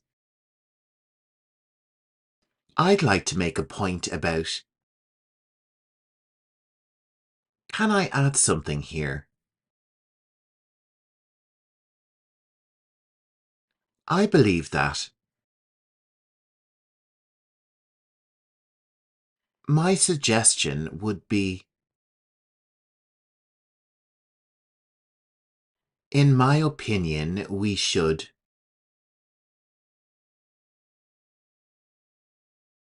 These are simple yet powerful ways to express your ideas and contribute confidently during discussions. If you're unsure about something, it's important to ask for clarification. Here's how to do that professionally. Could you clarify what you mean by?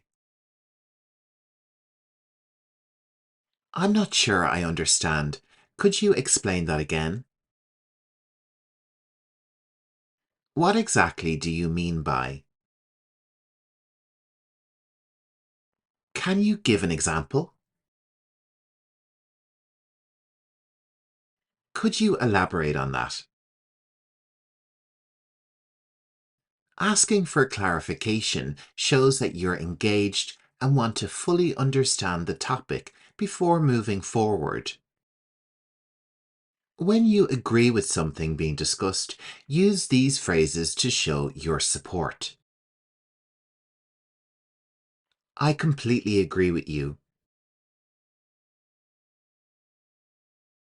That's an excellent point. I think you're right. I agree with what John said. Absolutely, I couldn't agree more. These phrases help you express agreement and create a collaborative atmosphere in the meeting. If you disagree with a point, it's important to express it politely. I see your point, but I think. I'm afraid I have to disagree with you on that. With all due respect, I think we should consider another approach. I understand your perspective, but I have a different point of view on this. Being polite while disagreeing shows professionalism and helps maintain positive relations in the workplace. Meetings are often a time for suggestions and new ideas. Here's how to offer your suggestions effectively. How about we try? I would suggest. One possible solution could be. What if we? Another option might be. Offering suggestions shows initiative and helps drive the meeting towards actionable outcomes. There are times when you need to interrupt someone, but it's important to do so politely. Sorry to interrupt, but can I just say something here? I don't mean to cut you off, but if I could just add to that. Before we move on, I'd like to. Interrupting politely can help keep the meeting on track without offending others. To involve others and get their input, here are some useful phrases for asking opinions. What do you think about this? How do you feel about? Do you have any suggestions? Can we get your input on this? What's your opinion on? Asking for opinions encourages participation and makes the meeting more interactive. Finally, when it's time to wrap up the meeting, here are some phrases you can use to summarize and close. Let's summarize what we've discussed. To recap, we've agreed on. Before we finish, let's go over the next steps. Thank you all for your time and contributions today. We'll follow up with the action items via email.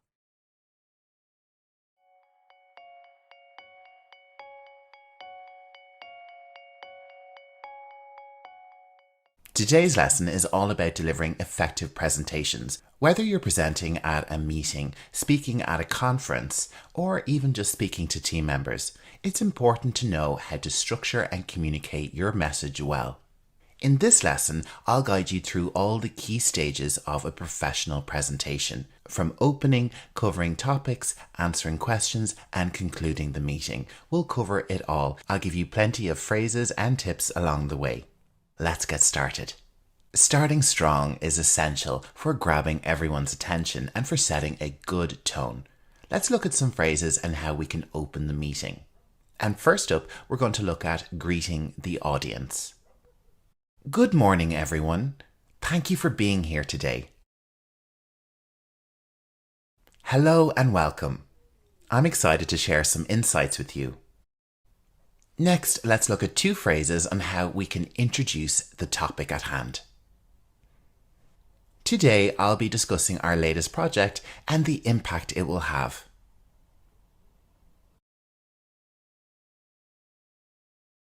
My presentation will focus on our latest project with the focus on sales. And next, we want to let the audience know what to expect, so we need to outline the presentation structure. I will begin with an overview, then go into details on key points, and finally open up for questions. Or perhaps we can give more detail.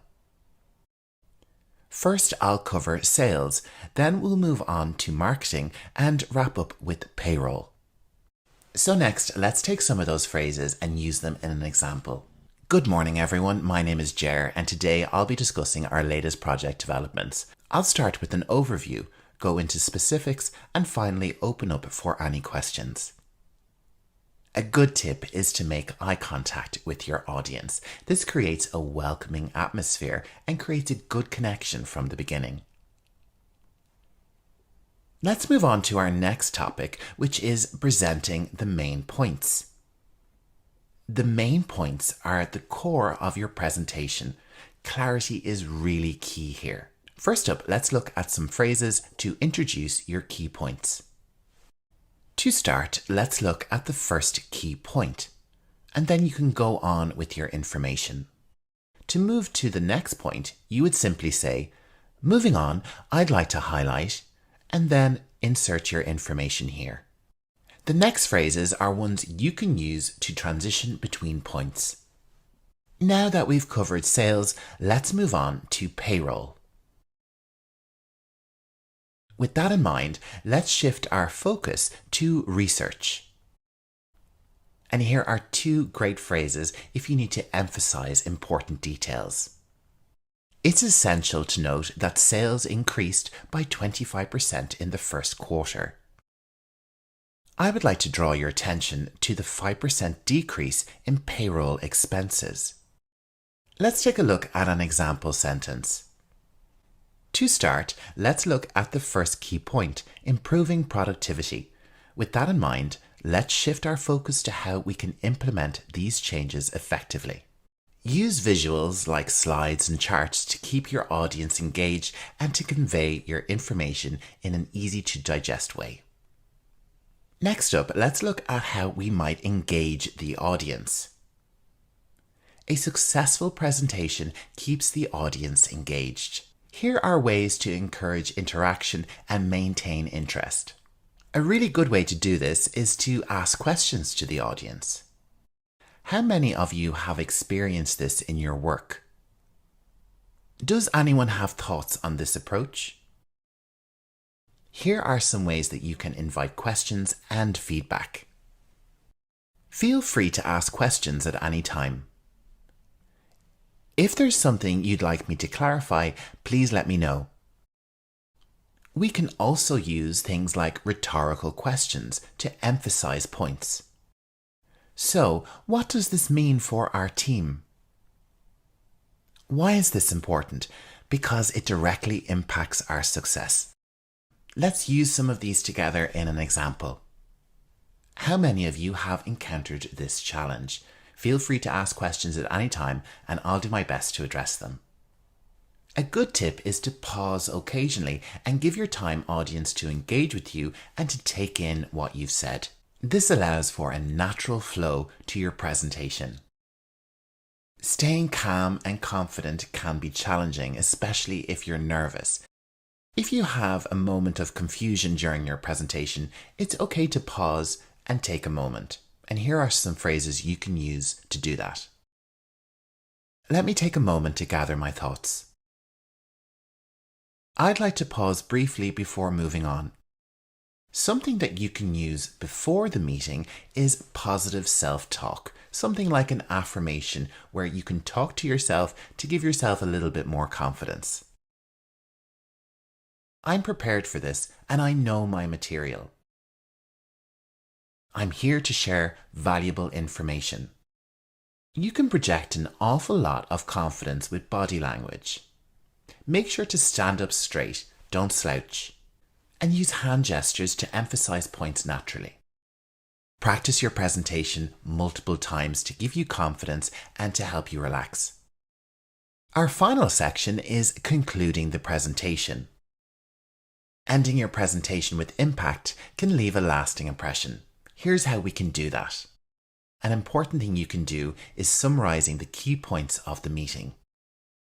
To recap, we've covered sales, research, and payroll. In summary, today's presentation focused on research and development. The end of a meeting is a really good time to ask for questions. Here's how you can do that. Are there any final questions or comments before we wrap up? I'd be happy to take any questions you have at this time. And we've almost wrapped up our meeting. It's just time for a closing final statement. Thank you for your attention. I look forward to implementing these ideas together. Let's work towards these goals as a team and make a positive impact. So for the last time, let's take all of these phrases and use them together in an example. To recap, we've discussed productivity, implementation strategies, and ways to overcome challenges.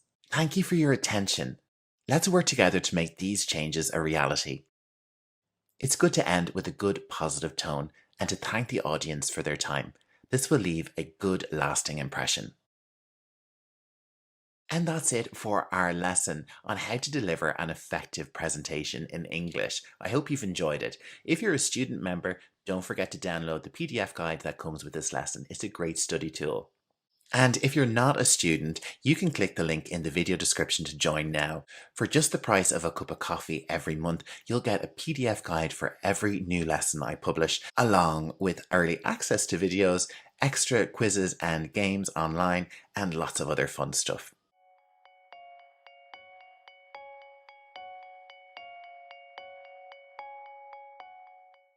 In today's lesson, we're heading back to business English with conversation, and the topic is interview skills.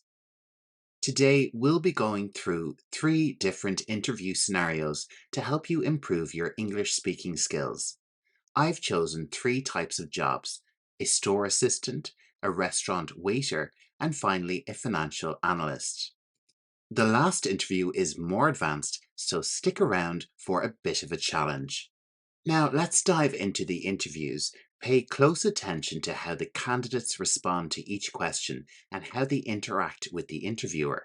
And later, we'll take a look at the key qualities of each successful interview.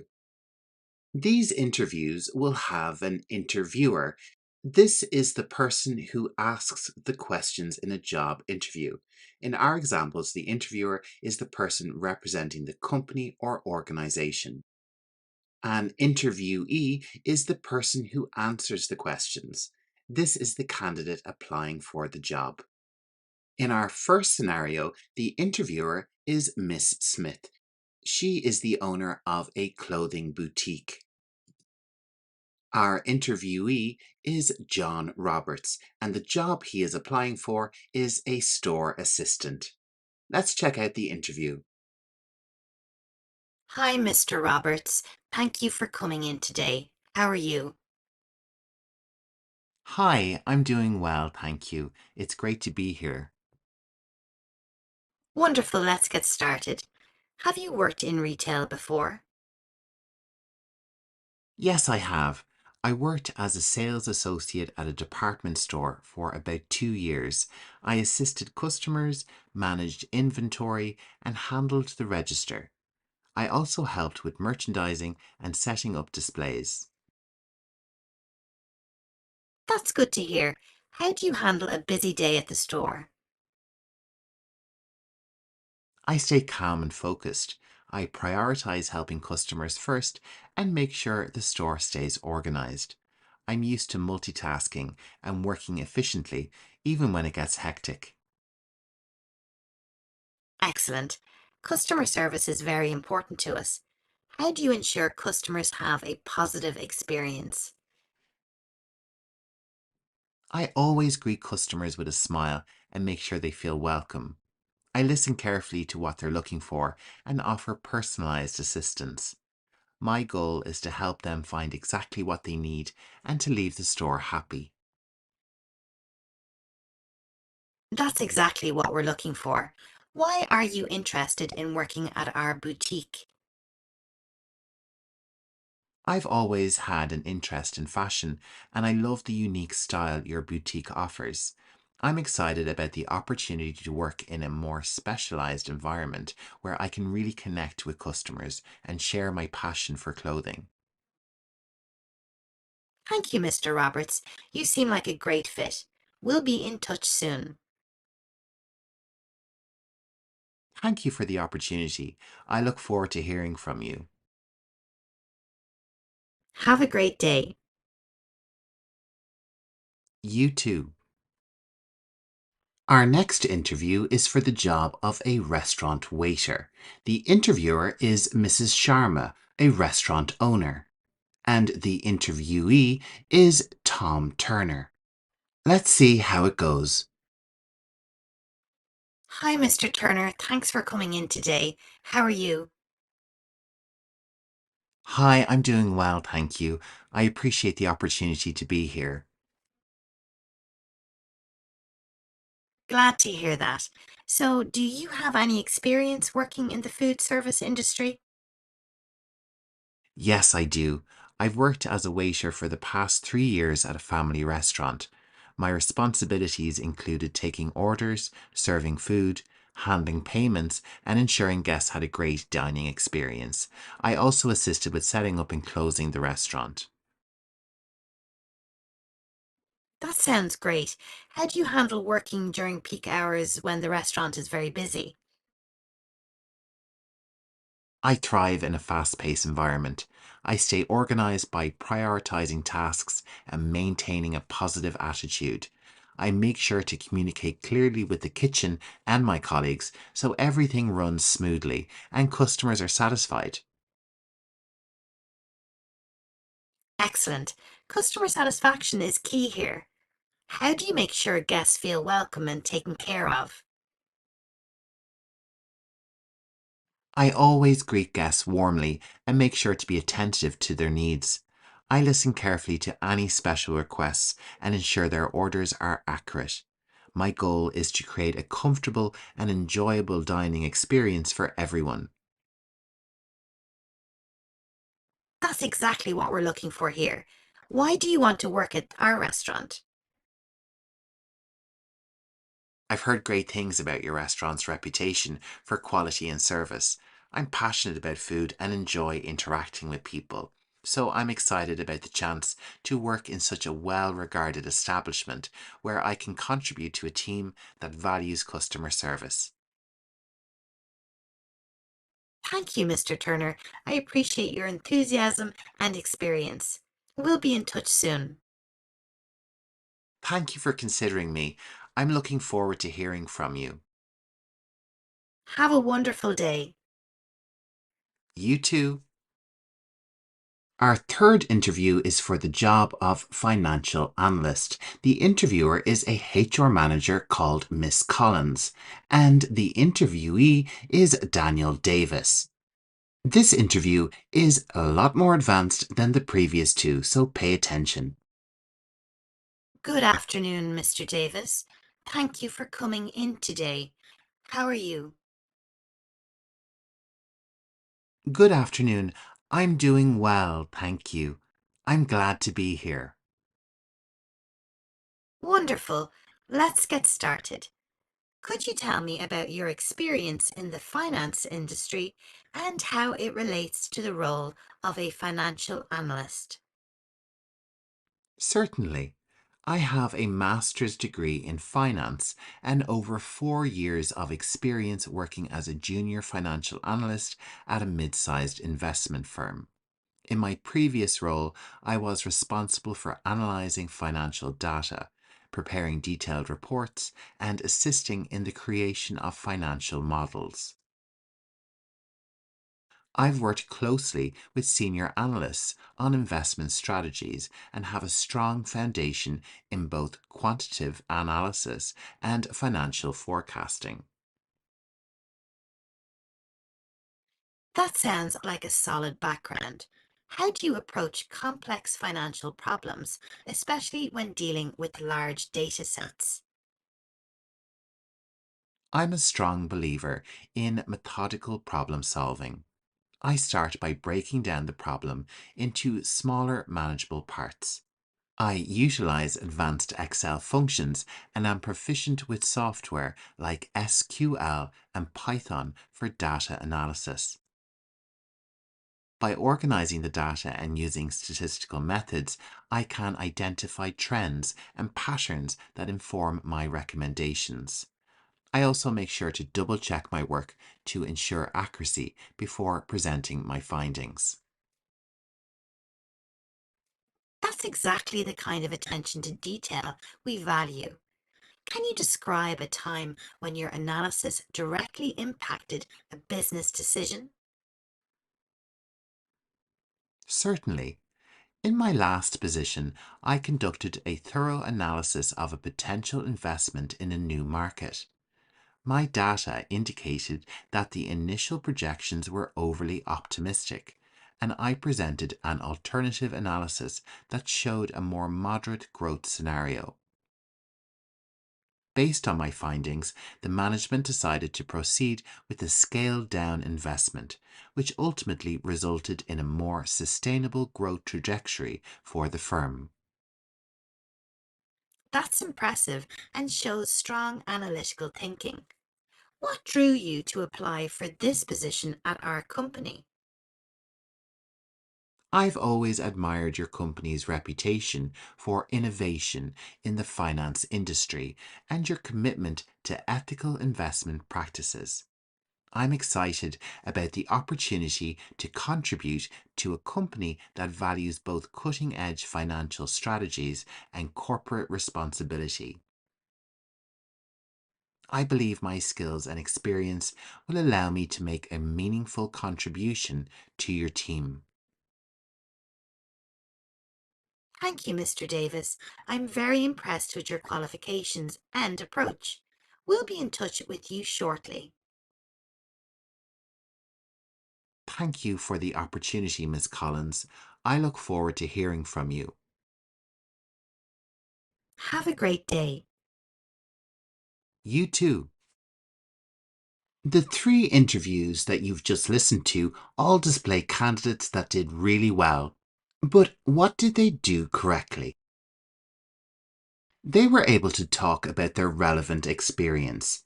Each candidate clearly communicated their previous work experience related to the job they were applying for. Each candidate also had clear communication. They answered questions concisely and directly, ensuring their responses were easy to understand.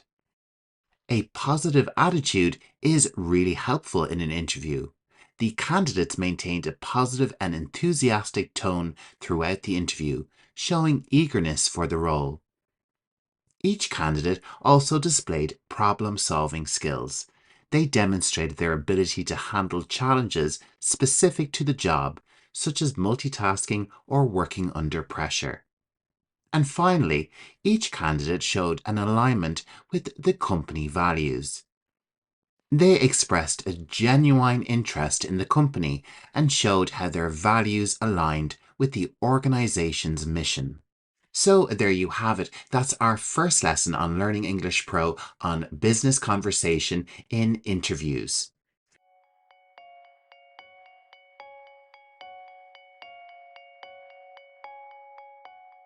Welcome back to our interview skills series. In this lesson, we're going to dive into behavioral interview questions, which are especially important for business-related roles like management, marketing, finance, and consulting. In this lesson, we'll take a look at behavioral interview questions, which are designed to help employers understand how you've handled specific situations in the past and predict how you'll perform in the future. In this video, I'll explain what these questions are, why they're important, and show you how to answer them effectively using the STAR method. We'll also look at some common examples and sample answers to help you prepare. Let's get started. Behavioral interview questions are questions that ask you to describe how you've responded to specific situations in the past.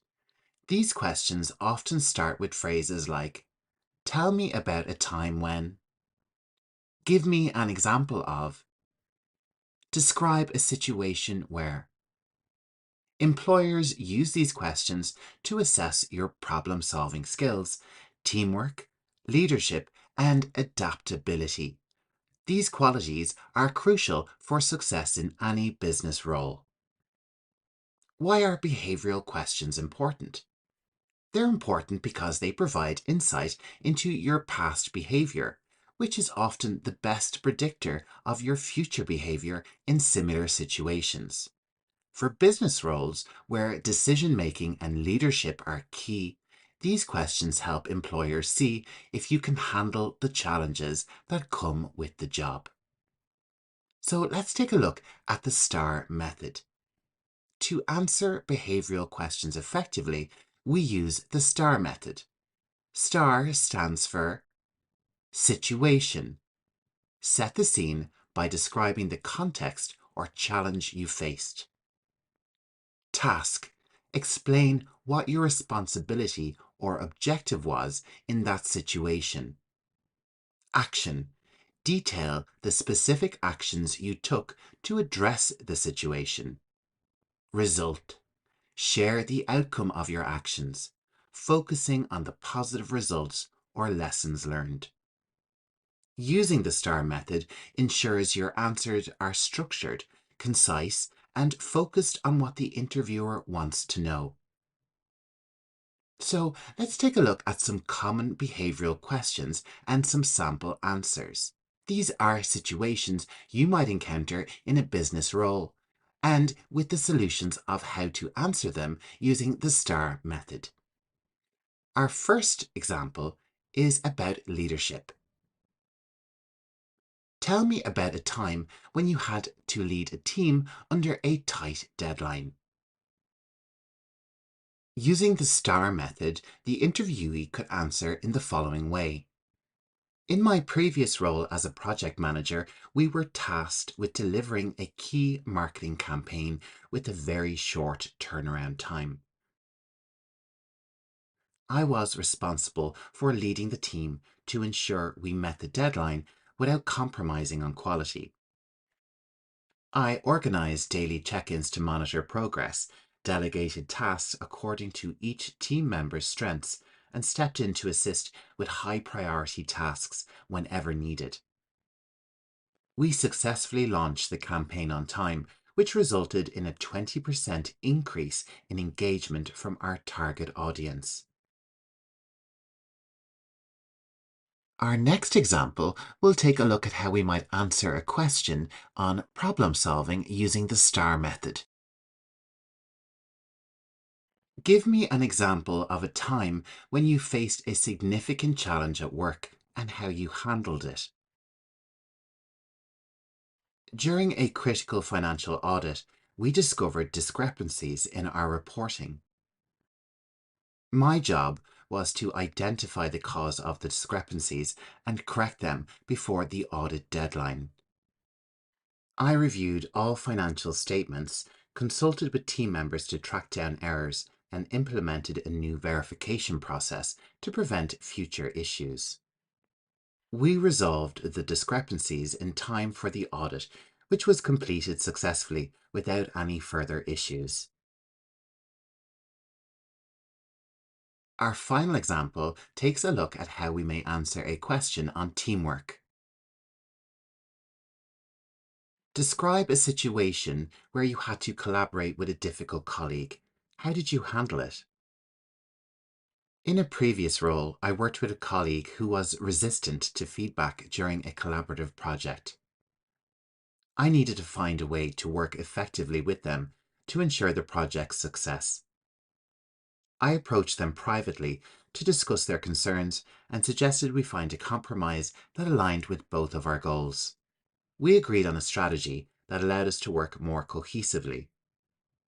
The project was completed successfully, and we developed a more positive working relationship moving forward.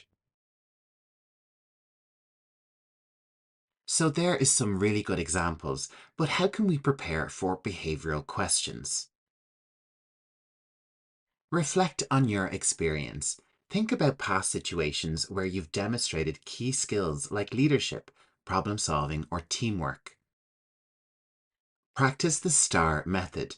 Structure your answers using the STAR method to keep them clear and focused. Be honest and specific. Use real examples from your experience and focus on your personal contributions. Stay positive. Even if the situation was challenging, highlight what you learned or how you grew from the experience.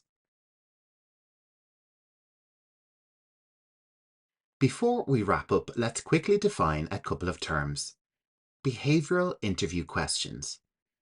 These are questions that ask about past experiences to predict how you might handle similar situations in the future. The technique for business interviews that we discussed today is the STAR method. This is a technique for answering behavioral interview questions by describing the situation, task, action, and result. Practice the phrases that you've learned in today's lesson and implement the tips that I've suggested. By doing this, you can confidently demonstrate your skills and experience in your next interview. Don't forget to like, comment, and subscribe for more tips and lessons on interview skills and advanced business English. And if you've any questions or topics you'd like me to cover, let me know in the comments below. I love hearing from you.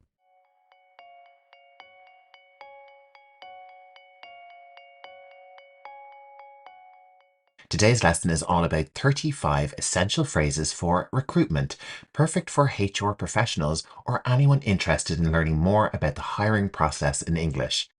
Let's jump into our lesson for 35 phrases for recruitment. In any HR role, recognizing when it's time to hire is a crucial step in maintaining an effective and productive team. In this section, we'll cover essential phrases to help you clearly communicate the need for recruitment in English. We have identified a skills gap in the marketing department. This phrase is used to highlight where there is a need for additional expertise within the team. When you see red text in a phrase, this is where you will fill in your information. Let's move on to our next phrase. There is an increased workload that necessitates expanding the team. This phrase indicates that a higher volume of work requires more staff to maintain productivity. We need to recruit due to an upcoming project. This phrase points out that a new project requires new or additional employees. The current team lacks expertise in marketing. We can use this phrase to explain why additional recruitment is necessary. Our recent growth means we need to hire more team members. This phrase highlights expansion as the reason for recruitment. Now let's move on to listing a job on a website. Creating an effective job listing is essential to attract the right candidates. To do this successfully, you'll need to know and include several key pieces of information about the vacancy. We'll go through 10 essential phrases for writing a clear and compelling job listing, and at the end of the section, I'll put these together in an example job advertisement for you. We are currently seeking a supply manager to join our team. We can use this as an opening phrase to introduce the role. The successful candidate will be responsible for managing customer service. This phrase explains the main responsibilities of the job. Applicants should have at least 5 years of experience in sales. Here we are setting clear expectations for qualifications. Candidates must possess excellent communication skills. You can highlight specific skills that are needed for the role. A degree in economics is preferred but not required. This phrase specifies educational preferences. Key responsibilities include reducing waste, reporting to the CEO, and sales analysis. Here we are providing a concise overview of the duties. We offer a competitive salary and benefits package. Here we are encouraging applicants by highlighting the compensation.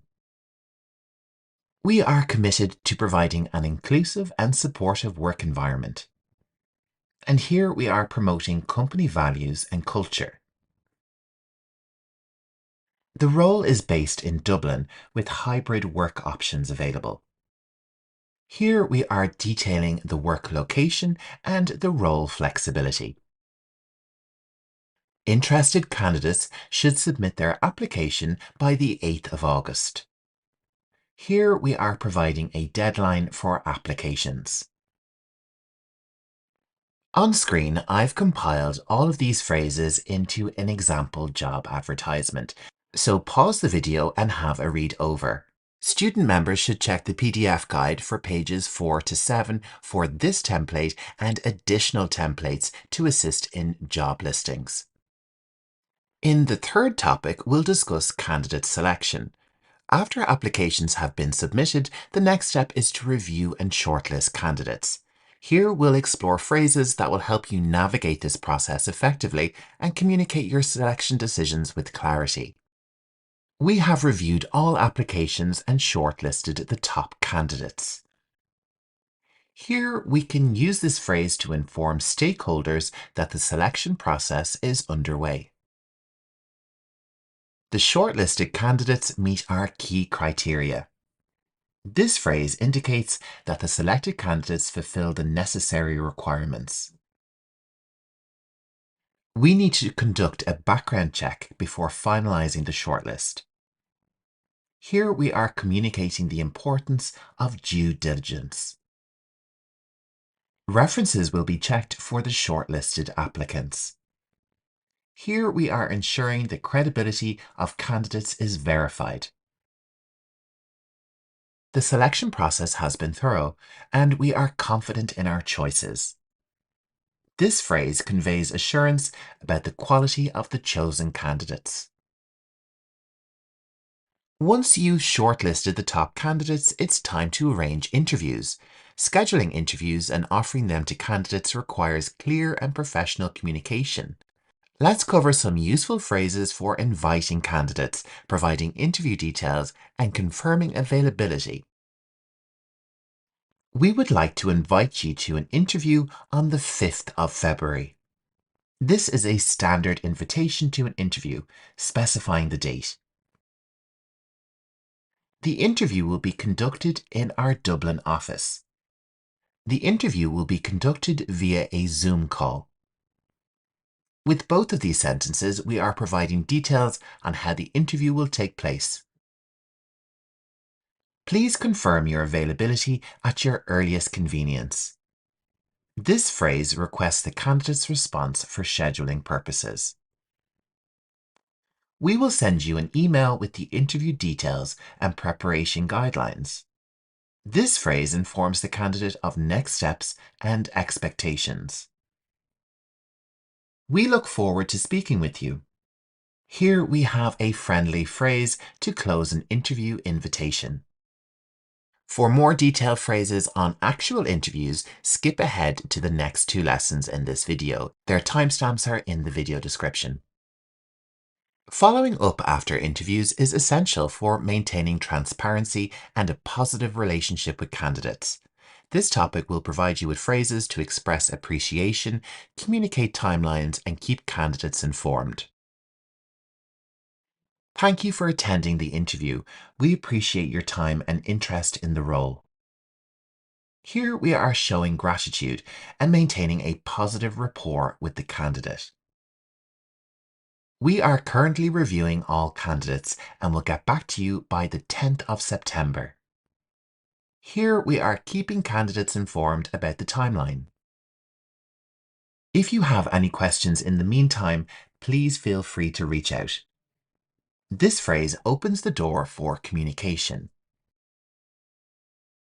Your feedback has been noted and will be used for future improvements. This phrase acknowledges the value of feedback provided by candidates. We will inform you of the next steps as soon as possible. Here we are providing reassurance that updates will be given promptly. Finally, we'll talk about offering the job or declining an applicant. Whether you're delivering good news or letting a candidate know they haven't been selected, it's important to handle these communications with tact and respect. We are pleased to offer you the position of manager. Congratulations. Here is an official offer of employment. We will provide you with a detailed offer letter outlining the terms and conditions. This phrase ensures transparency in the job offer. Please review the offer and let us know if you have any questions. Here we are encouraging open dialogue before acceptance. We regret to inform you that we have chosen to move forward with another candidate. This is a polite way to let a candidate know they were not selected. We hope you will consider applying for future openings with us. This leaves a positive impression and encourages future engagement. And that's a wrap on our business English phrases for recruitment. Remember, my student members can download the complete PDF with these phrases and examples from the membership tab. Plus, get access to lots of exclusive learning content. You can sign up to become a member by clicking the link in the video description.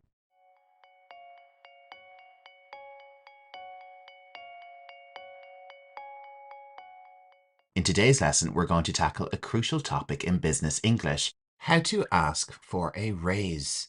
This can be an intimidating conversation, but with the right phrases and strategies, you'll feel confident and prepared to have this discussion professionally. Today's lesson, and dive right in.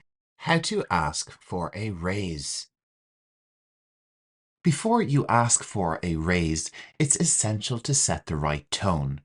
Use these phrases to request a meeting and ensure the conversation starts professionally and respectfully. I'd like to schedule a time to discuss my performance and compensation. This shows professionalism and prepares your boss for the conversation. Can we find a moment to talk about my role and how it's evolved over the past year? This phrase is a polite way to introduce the topic of a raise, focusing on how your role has grown. I've been thinking about my contributions to the team, and I'd love to have a conversation about my salary.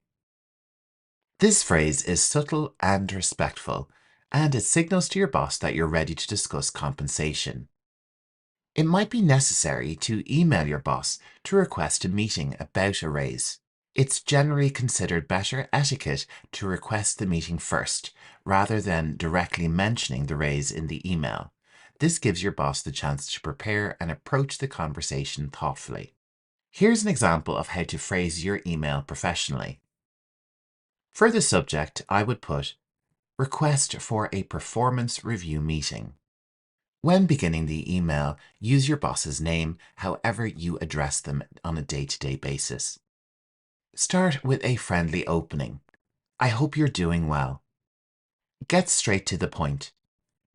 "I'd like to schedule a time to discuss my role and the contributions I've made over the past year." Let's add some information as to why you think this is important. "I believe a review of my performance would be beneficial, and I'd appreciate the opportunity to talk about how my role has evolved." And that's really all we need to say. Finish up with a nice phrase. Please let me know a time that works for you. Here you're putting the emphasis on your boss to reply to your email. To end the email, you can say, "Best regards," and your name. The key here is to frame the email as a performance review discussion, which naturally leads to compensation. This is respectful and professional and allows your boss to prepare for a productive conversation. Now that you've set the stage, it's time to present your case. It's crucial to be specific and focus on the value you bring to the company. Here's how you can express your achievements and justify why you deserve a raise. Over the past year, I've taken on additional responsibilities, such as payroll, and I believe this justifies a review of my salary. Here we are highlighting specific contributions and new tasks that support your request. Since my last review, I've successfully completed the marketing research and contributed to the quarterly sales report, which I believe has positively impacted the company. With this statement, you are focusing on measurable results, which shows you've made a concrete impact to the company. I've consistently exceeded my targets, and I feel this performance merits a discussion about my compensation. Using specific metrics or targets shows that you've gone above and beyond. Given the market trends and the additional value I bring to the team, I believe my current salary no longer reflects my contributions. By bringing up industry standards, you can add weight to your request. When it's time to actually ask for the raise, clarity is key. Be direct but polite and make sure your request is reasonable. Based on my contributions and the additional responsibilities I've taken on, I would like to discuss the possibility of a salary adjustment. This is a nice, formal, professional way to directly ask for a raise. Given my achievements and market rates, I'd like to propose a 10% increase in my salary. Being specific about the raise shows you've done your homework and know what you're asking for. I believe a raise of $5,000 would better reflect the value I'm bringing to the team. This is direct but polite and shows you've thought through the request. It's possible that your request might not be met with immediate agreement, and that's okay. Knowing how to handle objections professionally can keep the conversation productive. I understand that budgets may be tight right now, but I'd appreciate if we could revisit this discussion in the near future. This phrase shows flexibility while keeping the conversation open for the future. I'm open to discussing other ways we can address my contributions if a raise isn't possible right now. By offering to explore other benefits like bonuses or additional responsibilities, this shows you're solutions oriented.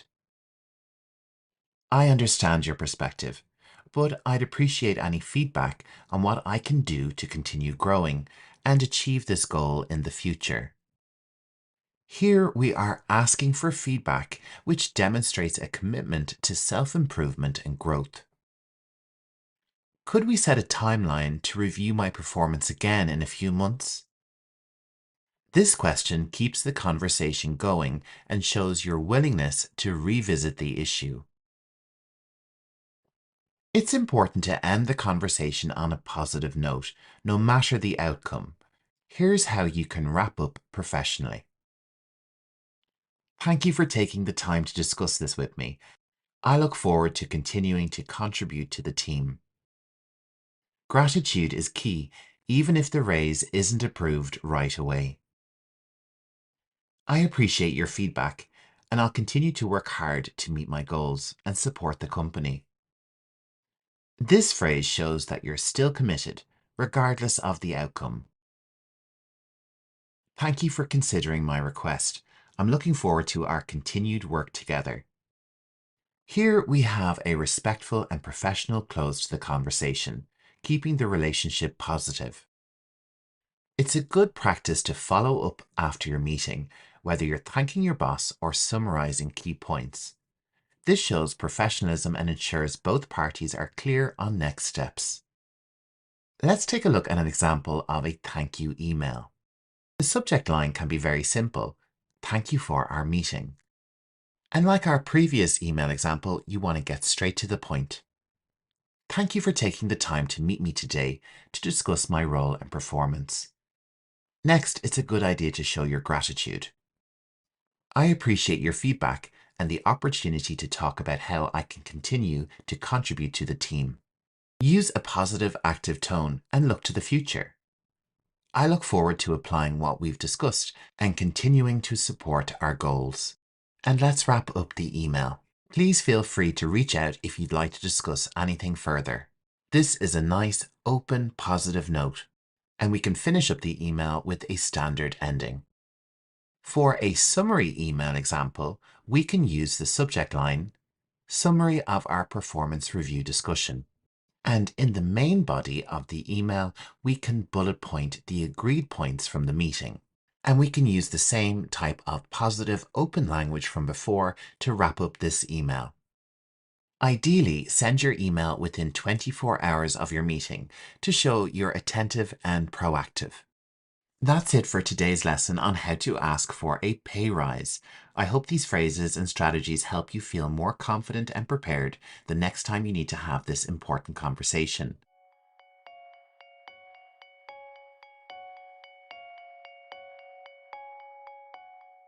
Today, we're diving into a critical area, advanced business English for negotiations. Whether you're negotiating a contract, closing a deal, or managing conflicts, this lesson will equip you with the phrases and strategies you need to excel. Negotiation is a vital skill in business, whether you're working on a multi-million-dollar deal or simply resolving a conflict. It requires not only strategic thinking, but also a strong command of language. In today's lesson, we'll cover essential phrases, strategies, and tips for effective business negotiations. Here's what we'll cover. Key phrases for different stages of negotiation. How to make and respond to offers. strategies for handling objections, and closing the deal. Let's start with key phrases you'll need during different stages of a negotiation. These phrases will help you navigate through the process smoothly and assertively. When opening the negotiation, you want to establish a professional tone and set the agenda. Our first phrase is, "Thank you for meeting with us today. I'd like to start by outlining our objectives for this negotiation." Another way we could say this is, "Before we begin, let's agree on the agenda for today's discussion." Next up, let's look at presenting your position. Here, we really want to state clearly what the terms and conditions are. Let's take a look at two example phrases. Our main priority is securing a long-term partnership that benefits both parties. We propose a 3-year contract with a fixed pricing structure. If you present your terms and conditions like these phrases, you'll come across as really professional. Next up, let's take a look at some phrases for making offers and counter-offers. This is the core of the negotiation process. In light of your proposal, we're willing to offer a 5% discount on bulk orders. Let's try a different phrase. We appreciate your offer, but we need a more flexible payment schedule to proceed. Let's move on to clarifying and confirming terms.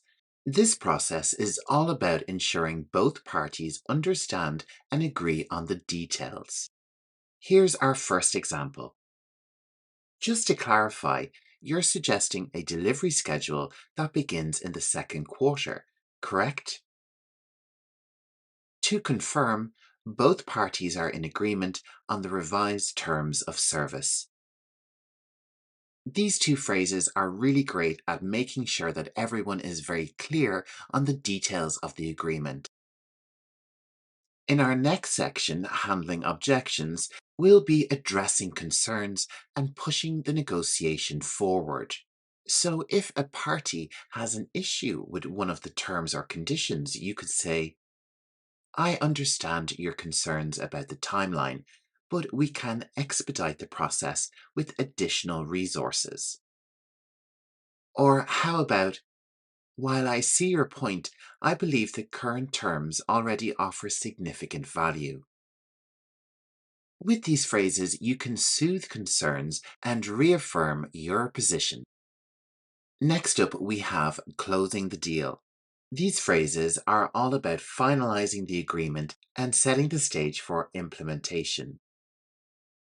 I think we've reached a mutually beneficial agreement. Let's move forward with the contract. If there are no further concerns, we can proceed with drafting the final agreement. These phrases will help you guide the negotiation process from the opening discussion to the closing deal. Practice them to build your confidence and fluency. Next, let's focus on making and responding to offers. This is where your language needs to be precise, persuasive, and flexible. When it comes to making an offer, we could say, "Given the current market conditions, we believe a 10% increase in price is justified." Let's try a different phrase. "We're prepared to offer extended payment terms if you can commit to larger order volumes." And how about responding to an offer? Let's check out these two key phrases. "While your offer is competitive, we would need a further reduction to align with our budget." Your proposal is intriguing, but we'd like to explore options for faster delivery. Remember, how you frame your offer or counteroffer can significantly impact the outcome of the negotiation. Use these phrases to ensure your offers are clear and persuasive. Negotiations often involve objections and challenges, but how you handle these can make or break the deal. Let's look at some strategies and phrases for overcoming objections and closing the deal. For handling an objection, you could say, I understand that the price may seem high, but let's consider the long-term savings this solution provides. Another phrase for handling objections could be, I see your concern about the timeline, but we can offer additional support to ensure deadlines are met. For closing the deal, I have two great phrases. It seems like we've addressed all the key issues. Shall we finalize the agreement? And our last phrase for this lesson. I'm confident this agreement will be beneficial for both of us. Let's proceed with the contract. Closing the deal is about summarizing the agreed terms and expressing confidence in the outcome. These phrases will help you conclude negotiations effectively and leave a positive impression. Let's recap what we've covered today. Key phrases for opening, negotiating, and closing deals. Strategies for making and responding to offers. Techniques for handling objections and ensuring a successful outcome. Thank you so much for watching. If you found this video helpful, please give it a thumbs up and don't forget to subscribe to Learning English Pro for more professional English lessons.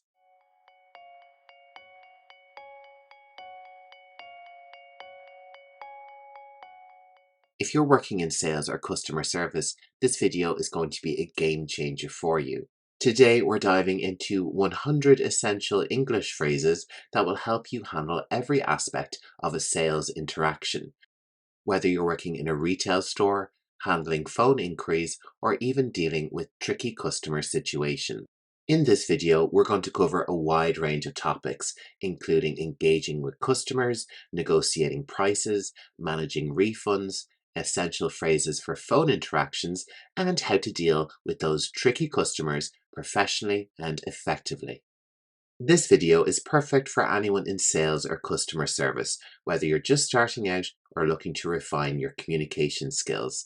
Even if English isn't your first language, these phrases will help you sound confident and professional in any sales scenario. Our first topic is greeting customers. Welcome. How can I assist you today? Good morning. What brings you in today? Hello. Is there anything specific you're looking for? Hi there. Need help finding something? Good afternoon. How can I help make your shopping easier? In our next batch of phrases, we will look at how to engage with customers. Is this your first time shopping with us? Are you shopping for yourself or a gift today? What kind of product are you interested in? Is there any particular style or color you're looking for? May I suggest something that could suit your needs? Let's move on to our next topic, introducing products to a customer. This is one of our most popular items. Let me show you some of our best sellers. This product just came in. It's very popular.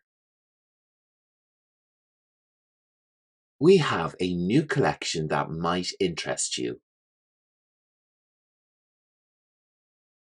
This item is highly recommended by our customers.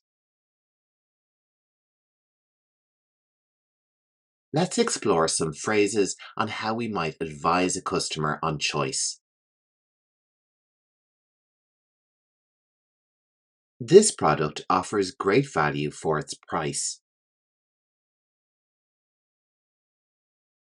If you're looking for durability, this would be an excellent choice. Based on your needs, I'd recommend this one. This model has excellent reviews from other customers. For your specific requirements, I think this option would work best. Handling price negotiations can be very tricky. Here's some phrases to make it a lot easier. I understand your budget concerns. Let's see what we can work out. I might be able to offer you a discount on this item. If you purchase more than one, I can offer you a special deal. This is the best price we can offer for this quality. We can consider a price adjustment if you're buying in bulk. Let's move on to phrases you can use when closing the sale. Would you like to proceed with this item? Shall I get this ready for you? Are you ready to check out? Is there anything else you would like to add to your purchase? I can have this wrapped up for you if you're ready. Boost your sales by learning how to suggest additional products and services effectively. This product pairs well with the one you're purchasing. We also have a special offer on this related item. Would you be interested in an extended warranty? Many customers who bought this also purchased this accessory. You might want to consider this additional feature. Our next topic is handling objections. Here you can equip yourself with phrases that address customer concerns and turn objections into opportunities. I understand your concern. Let me explain why this product is worth the price. This model might be a better fit for your needs. Let me show you a different option that might be more suitable. We have a satisfaction guarantee if you're not happy with your purchase. I can assure you this is a quality product. Let's move on. Handle difficult situations with grace using these phrases tailored for managing tricky customers. I apologize for any inconvenience. Let me see how I can help. I understand you're upset. Let's find a solution together. I'm here to help. What can I do to resolve this issue? Let me get my manager to assist with this situation. I appreciate your patience. I'll make sure this is handled properly. Next up, learn the best phrases for processing refunds and returns while maintaining customer satisfaction. Do you have a receipt for this return? I'm sorry this didn't meet your expectations. Let's process your refund. Would you like to exchange this for something else? Let me check out our return policy and assist you. We can issue a refund to your original payment method. Our next batch of phrases will help you manage phone inquiries professionally, ensuring a smooth experience for customers. Thank you for calling the clothing store. How can I assist you?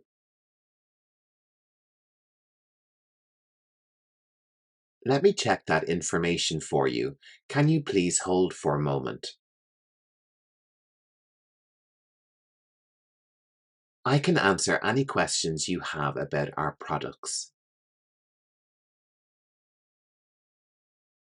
Would you like me to place this item on hold for you? I'll make sure that we have it in stock before you come in. In our next topic, you can get equipped with essential phrases for taking bookings and managing appointments over the phone. Thank you for calling. How can I help you with your booking today? Can I confirm the date and time for your appointment? Let me check our schedule and find the best time for you. Would you like a reminder call or email for your appointment? I've booked your appointment. See you then. Our next batch of phrases will help you ensure seamless communication for efficiently transferring calls to the right department. Please hold while I transfer your call. Let me connect you with the right department. I'm transferring you to our specialist. Please hold. I'll make sure you're connected with someone who can help. One moment while I direct your call. In our next topic, thanking the customer, I'll show you how to express your gratitude and leave a positive lasting impression with some simple yet powerful thank you phrases. Thank you for shopping with us. We appreciate your business. Have a great day. Thank you for your purchase. We hope to see you again soon. It was a pleasure assisting you today. We look forward to your next visit. Keep your customers happy and loyal by mastering these phrases for excellent after-sales service. How has your purchase been working out for you? Is there anything else we can assist you with? If you have any issues, please don't hesitate to contact us. We offer support services if you need any help with your product. Thank you for your feedback. It helps us improve our service. Earlier in the lesson, we covered some phrases relating to refunds. In our next topic, we'll be navigating challenging refund situations with phrases that aim to resolve the issues amicably. I understand you're not happy with the product. Let's find a solution. I apologize for the inconvenience. Let me see what we can do. We can offer store credit if that works better for you. I'll need to check with my manager on this refund. We value your satisfaction and I'll make sure we address this properly. With our next set of phrases, you'll be able to advise your customers on great product care to make sure their products and purchases last longer for them. To keep this product in the best condition, I recommend using this care product. This item requires special handling. Let me show you how. You can extend the life of this product by following these steps. We offer a maintenance service for this product. Here are some tips to help you get the most out of your purchase. Stay connected with your customers by using the next set of phrases to follow up on orders and ensure satisfaction. I'm calling to update you on your order status. Your order is ready for pickup. When would you like to collect it? We've shipped your order and it should arrive by Friday. I'm following up to ensure you received your order. If you have any questions about your order, feel free to reach out. Encouraging customers to return with the next set of phrases help promote loyalty and repeat business. We have a special offer for returning customers. You're eligible for a loyalty discount on your next purchase. Thank you for your continued business. We appreciate it. We'd love to see you back soon. Here's a coupon for your next visit. Join our rewards program and enjoy exclusive benefits. In our final topic, learn how to respond to price inquiries with confidence using these essential phrases. This product is currently priced at $2. We offer price matching with our competitors. This item is on sale for a limited time. I can provide a quote if you're looking to purchase multiple items. Our prices are competitive and we offer excellent value. A great sales professional is confident, empathetic, and knowledgeable. They know how to connect with customers, provide tailored advice, and handle challenges with grace. By practicing these 100 essential English phrases for sales, you'll become great at greeting customers, advising them on choices, handling tricky situations, and following up on orders. All of the phrases will help you communicate more effectively and professionally. If you've enjoyed this lesson, make sure to like, comment, subscribe, and share it with a friend.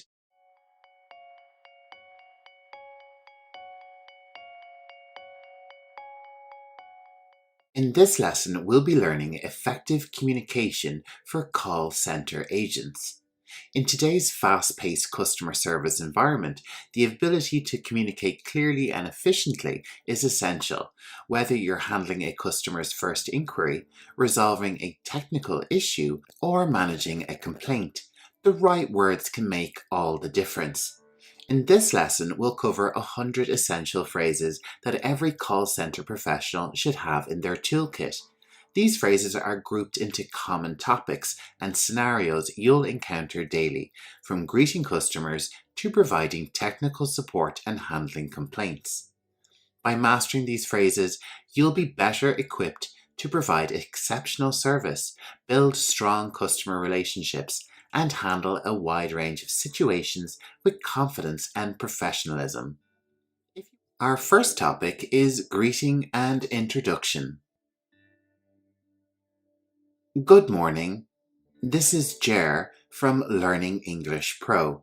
How can I assist you today? Good morning. This is Jer from Learning English Pro. How can I assist you today? Thank you for calling Learning English Pro. My name is Jer. How can I help you?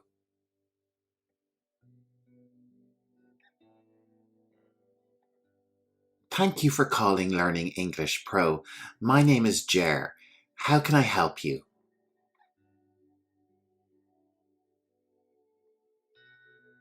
Hello, this is Jer from Learning English Pro. What can I do for you today? Hello, this is Jer from Learning English Pro. What can I do for you today? Hi, you've reached Learning English Pro. How may I assist you? Hi, you've reached Learning English Pro. How may I assist you?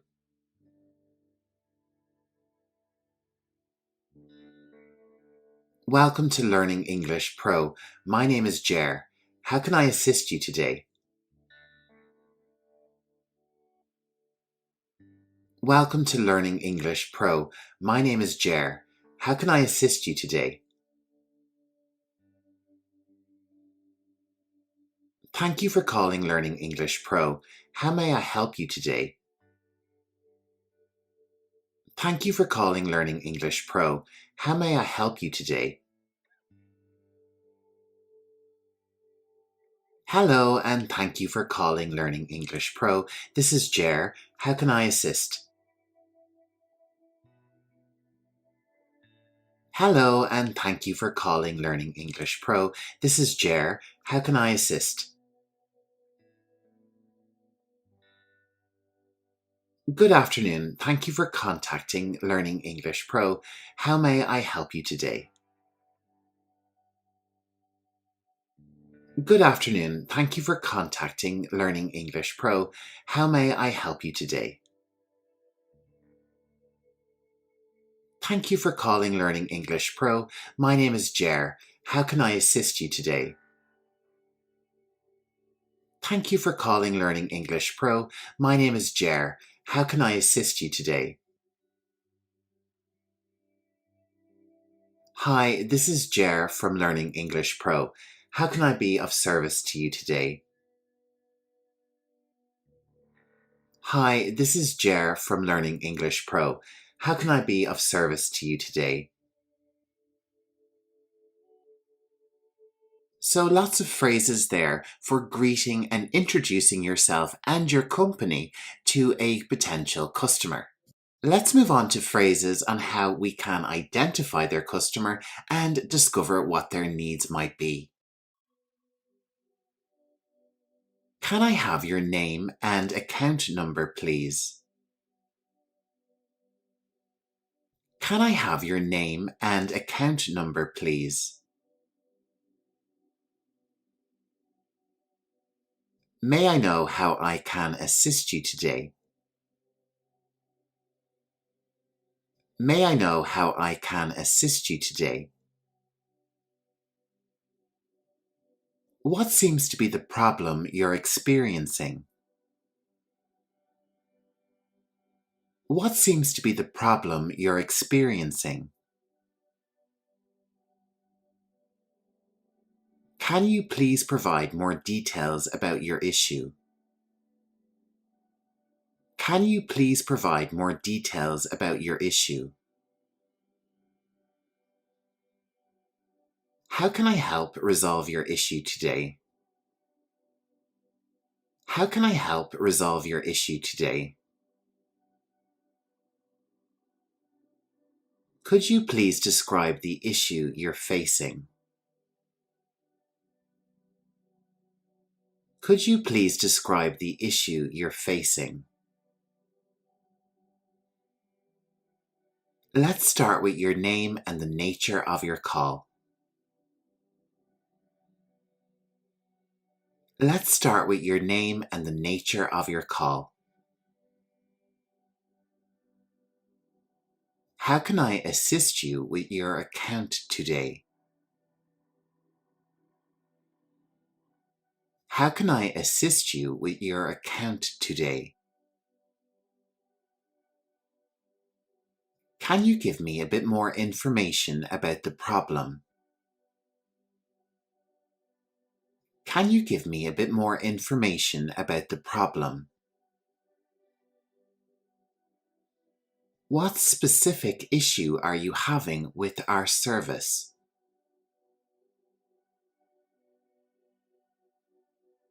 What specific issue are you having with our product? Very good. Let's move on to our next topic, which is confirming and verifying information. Let me verify your details, please. Let me verify your details, please. Can you confirm your address and phone number for me? Can you confirm your address and phone number for me? May I have your email for verification purposes? May I have your email for verification purposes? I'll need to verify some information before we proceed. I'll need to verify some information before we proceed. Can you please confirm your date of birth? Can you please confirm your date of birth?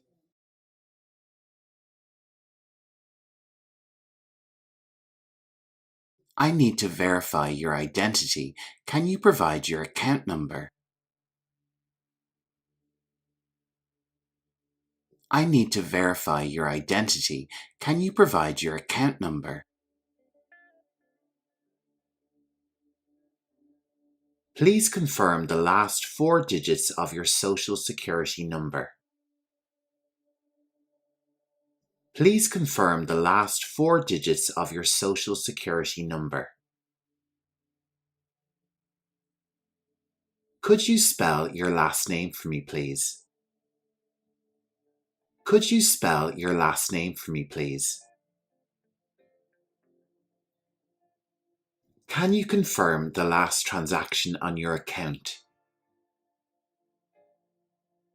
Can you confirm the last transaction on your account? Let me check our records to verify your account details. Let me check our records to verify your account details. Wonderful, you're doing great. It's time for our next topic, listening and having empathy for customers. I understand your frustration. Let me see how I can help.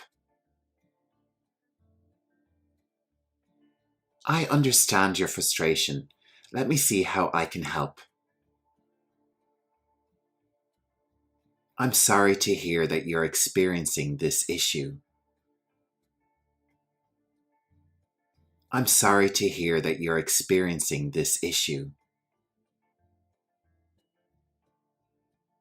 I can understand how this might be frustrating for you. I can understand how this might be frustrating for you. Thank you for bringing this to our attention.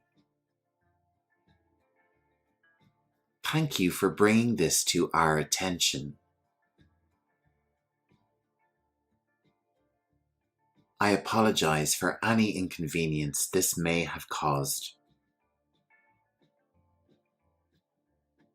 I apologize for any inconvenience this may have caused. I appreciate your patience as we work through this. I appreciate your patience as we work through this. I'm here to help, and I will do my best to resolve this for you. I'm here to help, and I will do my best to resolve this for you. I understand your concern. Let's see what we can do. I understand your concern. Let's see what we can do.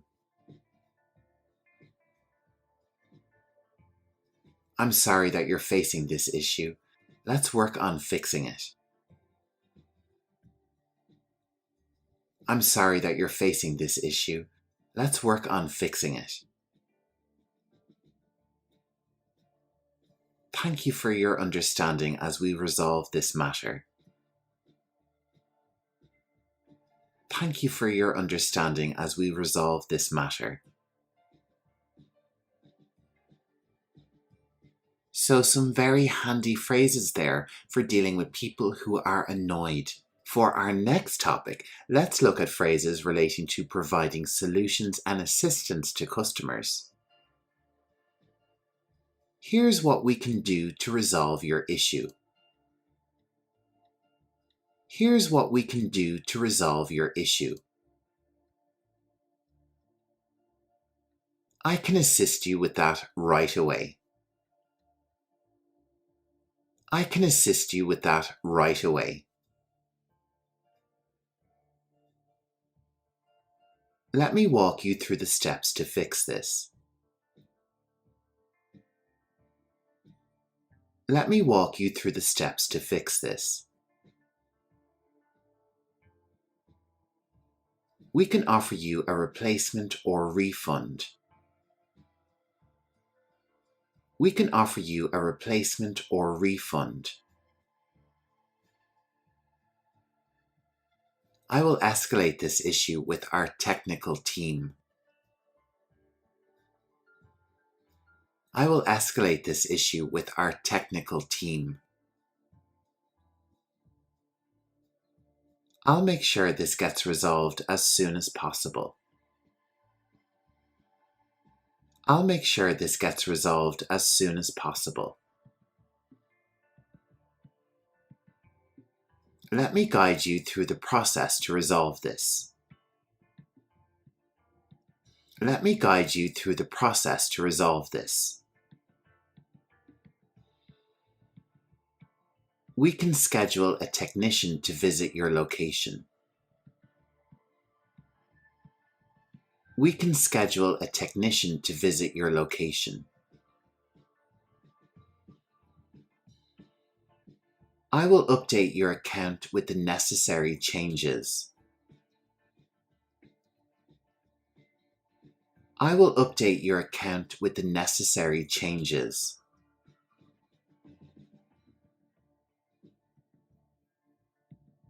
Let me provide you with some troubleshooting steps. Let me provide you with some troubleshooting steps. Let's take a look at some phrases relating to handling complaints. I'm sorry you're not satisfied with our service. I'm sorry you're not satisfied with our service. Let's see how we can make this right. Let's see how we can make this right. I apologize for any inconvenience this may have caused you. I apologize for any inconvenience this may have caused you. I'll do my best to resolve this issue for you. I'll do my best to resolve this issue for you.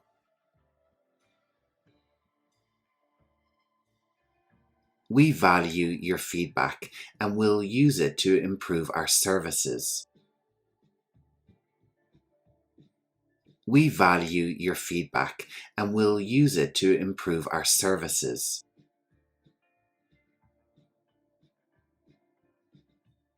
Thank you for bringing this to our attention. Thank you for bringing this to our attention. I can understand why you're upset. Let's find a solution. I can understand why you're upset. Let's find a solution. I will personally ensure this is taken care of. I will personally ensure this is taken care of. I'll escalate your complaint to our management team. I'll escalate your complaint to our management team. I apologize for any trouble you've experienced. I apologize for any trouble you've experienced. In our next section, explaining policies and procedures, our list of phrases is something that you can use to integrate them with your company's specific policies and procedures. So let's take a look at the first phrase. Our policy states that. So I'll give you an example for this first phrase. Our policy states that returns must be made within 30 days of purchase. So I've used this phrase to communicate a particular rule to a customer. So for the next phrases, why not try integrating some of your own company's policies and procedures with each phrase? According to our records. According to our records. The procedure for this is as follows. The procedure for this is as follows. Let me explain how this works. Let me explain how this works. Here's what you need to do next. Here's what you need to do next.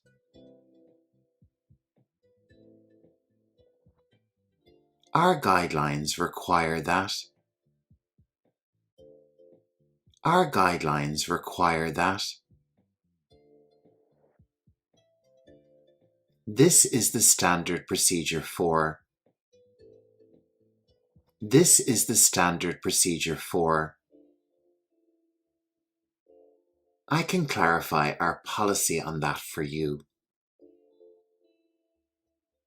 I can clarify our policy on that for you. The next step is to. The next step is to. This is what we'll need to do to resolve this. This is what we'll need to do to resolve this. I hope you're enjoying this lesson so far. Our next topic is technical support.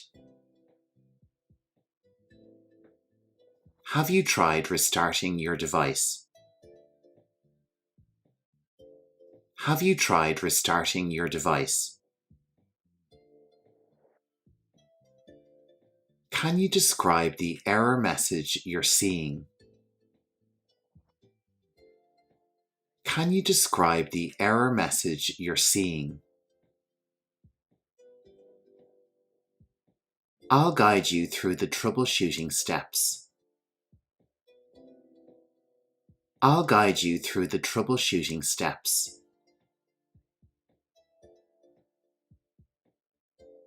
Let's check your internet connection first.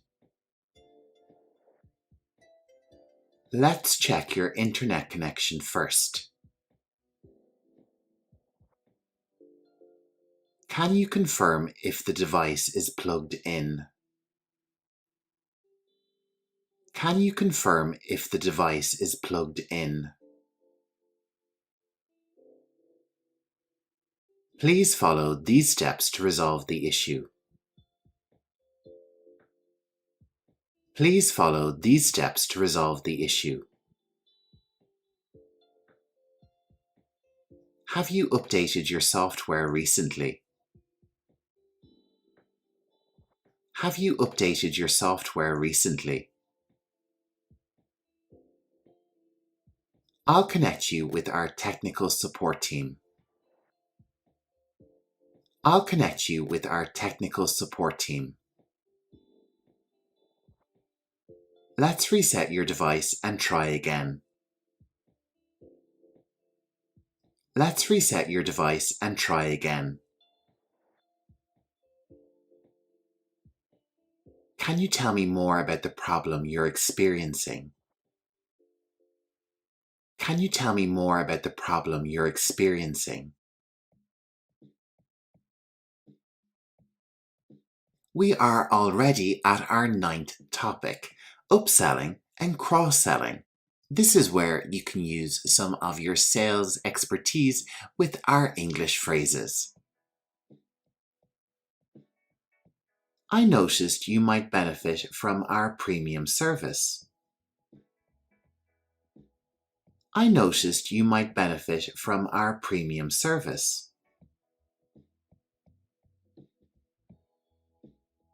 Did you know we have a special offer on English lessons? Did you know we have a special offer on English lessons? You might also be interested in. You might also be interested in. We have a new feature that you might like.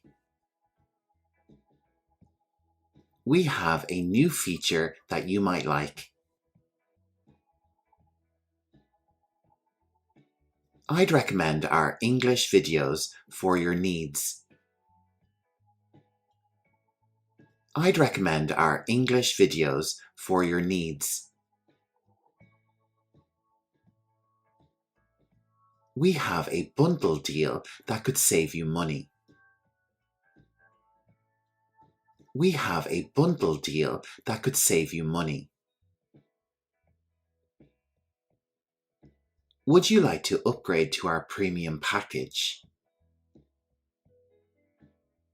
Would you like to upgrade to our premium package? You might find our English lessons useful.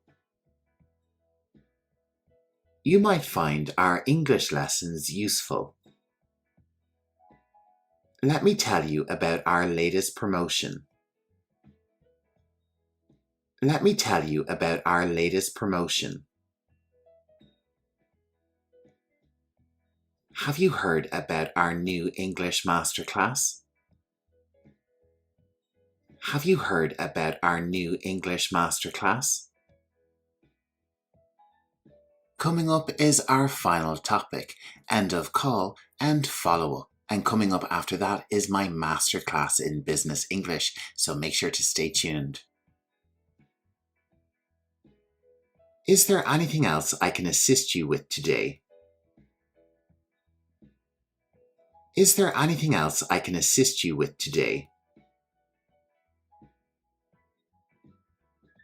Thank you for calling Learning English Pro. Have a great day. Thank you for calling Learning English Pro. Have a great day. If you have any more questions, feel free to call us back. If you have any more questions, feel free to call us back. I'm glad we could resolve your issue today. I'm glad we could resolve your issue today. Please don't hesitate to reach out if you need further assistance.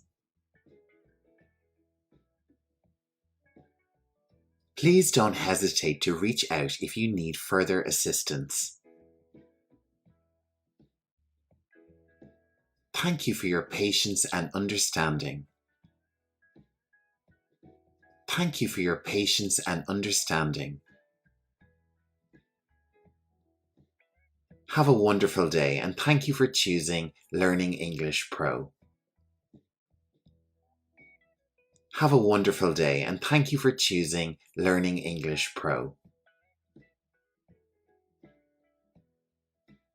I'll follow up with you to ensure everything is resolved.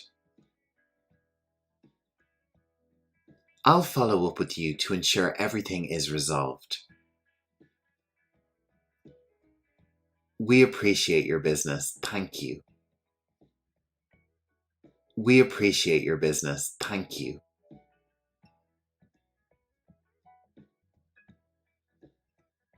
Goodbye, and thank you for calling Learning English Pro. Goodbye, and thank you for calling Learning English Pro. Well done for sticking out throughout the entire lesson and learning 100 new phrases for a call center. I wish you the very best in your future employment.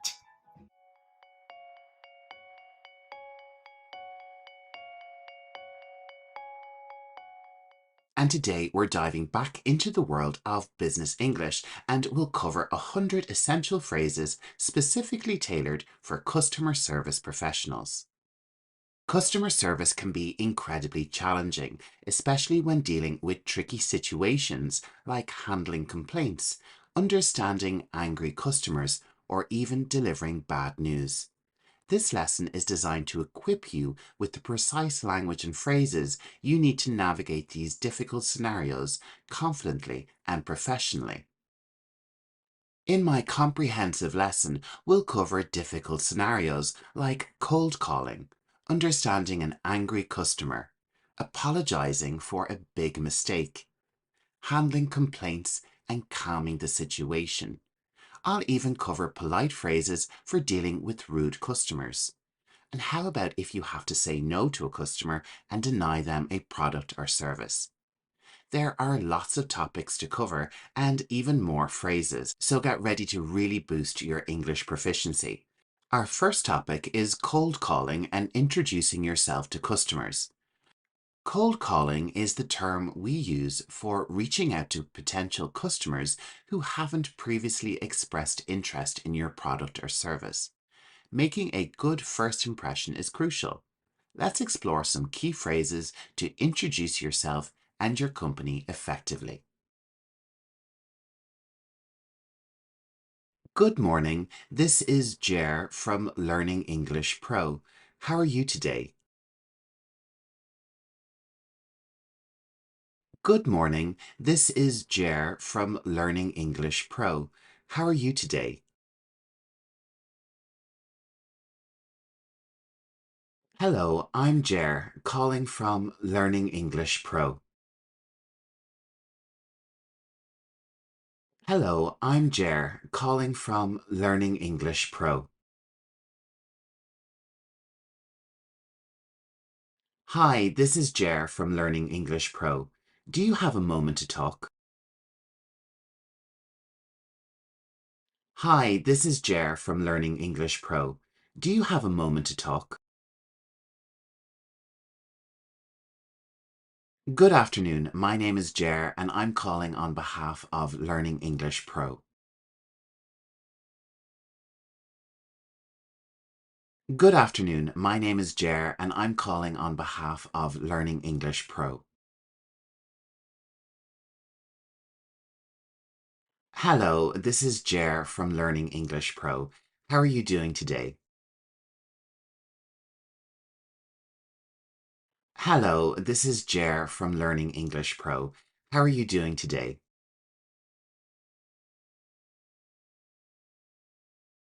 Hi, I'm Jer from Learning English Pro. I wanted to speak with you about English lessons. Hi, I'm Jer from Learning English Pro. I wanted to speak with you about English lessons. Good day, my name is Jer and I'm reaching out from Learning English Pro. Good day, my name is Jer and I'm reaching out from Learning English Pro. Hello, this is Jer calling from Learning English Pro. Is now a good time to talk? Hello, this is Jer calling from Learning English Pro. Is now a good time to talk? Good morning, I'm Jer from Learning English Pro. Can I take a few minutes of your time? Good morning, I'm Jer from Learning English Pro. Can I take a few minutes of your time?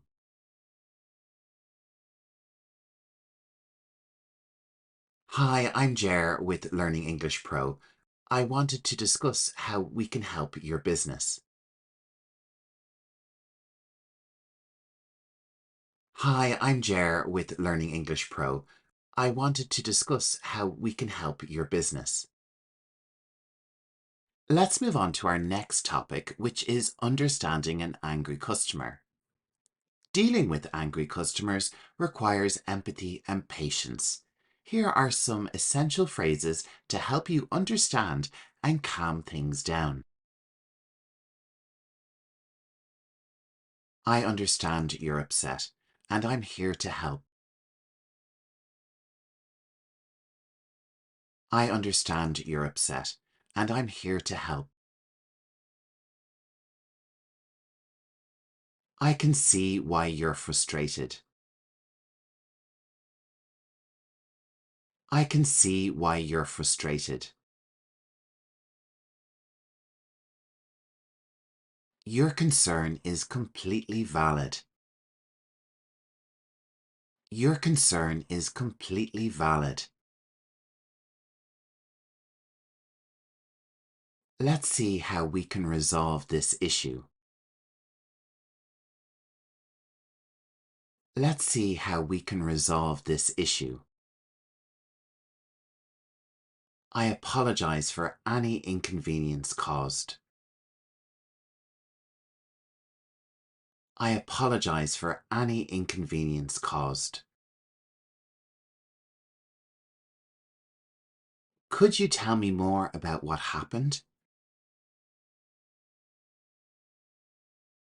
Could you tell me more about what happened? I'm sorry for any trouble you've experienced. I'm sorry for any trouble you've experienced.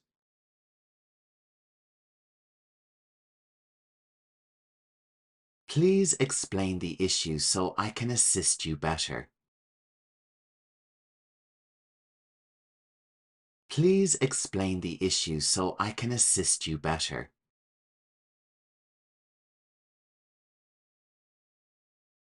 I'm here to listen and help resolve this for you. I'm here to listen and help resolve this for you. Let's work together to find a solution. Let's work together to find a solution. Up next, our topic is apologizing for a big mistake. When significant mistakes happen, sincere apologies are a must. These phrases will help you convey your regret and take responsibility.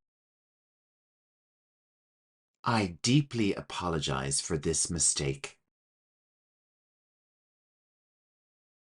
I deeply apologize for this mistake. We are very sorry for the error. We are very sorry for the error. Please accept our sincerest apologies. Please accept our sincerest apologies.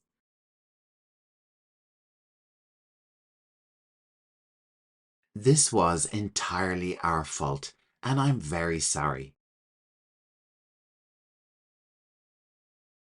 This was entirely our fault, and I'm very sorry.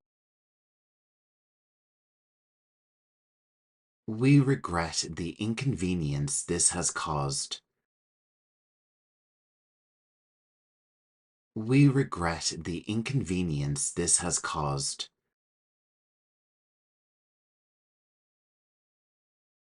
I understand this is very frustrating, and I apologize. I understand this is very frustrating, and I apologize. I'm sorry for the significant inconvenience. I'm sorry for the significant inconvenience. We apologize for any trouble this has caused. We apologize for any trouble this has caused. This was a serious oversight on our part. This was a serious oversight on our part. I assure you, we are addressing this issue immediately. I assure you, we are addressing this issue immediately. Let's take a break from dealing with these tricky situations and focus on our next topic, going above and beyond, being a customer service superstar. Exceeding customer expectations can turn a negative experience into a positive one. Let's learn how to go above and beyond with the next set of phrases. I'm here to ensure you have the best experience possible. I'm here to ensure you have the best experience possible. Let me take care of that for you right away. Let me take care of that for you right away. I'll personally handle this issue for you.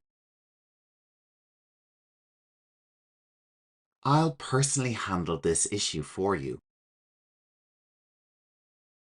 I will make sure this is resolved quickly. I will make sure this is resolved quickly. Your satisfaction is my top priority. Your satisfaction is my top priority. I'll go the extra mile to help you. I'll go the extra mile to help you. Let me see how I can exceed your expectations. Let me see how I can exceed your expectations. I'll make sure you're completely satisfied. I'll make sure you're completely satisfied. I'll provide you with a special offer for the inconvenience. I'll provide you with a special offer for the inconvenience. I'm committed to making this right for you. I'm committed to making this right for you. Our next topic is handling complaints and calming the situation. Handling complaints effectively can diffuse tension and resolve issues. Here are key phrases to calm and reassure your customers. I apologize for the inconvenience. I apologize for the inconvenience. I'm sorry to hear that you're facing this issue. I'm sorry to hear that you're facing this issue.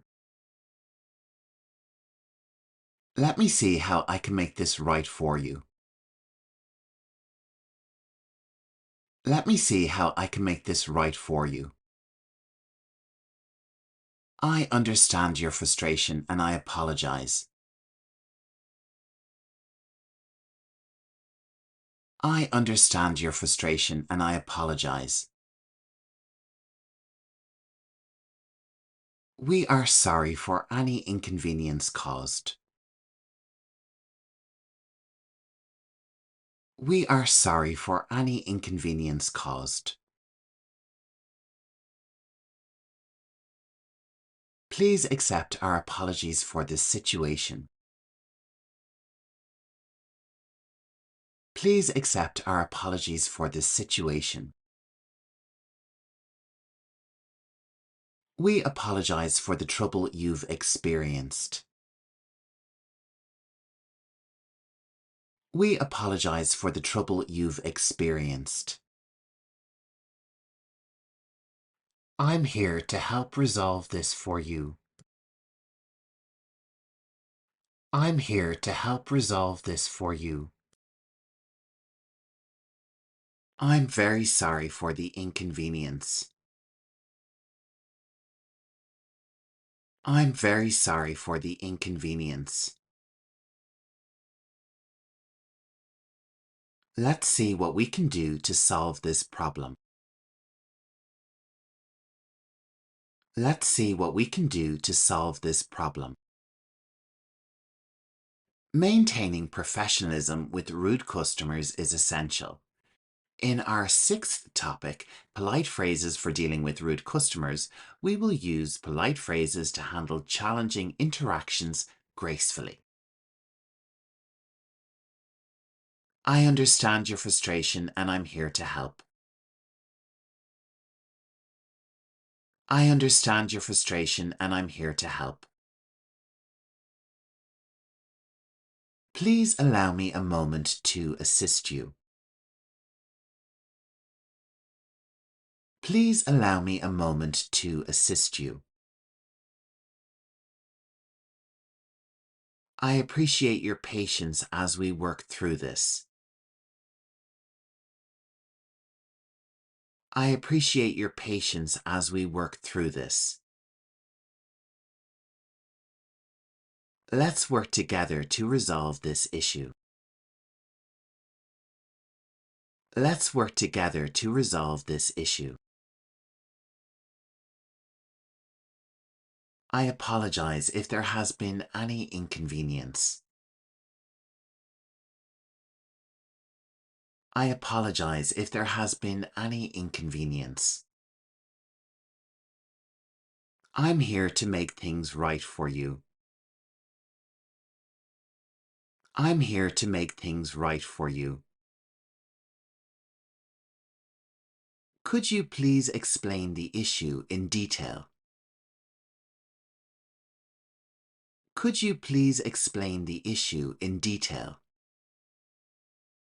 Thank you for bringing this to our attention. Thank you for bringing this to our attention. I'm doing my best to help resolve this for you. I'm doing my best to help resolve this for you. I appreciate your understanding. I appreciate your understanding. Our next topic is how to deny a customer a service or product. Saying no to a customer can be difficult. These phrases will help you deny requests politely and professionally. Unfortunately, we're unable to fulfill your request at this time. Unfortunately, we're unable to fulfill your request at this time. I'm sorry, but that service is not available. I'm sorry, but that service is not available. We apologize, but we cannot provide that product. We apologize, but we cannot provide that product. Due to company policy, we are unable to offer this service. Due to company policy, we are unable to offer this service. Regrettably, we don't have the capacity to accommodate your request. Regrettably, we don't have the capacity to accommodate your request. I understand your need, but we cannot fulfill it currently.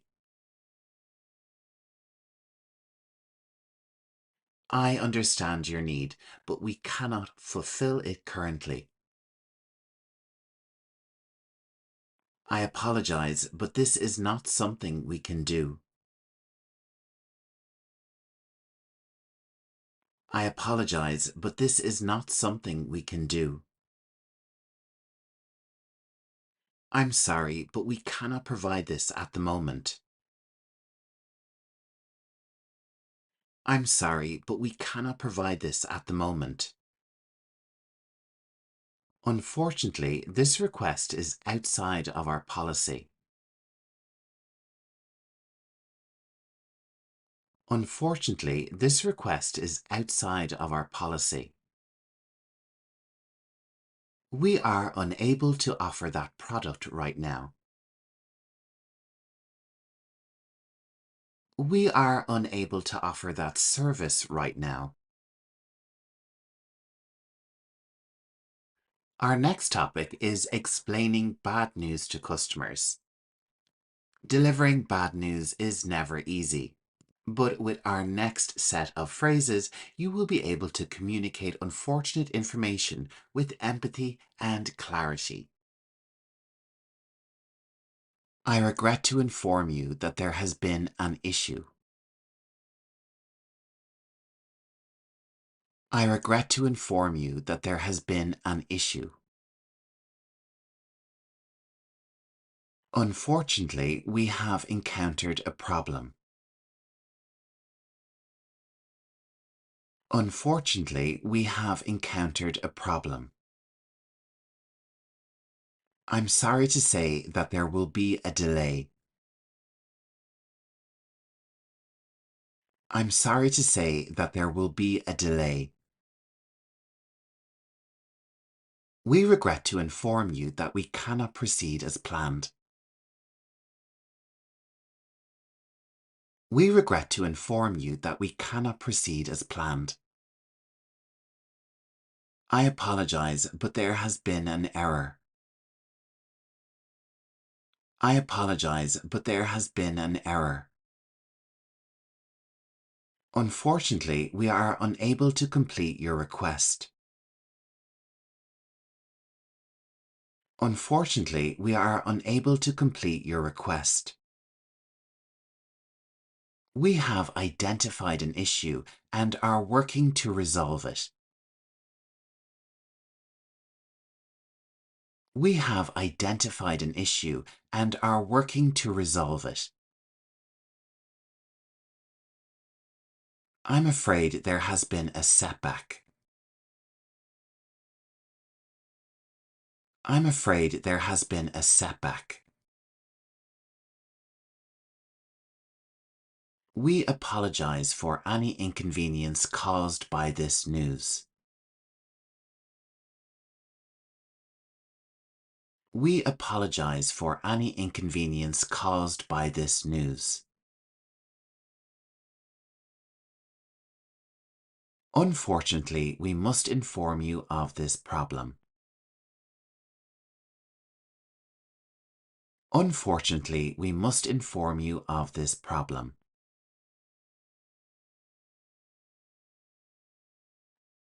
Our second last topic is follow-up and confirmation. Following up and confirming details shows customers you care. Use these phrases to ensure clear and continuous communication.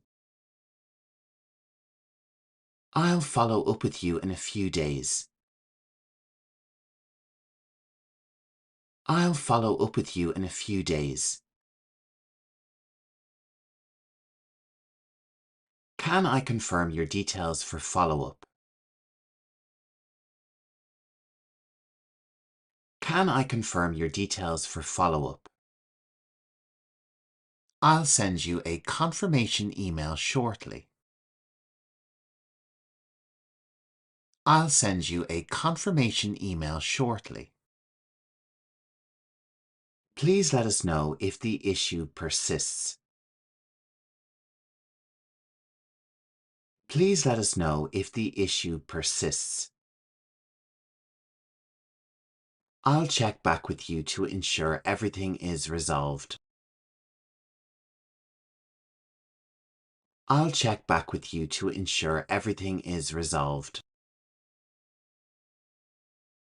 Is it okay if I contact you for further updates? Is it okay if I contact you for further updates? We'll keep you updated on the progress. We'll keep you updated on the progress. I'll make sure to follow up on this matter. I'll make sure to follow up on this matter. We'll confirm once the issue is resolved. We'll confirm once the issue is resolved. Please expect a follow-up call soon. Please expect a follow-up email soon. Ending a customer service interaction on a positive note is important. In our final topic, closing the interaction, these phrases will help you close your conversations professionally. Thank you for your time and patience. Thank you for your time and patience. It was a pleasure assisting you today. It was a pleasure assisting you today. Have a great day. Have a great day. Thank you for choosing Learning English Pro. Thank you for choosing Learning English Pro. We appreciate your business. We appreciate your business. Don't hesitate to contact us again. Don't hesitate to contact us again. Take care and thank you for calling. Take care and thank you for calling. We look forward to serving you again. We look forward to serving you again. Thank you and goodbye. Thank you and goodbye. Have a wonderful day ahead. Have a wonderful day ahead. Thank you for joining me on this English masterclass on essential customer service phrases. I hope you found them helpful and feel more confident handling various customer interactions. Remember, practice makes perfect. Keep using these phrases to enhance your communication skills.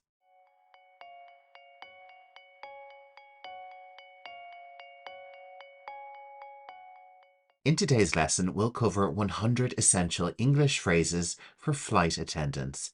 Whether you're working in the cabin or on the ground, these phrases will help you communicate confidently with passengers in English. Let's begin with phrases flight attendants use when welcoming passengers and helping them on board. Good morning, welcome aboard. Good afternoon, welcome aboard. This phrase is a polite and professional way to greet passengers. May I see your boarding pass, please? We can use this question to verify the passenger seating assignment. Your seat is located in row 15 on the right-hand side. Here we are providing clear directions to the passenger seat. Please place your carry-on luggage in the overhead bin or under the seat in front of you. These are standard instructions for storing luggage. Please let me know if you need any assistance. It's important to offer help to passengers during the boarding process. Is this your first time flying with us?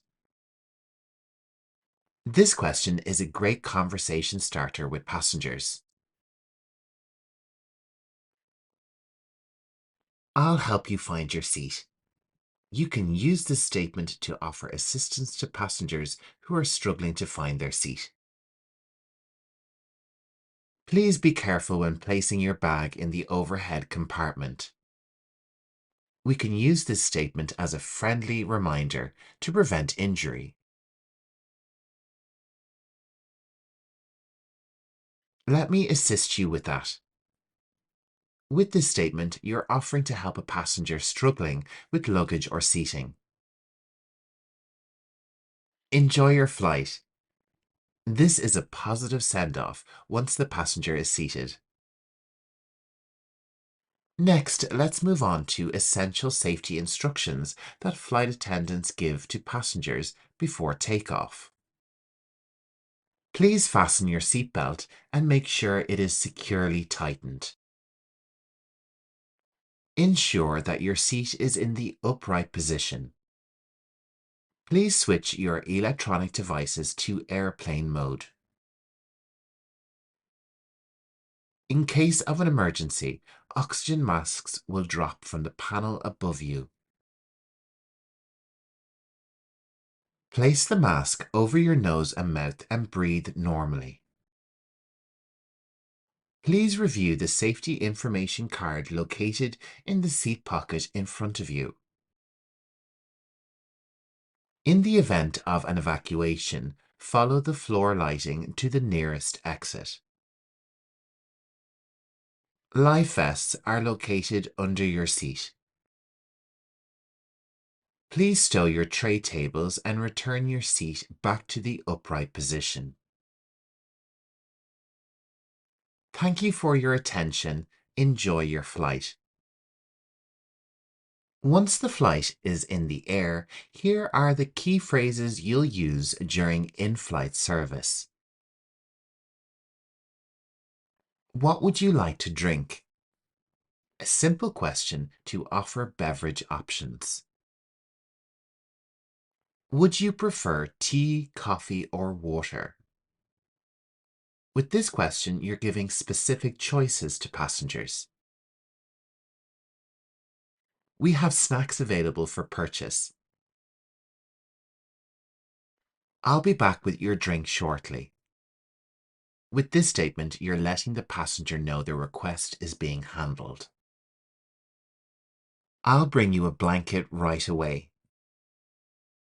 This statement is suitable if you're offering comfort items like blankets or pillows. Please let me know if you need anything else. With this statement, you're offering continued assistance during the flight.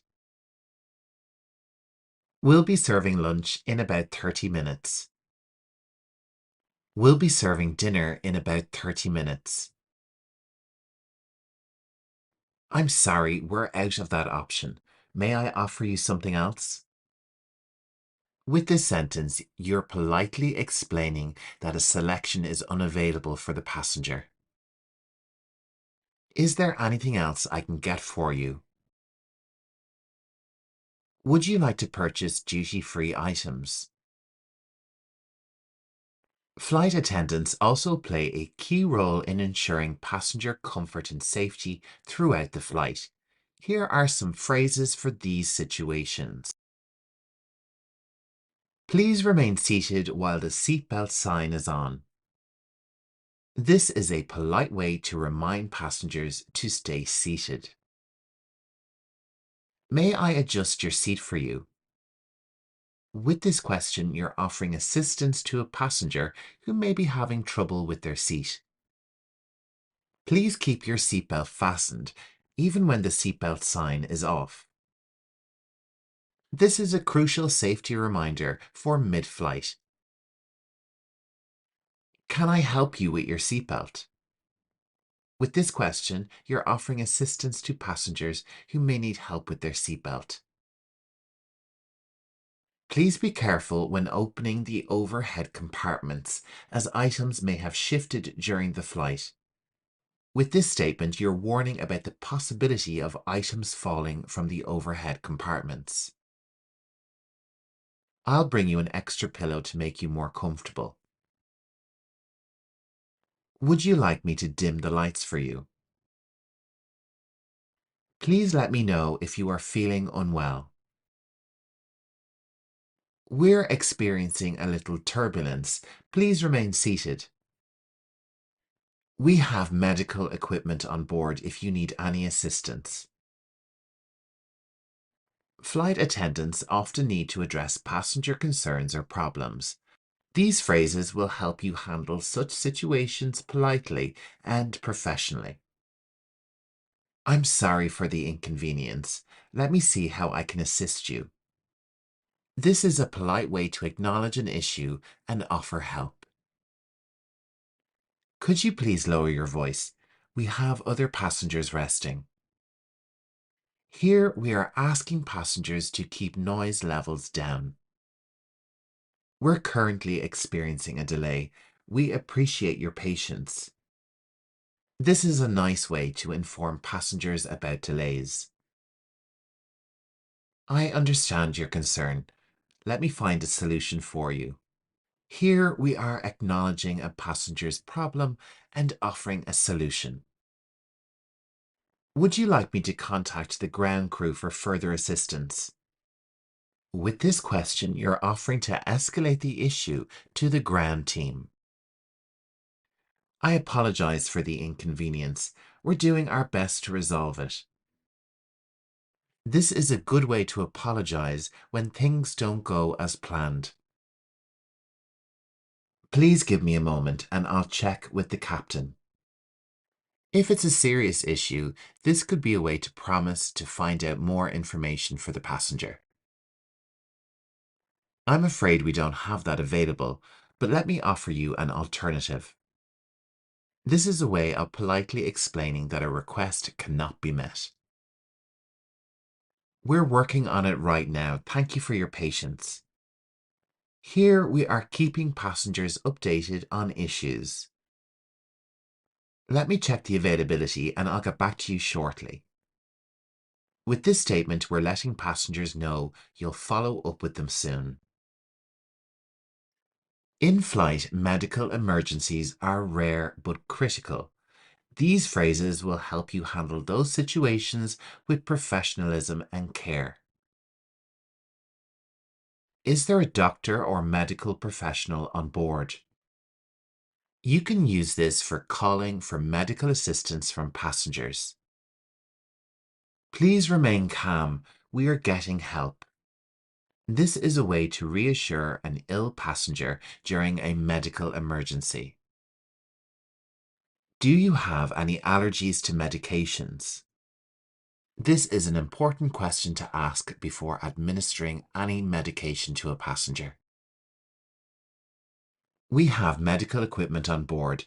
Let me assist you. Here we are offering the use of available medical tools. We are contacting ground medical services for advice. And here we're letting the passenger know that external help is being consulted. Would you like to lie down in the crew area until we land? And here we're offering a space for the passenger to rest if feeling unwell. Can you describe your symptoms for me? We can use this question to gather information to assess the severity of the situation. I'll bring you water and check on you regularly. This is a nice way to offer basic assistance and care. We have a medical kit on board and I'll get it right away. Here we have another way to inform the passenger of medical supplies on the aircraft. We're diverting the flight to the nearest airport for medical assistance. You can use this statement to inform other passengers of a diversion due to a medical emergency on the flight. Handling passenger complaints and feedback with patience and professionalism is essential for flight attendants. Here are some key phrases for dealing with those situations. I'm sorry to hear that you're unhappy with the service. With this statement, you're acknowledging the complaint. Thank you for bringing this to our attention. This is a polite response to feedback or complaints. I understand your frustration. Let me see what I can do to help. This is a nice way to show empathy and to offer assistance. I'll speak with my supervisor and get back to you. With this statement, you're letting the passenger know that you're escalating the complaint as necessary. We appreciate your patience while we work to resolve this. You can use this statement to encourage patience from the passenger. I'm sorry, but we're unable to fulfill that request. This is a way to politely deny a request when it's not possible. Please let me know if there's anything else I can assist you with. With this phrase, you're offering further help after addressing the issue. Thank you for flying with us, and I apologize for the inconvenience. Here we are offering a courteous apology for any disruption. I will make a note of your feedback for our team. Saying this to a passenger reassures them that their feedback is taken seriously. Would you like me to file a formal complaint on your behalf? This is another way that we can let the passengers know about escalating the issue. After a smooth flight, it's important to end with polite farewells and instructions. Here are some key phrases for post-flight communication. We have now landed at our destination. You can use this phrase to announce the landing. Please remain seated until the seatbelt sign has been turned off. Here we are reminding passengers to stay seated after landing. We hope you enjoyed your flight with us today. This is a way to offer a warm farewell. Please check around your seat for any personal belongings before you disembark. Here we are reminding passengers to gather their belongings before they leave the aircraft. You can now switch on your electronic devices. With this statement, you're allowing passengers to turn on their mobile phones and other devices after landing. Thank you for flying with us, and we look forward to serving you again. This phrase is a polite closing statement. For those of you with connecting flights, please check the screens for updated gate information. With this sentence, we're offering help to passengers with onward connections. We appreciate your patience during the disembarking process. Have a great day and safe travels. If you need assistance finding your way through the terminal, our ground staff will be happy to help. With this sentence, you're offering additional assistance after the flight. Delays and disruptions are sometimes unavoidable. These phrases will help you manage those situations while keeping passengers informed. We're experiencing a delay due to weather conditions. I apologize for the inconvenience. We're working to resolve the issue as quickly as possible. The flight is currently delayed, and we expect an update in the next 30 minutes. We will keep you informed as soon as we have more information. We're doing everything we can to minimize the delay. I understand this is frustrating, and I appreciate your patience. We're waiting for clearance from air traffic control to depart. Unfortunately, we need to wait for the maintenance team to inspect the aircraft. We apologize for the delay and will update you as soon as possible. We've been given clearance to take off and will be on our way shortly. Flight attendants play a crucial role in assisting passengers with special needs. Here are key phrases to ensure their comfort and safety during the flight. Do you require any special assistance during the flight? This is a polite way of offering help to passengers with special needs. I'll help you with your wheelchair once we land. Here you're letting the passengers know they will be assisted if they need mobility help. Please let me know if you need any additional assistance during the flight. We can use this phrase to encourage passengers to ask for help as needed. We have a designated crew member to assist you during boarding. This phrase is great if you can assign a crew member to assist with special needs. I can help you store your carry-on luggage. Here we're offering assistance with luggage for passengers with limited mobility. Would you like me to check if there's an available aisle seat for easier access? If possible, you can offer to move passengers to a more convenient seat if available.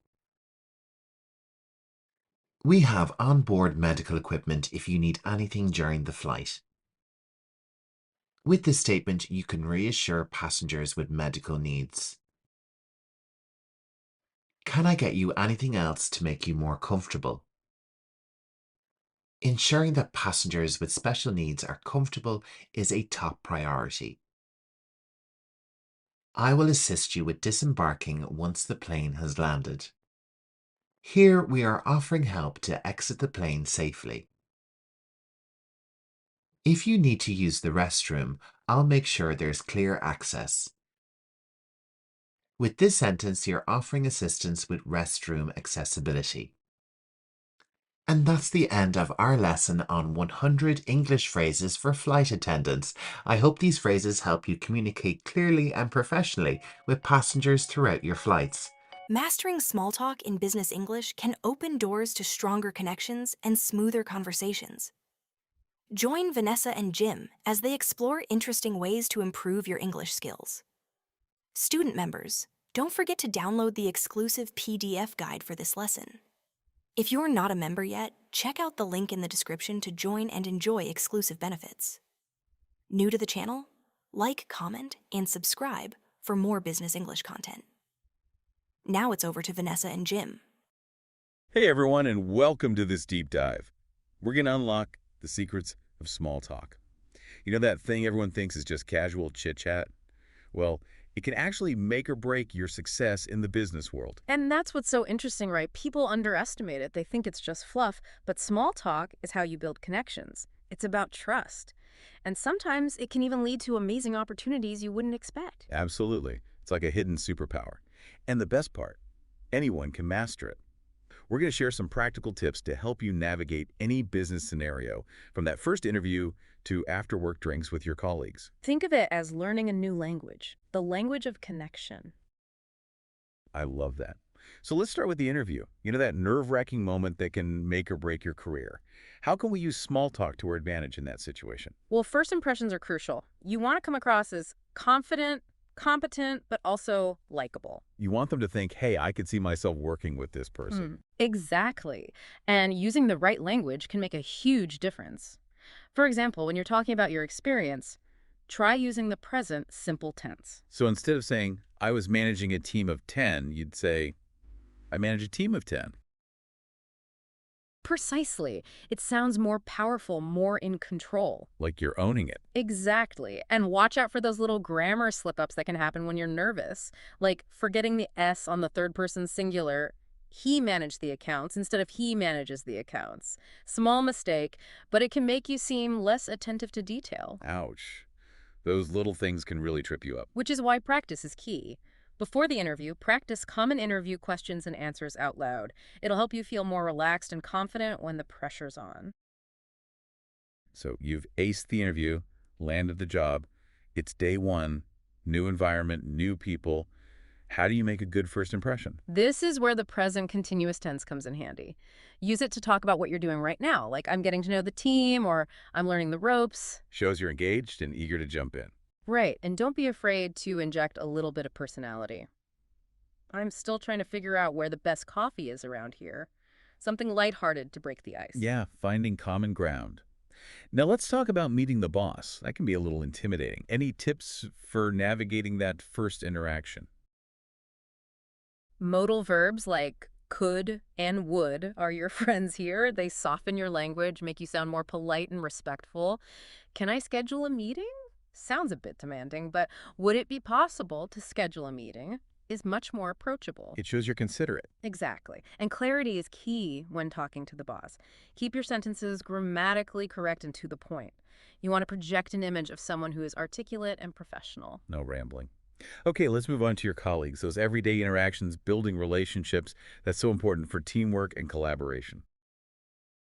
Absolutely. And here, the present perfect tense can be your secret weapon for connecting with colleagues. Have you worked on any similar projects? Or have you been with the company along? It helps you find common ground. It's like you're building a shared history, even if you've just met. Now, what about using idioms and phrasal verbs? I've always found those a bit tricky to get right. They can be, but they can also make you sound more natural, especially in informal settings. Instead of, I'm excited to start working, you could say, I'm ready to hit the ground running. Or instead of, we should discuss this later, try, let's catch up later. Much more engaging. It's about finding that balance between being professional and sounding relatable. Precisely. And those little interactions throughout the day, grabbing coffee, bumping into someone in the elevator, those are prime opportunities for small talk magic. Those seemingly insignificant moments can really add up. Absolutely. And question tags are great for keeping those conversations flowing. Busy day, isn't it? Or the coffee's good today, isn't it? Just a simple way to invite a response. Like you're extending an invitation to connect, even if it's just for a minute. Exactly. And don't forget to really listen to what they say, respond thoughtfully, ask follow-up questions, show that you're genuinely interested. Being a good listener can go a long way. But let's face it, conflicts happen at work. How can we use language to navigate those tense situations and keep things from escalating? Those modal verbs we talked about earlier, could and would, can be really helpful here. They soften your suggestions, make them sound less like demands, and more like we're in this together. So instead of, we need to change this, you could try, could we explore some different approaches? It opens up the conversation rather than shutting it down. It's about finding a way to express your viewpoint without being aggressive or confrontational. Exactly. And even when you disagree, keep your tone respectful and professional. I understand your perspective, but I'm concerned about. It shows that you're acknowledging their point of view while still voicing your own concerns. Makes sense. Okay, let's shift gears and talk about presentations. Speaking in front of a group can be terrifying for a lot of people. It definitely can be. But here's the good news. Even if you're not a natural public speaker, you can use language strategically to create a more engaging and persuasive presentation. So what are some of the secrets? The future tense is powerful here. When you talk about your plans and next steps using will, it creates a sense of direction and purpose. Instead of, this project is designed to, try, this project will enable us to. It sounds much more confident and forward-thinking. Like you're painting a picture of a promising future. Exactly. And don't underestimate the power of rhetorical questions. They're fantastic for getting your audience involved and making them feel like they're part of the conversation.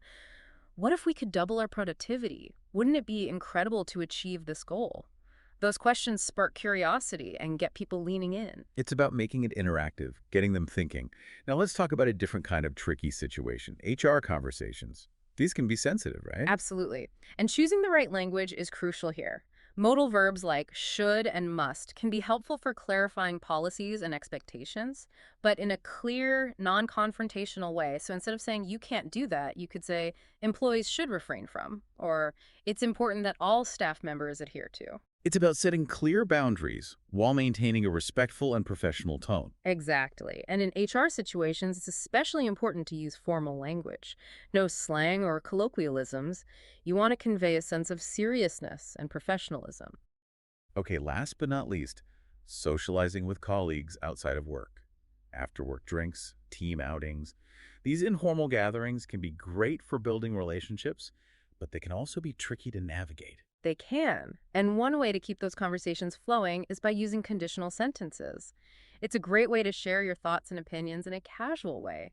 If I were you, I'd try that new Italian restaurant. Or if we had more time, we could. You're exploring possibilities together. It's a more relaxed way to connect. Exactly. And in these settings, it's okay to loosen up your language a bit. Be more humorous. Just remember to stay professional and avoid saying anything offensive. Finding that sweet spot between being yourself and being respectful of your colleagues. Exactly.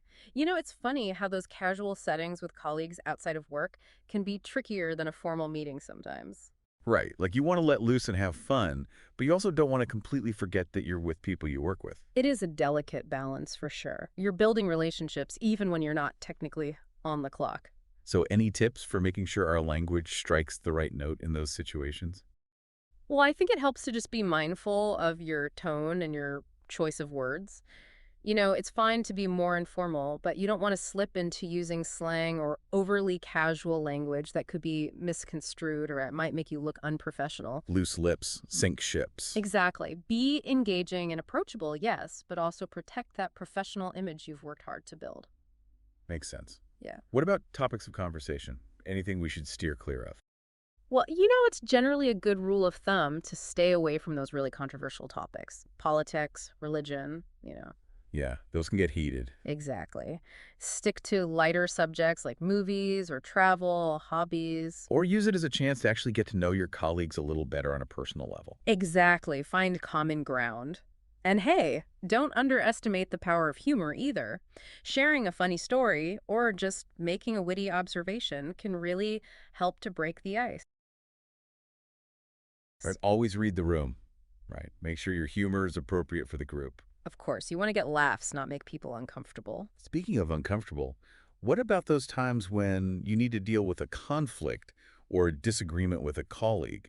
Because it's one thing to, disagree professionally in a meeting, but it's another to have to handle that sort of thing in a more social setting. Oh, that's such a good point. And if you find yourself in that situation, it's really best to address it one-on-one rather than making it a public spectacle. So how do you actually approach that conversation, especially when, feelings might be running a little high? Well, I always try to start by acknowledging the other person's perspective. Something like, I understand you're feeling frustrated about, or something like that. Okay, so validate their feelings first. Right. And then calmly and clearly explain your own viewpoint. Avoid accusatory language and focus on finding a solution that works for both of you. Now, what if the other person is just being totally unreasonable? Well, sometimes you just have to agree to disagree. I respect your opinion, but I see things differently. And then politely excuse yourself from the conversation. It's okay to walk away sometimes. Exactly. And remember, even if you can't resolve the issue right then and there, you always want to maintain your composure and be respectful. You don't want to damage the working relationship. So it sounds like there's a lot to think about when it comes to small talk in the business world. Any other key takeaways you'd like to leave our listeners with? I think the most important thing is to just remember that small talk is a skill that can be learned and improved just like anything else. It takes practice and putting yourself out there. Being intentional with your words and understanding how much of an impact they can make. Exactly. And don't be afraid to watch and learn from other people. Observe how those you admire handle themselves in social situations, how they use their words to make others feel at ease. Such great advice. And remember, even if you make a mistake or have an awkward moment, don't beat yourself up about it. Everyone does. It's all part of the process. Learning and growing. The more you practice, the more confident you'll become.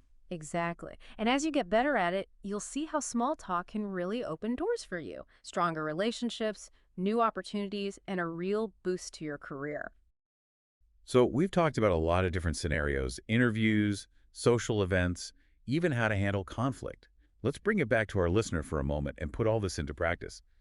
Imagine you're at a networking event and you see someone from a company you'd love to work for. You only have a few minutes to make a good first impression. What do? I think my palms are already starting to sweat just thinking about it. It can be so nerve-wracking to approach someone you admire, especially in a professional setting. It's all about confidence, even if you have to fake it till you make it. Approach them with a smile. Make eye contact. Offer a firm handshake. You want to project an image of someone who's approachable and engaged. You're right, body language is so important. Mm-hmm. But what about the actual words? Where do you even begin?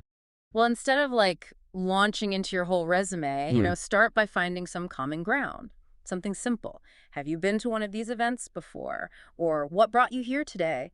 Something to get the conversation going. To keep it light and natural. Exactly. And as you listen to their response, look for those little hooks, those opportunities to connect on a more personal level. Maybe you share a similar interest or you know someone in common. It's those little things that help people remember you. It's about building genuine rapport, not just, trying to score points or something.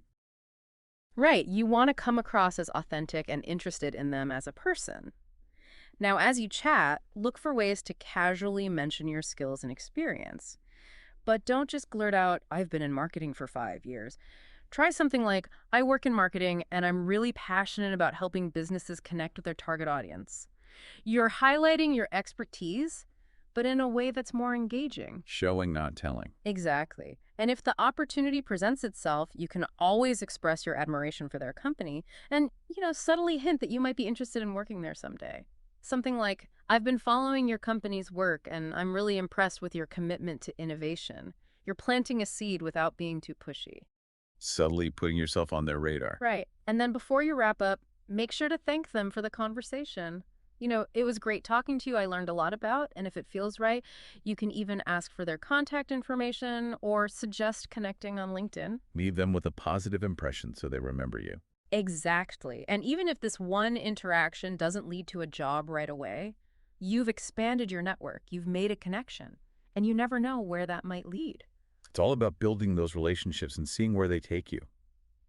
Well, I think we've covered a lot of ground today.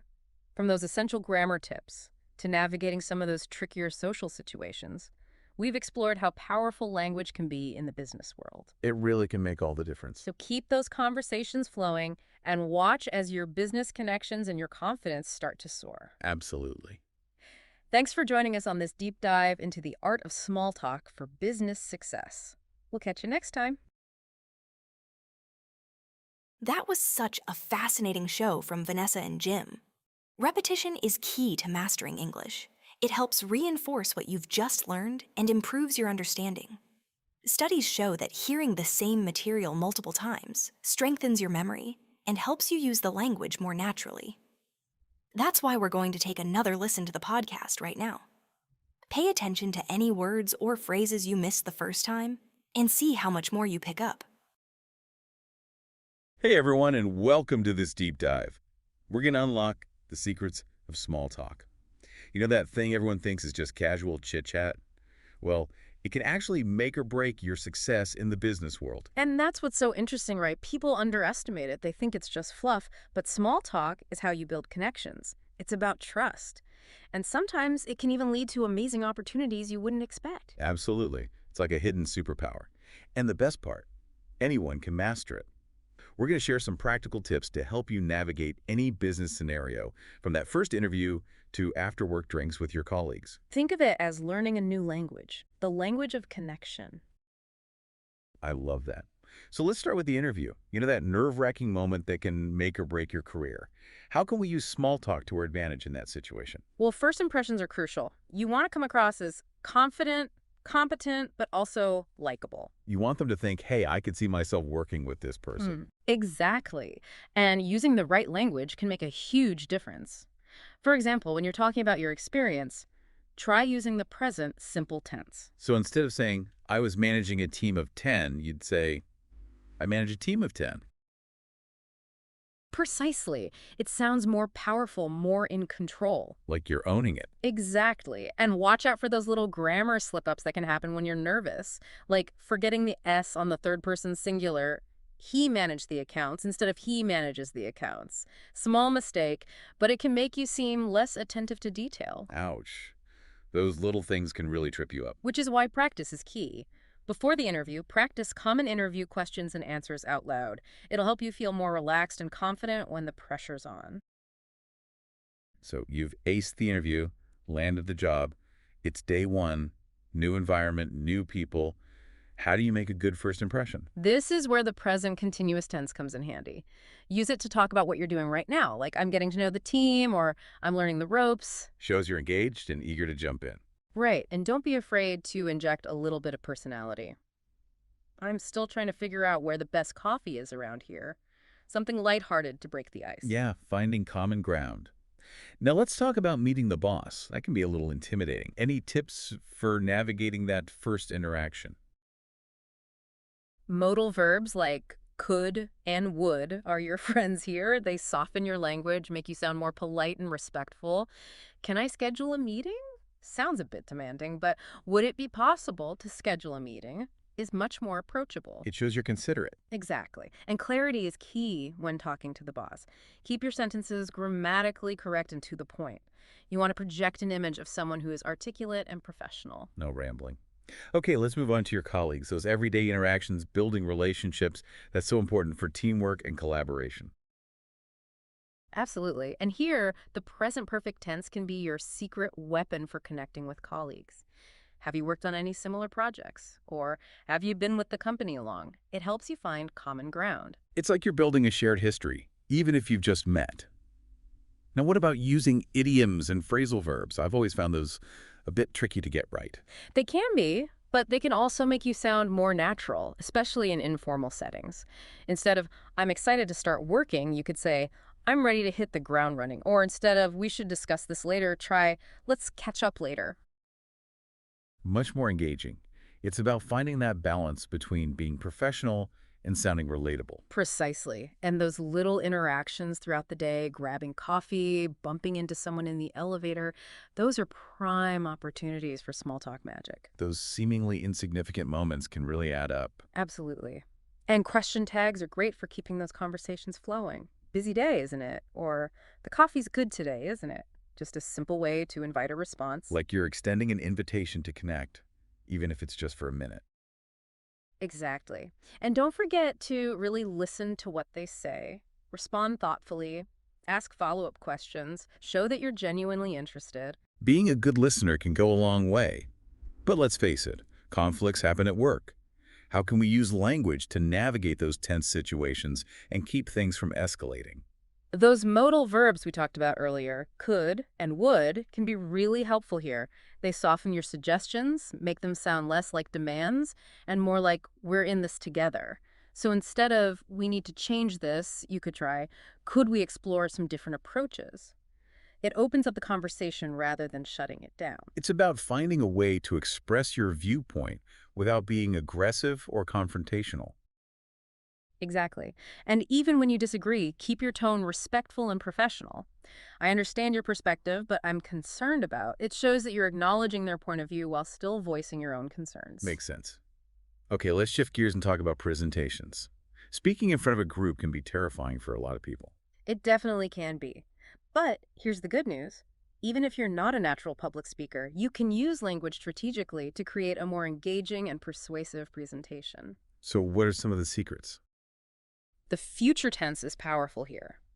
When you talk about your plans and next steps using will, it creates a sense of direction and purpose. Instead of, this project is designed to, try, this project will enable us to. It sounds much more confident and forward-thinking. Like you're painting a picture of a promising future. Exactly. And don't underestimate the power of rhetorical questions. They're fantastic for getting your audience involved and making them feel like they're part of the conversation. What if we could double our productivity? Wouldn't it be incredible to achieve this goal? Those questions spark curiosity and get people leaning in. It's about making it interactive, getting them thinking. Now let's talk about a different kind of tricky situation, HR conversations. These can be sensitive, right? Absolutely. And choosing the right language is crucial here. Modal verbs like should and must can be helpful for clarifying policies and expectations, but in a clear, non-confrontational way. So instead of saying you can't do that, you could say employees should refrain from, or it's important that all staff members adhere to. It's about setting clear boundaries while maintaining a respectful and professional tone. Exactly. And in HR situations, it's especially important to use formal language. No slang or colloquialisms. You want to convey a sense of seriousness and professionalism. Okay, last but not least, socializing with colleagues outside of work. After-work drinks, team outings. These informal gatherings can be great for building relationships, but they can also be tricky to navigate. They can. And one way to keep those conversations flowing is by using conditional sentences. It's a great way to share your thoughts and opinions in a casual way. If I were you, I'd try that new Italian restaurant. Or if we had more time, we could. You're exploring possibilities together. It's a more relaxed way to connect. Exactly. And in these settings, it's okay to loosen up your language a bit. Be more humorous. Just remember to stay professional and avoid saying anything offensive. Finding that sweet spot between being yourself and being respectful of your colleagues. Exactly. You know, it's funny how those casual settings with colleagues outside of work can be trickier than a formal meeting sometimes. Right, like you want to let loose and have fun, but you also don't want to completely forget that you're with people you work with. It is a delicate balance for sure. You're building relationships even when you're not technically on the clock. So any tips for making sure our language strikes the right note in those situations? Well, I think it helps to just be mindful of your tone and your choice of words.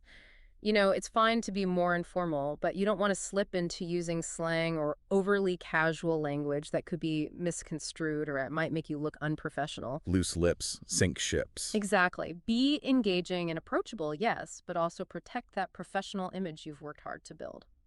Makes sense. Yeah. What about topics of conversation? Anything we should steer clear of?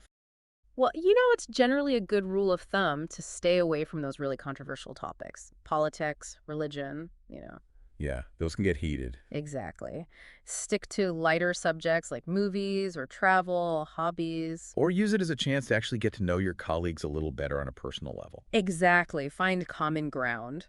And hey, don't underestimate the power of humor either. Sharing a funny story or just making a witty observation can really help to break the ice. Right, always read the room. Right, make sure your humor is appropriate for the group. Of course, you want to get laughs, not make people uncomfortable. Speaking of uncomfortable, what about those times when you need to deal with a conflict or a disagreement with a colleague? Because it's one thing to, disagree professionally in a meeting, but it's another to have to handle that sort of thing in a more social setting. Oh, that's such a good point. And if you find yourself in that situation, it's really best to address it one-on-one rather than, making it a public spectacle. So how do you actually approach that conversation, especially when, feelings might be running a little high? Well, I always try to start by acknowledging the other person's perspective. Something like, I understand you're feeling frustrated about, or something like that. Okay, so validate their feelings first. Right. And then calmly and clearly explain your own viewpoint. Avoid accusatory language and focus on finding a solution that works for both of you. Now, what if the other person is just being totally unreasonable? Well, sometimes you just have to agree to disagree. I respect your opinion, but I see things differently. And then politely excuse yourself from the conversation. It's okay to walk away sometimes. Exactly. And remember, even if you can't resolve the issue right then and there, you always want to maintain your composure and be respectful. You don't want to damage the working relationship. So it sounds like there's a lot to think about when it comes to small talk in the business world. Any other key takeaways you'd like to leave our listeners with? I think the most important thing is to just remember that small talk is a skill that can be learned and improved just like anything else. It takes practice and putting yourself out there. Being intentional with your words and understanding how much of an impact they can make. Exactly. And don't be afraid to watch and learn from other people. Observe how those you admire handle themselves in social situations, how they use their words to make others feel at ease. Such great advice. And remember, even if you make a mistake or have an awkward moment, don't beat yourself up about it. Everyone does. It's all part of the process. Learning and growing. The more you practice, the more confident you'll become. Exactly. And as you get better at it, you'll see how small talk can really open doors for you. Stronger relationships, new opportunities, and a real boost to your career. So we've talked about a lot of different scenarios, interviews, social events, even how to handle conflict. Let's bring it back to our listener for a moment and put all this into practice. Imagine you're at a networking event and you see someone from a company you'd love to work for. You only have a few minutes to make a good first impression. What do? I think my palms are already starting to sweat just thinking about it. It can be so nerve-wracking to approach someone you admire, especially in a professional setting. It's all about confidence, even if you have to fake it till you make it. Approach them with a smile. Make eye contact. Offer a firm handshake. You want to project an image of someone who's approachable and engaged. You're right, body language is so important. Mm-hmm. But what about the actual words? Where do you even begin? Well, instead of launching into your whole resume, start by finding some common ground. Something simple. Have you been to one of these events before? Or what brought you here today? Something to get the conversation going. To keep it light and natural. Exactly. And as you listen to their response, look for those little hooks, those opportunities to connect on a more personal level. Maybe you share a similar interest or you know someone in common. It's those little things that help people remember you. It's about building genuine rapport, not just, trying to score points or something. Right. You want to come across as authentic and interested in them as a person. Now, as you chat, look for ways to casually mention your skills and experience. But don't just blurt out, I've been in marketing for 5 years. Try something like, I work in marketing and I'm really passionate about helping businesses connect with their target audience. You're highlighting your expertise, but in a way that's more engaging. Showing, not telling. Exactly. And if the opportunity presents itself, you can always express your admiration for their company and, subtly hint that you might be interested in working there someday. Something like, I've been following your company's work and I'm really impressed with your commitment to innovation. You're planting a seed without being too pushy. Subtly putting yourself on their radar. Right. And then before you wrap up, make sure to thank them for the conversation. It was great talking to you. I learned a lot about, and if it feels right, you can even ask for their contact information or suggest connecting on LinkedIn. Leave them with a positive impression so they remember you. Exactly. And even if this one interaction doesn't lead to a job right away, you've expanded your network. You've made a connection, and you never know where that might lead. It's all about building those relationships and seeing where they take you. Well, I think we've covered a lot of ground today, from those essential grammar tips to navigating some of those trickier social situations. We've explored how powerful language can be in the business world. It really can make all the difference. So keep those conversations flowing and watch as your business connections and your confidence start to soar. Absolutely. Thanks for joining us on this deep dive into the art of small talk for business success. We'll catch you next time.